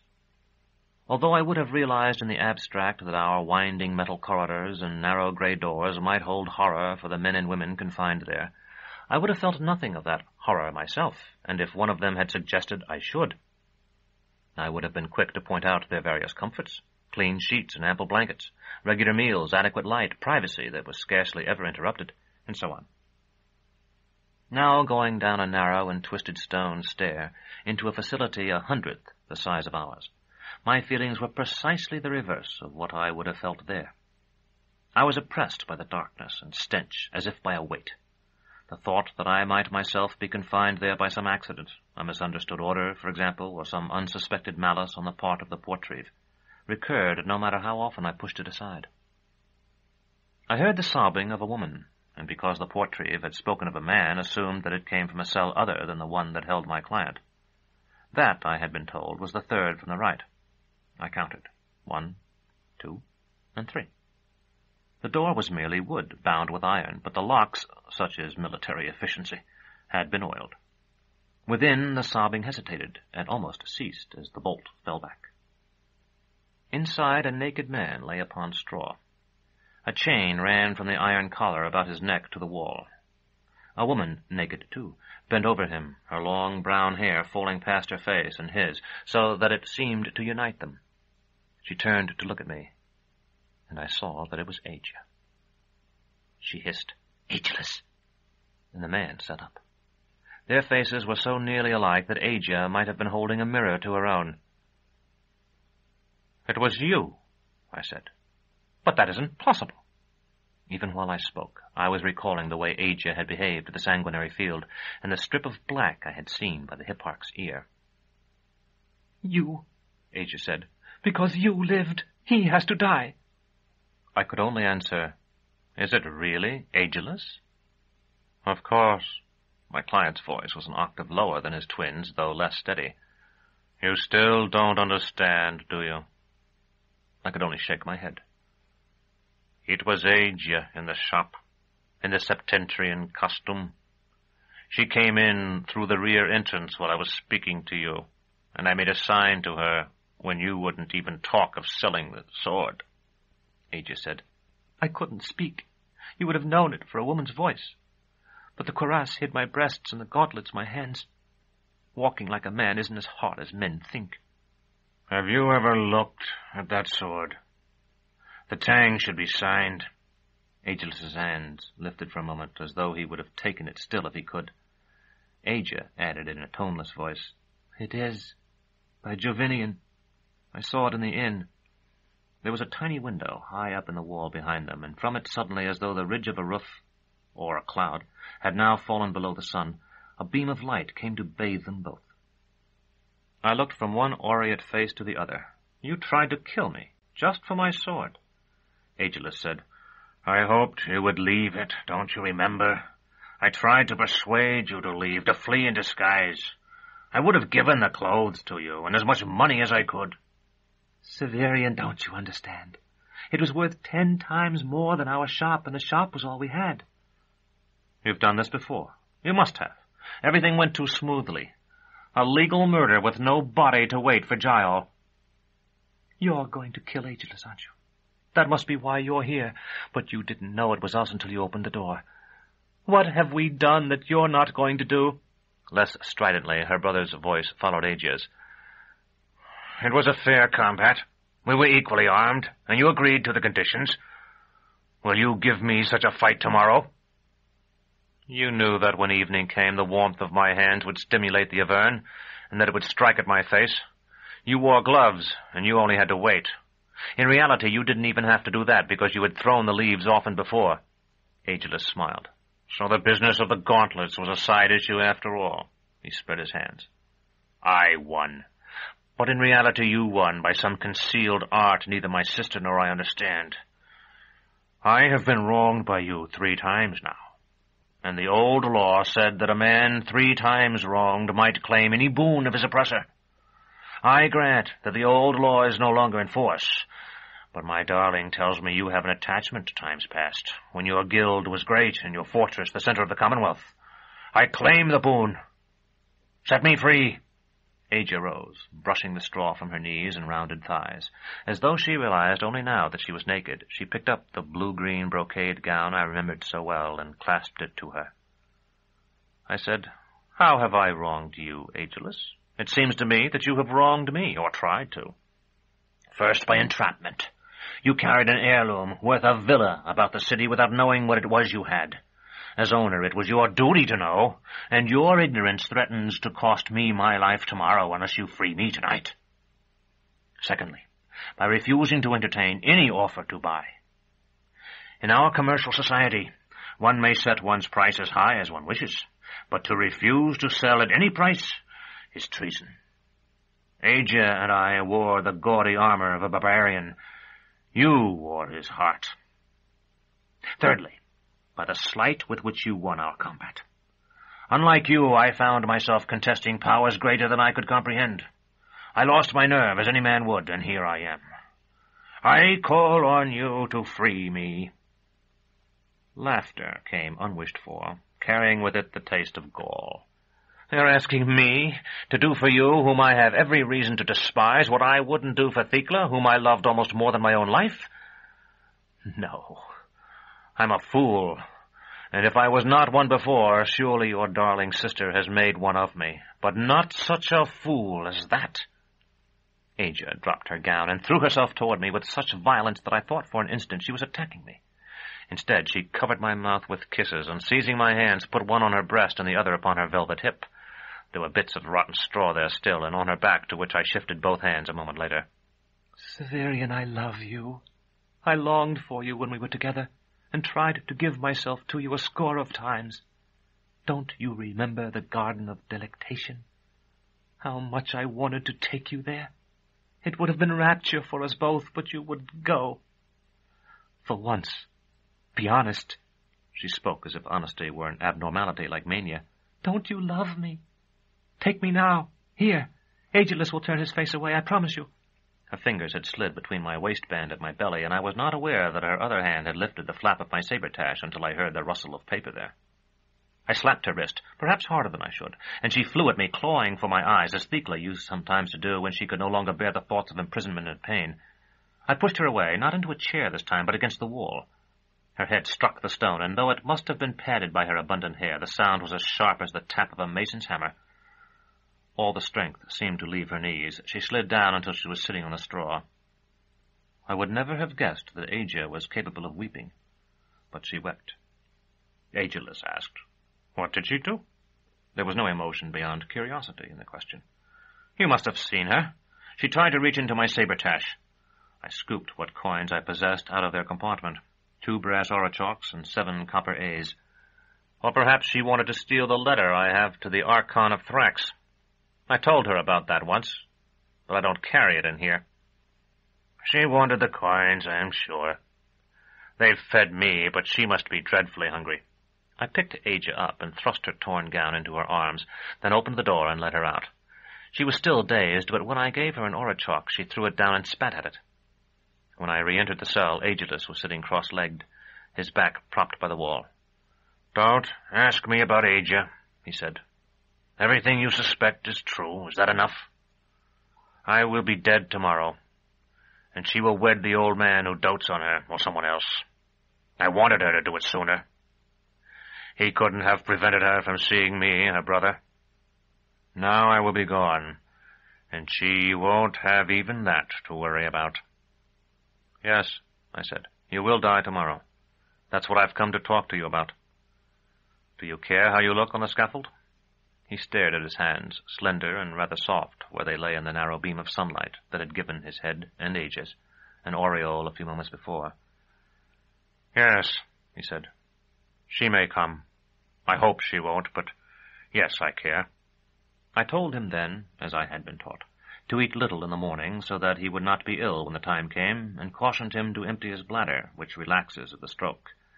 I drilled him, too, in that false routine we teach to all who must die, so they will think the moment is not quite come when in fact it has come, the false routine that lets them die with something less of fear. I do not know if he believed me, though I hope he did. If ever a lie is justified in the sight of the Pancreator, it is that one. When I left him, the orichalk was gone. In its place, and no doubt with its edge, a design had been scratched on the filthy stones. It might have been the snarling face of Jurapari, or perhaps a map, and it was wreathed with letters I did not know. I rubbed it away with my foot. Chapter 30. Night. There were 5 of them, 3 men and 2 women. They waited outside the door, in a sense, but not near it, grouped a dozen strides away. Waiting, they talked among themselves, 2 or 3 talking together, almost shouting, laughing, waving arms, nudging one another. I watched them from the shadows for a time. They could not see me there, or did not, wrapped as I was in my Phlegon cloak, and I was able to pretend I did not know what they were. They might have been at a party, all a little drunk. They came eagerly, yet hesitantly, afraid of being repulsed and determined to make the advance. One man was taller than I, surely the illegitimate son of some exultant, 50 or more, and nearly as fat as the host at the Inn of Lost Loves. A thin woman of 20 or so walked beside him, almost pressing against him. She had the hungriest eyes I have ever seen. When the fat man stepped in front of me, blocking my way with his bulk, she nearly, yet not quite, embraced me, coming so close it seemed almost magical that we did not touch, her long-fingered hands moving at the opening of my cloak with a desire to stroke my chest, but never quite doing so that I felt I was about to fall prey to some blood-drinking ghost, a succubus or lamia. The others crowded around me, hemming me against the building. "It's tomorrow, isn't it? How does it feel? What's your real name?" "He's a bad one, isn't he? A monster." None of them waited for answers to their questions, or, so far as I could see, expected or wanted any. They sought propinquity, and the experience of having spoken to me. "Will you break him first? Will there be a branding?" "Have you ever killed a woman?" "Yes," I said. "Yes, I did once." One of the men, short and slight, with a high, bumpy forehead of an intellectual, was putting an assimi into my hand. "I know you fellows don't get much, and I hear he's a pauper, can't tip." A woman, gray hair straggling over her face, tried to make me take a lace-trimmed handkerchief. "Get blood on it, as much as you want, or even only a little. I'll pay you afterward." All of them stirred me to pity, even as they revolted me. But one man most of all.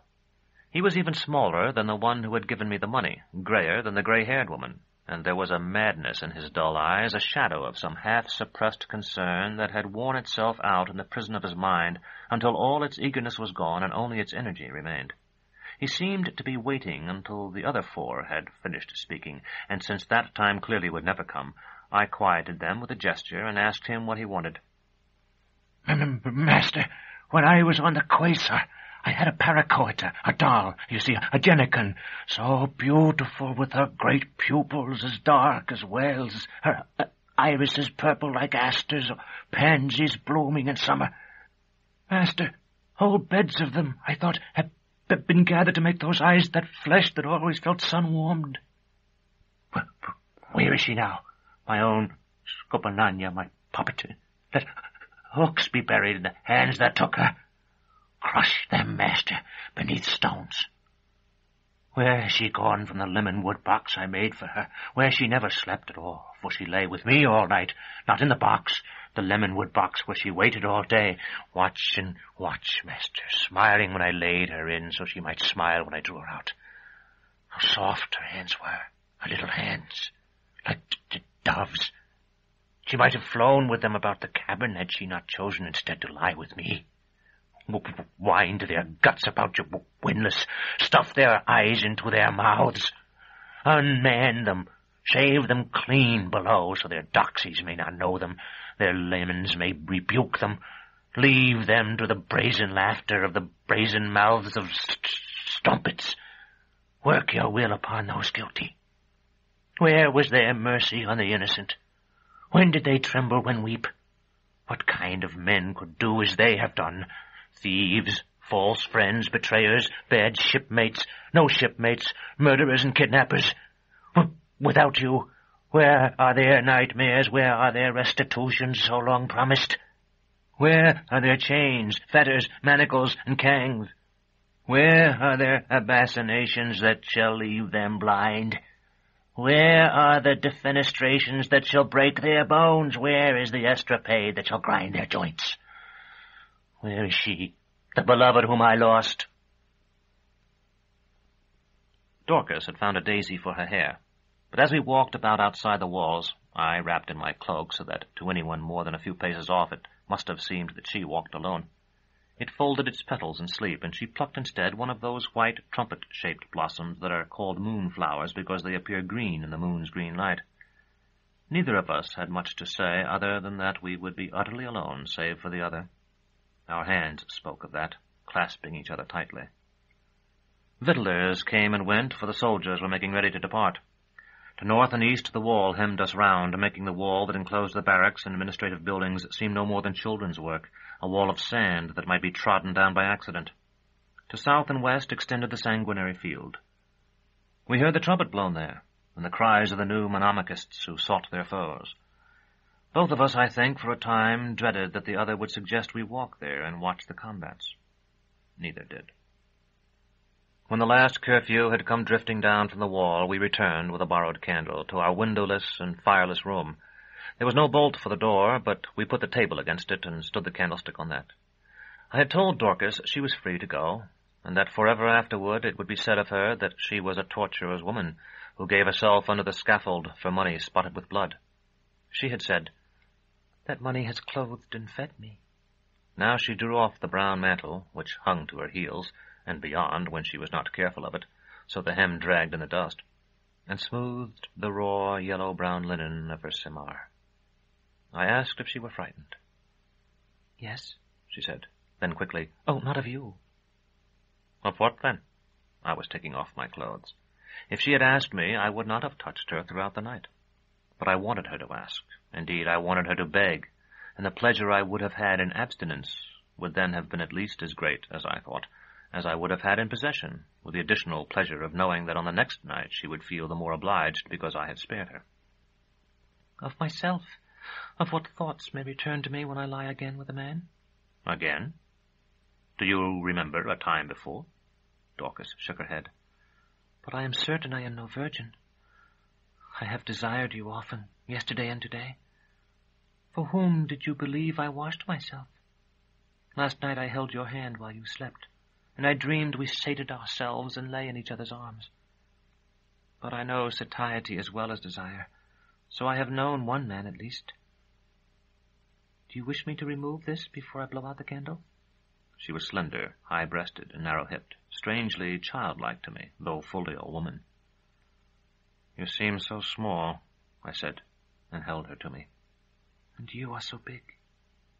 I knew then that however much I tried not to, I would hurt her, that night and afterward. I knew, too, that I was incapable of sparing her. A moment before I would have refrained if she had asked. Now I could not, and just as I would have thrust forward, though it had plunged my body on a spike, I would follow her later and try to cleave her to me. But it was not my body that was impaled, but hers. We had been standing while I ran my hands over her and kissed her breasts that were like round fruits sliced in two. Now I lifted her, and together we fell on one of the beds. She cried out, half in delight, half in pain, and pushed me away before she clutched at me. "I'm glad," she said. "I'm so glad," and bit me on the shoulder. Her body bent backward like a bow. Later we pushed the beds together so we could lie side by side. Everything was slower the second time. She would not agree to a third. "You'll need your strength tomorrow," she said. "Then you don't care?" "If we could have our way, no man would have to go roving or draw blood. But women did not make the world. All of you are torturers one way or another." It rained that night so hard we could hear it drumming on the tiles over our heads, a cleansing, crashing, unending downpour of water. I dozed and dreamed that the world had been turned upside down. Giles was overhead now, decanting all its flood of fish and filth and flowers over us. I saw the great face I had seen under the water when I had nearly drowned, a portent of coral and white seen in the sky, smiling with needle teeth. Thrax is called the City of Windowless Rooms. This windowless room of ours, I thought, is a preparation for Thrax. Thrax will be like this. Or perhaps Dorcas and I are already there. It was not so far north as I thought. So far north as I was led to believe. Dorcas got up to go out, and I went with her, knowing it would not be safe for her to go alone at night in a place where there were so many soldiers. The corridor outside our room ran along an outer wall, pierced with embrasures. Water splashed through each in a fine spray. I wanted to keep Terminus Est in her sheath, but so large a sword is slow to draw. When we were back in our room again, with the table against the door, I took out the whetstone and sharpened the man's side of the blade, honing its edge until the endmost third, the part I would use, would divide a thread tossed into the air. Then I wiped and oiled the whole blade and stood the sword against the wall near my head. Tomorrow would be my first appearance on the scaffold, unless the Chiliarch decided at the last moment to exercise clemency. That was always a possibility, always a risk.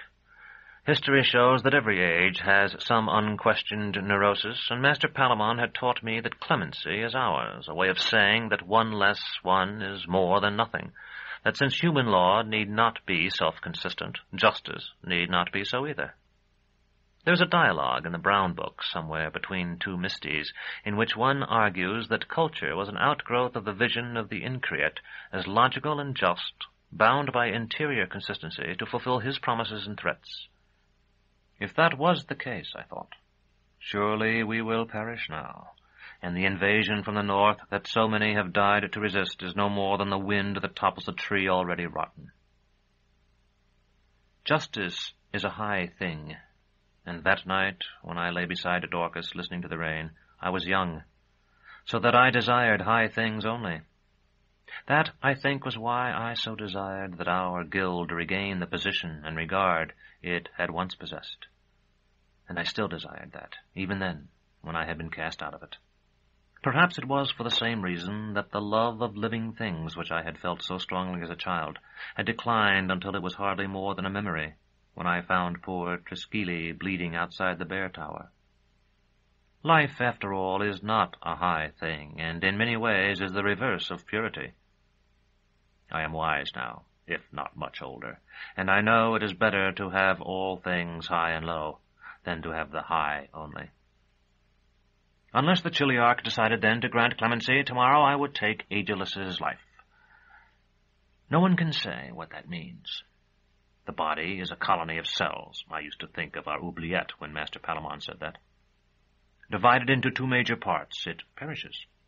But there is no reason to mourn the destruction of a colony of cells. Such a colony dies each time a loaf of bread goes into the oven.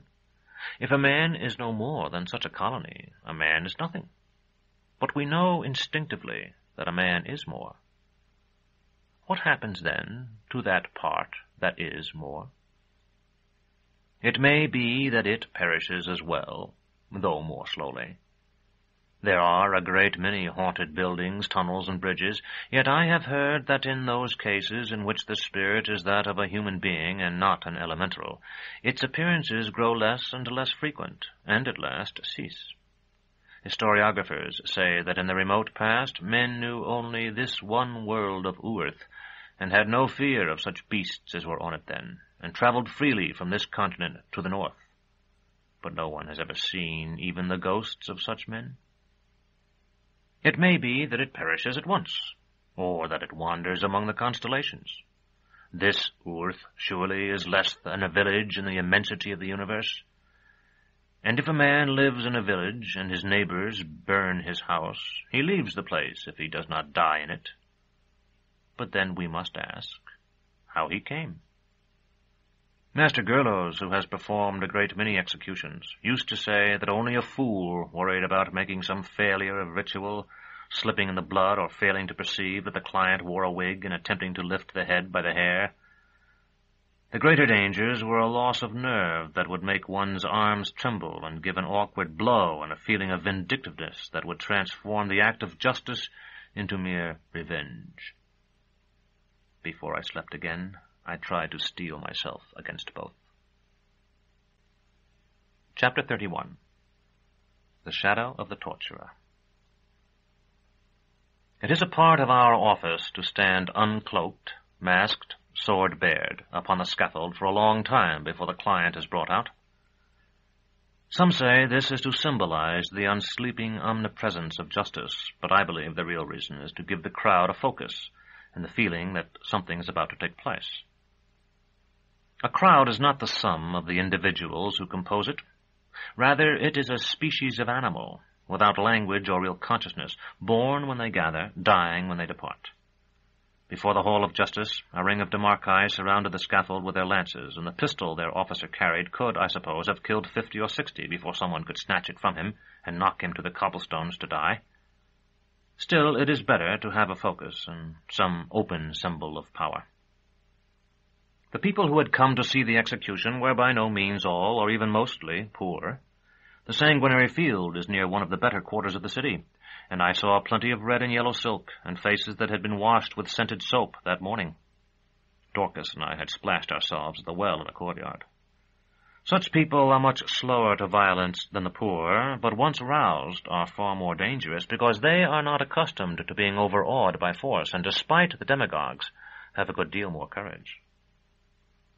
And so I stood with my hands resting on the quillions of Terminus Est, and turned this way and that, and adjusted the block so that my shadow would fall across it. The Chiliarch was not visible, though I discovered later that he was watching from a window. I looked for Asia in the crowd, but could not find her. Dorcas was on the steps of the Hall of Justice, a position reserved for her at my request by the Portreeve. The fat man who had waylaid me the day before was as near the scaffold as he could get, with a lance-fire threatening his bulging coat. The woman of the hungry eyes was on his right, and the grey-haired woman on his left. I had her handkerchief in my boot-top. The short man who had given me an assimi and the dull-eyed man who stammered and talked so strangely were nowhere to be seen. I looked for them on the rooftops where they could have had a good view despite their small stature, and though I did not find them, perhaps they were there. 4 sergeants in high-dress helmets led Agilus forth. I saw the crowd opening for them like the water behind Hildegrin's boat before I could see them at all. Then came the scarlet plumes, then the flash of armor, and at last Agilus's brown hair and his wide, boyish face held up-tilted because the chains that bound his arms forced his shoulder blades together. I remembered how elegant he had looked in the armor of a guard's officer, with a golden chimera splashed across his chest. It seemed tragic that he could not be accompanied now by men of the unit that had in some sense been his, instead of these scarred regulars in laboriously polished steel. He had been stripped of all his finery now, and I waited to receive him wearing the Fulgen mask in which I had fought him. Silly old women believe the Panjudicator punishes us with defeats and rewards us with victory. I felt I had been given more reward than I desired. A few moments later he mounted the scaffold, and the brief ceremony began. When it was over, the soldiers forced him to his knees, and I lifted my sword, forever blotting out the sun.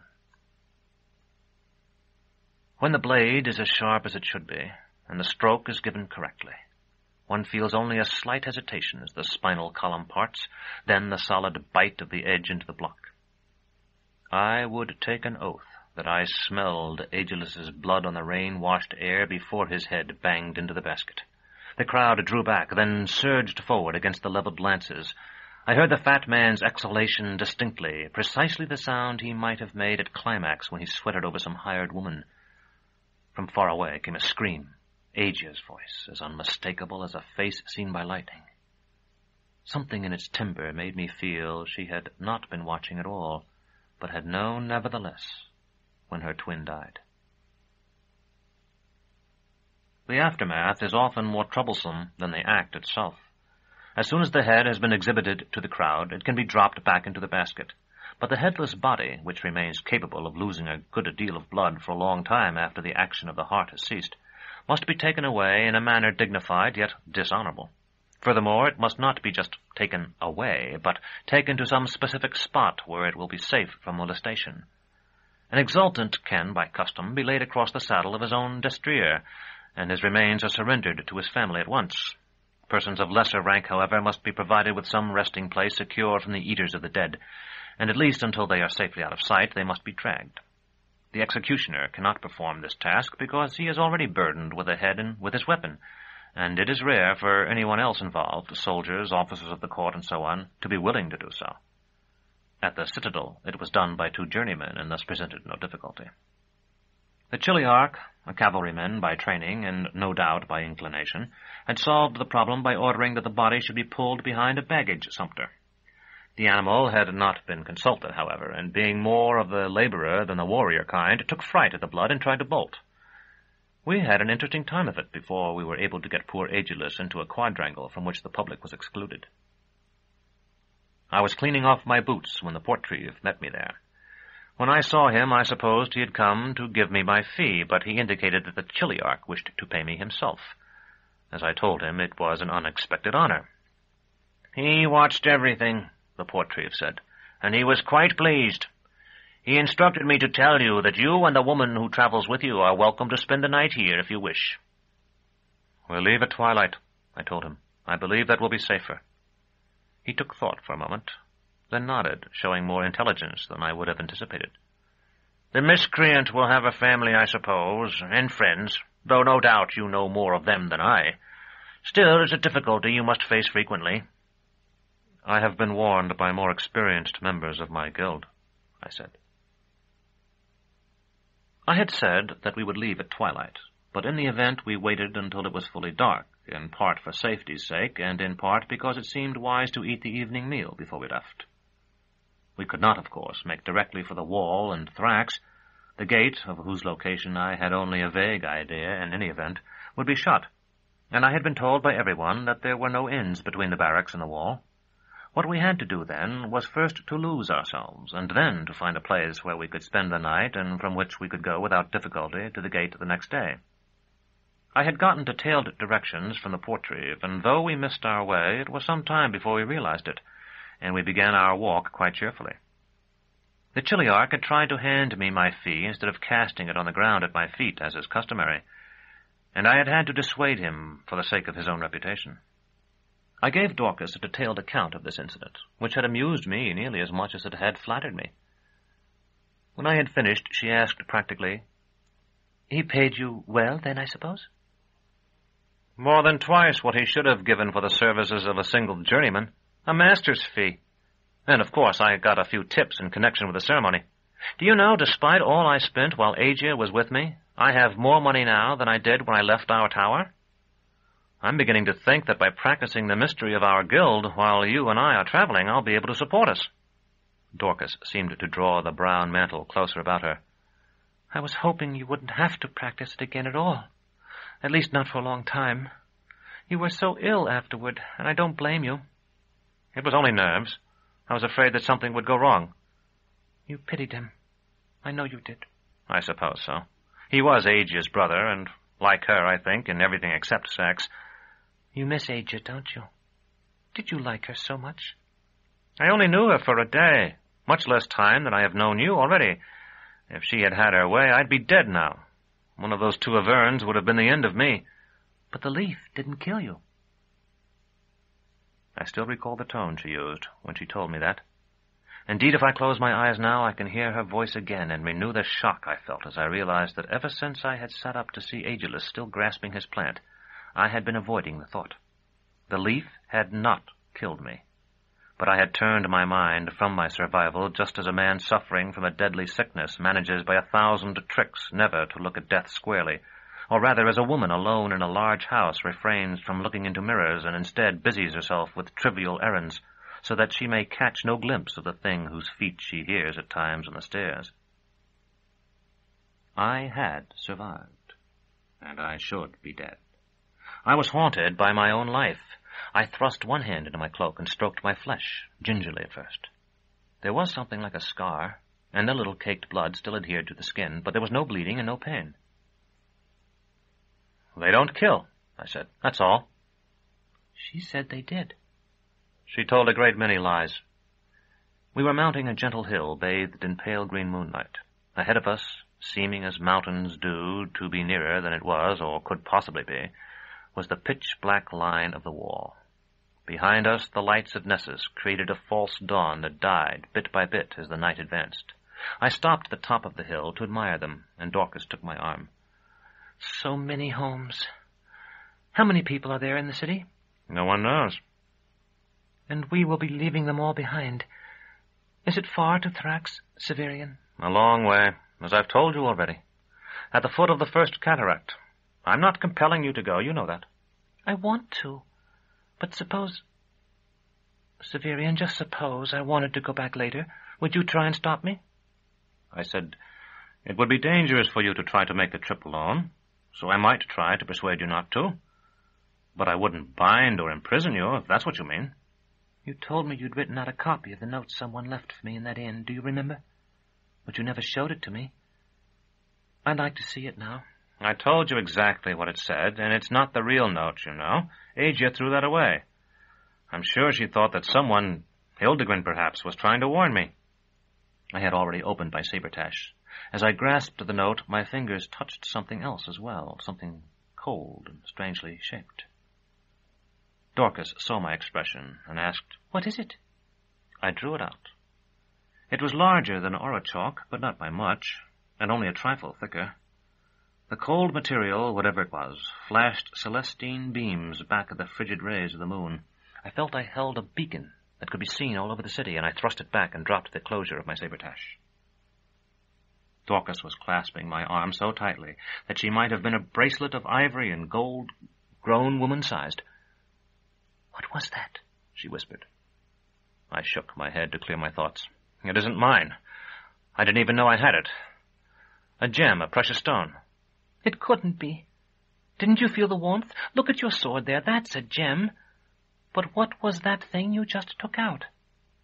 I looked at the dark opal on the pommel of Terminus Est.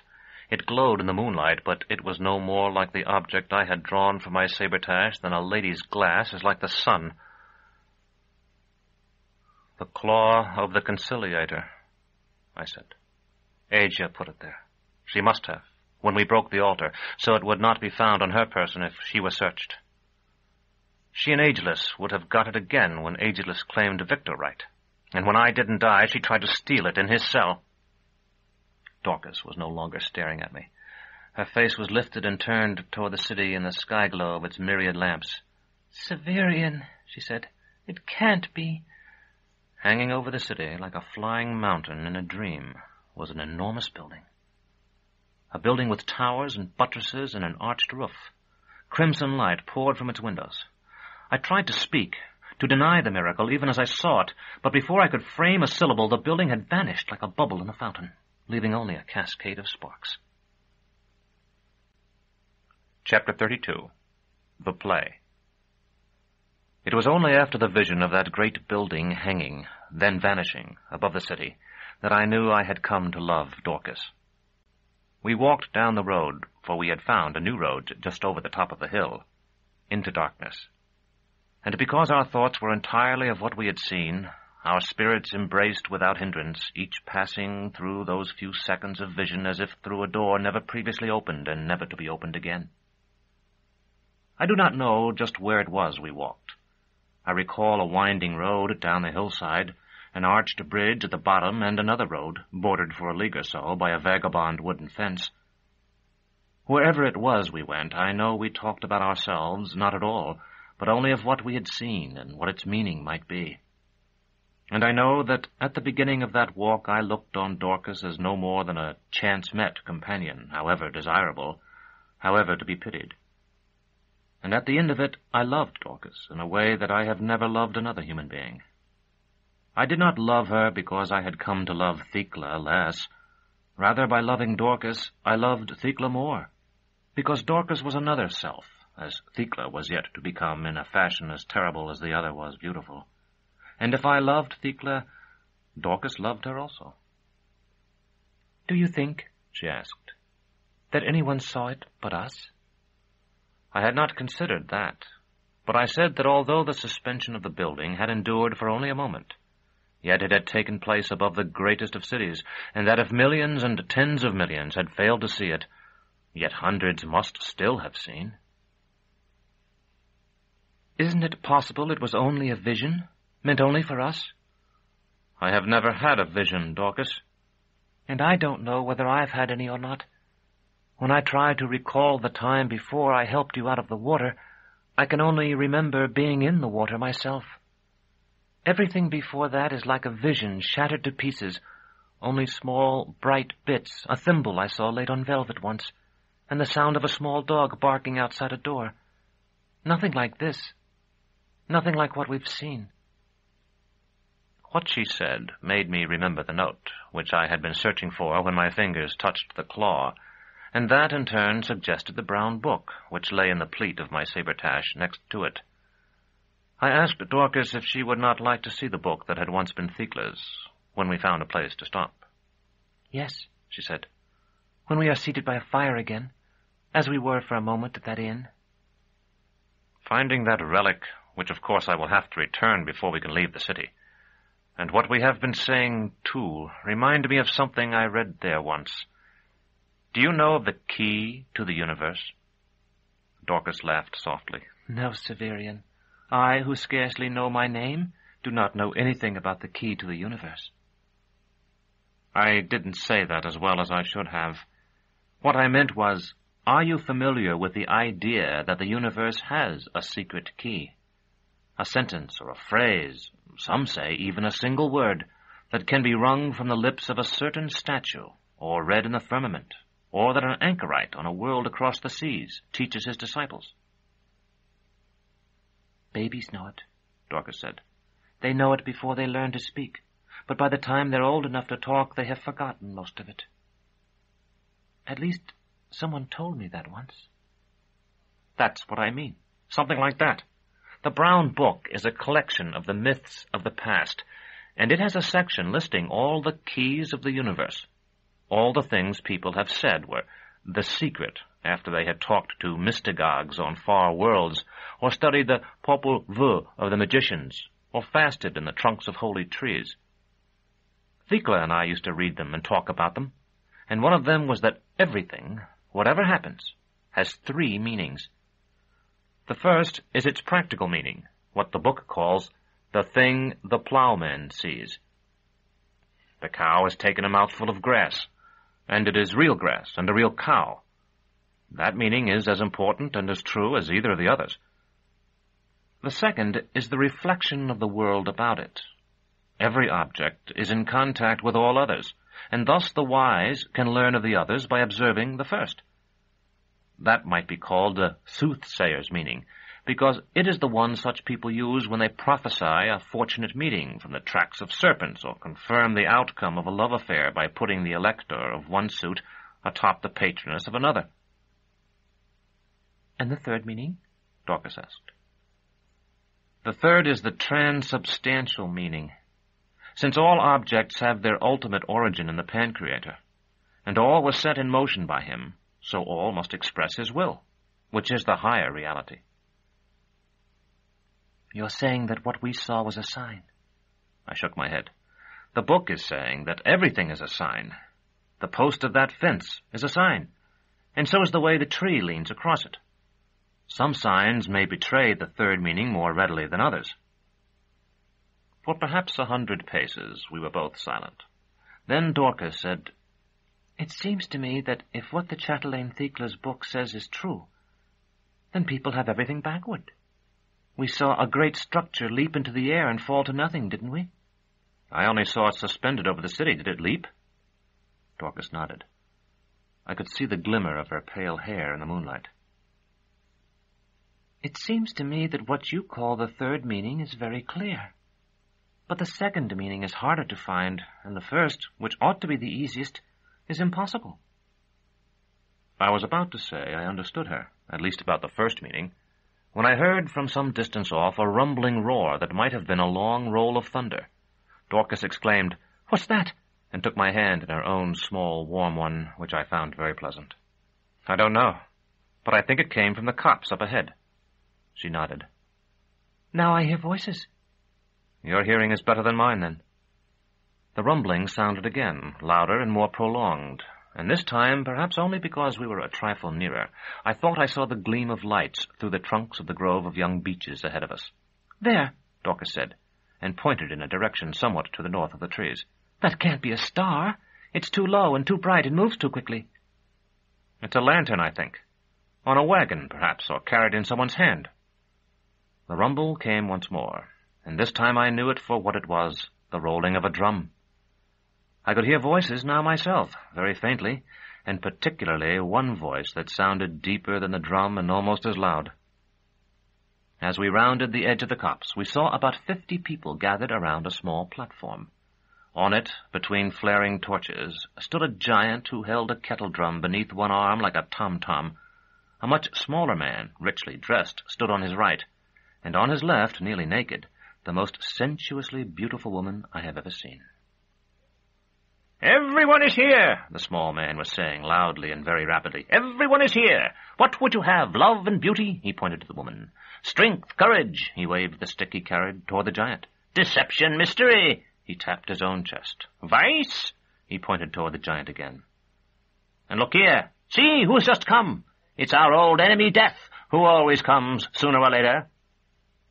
With this, he pointed to me, and every face in the audience turned to stare. It was Dr. Talos and Baldanders. Their presence seemed inevitable as soon as I had recognized them. So far as I knew, I had never seen the woman. "Death," Dr. Talos said. "Death has come. I doubted you these past 2 days, old friend. I ought to have known better." I expected the audience to laugh at this grim humor, but they did not.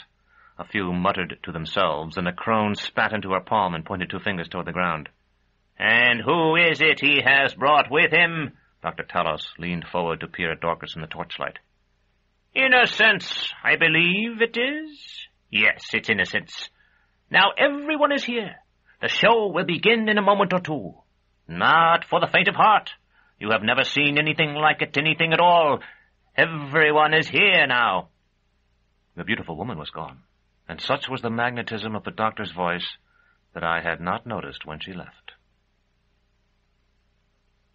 If I were to describe Dr. Talos's play now as it appeared to me, a participant, the result could only be confusion. When I describe it as it appeared to the audience, as I intend to do at a more appropriate point in this account, I will not perhaps be believed. In a drama with a cast of 5, of whom 2 on this first night had not learned their parts, armies marched, orchestras played, snow fell, and earth trembled. Dr. Talos demanded much from the imagination of his audience, but he assisted that imagination with narration, simple yet clever machinery, shadows cast upon screens, holographic projectors, recorded noises, reflecting backdrops, and every other conceivable sleight. And on the whole, he succeeded admirably, as evidenced by the sobs, shouts, and sighs that floated toward us from time to time out of the dark. Triumphing in all this, he yet failed, for his desire was to communicate, to tell a great tale that had being only in his mind and could not be reduced to common words. But no one who ever witnessed a performance, and still less we who moved across his stage and spoke at his bidding, ever left it, I think, with any clear understanding of what that tale was. It could only, Dr. Talos said, be expressed in the ringing of bells and the thunder of explosions, and sometimes by the postures of ritual. Yet as it proved in the end, it could not be expressed even by these. There was a scene in which Dr. Talos fought Baldanders until the blood ran down both their faces. There was another in which Baldanders searched for a terrified Jolenta, that was the name of the most beautiful woman in the world, in a room of an underground palace, and at last seated himself on the chest where she lay hidden.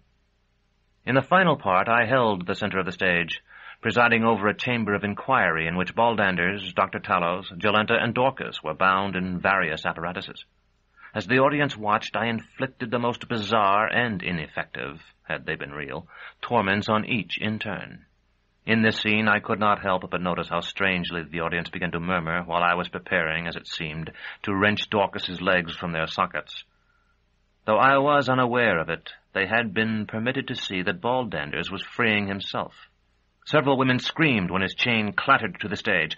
I looked covertly toward Dr. Talos for directions, but he was already springing toward the audience, having freed himself with far less effort. "Tableau!" he called. "Tableau, everyone!" I froze in position, having learned that was what was meant. "Gracious people, you have watched our little show with admirable attention. Now we ask a bit of your purse as well as your time. At the conclusion of the play, you will see what occurs now that the monster has freed himself at last." Dr. Talos was holding out his tall hat to the audience, and I heard several coins clink into it. Unsatisfied, he leaped from the stage and began to move among the people. "Remember that once he is free, nothing stands between him and the consummation of his brutal desires. Remember that I, his tormentor, am bound now and at his mercy. Remember that you have never as yet learned, thank you, sir, the identity of the mysterious figure seen by the Contessa through the curtain windows. Thank you. That above the dungeon you see now, the weeping statue, thank you, still digs under the rowan tree. Come now, you have been very generous with your time. We ask only that you will not be penurious with your money.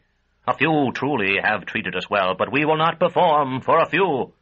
Where are the shining Assemi that should have showered into my poor hat long ago from the rest of you? The few shall not pay for the multitude. If you've no Assemis, then Autarchs. If you have none, surely there is no one here without an ace. Eventually, a sufficient sum was gathered, and Dr. Talos vaulted back into his place and deftly reaffixed the fastenings that seemed to hold him in an embrace of spikes.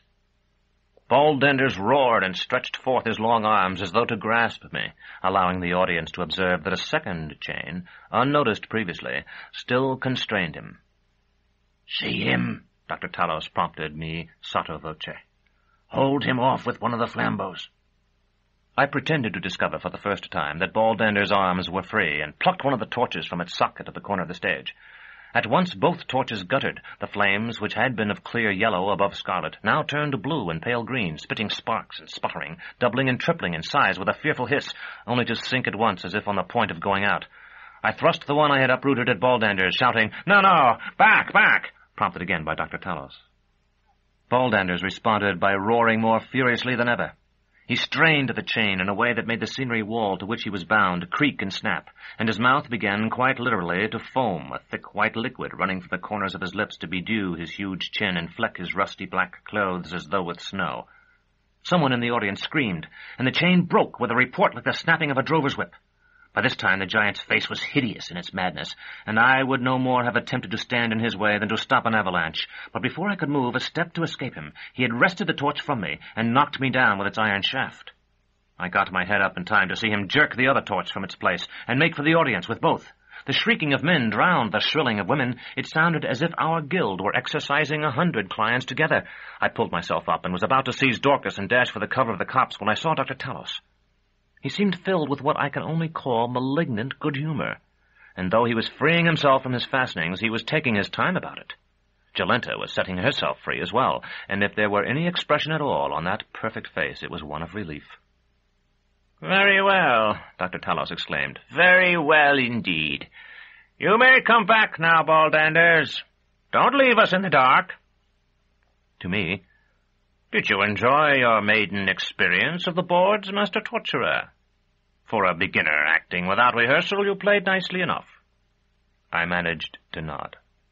"Except when Baldanders knocked you down. You must forgive him. He could see you didn't know enough to drop. Come with me now. Baldanders has his talents, but a fine eye for minutiae lost in grass isn't one of them. I have some lights backstage, and you and Innocence shall help us pick up." I did not understand what he meant, but in a few moments the torches were back in place, and we were hunting through the trampled area in front of the stage with dark lanterns. "It's a gambling proposition," Dr. Talos explained, "and I confess to loving them. The money in the hat is a sure thing. By the close of the first act, I can predict to an Autarch how much it will be. But the dropsies, they may be no more than 2 apples and a turnip, or as much as the imagination can encompass. We have found a baby pig, delicious, so Baldanders told me when he ate it. We have found a baby. We have found a gold-headed stick, and I retain it. Antique brooches, shoes. We frequently find shoes of all kinds. Just now I have found a woman's parasol." He held it up. "This will be just the thing to keep the sun from our fair Jolenta when we go strolling tomorrow." Jolenta straightened up as people do who are straining not to stoop. Above the waist, her creamy amplitude was such that her spine must have been curved backward to balance the weight. "If we're going to an inn tonight, I'd like to go now," she said. "I'm very tired, Doctor." I was exhausted myself. "An inn? Tonight? A criminal waste of funds. Look at it this way, my dear. The nearest is a league away at the very least, and it would take Baldanders and me a watch to pack the scenery and properties, even with the help of this friendly angel of torment. By the time we reached the inn, at that rate, the horizon would be under the sun, the cocks would be crowing, and like as not 1,000 fools would be rising, banging their doors and throwing their slops." Baldanders grunted, I thought in confirmation, then struck with his boot as if at some venomous thing he had discovered in the grass. Dr. Talos threw wide his arms to embrace the universe. "While here, my dear, beneath stars that are the personal and cherished property of the incarnate, we have all anyone could wish for the most salubrious rest. There's just chill enough in the air tonight to make sleepers grateful for the warmth of their coverings and the heat of the fire, and not a hint of rain. Here we will camp. Here we will break our fast in the morning, and from here we will walk renewed in the joyful hours when the day is young." I said, "You mentioned something about breakfast. Is there any food now? Dorcas and I are hungry." "Of course there is. I see Baldanders has just picked up a basket of yams." Several members of our erstwhile audience must have been farm people returning from a market with whatever produce they had been unable to sell. Besides the yams, we had eventually a pair of squabs and several stalks of young sugarcane. There was not much bedding, but there was some, and Dr. Talos himself used none of it, saying he would sit up and watch the fire, and perhaps nap later in the chair that had been the Autarch's throne and the Inquisitor's bench a short time before. Chapter 33. 5 Legs. For perhaps a watch I lay awake. I soon realized that Dr. Talos was not going to sleep, but I clung to the hope that he would leave us for one reason or another. He sat for a time as if deep in thought, then stood and began to pace up and down before the fire. His was an immobile yet expressive face. A slight movement of one eyebrow or the cocking of his head could change it utterly. And as he passed back and forth before my half-closed eyes, I saw sorrow, glee, desire, ennui, resolution, and a score of other emotions that have no names flicker across that vulpine mask. At last he began to swing his cane at the blossoms of wild flowers. In a short time he had decapitated all those within a dozen steps of the fire. I waited until I could no longer see his erect, energetic figure, and only faintly hear the whistling strokes of his cane. Then slowly I drew forth the gem. It was as if I held a star, a thing that burned in the night. Dorcas was asleep, and though I had hoped that we could examine the gem together, I forbore from waking her. The icy blue radiance waxed until I was afraid Dr. Talos would see it, far off as he was. I held the gem to my eye with some childish idea of viewing the fire through it as through a lens, then snatched it away. The familiar world of grass and sleepers had become no more than a dance of sparks slashed by a scimitar blade. I am not sure how old I was when Master Malrubius died. It was a number of years before I became captain, so I must have been quite a small boy. I remember very well, however, how it was when Master Palamon succeeded him as Master of Apprentices. Master Malrubius had held that position ever since I had been aware that such a thing existed, and for weeks and perhaps months it seemed to me that Master Palamon, though I liked him as well, or better, could not be our real master in the sense that Master Malrubius had been. The atmosphere of dislocation and unreality was heightened by the knowledge that Master Malrubius was not dead or even away, that he was, in fact, merely lying in his cabin, lying in the same bed he had slept in each night when he was still teaching and disciplining us. There is a saying that unseen is as good as unbeen, but in this case it was otherwise. Unseen, Master Malrubius was more palpably present than ever before. Master Palamon refused to assert that he would never return, and so every act was weighed in double scales. Would Master Palamon permit it? And what would Master Malrubius say? In the end, he said nothing.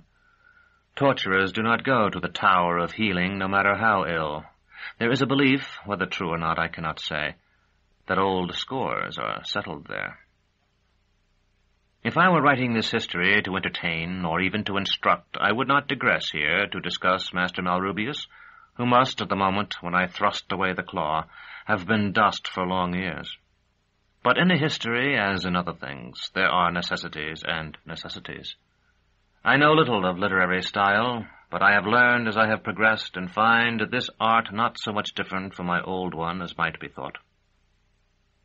Many scores, and sometimes many hundreds of persons come to watch an execution, and I have seen balconies torn from their walls by the weight of the watchers, killing more in their single crash than I in my career. These scores and hundreds may be likened to the readers of a written account. But there are others besides these spectators who must be satisfied, the authority in whose name the Carnifex acts, those who have given him money so that the condemned may have an easy or a hard death, and the Carnifex himself. The spectators will be content if there are no long delays, if the condemned is permitted to speak briefly and does it well, if the upraised blade gleams in the sun for a moment before it descends, thus giving them time to catch breath and nudge one another, and if the head falls with a satisfactory gout of blood. Similarly, you, who will some day delve in Master Oltan's library, will require of me no long delays, personages who are permitted to speak only briefly yet do it well, certain dramatic pauses which shall signal to you that something of import is about to occur, excitement and a sating quantity of blood. The authorities for whom the Carnifex acts, the Chiliarchs or Archons, if I may be permitted to prolong my figure of speech, will have little complaint if the condemned is prevented from escaping or much inflaming the mob, and if he is undeniably dead at the conclusion of the proceedings. That authority, as it seems to me in my writing, is the impulse that drives me to my task. Its requirements are that the subject of this work must remain central to it, not escaping into prefaces or indexes or into another work entirely, that the rhetoric not be permitted to overwhelm it, and that it be carried to a satisfactory conclusion. Those who have paid the Carnifex to make the act a painless or a painful one may be likened to the literary traditions and accepted models to which I am compelled to bow. I recall that one winter day when cold rain beat against the window of the room where he gave us our lessons, Master Malrubius, perhaps because he saw we were too dispirited for serious work, perhaps only because he was dispirited himself, told us of a certain Master Werenfrid of our guild, who in olden times, being in grave need, accepted remuneration from the enemies of the condemned and from his friends as well, and who, by stationing one party on the right of the block and the other on the left, by his great skill made it appear to each that the result was entirely satisfactory. In just this way, the contending parties of tradition pull at the writers of histories. Yes, even at Autarchs. One desires ease, the other richness of experience in the execution of the writing.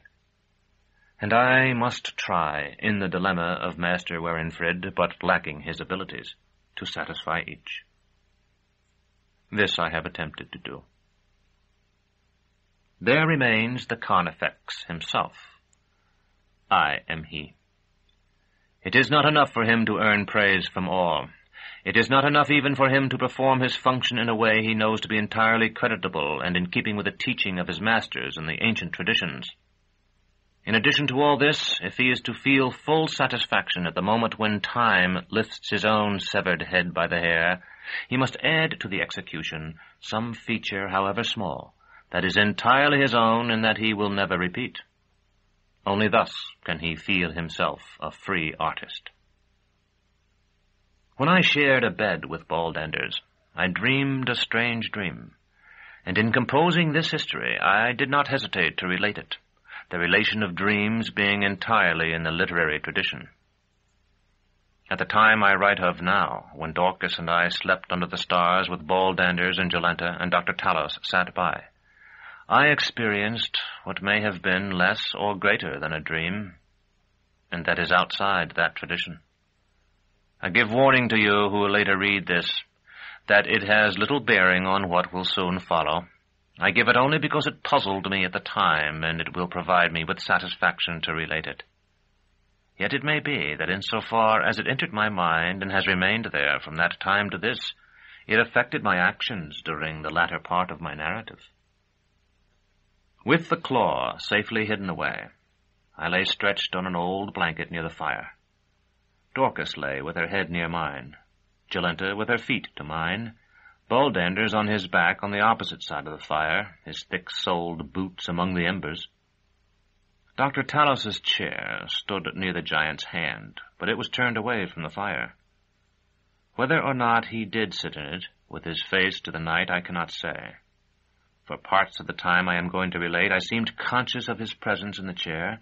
At other times I sensed that he was absent. The sky was growing lighter, I believe, than it is at full dark.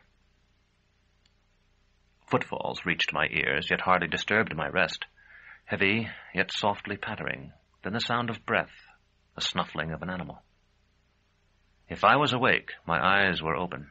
but I was still so nearly in sleep that I did not turn my head. The animal approached me and sniffed at my clothes and my face. It was Triskele, and Triskele lay down with his spine pressed against my body. It did not seem odd then that he had found me, though I recall feeling a certain pleasure at seeing him again. Once more I heard footsteps, now the slow, firm tread of a man. I knew at once that it was Master Malrubius. I could recall his step in the corridors under the tower on the days when we made the rounds of the cells. The sound was the same. He came into the circle of my vision. His cloak was dusty, as it always was, save on the most formal occasions. He drew it about him in the old way as he seated himself on a box of properties. Severian, name for me the 7 principles of governance. It was an effort for me to speak, but I managed, in my dream, if it was a dream, to say, I do not recall that we have studied such a thing, Master. You were always the most careless of my boys, he told me, and fell silent. A foreboding grew on me. I sensed that if I did not reply, some tragedy would occur. At last I began weakly, Anarchy. That is not governance, but the lack of it. I taught you that it precedes all governance. Now list the 7 sorts. Attachment to the person of the monarch.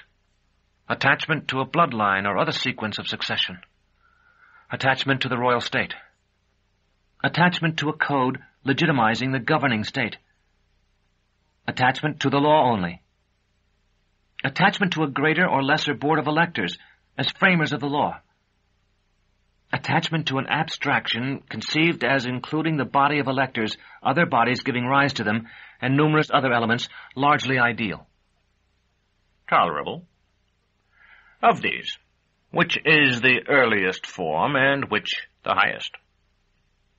The development is in the order given, Master, I said, but I do not recall that you ever asked before which was highest.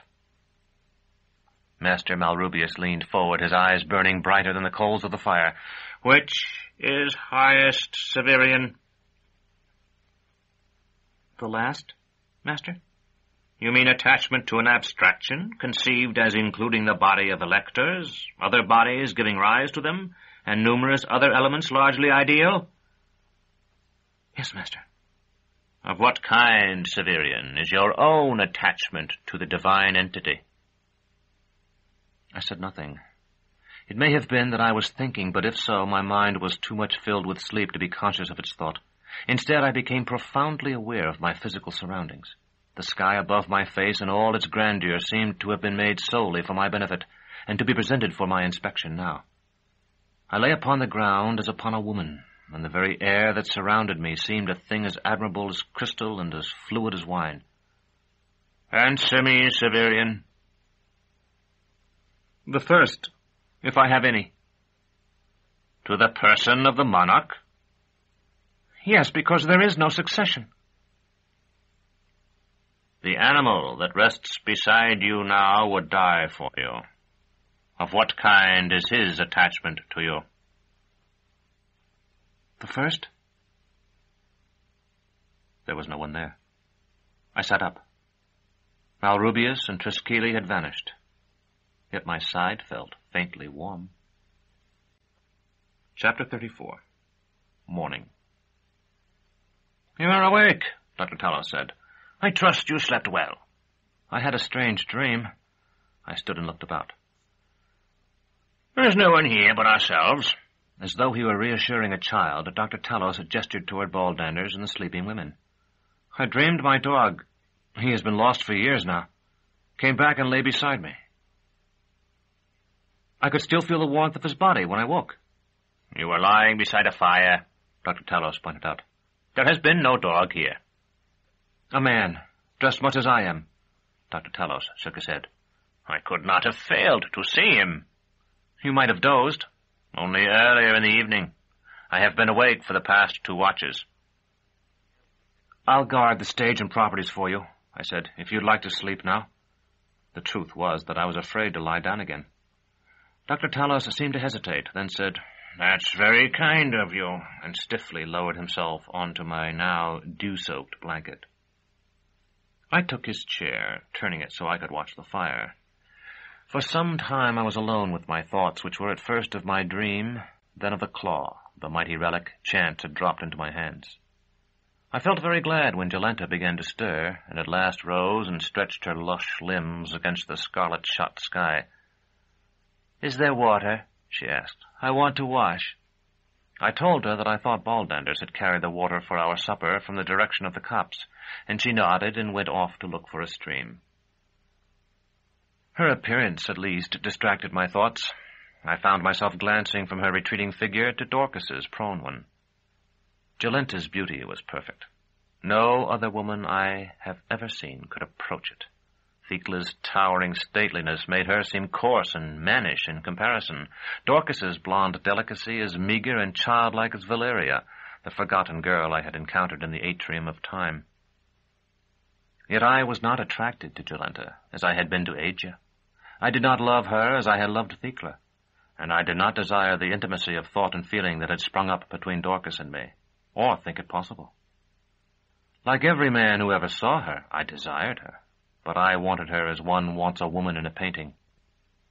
And even while I admired her, I could not help but notice, as I had on the stage the night before, how clumsily she walked, she who appeared so graceful in repose. Those round thighs chafed one another. That admirable flesh weighed her until she carried her voluptuousness as another woman would have carried a child in her belly. When she returned from the copse with drops of clear water shining in her lashes, and her face as pure and perfect as the curve of the rainbow, I felt still almost as though I were alone. "I said there's fruit if you want it.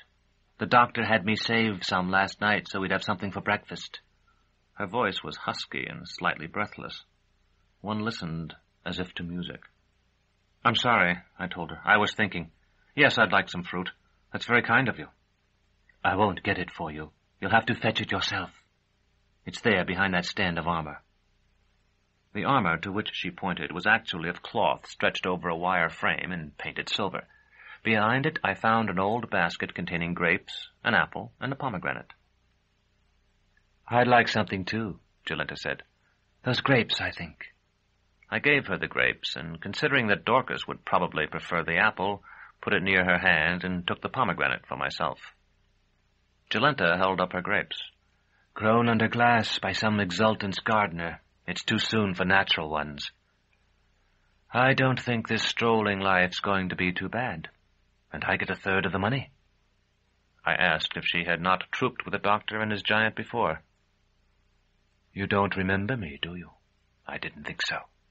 She popped a grape into her mouth, and so far as I could see, swallowed it whole. "No, I haven't. I did have a rehearsal, although with that girl thrust into the story so suddenly, we had to change everything." "I must have disturbed things more than she did. She was on stage much less." "Yes, but you were supposed to be there. Dr. Talos took your roles when we practiced as well as his own, and told me what you were supposed to say." "He depended on my meeting him, then." The doctor himself sat up at that, almost with a snap. He looked wide awake. Of course.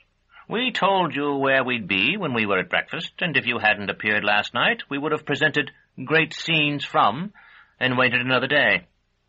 Jolenta, you won't be getting a third of the receipts now, but a quarter. It's only fair that we share with the other woman." Jolenta shrugged and swallowed another grape. "Wake her now, Severian. We should be going. I'll rouse Baldanders, and we can divide the money and pack." "I won't be going with you," I said. Dr. Talos looked at me quizzically. "I have to return to the city. I have business with the Order of Pellerines." "You can remain with us until we reach the main road, then. It will be your most expeditious route back." Perhaps because he refrained from questioning me, I felt he knew more than what he had said indicated. Ignoring our talk, Jolenta smothered a yawn. "I'll have to have more sleep before tonight, or my eyes won't look as good as they should." I said, "I will, but when we reach the road, I must go." Dr. Talos had already turned away to wake the giant, shaking him and striking his shoulders with his slender cane. As you wish, he said, and I could not be sure whether he was addressing Jolenta or me. I stroked Dorcas's forehead and whispered that we would have to move on now. I wish you hadn't done that. I was having the most wonderful dream. Very detailed, very real. So was I. Before I woke, I mean. You've been awake a long time, then? Is this apple mine? All the breakfast you'll get, I'm afraid. All I need. Look at it. How round it is, how red. What is it they say? Red as the apples of... I can't think of it. Would you like a bite? I've eaten already. I had a pomegranate. I should have known from the stains on your mouth. I thought you'd been sucking blood all night. I must have looked shocked when she said this, because she added, Well, you did look like a black bat bending over me. Baldanders was sitting up now, rubbing his eyes with his hands like an unhappy child. Dorcas called across the fire, Terrible to have to rise so early, isn't it, Goodman? Were you dreaming too? No dreams, Baldanders answered. I never dream. Dr. Talos looked toward me and shook his head as if to say, most unhealthy. I'll give you some of mine, then. Severian says he has plenty of his own. Though he seemed thoroughly awake, Baldanders stared at her. Who are you? I'm... Dorcas turned toward me, frightened. Dorcas, I said. Yes, Dorcas. Don't you remember? We met behind the curtain last night. Your friend introduced us and said I shouldn't be afraid of you because you would only pretend to hurt people in the show. I said I understood because Severian does terrible things but is really so kind. Dorcas looked to me again. You remember Severian, don't you?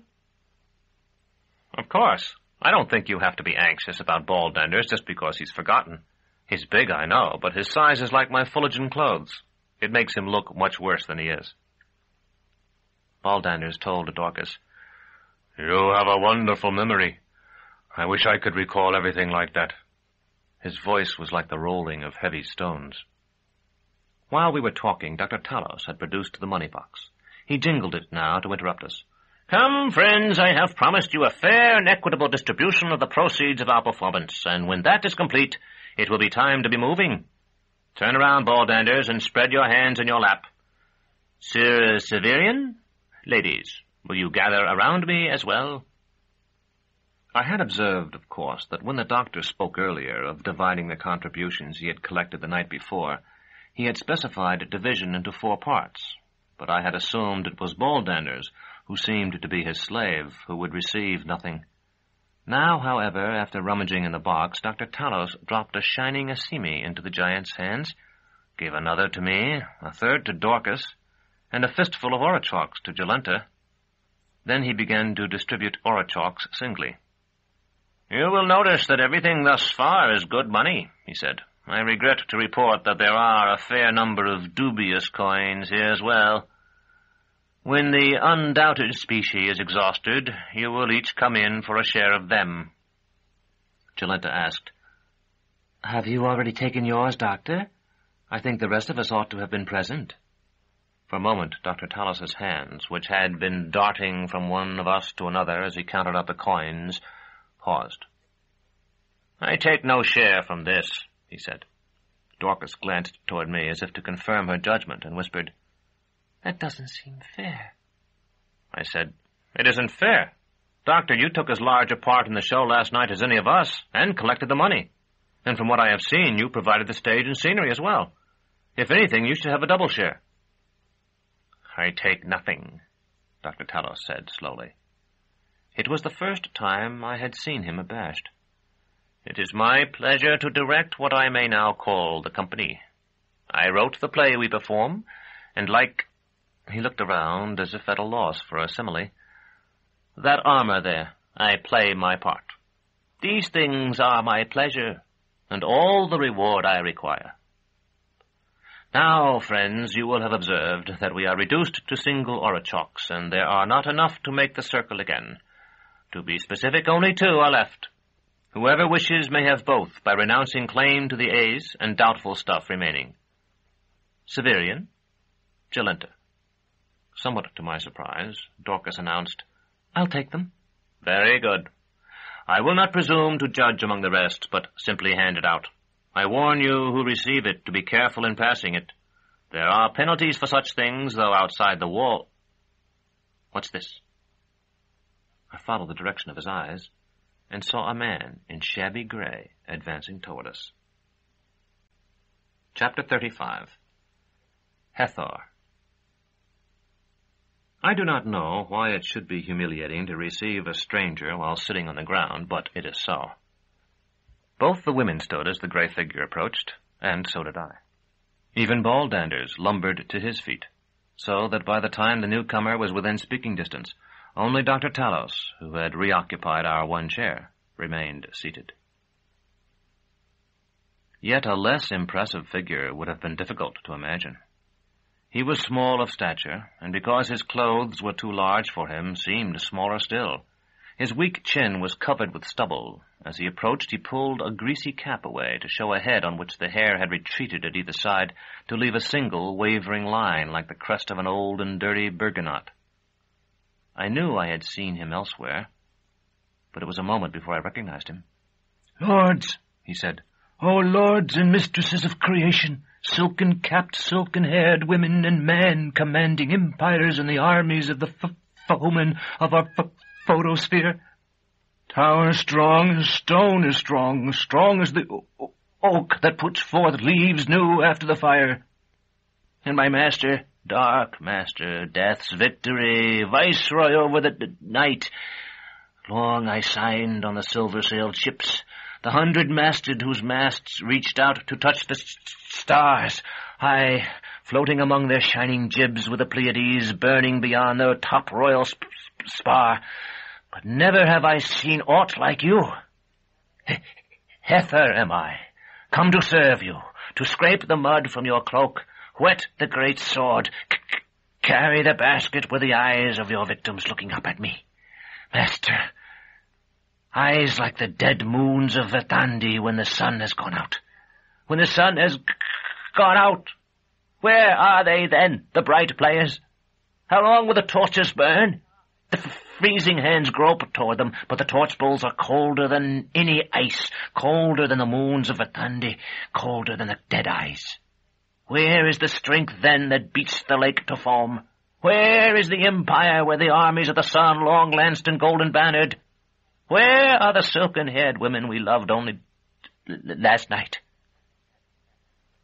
You were in our audience, I take it, said Dr. Talos. I can well sympathize with your desire to see the performance again. But we won't be able to oblige you until evening, and by then we hope to be some distance from here. Hethor, whom I had met outside Agilus's prison with the fat man, the hungry-eyed woman, and the others, did not seem to have heard him. He was staring at me with occasional glances toward Baldanders and Dorcas. He hurt you, didn't he? Writhing. I saw you with the blood running red as Pentecost. What honor for you. You serve him too, and your calling is higher than mine. Dorcas shook her head and turned her face away. The giant only stared. Dr. Talos said, Surely you understand that what you saw was a theatrical performance. I remember thinking that if most of the audience had had a firmer grip on that idea, we would have found ourselves in an embarrassing dilemma when Baldanders jumped from the stage. I understand more than you think. I, the old captain, the old lieutenant, the old cook in his old kitchen, cooking soup, cooking broth for the dying pets. My master is real, but where are your armies? Real, and where are your empires? Shall false blood run from a true wound? Where is your strength when the blood is gone? Where is the luster of the silken hair? I will catch it in a cup of glass. I, the old captain of the old limping ship, with its crew black against the silver sails of the coal stack behind it. Perhaps I should say here that at the time I paid little attention to the rush and stumble of Hethor's words, though my ineradicable memory enables me to recreate them on paper now. He spoke a gobbling sing-song with a fine spray of spittle flying through the gaps in his teeth. In his slow way, Baldanders may have understood him. Dorcas, I feel sure, was too repelled by him to hear much of what he said. She turned aside as one turns from the mutterings and cracking bones when Alzebo savages a carcass, and Jolenta listened to nothing that did not concern herself. "You can see for yourself that the young woman is unharmed." Dr. Talos rose and put away his money box. "It's always a pleasure to speak to someone who has appreciated our performance, but I'm afraid we've work to do. We must pack. If you'll excuse us." Now that his conversation had become one with Dr. Talos exclusively, Hethor put his cap on again, pulling it down until it nearly covered his eyes. "Stowage? There's no one better for it than I. The old supercargo, the old chandler and steward, the old stevedore. Who else shall put the kernels back on the cob, fit the fledging into the egg again? Who shall fold the solemn-winged moth with wings each like stunsels into the broken cocoon left hanging like a sarcophagus? And for the love of the master, I'll do it. For the sake of the master, I'll do it. And follow anywhere he goes." I nodded, not knowing what to say. Just at the moment, Baldanders, who had apparently caught the references to packing if he had caught nothing else, scooped a backdrop from the stage and began to wind it on its pole. Hethor vaulted up with unexpected agility to fold the set for the Inquisitor's chamber and reel in the projector wires. Dr. Talos turned to me as if to say, "He is your responsibility after all, just as Baldanders is mine."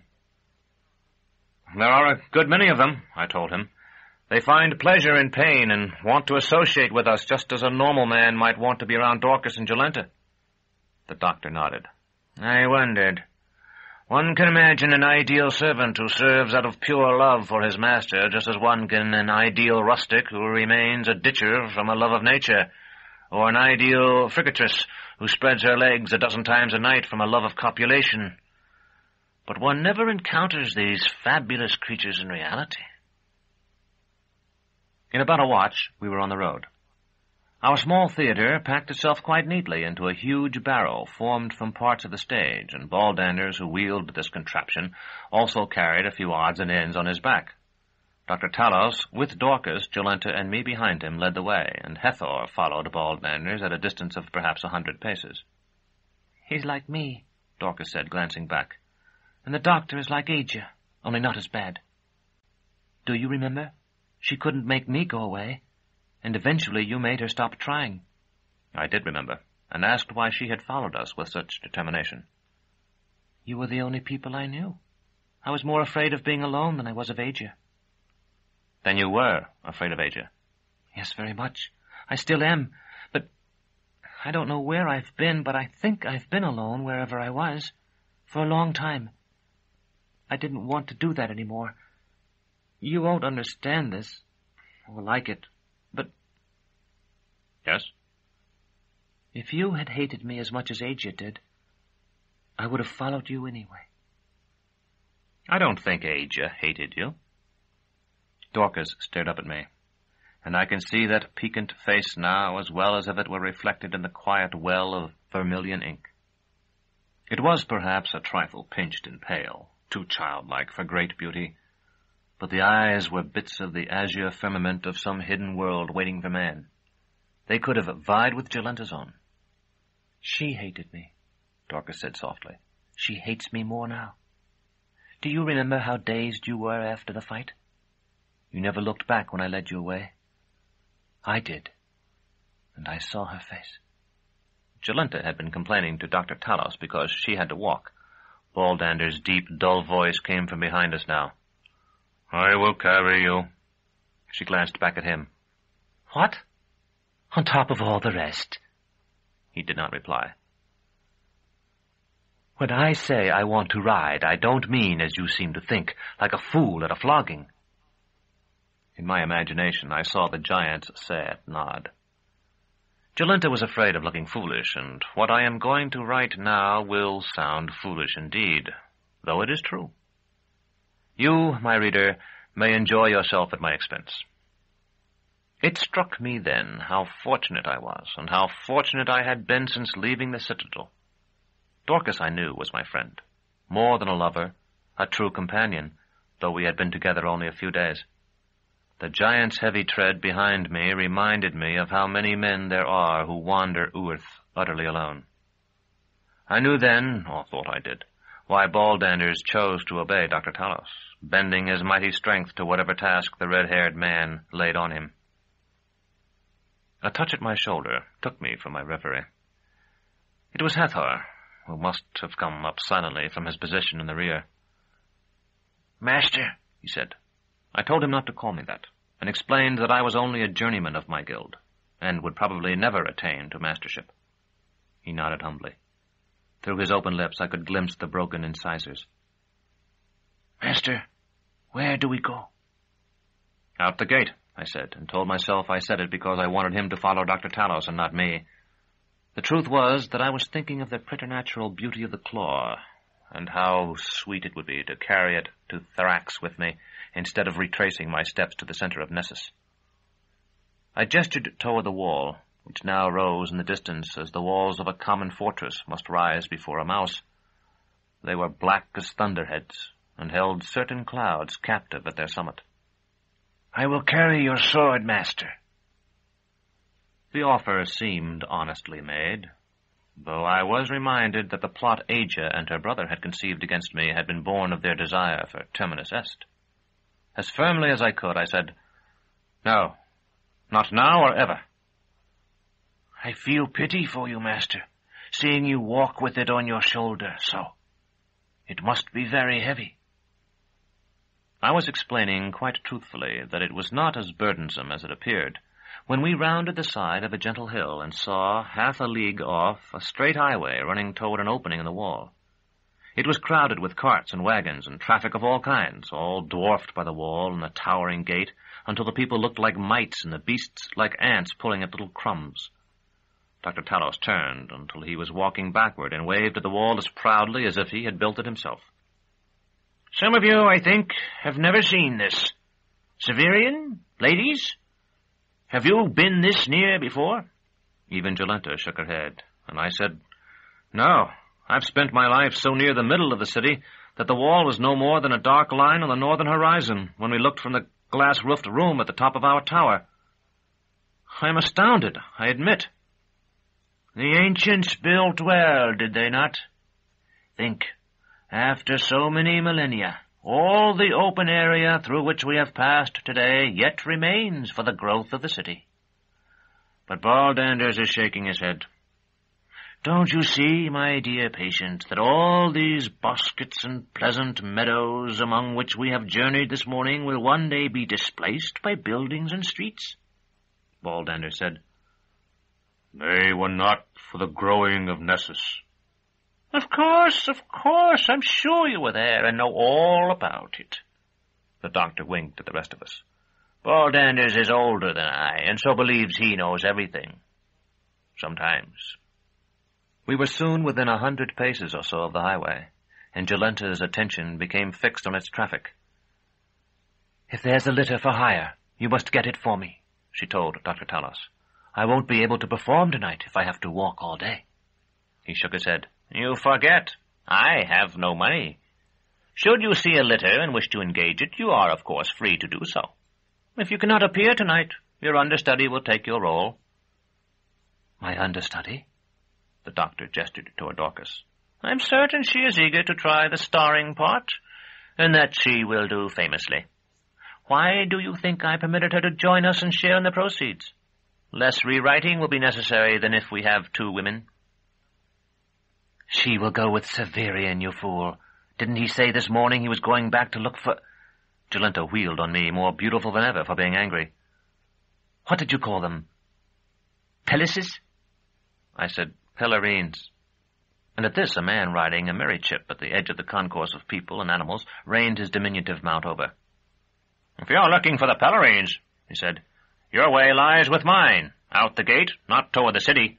They passed along this road last night." I quickened my step until I could grasp the cantle of his saddle and asked if he was sure of his information. "I was disturbed when the other patrons of my inn rushed into the road to receive their blessing," the man on the merry chip said.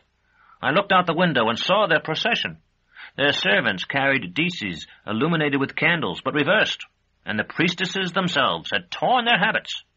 His face, which was long and worn and humorous, split in a wry grin. I don't know what was wrong, but believe me, their departure was impressive and unmistakable. That's what the bear said, about the picnickers. Dr. Talos whispered to Jolenta. I think the Angel of Agony there, and your understudy, will remain with us a while longer. As it proved, he was half in error. No doubt you, who have perhaps seen the wall many times, and perhaps passed often through one or another of its gates, will be impatient with me. But before I continue this account of my life, I find I must, for my own peace, spend a few words on it. I have already spoken of its height. There are few sorts of birds, I think, that would fly over it. The eagle and the great mountain Terminus, and possibly the wild geese and their allies, but few others. This height I had come to expect by the time we reached the base. The wall had been in plain view then for many leagues, and no one who saw it with the clouds moving across its face as ripples do across a pond could fail to realize its altitude. It is of black metal, like the walls of the citadel, and for this reason it seemed less terrible to me than it would have otherwise. The buildings I had seen in the city were of stone or brick, and to come now on the material I had known from earliest childhood was no unpleasant thing. Yet to enter the gate was to enter a mine, and I could not suppress a shudder. I noticed, too, that everyone around me, except for Dr. Talos and Baldanders, seemed to feel as I did. Dorcas clasped my hand more tightly, and Hethor hung his head. Jolenta seemed to consider that the doctor with whom she had been quarreling a moment before might protect her, but when he paid no heed to her touch at his arm and continued to swagger forward and pound the pavement with his stick just as he had in the sunlight, she left him, and to my astonishment took the stirrup-strap of the man on the merit ship. The sides of the gate rose high above us, pierced at wide intervals by windows of some material thicker yet clearer than glass. Behind these windows we could see the moving figures of men and women, and of creatures that were neither men nor women. Carcagins, I think, were there, beings to whom the Avern was but what a marigold or a marguerite is to us. Others seemed beasts with too much of men about them, so that horned heads watched us with eyes too wise, and mouths that appeared to speak showed teeth like nails or hooks. I asked Dr. Talos what these creatures were. "Soldiers," he said, "the Pandurs of the Autarch." Jolenta, whose fear made her press the side of one full breast against the thigh of the man on the merit ship, whispered, "Whose perspiration is the gold of his subjects." "Within the wall itself, Doctor?" "Like mice. Although it is of immense thickness, it's honeycombed everywhere, so I am given to understand. In its passages and galleries there dwell an innumerable soldiery, ready to defend it just as termites defend their ox-high earthen nests on the pampas of the north. This is the 4th time Baldanders and I have passed through. For once, as we told you, we came south, entering Nessus by this gate, and going out a year afterward through the gate called Sorrowing. Only recently we returned from the south with what little we had won there, passing in at the other southern gate, that of Praise. On all these passages we beheld the interior of the wall as you see it now, and the faces of these slaves of the Autarch looked out at us. I do not doubt that there are among them many who search for some particular miscreant, and that if they were to see the one they seek, they would sally out and lay hold of him." At this, the man on the merit ship, whose name was Jonas, as I learned later, said, "I beg your pardon, Optimate, but I could not help overhearing what you said. I can enlighten you further if you wish." Dr. Talos glanced at me, his eyes sparkling. "Why, that would be pleasant, but we must make one proviso. We will speak only of the wall, and those who dwell in it, which is to say, we will ask you no questions concerning yourself, and you likewise will return that courtesy to us." The stranger pushed back his battered hat, and I saw that in place of his right hand he wore a jointed contrivance of steel. "You have understood me better than I wanted, as the man said when he looked in the mirror. I admit I'd hoped to ask you why you traveled with the Carnifex, and why this lady, the loveliest I've ever seen, is walking in the dust." Jolenta released his stirrup-strap and said, "You're poor, Goodman, from the look of you, and no longer young. It hardly suits you to inquire of me." Even in the shadow of the gate I saw the flush of blood creep into the stranger's cheeks. All she had said was true. His clothes were worn and travel-stained, though not so dirty as Hethor's. His face had been lined and coarsened by the wind. For perhaps a dozen steps he did not reply, but at last he began. His voice was flat and neither high nor deep, but possessed of a dry humor. "In the old times the lords of this world feared no one but their own people, and to defend themselves against them built a great fortress on a hilltop to the north of the city. It was not called Nessus then, for the river was unpoisoned. Many of the people were angry at the building of that citadel, holding it to be their right to slay their lords without hindrance if they so desired. But others went out in the ships that ply between the stars, returning with treasure and knowledge. In time there returned a woman who had gained nothing among them but a handful of black beans." "Ah," said Dr. Talos, "you are a professional tale-teller. I wish you had informed us of it from the beginning, for we, as you must have seen, are something the same." Jonas shook his head. "No, this is the only tale I know, or nearly so." He looked down at Jalinta. "May I continue, most marvelous of women?" My attention was distracted by the sight of daylight ahead of us, and by the disturbance among the vehicles that clogged the road, as many sought to turn back, flailing their teams and trying to clear a path with their whips. "She displayed the beans to the lords of men, and told them that unless she were obeyed, she would cast them into the sea, and so put an end to the world. They had her seized and torn to bits, for they were 100 times more complete in their domination than our Autarch." "May he endure to see the new sun," Jalinta murmured. Dorcas tightened her grip on my arm and asked, "Why are they so frightened?" then screamed and buried her face in her hands as the iron tip of a lash flicked her cheek. I pressed past the Merry Chip's head, seized the ankle of the wagoner who had struck her, and pulled him from his seat. By that time all the gate was ringing with bawling and swearing, and the cries of the injured and the bellowings of frightened animals. And if the stranger continued his tale, I could not hear it. The driver I pulled down must have died at once. Because I had wished to impress Dorcas, I had hoped to perform the excruciation we call 2 apricots. But he had fallen under the feet of the travelers and the heavy wheels of the carts. Even his screams were lost. Here I pause, having carried you, reader, from gate to gate, from the locked and fog-shrouded gate of our necropolis to this gate with its curling wisps of smoke, this gate which is perhaps the largest in existence, perhaps the largest ever to exist. It was by entering that first gate that I set my feet upon the road that brought me to this second gate.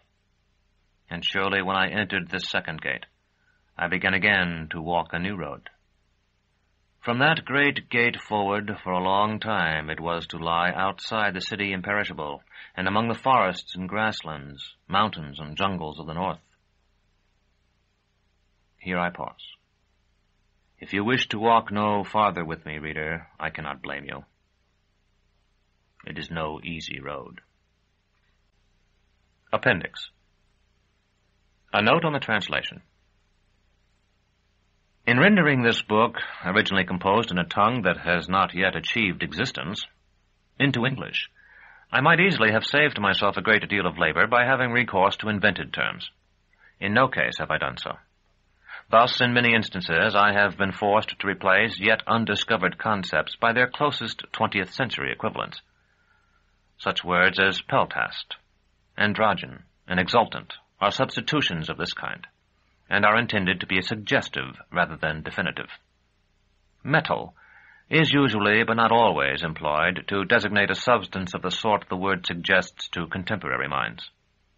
When the manuscript makes reference to animal species resulting from biogenetic manipulation, or the importation of extrasolar breeding stock, the name of a similar extinct species has been freely substituted. Indeed, Severian sometimes seems to assume that an extinct species has been restored. The nature of the riding and draft animals employed is frequently unclear in the original text. I have scrupled to call these creatures horses, since I am certain the word is not strictly correct. The destriers of the Book of the New Sun are unquestionably much swifter and more enduring animals than those we know, and the speed of those used for military purposes seems to permit the delivering of cavalry charges against enemies supported by high-energy armament. Latin is once or twice employed to indicate that inscriptions and the like are in a language Severian appears to consider obsolete. What the actual language may have been, I cannot say. To those who have preceded me in the study of the post-historic world, and particularly to those collectors, too numerous to name here, who have permitted me to examine artifacts surviving so many centuries of futurity, and most especially to those who have allowed me to visit and photograph the era's few extant buildings, I am truly grateful. G.W. End of The Shadow of the Torturer, Volume 1 of the Book of the New Sun, by Gene Wolfe. Narrated by Roy Avers, in the studios of the American Printing House for the Blind, Louisville, Kentucky, for the Library of Congress, April 1982. For special distribution as authorized by Act of Congress under Public Law 89-522, with the permission of the copyright holder and the publisher, Simon & Schuster. If you experienced any difficulty with this recording, please tie a piece of string around one of the container straps or latches before returning it. Place the defective recording in the container braille side down for identification.